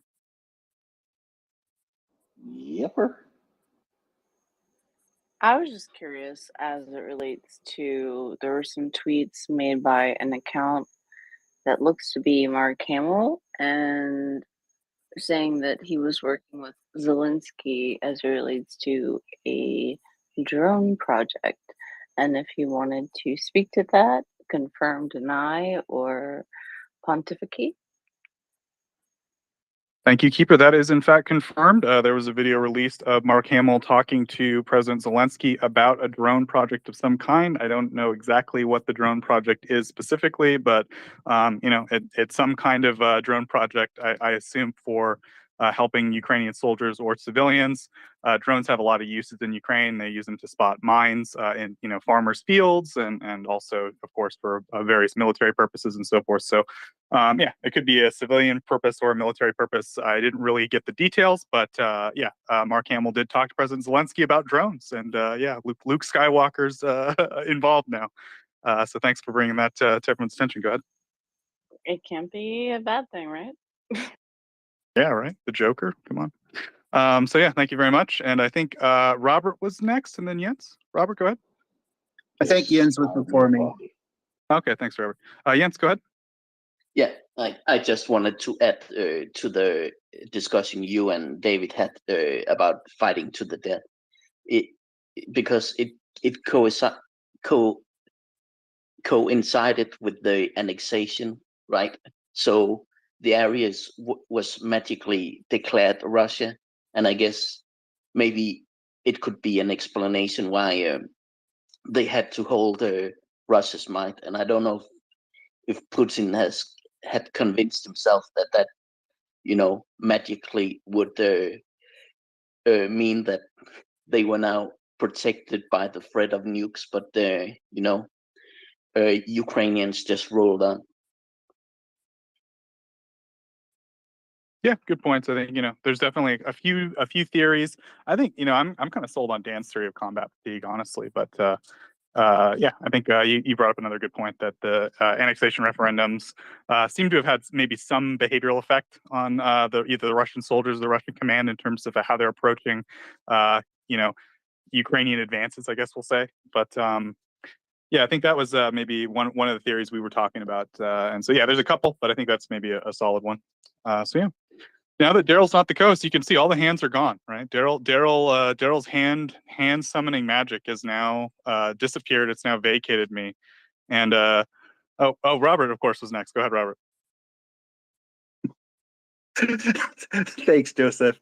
Yeah, I'm going to join the Dan fan club. It's like first thing I was going to say is what Dan said. He's absolutely correct. And ISW highlighted that speculated, I should say, that one of the reasons the the northern axis is not getting reinforced is because Putin seems to be obsessed with Kherson.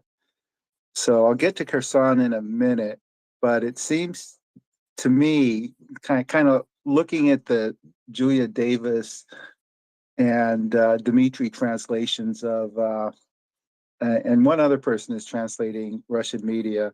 It's like Russian media was kind of hoping that Lyman would become the Russian equivalent as Azovstal.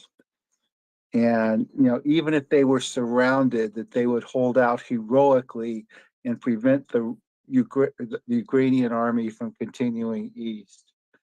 Right, while the new mobilized guys come, right, Robert? Go ahead.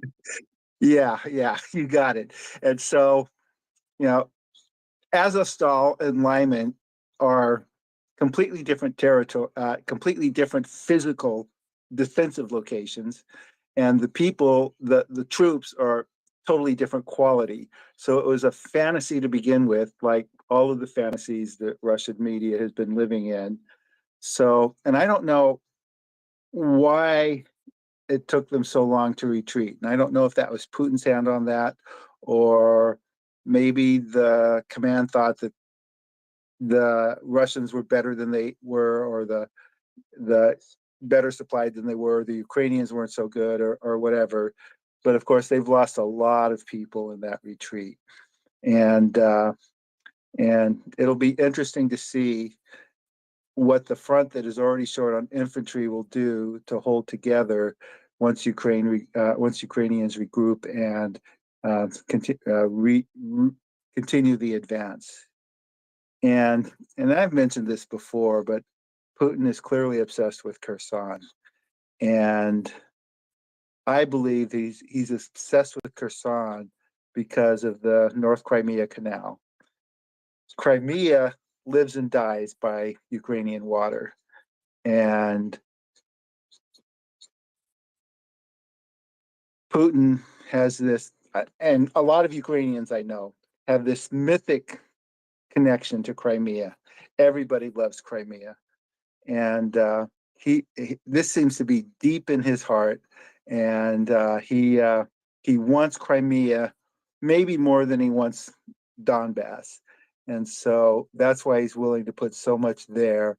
And because he's not a military man, and maybe his people aren't telling him how difficult it is to maintain forces across the Dnieper River, he's focusing on that. He's putting people into that untenable position, and Ukraine is just slowly grinding it out, and eventually going to capture them all. And so those two things, and ISW made this point that the Northern Front is being starved of troops. The Southern Front really is not. And my explanation is Putin is obsessed with Crimea, and because of that, he's obsessed with the North Crimea Canal, and because of that, he's obsessed with Kherson. So maybe that's a discussion point for the group. Yeah, thanks, Robert. It's always a good, important point to bring up, right? So there's the Novokhovka Dam, which is in a place called Novokhovka. It's a town pretty close to Kherson, just sort of along the river northeast of it.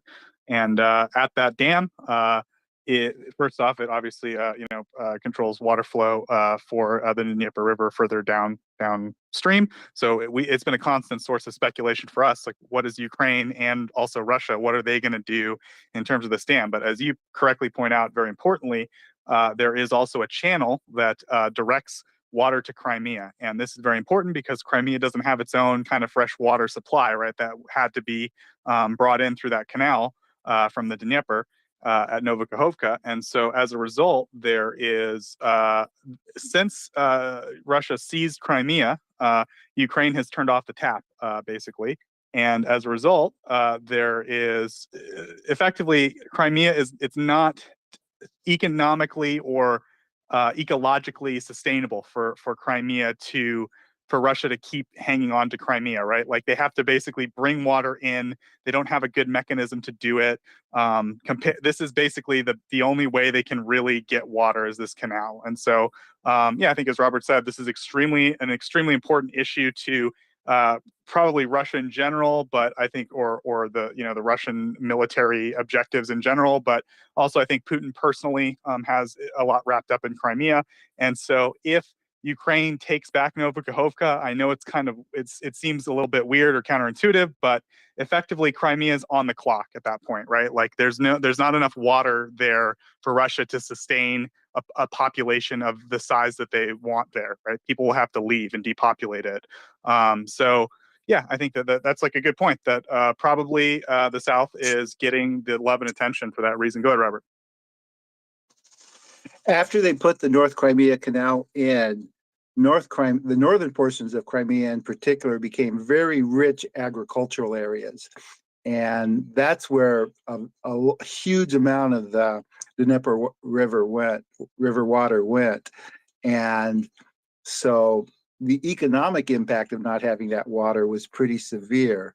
So whoever controls Novokhovka and Crimea has a lot more wealth than whoever controls one or the other, but not both. Yeah, that's a good way to put it, right? You need both, basically. The Crimea basically just isn't viable without that Crimean canal from Novokhovka. But yeah, I kind of do miss our Kherson updates a little bit. Ever since the counteroffensive started, we've tried to kind of be a little bit quiet, and quite frankly, as we've been discussing a little bit, it's not kind of moving as quickly, or it's not maybe as exciting to follow as the Northern Front right now, just because that's a real war maneuver up there. But there's certainly a lot going on in the South. Don't get me wrong, right? So both bridges, as far as I know, are still basically out. They're still damaged to the point where they can't be used.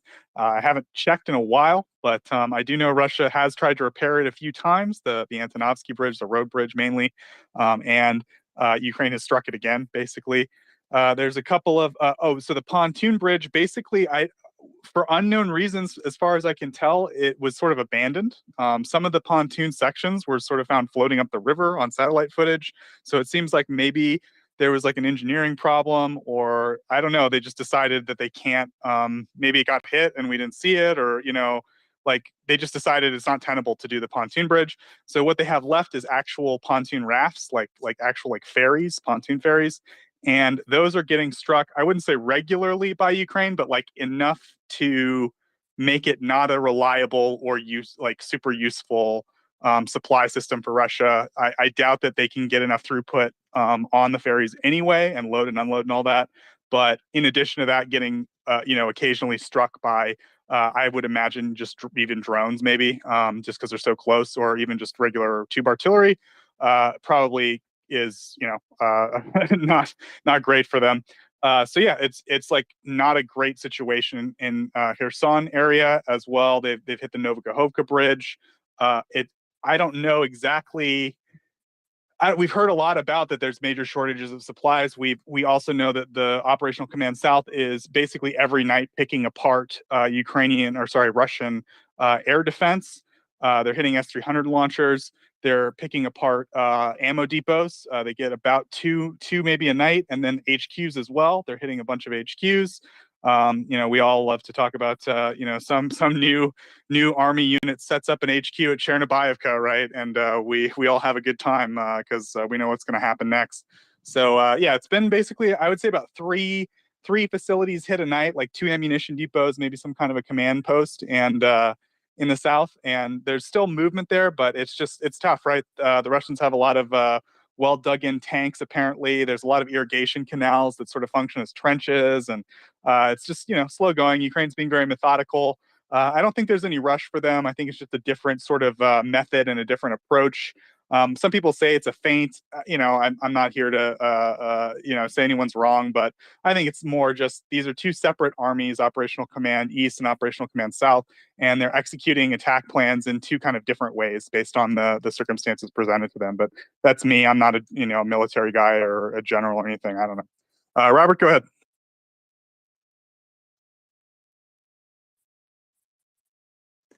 Well, I am a military guy and a war gamer and a historian focused primarily on World War II and the Eastern Front in particular, even though my dad was in the 82nd Airborne.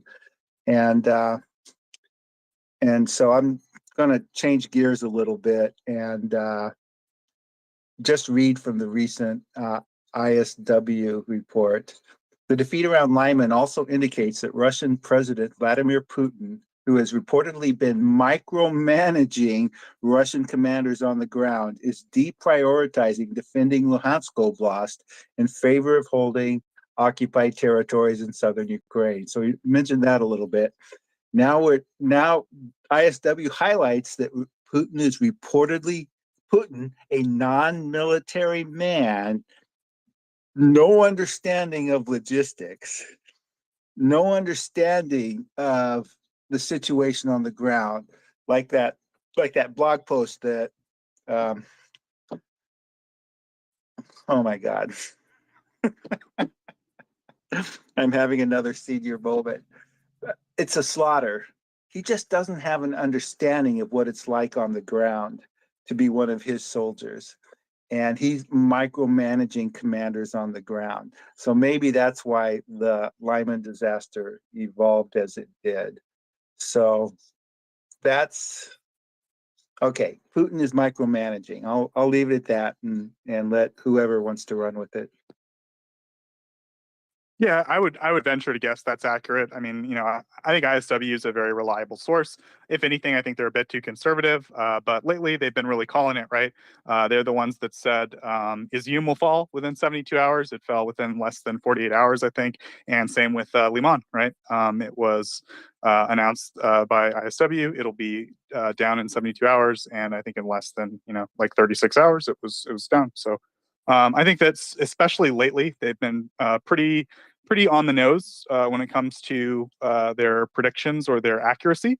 And so, yeah, I would sort of trust their word on this, that Putin's directly interfering with, the day-to-day management of the strategies and troop movements and so forth. And that is, it was often said in World War II that, Germany or England's best general or whatever was Hitler, right? That he wasn't a good commander and that, it caused real problems for the command staff when he made strategic decisions for them. And we have to imagine that, something similar is probably playing out in this, scenario as well. This guy never served a day in an actual military. He served as a member of the the KGB at the time. So the Russia spy agency, that was sort of considered the equivalent of military service in the Soviet Union. So yeah, that was like his military time. And he never learned about, as Robert said, like logistics or trench digging or, machine gun emplacements or any of this stuff, right? So I think it's very reasonable to assume that this guy, who the ISW is probably being reliable in saying is micromanaging, where the army men go on the map, that's probably hurting Russia's strategic potential. I don't want to overplay it. I think the Russian army isn't like an army of lions led by a sheep or anything, but it certainly doesn't help them that they're being micromanaged by a non-military dullard who doesn't seem to have a basic understanding of the situation they're in. And I mean that's kind of the bottom line there. Robert? Okay, I'm going to change gears again, trying to get some discussion going. I wonder. I'm just cursed. I don't get hands. I don't know what it is. Go ahead. Am I keeping you away? No, you're fine, man. Go ahead. Okay. So one of the things that I've been wondering about from the retreat from Kharkiv Oblast, where all that ammunition was left behind, is I wonder what the approval authority was to blow the depot. So I'm the Russian NCOIC of that particular depot. And what am I going to do when I'm told to unass the area because I wasn't given the order to blow it up? Now, my supply sergeant, when I was a company commander, would have said, we're unassing the area, I'm going to blow this shit. But I wonder if the reason it wasn't blown is because the person who was there didn't have the authority and wasn't going to do it without receiving the order. So that's why I think all that ammunition fell into Ukrainian hands. Yeah, thanks, Robert. I mean, it's definitely a good question, right? So Ukraine in the counteroffensive in Kharkiv seized a ton of ammunition. I think part of the problem was clearly Russia didn't expect such a fierce attack from, we got a lot of communications intercepted, as I'm sure you know, where they said, we need help from the guys behind. And they said the guys behind, like, they're already under attack, like they've been overrun or whatever. So I think that it's clear that it happened a lot more quickly than they anticipated. And that probably didn't give them a lot of time to prepare for any kind of like preparatory demolitions and so forth. That being said, though, I think any competent army would have left less intact equipment for their enemy, right? I think that's pretty obvious. So I think that you're probably on the money when it comes to just this question of like authority, right? We hear a lot of stories about, Russian tanks will stop in the middle of the road and they'll say, yeah, we're out of gas. And they'll go, well, why don't you get more gas? They'll go, we can get orders to get more gas. I mean, that's something that I think a NATO officer would just smack his soldier upside the head and say, well, then you go get gas if you need gas, right? So, I mean, I think it's just sort of that general mentality, as you mentioned. But I think a big part of it, too, is just the sheer surprise. I think that if the commanders had enough time to really understand what was going on, then they might have been able to get those orders through the chain. But as you correctly pointed out, because they need to go so high up, that takes time, that takes effort, that takes signals that put soldiers at risk and so forth. That time probably was too slow, that lag time, compared to how quickly the Ukrainian guns were moving forward, right? So that's probably probably a mix of the two, something like that, I think. But yeah, maybe it's time for some general announcements. I could talk to Robert all day about this stuff. Yeah, so you're listening to the Maria Report. We are a 24-hour Twitter space. We're dedicated to discussing the Russian invasion of Ukraine, the genocide against the Ukrainian people, and we do our best to bring you guys good panelists. Of course, just me up here right now. I just read the Twitter, try to find news for you guys. But we do have some experts up here sometimes who can talk about economics, politics, military matters. People like Major Giroux or Yehuda or Chuck Fair, real experts who can talk to you guys about what's going on the ground there militarily, as well as politically, economically, culturally, and so forth. We also, of course, try to get you guys guest speakers, people like General Nick Ryan, General Ben Hodges, lots of experts in other fields, and of course, most importantly, we try to get you people actually on the ground in Ukraine right now who can give us information about directly what's going on in Ukraine.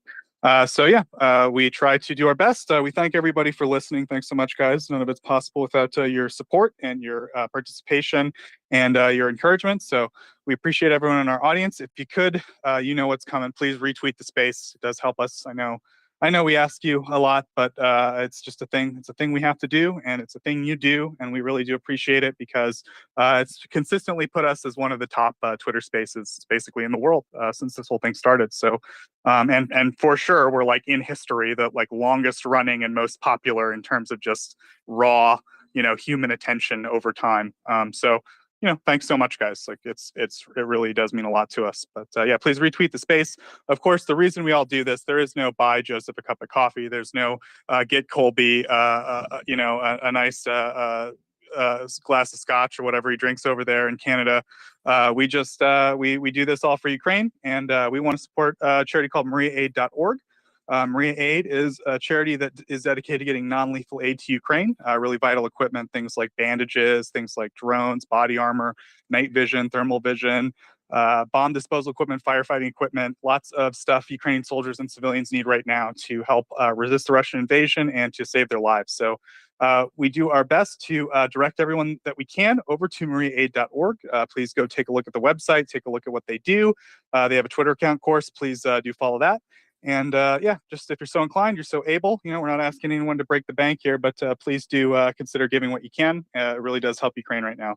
And Constantine, I think, made a really great little explanation last night that these drones really make a huge difference, right? If you take it down to the unit level, that these guys need just a single drone sometimes, and it could really make a difference for a unit between knowing what's going on and not, right? So it really can. You can, as Yehuda puts it, you can put your thumb on the scale of history, right?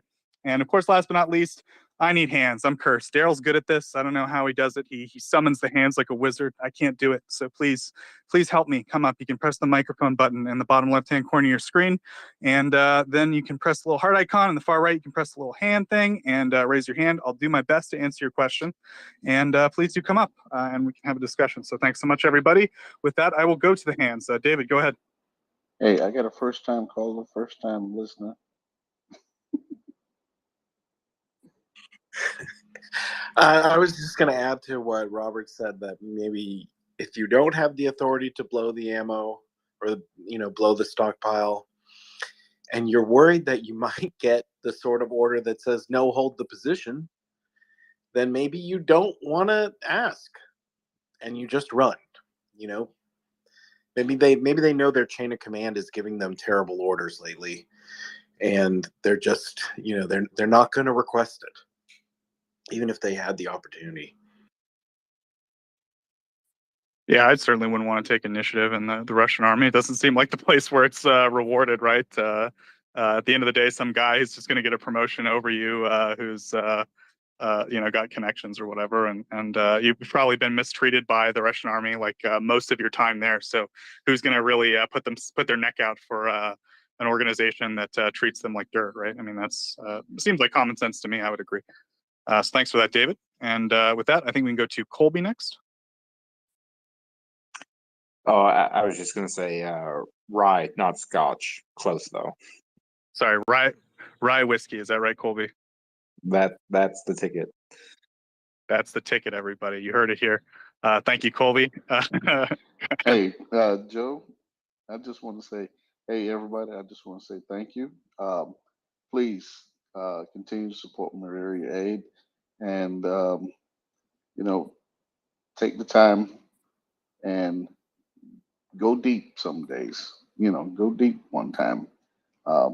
They're trying to get these drones. They're trying to get these tourniquets. They're trying to get these different items, night visions, everything for the troops in the front. And as they get really down into the dirt as they go east, it's going to be ever more critical. This backup support we give is going to be really important. So just remember that when you see these lines moving on the maps, just know that there are troops, there are men, women that are there, and they are taking injuries.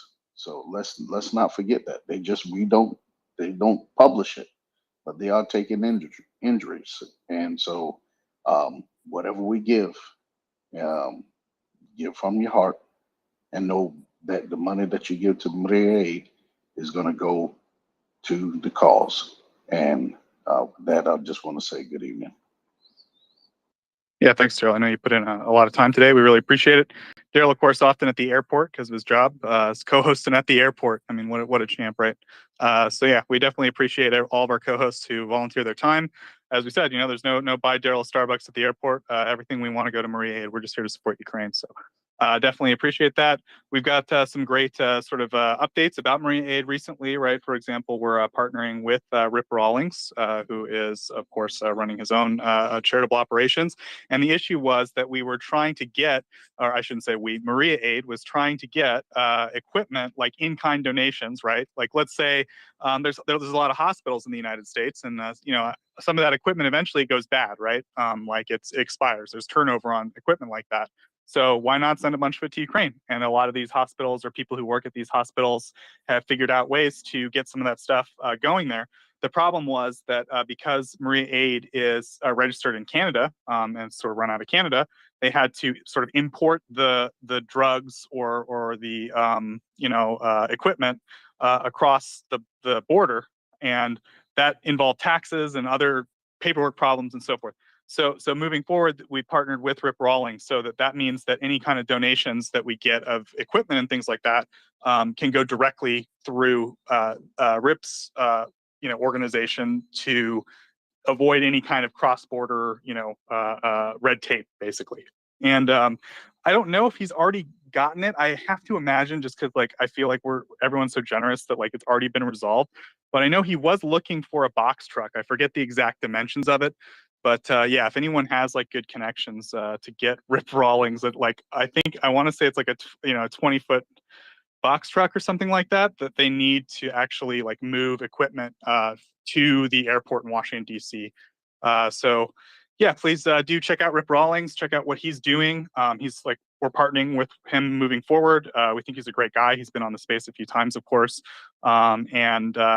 We're doing our best to help him out. And I think right now, one of the best ways we can help him out is trying to find him a good box truck that he can use to move all this stuff. I think even, if it can just be borrowed for a while, obviously, I don't think it needs to be given. So yeah, that's what I've heard about recently in terms of what's going on at MriyaAid. So thanks everyone for listening to my long-winded announcements about all that. And with that, I'll go to Chris. Yeah, thanks, Joseph. Yeah, I just kind of tuned in late here, so sorry if it's already been discussed, but I just saw a post about explosions in Zaporizhia, and I know the threat level's low. I'm not asking for that reason. I'm just wondering if it had anything to do with the plant, or if it was another attack on civilians like the other day, the car bombing there, the bombing of the cars and the civilians. So I'm just curious if anyone has information on what was exploded in that region. Yeah, good question, Chris. I haven't actually heard about an explosion in Zaporizhia. I usually go outside because I get better reception on my phone because it doesn't like Wi-Fi if we host or co-host, I should say. So I use 4G and I try to get good reception. So I'm out and about, walking around outside. But so there was an explosion in Zaporizhia. Sometimes I'll put it this way, because of the way that it's all laid out, right? We have cities, like Zaporizhia is a city in Ukraine. Then there's Zaporizhia Oblast, which is the province that's the city's located in. And then, of course, there's Zaporizhia nuclear power plant, right? So when we hear the word explosion at Zaporizhia, it could mean three different things, basically. It could mean in the city, it could mean in the region, it could mean in the power plant. So without knowing exactly which one, I don't want to comment any further, but you're right to point out that in terms of the power plant, there have been several false flag attacks by Russia recently to try to blame Ukraine for hitting the nuclear power plant. There's also been some recent, they've basically sent an ultimatum to the staff, in my understanding, that they have to start working for Russia. I didn't really fully understand the exact nature of the ultimatum, but it was you guys basically have to start working for us officially and formally, and sign all these loyalty papers or whatever, or we're gonna get rid of you. I think that was sort of the idea behind it. So and yeah, so I do see one update. It says Russia's attacked Zaporizhia and the immediate surroundings of the city itself, destroying civilian infrastructure. So yeah, it seems that they've hit Zaporizhia. They've hit some civilian infrastructure of some kind. I couldn't tell you specifically what yet. I will keep looking. But thanks for bringing that to my attention, Chris. Yeah, that was good, and I didn't know that they put that ultimatum. So that's a good little bit of added information there. Yeah, I just saw a picture with some plumes of smoke off in the distance. So yeah, the post I saw didn't really give any details. So sounds like you say, it's civilian, unfortunate all around. So yeah, thanks for the information there. Yeah, thank you very much, Chris. It's always troubling to hear. I think lately we've heard pretty minimal reports of civilian casualties. Luckily, the air raids are pretty good. And the emergency workers, for example, like Roman, who works in Kharkiv as a fire chief, who we talk to frequently. Obviously, they work very hard to get everything up and running. Sometimes it takes as little as an hour from a major strike happening for power and water and so forth to be restored, which is really, really impressive. Especially considering that a lot of these emergency workers in Ukraine are braving, the possibility of what's called a double tap strike, right? Which is where Russia hits a spot, they wait for all the emergency workers and response infrastructure to kick in and be on scene, and then they strike again, right, to hit all those emergency workers and all those vehicles and so forth. So it's a very dangerous job. It's, I would say, pretty much as dangerous as being on the front line. I would have to imagine being an emergency worker in one of these cities where Russia is, constantly hitting them, like Mykolaiv or Kharkiv city, or to some extent, Zaporizhia is not as frequently hit, but it does happen. So we want to continue to support other countries sending Ukraine air defense systems, right? S-300 systems, any that are left. Of course, would be great, but more modern systems would always be best, right? Things like the IRIS-T, which Germany's sending soon. Things like NASAMS. Hopefully, Norway. Hopefully, Norway can build more of those quickly and get those to Ukraine. And or I don't know. Colby, you could maybe answer this. Are NASAMS built in Norway, or are they built in the United States? I think that the ones that the United States is procuring for Ukraine are going to be built by Raytheon in a Raytheon facility, but I would have to double check on that. Yeah, that makes the most sense to me, Colby. I mean, I'd have to imagine. So that seems like the most likely thing. But if you want to check, feel free. But yeah, I appreciate that. So yeah, I think right, any of these more advanced air defense systems like NASAMS that the United States can send, or Norway, or anyone else who has it. I think Spain has some. Or IRIS-T, which Germany has, or of course the Patriot system, which we talked a little bit about last night. Any air defense system will help Ukraine right now. And we're obviously big advocates here of sending more. Robert, did you have anything you wanted to add? I saw your hand go up briefly. Colby's right. Okay, thanks, Robert. Yeah. So yeah, it's definitely a great system, NASAMS, right? It's what's used to protect the President of the United States, as far as I understand.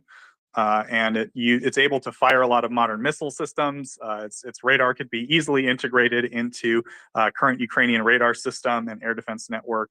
And it's just sort of a very portable quality system, air defense system. The problem just really is that there's just not enough of them around. It's a pretty they haven't been made in large numbers, so it's going to take a little while. I think maybe a week ago or so, Ukraine officially said actually the two NASAMS we said were in country aren't yet in country. So I think they're still waiting on NASAMS, but I think they're supposed to arrive soon. Colby, is that right? I don't know about NASAMS now that they're kind of walking that back. It may be the case that they actually are in country and they just didn't want to announce it yet. So all we can say is that there are definitely two systems that are either in country or on their way and will be there soon. But today we did actually get a little bit of news, and I don't know if this was discussed in this space when it broke, because they were in the midst of a fairly spirited discussion, I think, when it was announced. But the German foreign minister or defense minister, I forget which, was visiting Odessa and announced that the first of 4 IRIS-T batteries that Germany is providing Ukraine will be delivered very shortly. So that's obviously very good news to hear that. I will throw that into the nest. So IRIS-T is a German missile, which they have just developed a surface launching unit for.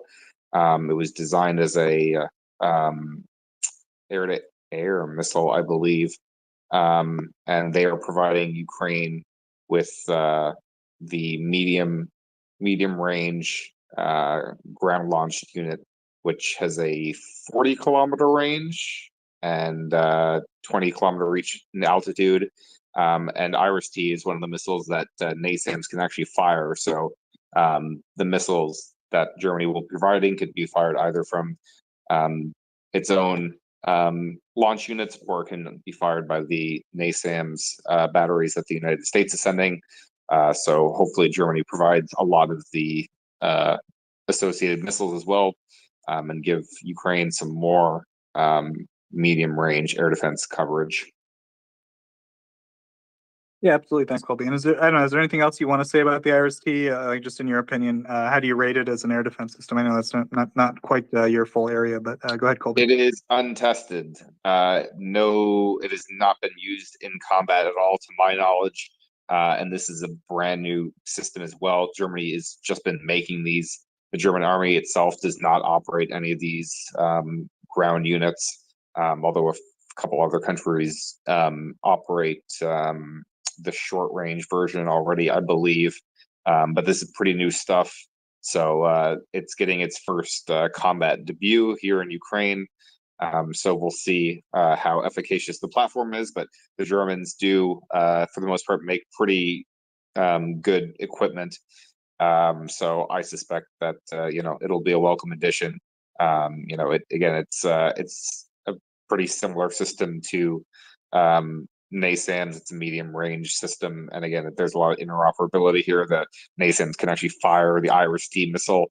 NASAMS can fire a lot of different kinds of missiles, which it's a very flexible system. So they complement each other, and ultimately, when all the deliveries are done, I guess Ukraine will have about a dozen between the two. So that's certainly good. The dozen, like, brand new, fairly modern Western-made medium-range air defense systems. So certainly that can do a lot for covering the front line, and as well protecting locations like Odessa from cruise missile attacks and loitering munition attacks. Absolutely, Robert. Colby is correct. The report that the NASAMS was already in Ukraine was premature.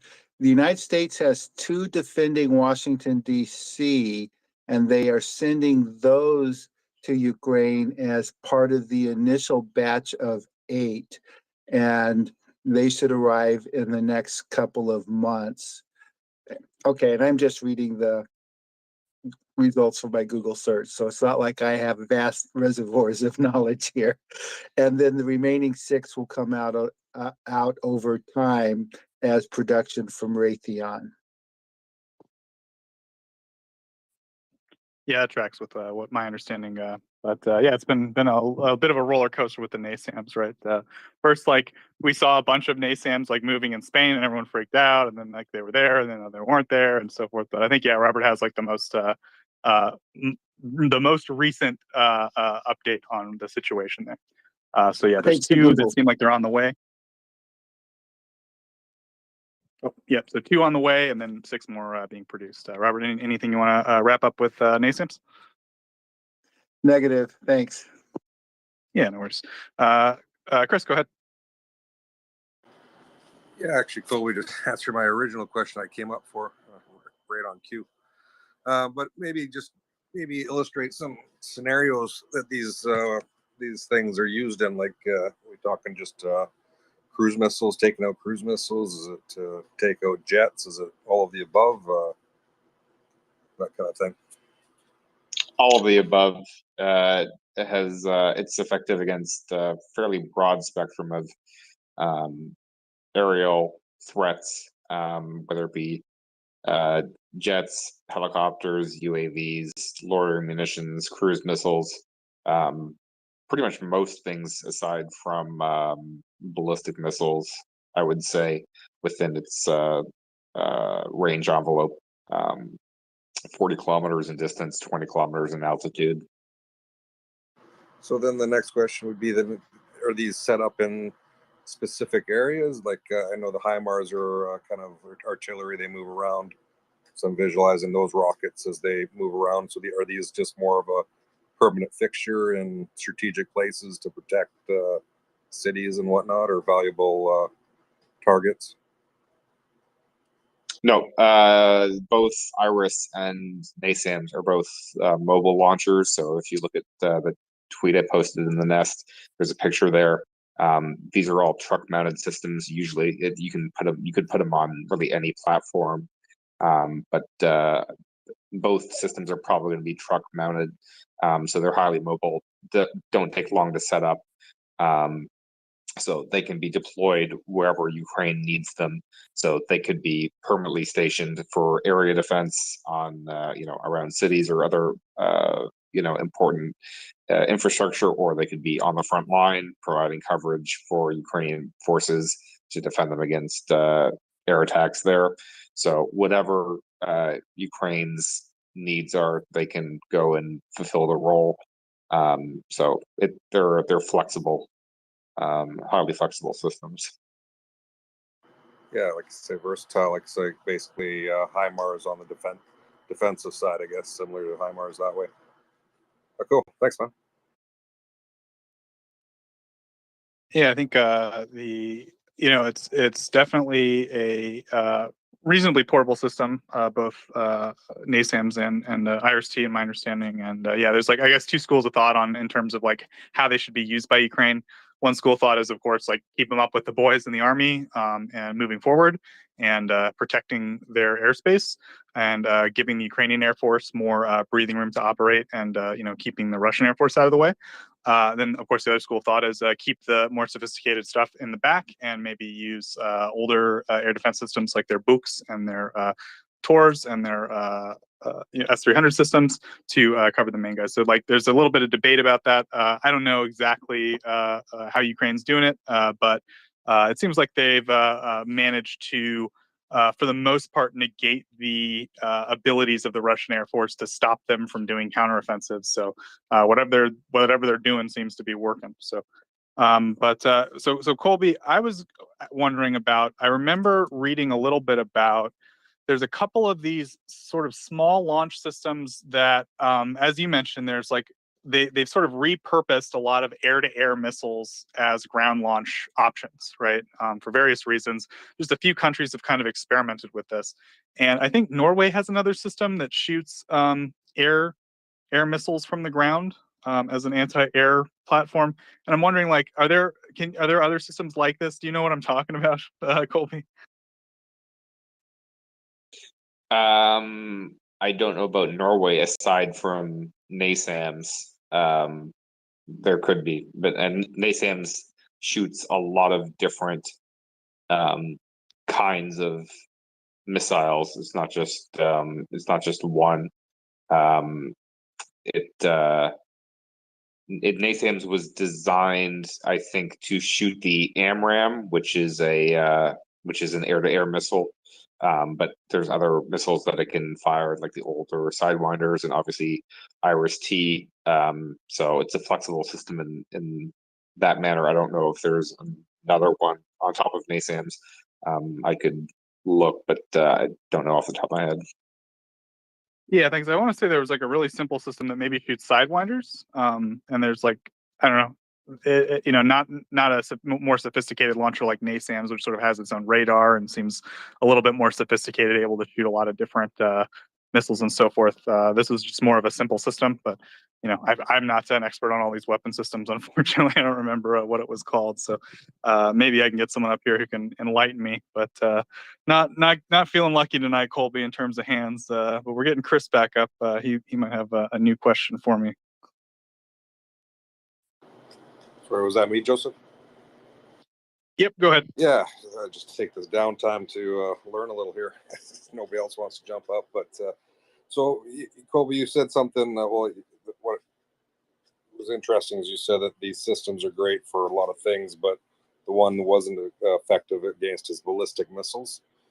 And I'm just curious if you can touch on if you know why or what the complication is on ballistic missiles, or is there a system better equipped to handle that? If not, again, what is it? Is it kind of angle of attack? Is it speed, or what makes those more difficult? Short answer, all of the above. This is much more into John Ridge's area of getting really into the physics behind all of this. But ballistic missiles, due to the speed and the trajectory at which they fly, you need a anti-ballistic missile defense systems are typically specifically designed around that. And then if they can do other things as well, that's great. Like Patriot can do other things as well. But systems like NASAMS and IRIS-T, these are like short to medium range systems.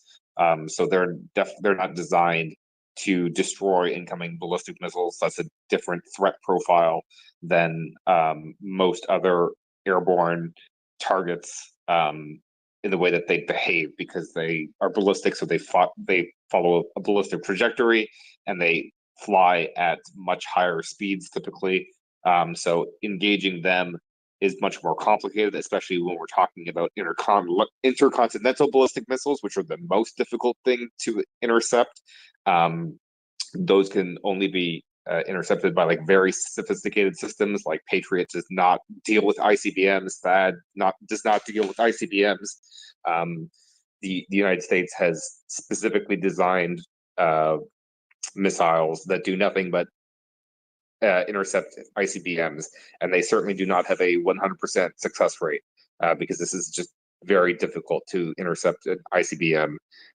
So as far as ballistic missile defense goes, there's a much more limited number of systems that have that capability, and we have discussed them at length on the space. Patriot has been subject to considerable debate, especially over the last couple of nights. We've talked a fair bit about Patriot and whether it's going to be sent to Ukraine or not.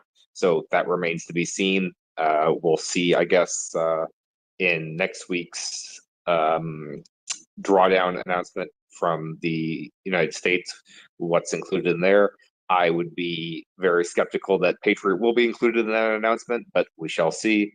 But luckily for Ukraine, ballistic missiles are not really as much as a threat as they have been in earlier stages of the war, because Russia has exhausted a fair bit of their stock of conventional ballistic missiles. Iskander attacks are far less prevalent than they once were, as far as I can see. So, we can see that Russia's been resorting to using things like the Iranian-made loitering munitions to target Odessa, whereas previously Odessa would have been targeted by Iskanders or caliber cruise missiles. That said, I think that the most recent attack on Odessa last night or 2 nights ago, I think that was actually reported to be an Iskander strike, which is kind of abnormal because I can't remember the last time that there was an Iskander strike on Odessa prior to that. But certainly Russia's stockpiles of those is depleted, so there's not as many of those around.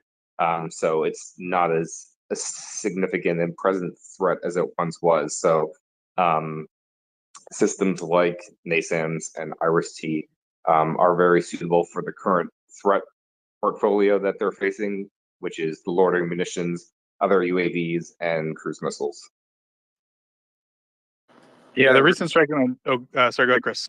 Well, I'm just going to say I've heard of the Patriots, and it sounds like they're a superior system. I'm just going to say, curious, they offer quite a bit longer range. So let's say they hypothetically get them.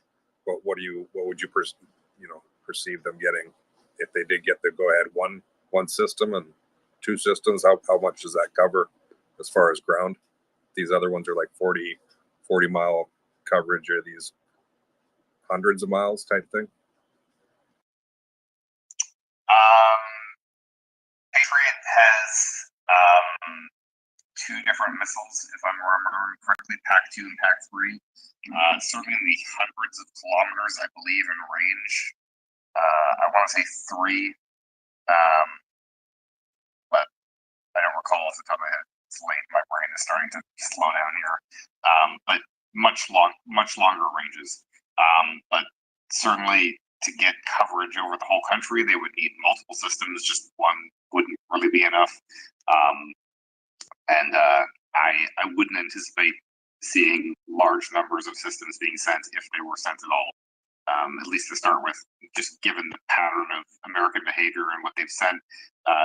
They've tended to start off fairly slow with a small number of given systems and then very slowly make incremental increases to the number of any given system that they provide. That's kind of the pattern that we've seen for all of the different kinds of equipment that the United States has sent, whether it's M777s or HIMARS or something else. It starts with a small number of systems and then just kind of builds up. So I wouldn't anticipate seeing a large number of any system, especially one as sophisticated as Patriot, being sent in large numbers at the outset. Yeah, right on. Thanks, man. Yeah, and just I guess real quick, like a semantic point, right? This comes up a lot, right? Is the difference between a launcher, a system, and then a battery, right? So there's a launcher would be like just the single thing that launches the actual air defense missile. The system would include other components like maybe the radar and maybe some command and control components and so forth. It could include multiple launchers. It depends. The definition of what a system constitutes varies from system to system. I don't know what it involves with Patriot. And then, of course, a battery is typically how anti-air defense is organized in a military. So in my understanding, I think an S-300 battery is like 4 launchers and then a radar and so forth. So, a battery has like a command structure built around it and so forth. So, yeah, I think I would have to imagine maybe a battery or at least maybe a half a battery or something like that would probably be reasonable. But Colby, any thoughts on that? Yeah, I don't know. And, again, it depends on the system that we're talking about, and it depends on the military on how exactly they structure the air defense unit, depending on, again, what specific type of system it is, how many launchers there might be organized with, other components like radar components and command and control components. It all just kind of depends on the system, because some surface to air missile systems are just self-contained. They're just one vehicle, and that's all it needs to operate. It's just missiles on a platform, and everything it needs to operate is basically within that one unit, and it doesn't rely on separate radar or command vehicles to really operate successfully. All of those systems could complement it. So it all depends on the specific system we're talking about and what country is operating it, how they arrange their air defense units, and how they classify their air defense system. So it does get a little bit confusing because the terminology is not necessarily transferable in all cases. Yeah, absolutely. And it's just sort of, it's an ecosystem, right? There's radars and there's command and control and there's launchers and there's the way they're deployed and arranged and et cetera, et cetera. John can talk about it all day. But Colby, while we're on the subject, I was wondering, I know Dr. Paul had a report that he maybe sent to you yesterday, and maybe you're going to look over with some coffee and some, I don't know what you guys have for breakfast in Canada, some scones? Is it scones or I don't know. But so did you have a chance to read that report? I did not have scones for breakfast, although I have made them before, and very much part of my heritage. I actually made myself crepes for breakfast this morning. Thank you for asking. He did send it to me. I gave it a tertiary glance. I have not dug into it fully because I was actually working on other things today, putting together a tweet thread about the president's signing of the new funding for Ukraine yesterday, or 2 days ago, I guess now, it's Sunday morning, which didn't, I don't think it actually got that much coverage, which is kind of surprising because I feel it's fairly significant that we've got like $15-16 billion in new Ukraine-related funding out of Congress. But I guess it's sort of the Friday effect that people don't pay as much attention to the news on Fridays. But that's just the way the calendar worked this year with the deadline for the government shutdown. So he signed the bill on Friday on the news dump day. So nobody's talking about there's $15-16 billion of aid for Ukraine. So.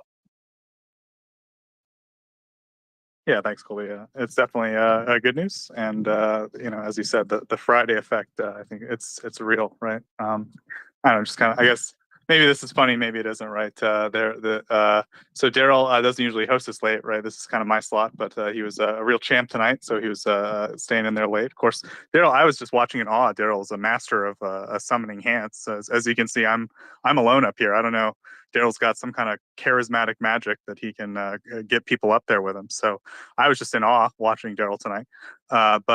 Anyway, Daryl was saying to me like, "Oh, like our listeners are going down. Like that seems bad. Maybe we should like find some new content or something." And I said, "Oh no, that's just like that's a normal like that happens this late, right? It's just a normal thing." And Alex, who's our Australian friend, comes up once in a while. He said, "Yeah, we call it the Joseph effect, right?" So I don't know. He said Friday effect. That was my thinking. Yeah. So, but yeah, it's just typical, right? We have this sort of gap between the North American listeners at night and then the European listeners in the morning, and yeah. But maybe I've just decided to tell myself that, and really I'm responsible for a major dip in ratings every day. I don't know. Anyway, Clearly, you have to speak about alcohol more.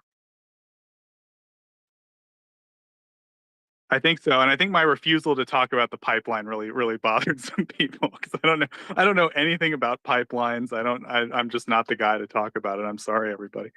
So I'm going to let Anda go ahead because she's just come up, and then we'll let Robert go. Go ahead, Anda. Hi, good morning. See you have 3 more hands. I have a question, a follow-up on what Colby was saying earlier. Just to put it simple for me, what's the difference between ballistic and cruise missiles? Because I'm lost on this. Could you please help me? Thank you. Yeah, so this is going to be super simplified, which I guess that's what you're asking for. I definitely can't explain the physics as well as John can. So ballistic missiles follow a ballistic trajectory. So in mathematical terms, it's a parabola, which is like explain like your 5 terms, like a arc basically. They follow that pattern. They don't really deviate from that. They have a target and then they fly to the target following that path. Cruise missiles can actually move around and sort of navigate on their own to some extent and change direction and move around obstacles so that they don't follow a ballistic trajectory, but they typically fly a lot slower. With the exception to that being, there's a lot of new advancements in hypersonic cruise missiles.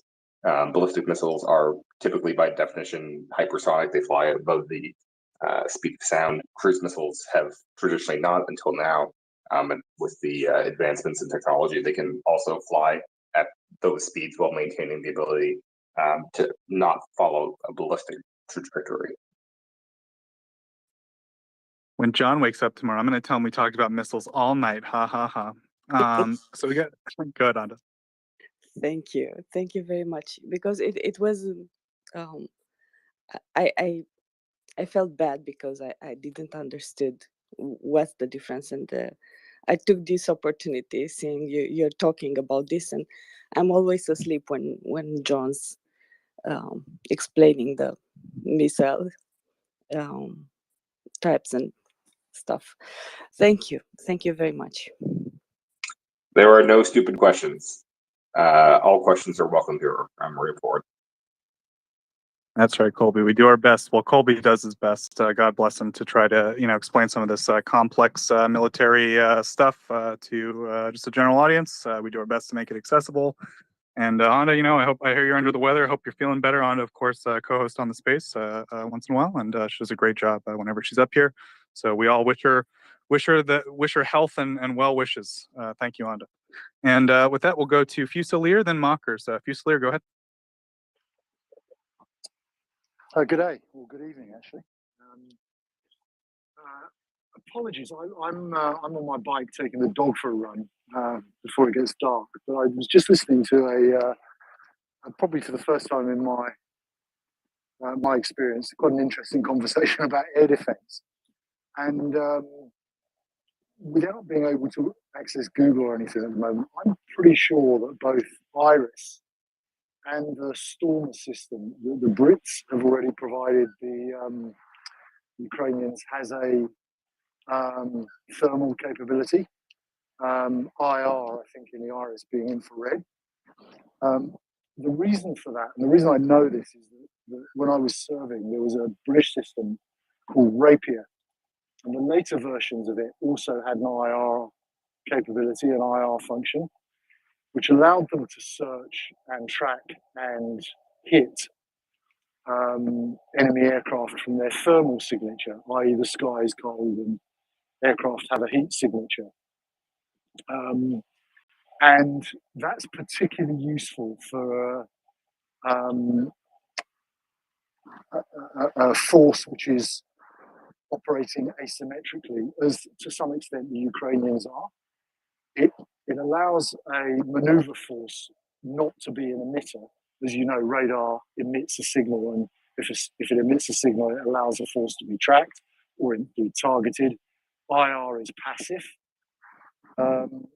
So I was just wondering whether it's quite interesting that the Ukrainians are getting Iris and already have Stormer, which is, I think, a short to medium range tracked system with a thermal search and lock capability. But somebody who knows more about air defense systems might be able to answer that question.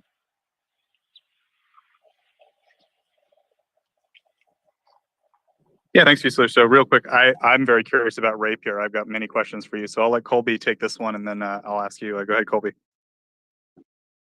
If memory serves, the United Kingdom did give Ukraine the Rapier missile, if I recall correctly. I have to double check, but I remember hearing something about that earlier on in the war. If they've got Rapier, I remember it having an IR capability, and that, because it's not an emitter, it allows, the Russians would not be used to a system that searched thermally. I mean, there's this, I don't know how true this story is. I wasn't there, but I recall somebody telling me once that at a Farnborough Air Show where the US first unveiled the B-2 stealth bomber, the announcer was saying, we're honoured to have, for the first time, the B-2 stealth bomber flying overseas, and it's invisible to radar. And as he was speaking, I suspect it was British Aerospace or something, stand had a Rapier on its thermal mode, and it was tracking the B-2 as it flew in from its heat signature. Or from its IR, it effectively looks at the sky and sees differentials between, I suppose, the temperature of the sky and anything else. But that would certainly be a sort of, for a force operating asymmetrically, not emitting and being able to track with IR would give them somewhat of an advantage. And I do believe that they've been, whether they've arrived yet, I think the UK also gave them some Stormer, which has a similar system, I believe. But I was an infantryman, so I'm not an expert on air defense systems. Yeah, so correction, Rapier was not sent. Stormer mounts Starstreak, which was obviously sent. They sent Starstreak manpads, and I think they sent Starstreak crew-served variants, as well as Stormer also equips the Starstreak system, which is a very capable short-range air defense missile. But Rapier was not sent. I believe there was some discussion about Rapier potentially being sent, but I don't think it actually was sent.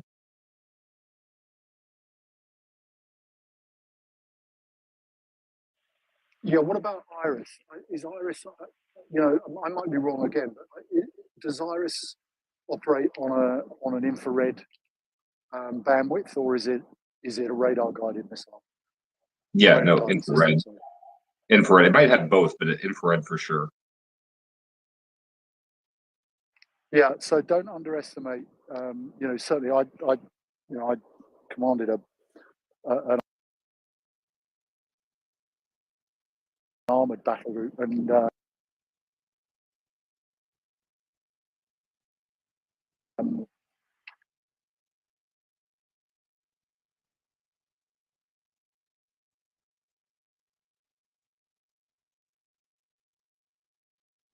Mic check. You're good, and I think we're the fact losing Fusilier. Fusilier, you're breaking up really heavy, and we cannot understand you. that we had air defense that didn't emit, and some advantage on the move.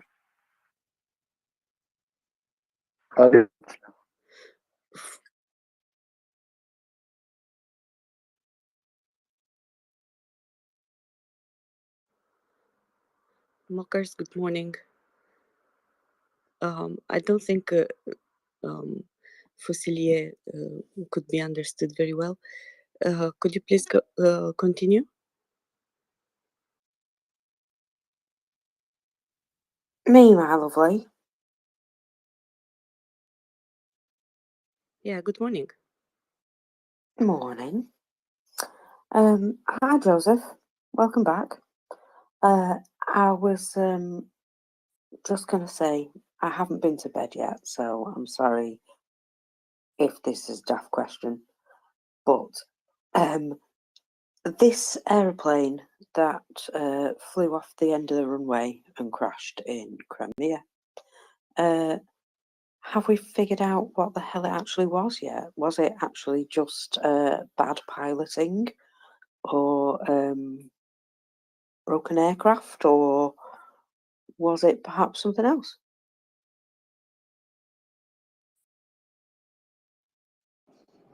Morning or afternoon. Not sure. I don't think we've assessed a cause. Could be many things. I have to guess bad piloting or at least to some extent human error, to the extent that maybe there was mechanical error, but proper human intervention might have been able to deal with it. But it was some person up there without maybe enough experience to fix the problem. Some combination of the two. I would have to guess, Mockers. But any thoughts yourself? I just think the general degradation of the Air Force, the lack of spare parts, the fact that they're losing pilots left, right, and centre. I've seen so many aircraft be shot down recently, and helicopters as well. So I think they're running out of people. Yeah, I think it's certainly a reasonable guess. It's definitely evidence of some form of degradation of the Russian Air Force, be it in equipment and manpower and training, so forth.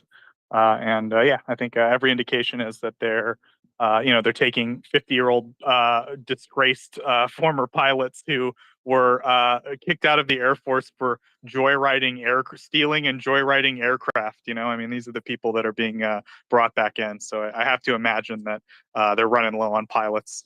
Yeah, I think there's been a general degradation and probably some combination of user error and, as you said, or at least lack of experience and spare parts and maintenance and so forth. So thank you for that, Mockers. And up next is Robert. He's been very patient. Thanks, Robert. Hey, I'm always patient with you guys. You're also wonderful. So anyway, Rapier has been retired in favor of Skysaber, and there's a lot of press on Skysaber being deployed to Poland, but not Ukraine. So far, Ukraine has just received the Stinger equivalents from UK. So that's the story on that. There's a couple of theories. Okay, there's a couple of theories on the aircraft crash. Alex is firmly in favor of the pilot coming in for a landing, being distracted by incoming rounds that distracted him and made him screw up so that he overshot the runway and the incoming rounds caused the secondary explosions. Somebody, and I'm not sure who, speculated that it was a heavily laden incoming MiG-31 with a big old missile on it, and the brakes failed in the landing and caused it to overshoot the runway. This person knew a whole lot more and paid a lot more attention to this than I did, and he said that he thinks it's a MiG-31 and that the pilot ejected, so it's a small aircraft and not a big aircraft, so the size of the secondary explosions remains a open question, but it might be caused by the payload on an aircraft coming in, landing to refuel, and not succeeding in that endeavor. And the failure of the brakes would be consistent with the overall degradation of maintenance on the aircraft. I was gonna, no, I'll hold my peace. Thanks. Yeah, no, thanks, Robert, for that deep dive on the specifics. I think I got the general theories right. It's some combination of maintenance and maybe not user error, but I think maybe a more experienced pilot might have been able to see through the distraction in the first scenario you laid out, but just, some kid maybe isn't. But Mockers, now that you got maybe some more specifics, any follow-up, any thoughts? No, I mean, I was informed that there were secondary explosions actually at the airfield, and that did seem a bit weird to just be user error in the form of the pilot. So yeah, that satisfies. I can sleep now. Now I know these things. All right, dream of HIMARS blowing up ammo depots, all right? Doman is here. Hooray. I can go to sleep. Thanks, everybody, for helping me out up here until the Europeans arrive for their shift. Doman, I don't know how you do it every day, buddy, but you sure do. And you don't have any problem with hands like I do. So, yep, thanks, Doman. Good morning. Doman is a superstar. He's a machine, that Doman. And so Doman had an interview yesterday. He had an interview with an agriculture expert. And before I went to bed yesterday, he said, and I quote, I will not bring up the subject of wine. I will not discuss wine. So, I'm pretty sure that our audio engineers will be quickly working on that to get up on our Spotify account. Now, if you don't know, we do, of course, have a Spotify account, MriyaReport. If you go on Spotify, it's one word, MriyaReport. 2 words, they don't like it. Of course, you can just Google MriyaReport Spotify. It'll come right up. It's a great account that we have. It's all of our major guest interviews, our carded interviews. It's edited professionally by our team of editors. They do an awesome job. It's, all that people reconnecting and having audio issues and so forth. All that stuff's edited out. It's just the pure curated audio in sort of a podcast form. And I think it's a great way to sort of introduce the space to people who might not already kind of know what we're about. And it might be a little kind of crazy just to throw them in here to hear, me and Colby talking about NASAMS for an hour. But if you want to give them maybe an idea of us talking to General Hodges or the Georgian Legion or something, the Spotify account's a great place to show people maybe what we're all about, and then you can maybe get them in here participating, right? And so I'm going to have my eyes glued to the Spotify. I'm waiting for this interview with Doman to come out. I'm going to listen intently to this interview, and I'm going to see if Doman really didn't bring up wine, because I find it very hard to believe. Do you want to spoil it? I do, yeah. We have. I don't actually want to have to. We have witnesses, and I'm going to call myself to the stand right now. And I will testify that yes, I did bring it up, but I only brought it up to prove to Joseph the point. Because yesterday I didn't quite say I wasn't going to bring it up. I said we weren't going to discuss it. Why did I say that? Because I'm familiar with Olena. I have followed Olena for a long time. Olena is a wonderful source for a lot of the numbers. And then I've been using it throughout the months to describe the situation with the Ukrainian grain exports. And I knew that she was into commodities and not the rest of the stuff. And the interesting bits of wine are not commoditized. Therefore, she's not really wanting to speak to it. And as she said, He's a consumer of wine, but not an expert on the subject. So we swiftly moved on from the topic. And you can listen to that, Joseph. We didn't discuss it. We brought it up. We closed it down, moved on. This feels like a very Axel defense, Doman, but I do accept it. I accept that that is correct. You did. I guess you didn't discuss it technically. There was nothing to discuss. Yeah, I guess that's true. But I do still wonder, Doman. I wonder just what's going to happen to the Crimean Peninsula after you take over. That's all I have to say about the subject, I guess. Yes, that'd be hilarious. No, I have had wine from Crimea before.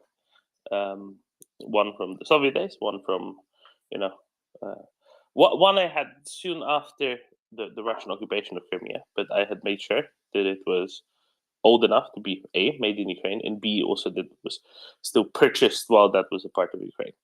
I did double, triple, quadruple check. I think it's about 2016, I guess. There was a 2011, I think, and it was already imported in 2013. So it's all good. It's a very touching story, actually, Doman, that you consumed. Go ahead. I checked. This is important to me. I did definitely check. One of the highest ethical standards here on MriyaReport. Yeah, and just that once Crimea was taken, that Doman had a glass of wine and said, here's to Ukraine, right? I guess I don't know. Am I reading it wrong, Doman? Well, I was reading this actually this interesting story, broadly speaking. It was about 2013. I was thinking, do you know what would be a great place to go to on a wine trip? Crimea. And then, like 6 months later, what happened?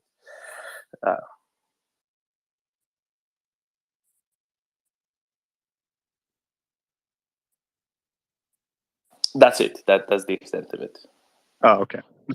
Sorry, I would have gone more in depth, dramatic but pause. this isn't the time or place for detail. I don't have any hands, Doman. I mean, I can put out a call, but I feel like everyone wants to hear the Crimea wine story. I don't know. There is none. So that's the problem. It isn't it's an A story. Okay. Right. I request if mockers can please come back up, and then can leave again.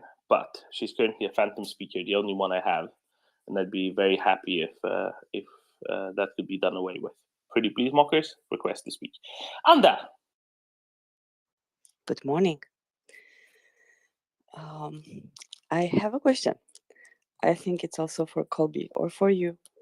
I don't know. Also on the so I was wondering how many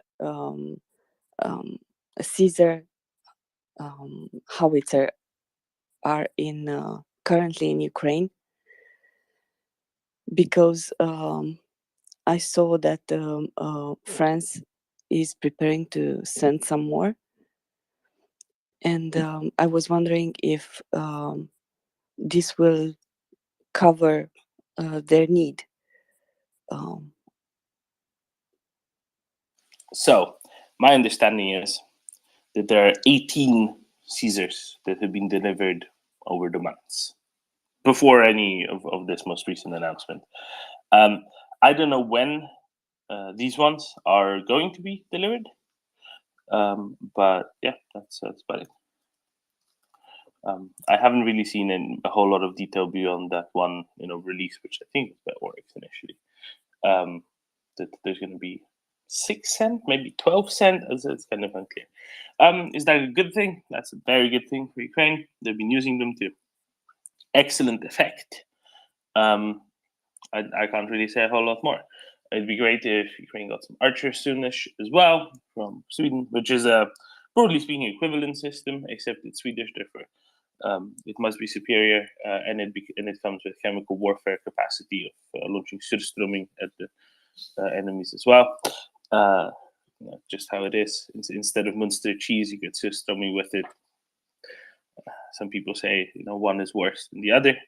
Other people say the latter is worse than the former. Who knows? Colby, what did I miss out on? And yeah, Archer has an autoloader and a bunch of fancy stuff. Blah blah blah. No, you pretty much got it. Crane currently has a team, and it was reported that they might receive between 6 to 12 more, and those were supposed to be ones that were destined for Denmark, and they were working on an agreement to have them redirected to Ukraine. But we have a bit of a mathematical discrepancy here, because my understanding is that Denmark only has 4 still outstanding from their purchase from France that have yet to be delivered. So I don't know where the other 2 to 8 might come from then.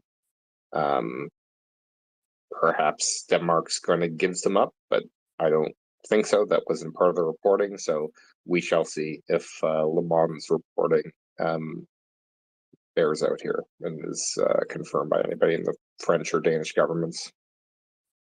I can tell you, I have seen nothing. I had a brief look at some Danish press yesterday. I'll have a quick ferret around today as well. But I saw no news on that, and now I will call upon friendly Danish people who have actually read Danish news to tell me what, if anything, has been sent. And the French usually, Domin, are pretty quiet about what they send anyway until it arrives, right, Domin? Like, I think most recently there were some APCs we didn't know about until we saw videos of them, like, rolling across Ukrainian fields. The Finnish ones, I think, we didn't know about that they're delivered, because the Finns don't say anything. And they're quite recent, a couple of weeks ago. Pretty good. Pretty good. Thank you. Yeah, excellent. I'm going to go to Mockers first, because I expressly requested her presence. Thank you, Mockers, for joining us. No problem. I take it I fixed your ghost speaker. You did. Yeah. I was just going to say good night, but also somebody explained to me the other day that the Lend-Lease hasn't really started yet, but it's been in effect since it was originally granted, and they're still working out the money or something.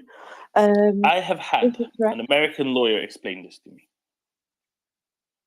And this American lawyer says, I'm entirely sure that this is the correct explanation, but seeing that this is an American bill, and it's the sort of thing that lawyers deal with, especially American ones, I will take that above any explanation that I can come up with, and I will briefly outline it. My understanding is, and rather this lawyer's understanding is, I'm just regurgitating, what do I know, is that the Lend-Lease was done as a just-in-case measure, in case there were not congressional apportionments of funds forthcoming sufficiently. And until then, there would just be stuff sent to Ukraine outright.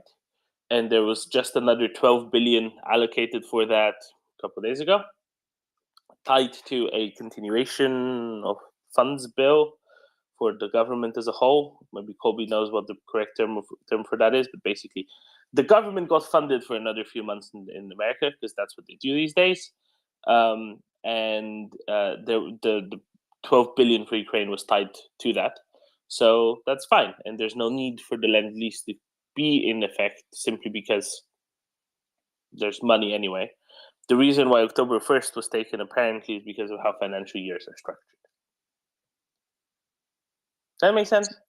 Thank you. Yeah, I just see a lot of people going, hooray, Lend-Lease. And I'm like, don't think there's going to be a dramatic uptick in things being sent. I think they're already being sent. The theory was that maybe because, maybe the US might want to lend tanks and not hand over tanks. This gives a legal framework to lend tanks Maybe the thought was maybe now tanks will come. I don't know. Colby, what's your thoughts? You're a policy watcher. So the lawyer you spoke to, their understanding matches what my understanding of the legislation is. So Lend-Lease was signed back in May, I believe. So it has had force of law since May, because in the United States, when the president signs a bill, it takes effect unless it has a specific clause in it that says it doesn't take effect until a certain point, which this legislation did not. It explicitly said that it applies to fiscal years 22 and 23. Fiscal year 22 ended at the end of September, and fiscal year 23 began yesterday. So that seems to be where some of this confusion is coming from, but it applied to the previous fiscal year in any case, so it was always in effect. But Lend-Lease has yet to be utilized. No defense articles have been sent to Ukraine or any other allied country, because other allied countries are also covered by the Lend-Lease legislation. None of those countries have received anything to date under Lend-Lease, and I suspect the reason why is because, precisely as Stoneman said, that Congress has actually appropriated money to provide defense equipment to Ukraine. So Lend-Lease has not been needed. And in the absence of those monies, then Lend-Lease could be utilized. And when Lend-Lease was first introduced back in late December, early January, this money did not yet exist. So there was more urgency behind Lend-Lease, because it was providing a mechanism to provide Ukraine with equipment that didn't really otherwise exist, because drawdown authority is capped at $100 million per year in the absence of other congressional authorization. But Lend-Lease was not passed by Congress until much later, at which point Congress had already authorized money for Ukraine. So perhaps if we see the new batch of funding expire, then we can see Lend-Lease come into play. But right now it hasn't been utilized because there's other money available through two different mechanisms. Presidential Drawdown Authority and the Ukraine Security Assistance Initiative are the two main vehicles by which the president has the ability to send equipment to Ukraine. And for the audience's benefit, I wrote a lengthy thread about this topic explaining everything. And the new figure is actually $16 billion is what the president signed yesterday or on Friday when he signed the continuing resolution. There's $16 billion in Ukraine-related spending there. It's all detailed in the thread, so people can understand what's in there and how all of this works. Excellent. There we go. Thank you very much. Marcus, is that cleared up? Yeah, thank you very much for that, Colby. That was an extremely informed response. Excellent. Thank you. Let's go to Fluffy Irish Antipionade. That sounds like a good drink. Fluffy. Hey there. So I just wanted to mention to Joseph that he's been complaining about not having hands up for a while now, and I've actually requested to speak like close to an hour ago. And so there may be technical issues, and there may be a lot of people who have requests to speak who haven't been getting up, and so don't feel too bad if technical issues have been keeping hands from getting to you. Yeah, thanks, Sylvia. I will say it is a known glitch for me. I follow everyone who comes up, or I try to. So I did follow you now. So I will see you from now on. So very sorry about that. And it is one reason, but of course I do know some people down there who I'm trying to coax up. But thanks for that information. And you're absolutely right. I hate Twitter, and I wish they would fix this glitch. I don't understand it, and I hate it. Go ahead. It's an Android problem. Are you an Android, Joseph? Yes, I am, Colby. Yeah, it's an Android problem where most of the time, not always, but most of the time, you can't see requests unless the person you follow them or they follow you. So, if audience members follow the co-host, that tends to help a little bit. And if you still can't see them, co-hosts following back usually make sure that you can see the requests coming in. Yeah, so I basically I follow also everybody who comes up here, and I will just say real quick, as a disclaimer, please don't take me following anyone as like that they're cool, because I pathologically follow everyone as a result of that glitch. So just something I wanted to throw out. Sorry, I didn't mean to interrupt you, Fluffy. Go ahead.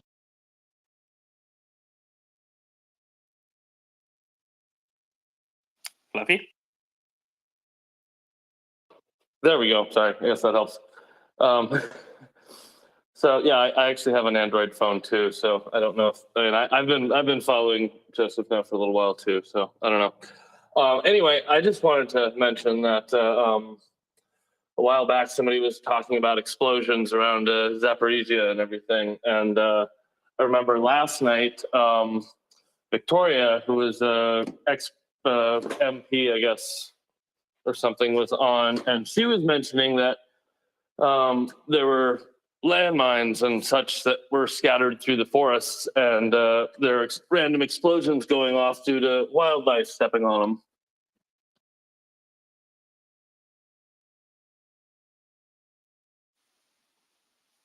Yes, exactly. And I think those will have been anti-personnel ones because I don't think that a deer can trigger an anti-tank mine. But can a battle moose trigger an anti-tank mine? I've actually walked over anti-tank mines in Bosnia and have not triggered them.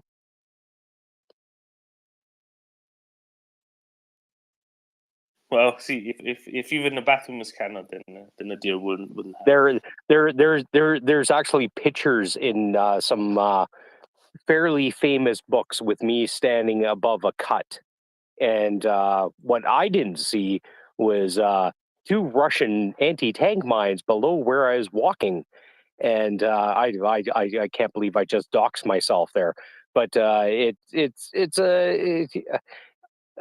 I guess other than like It's Ivana okay. Stradner. You have grown much bigger antlers since. No one will recognize you. No, like it doesn't matter the size of the antler you have. A dude walking down or dudette walking down a road's not going to trigger an anti-tank mine. You need, and I do believe, and it's been a hot minute since I've seen the stats. I think it's 100 pounds of direct pressure to compress that spring, and there's a difference between how much you weigh and direct pressure. So it's the amount of pressure pushing down onto the mine or the trigger mechanism, right? There's other people in the speakers panel that can speak more succinctly to this, but yeah, you can basically dance on some anti-tank mines and not set them off.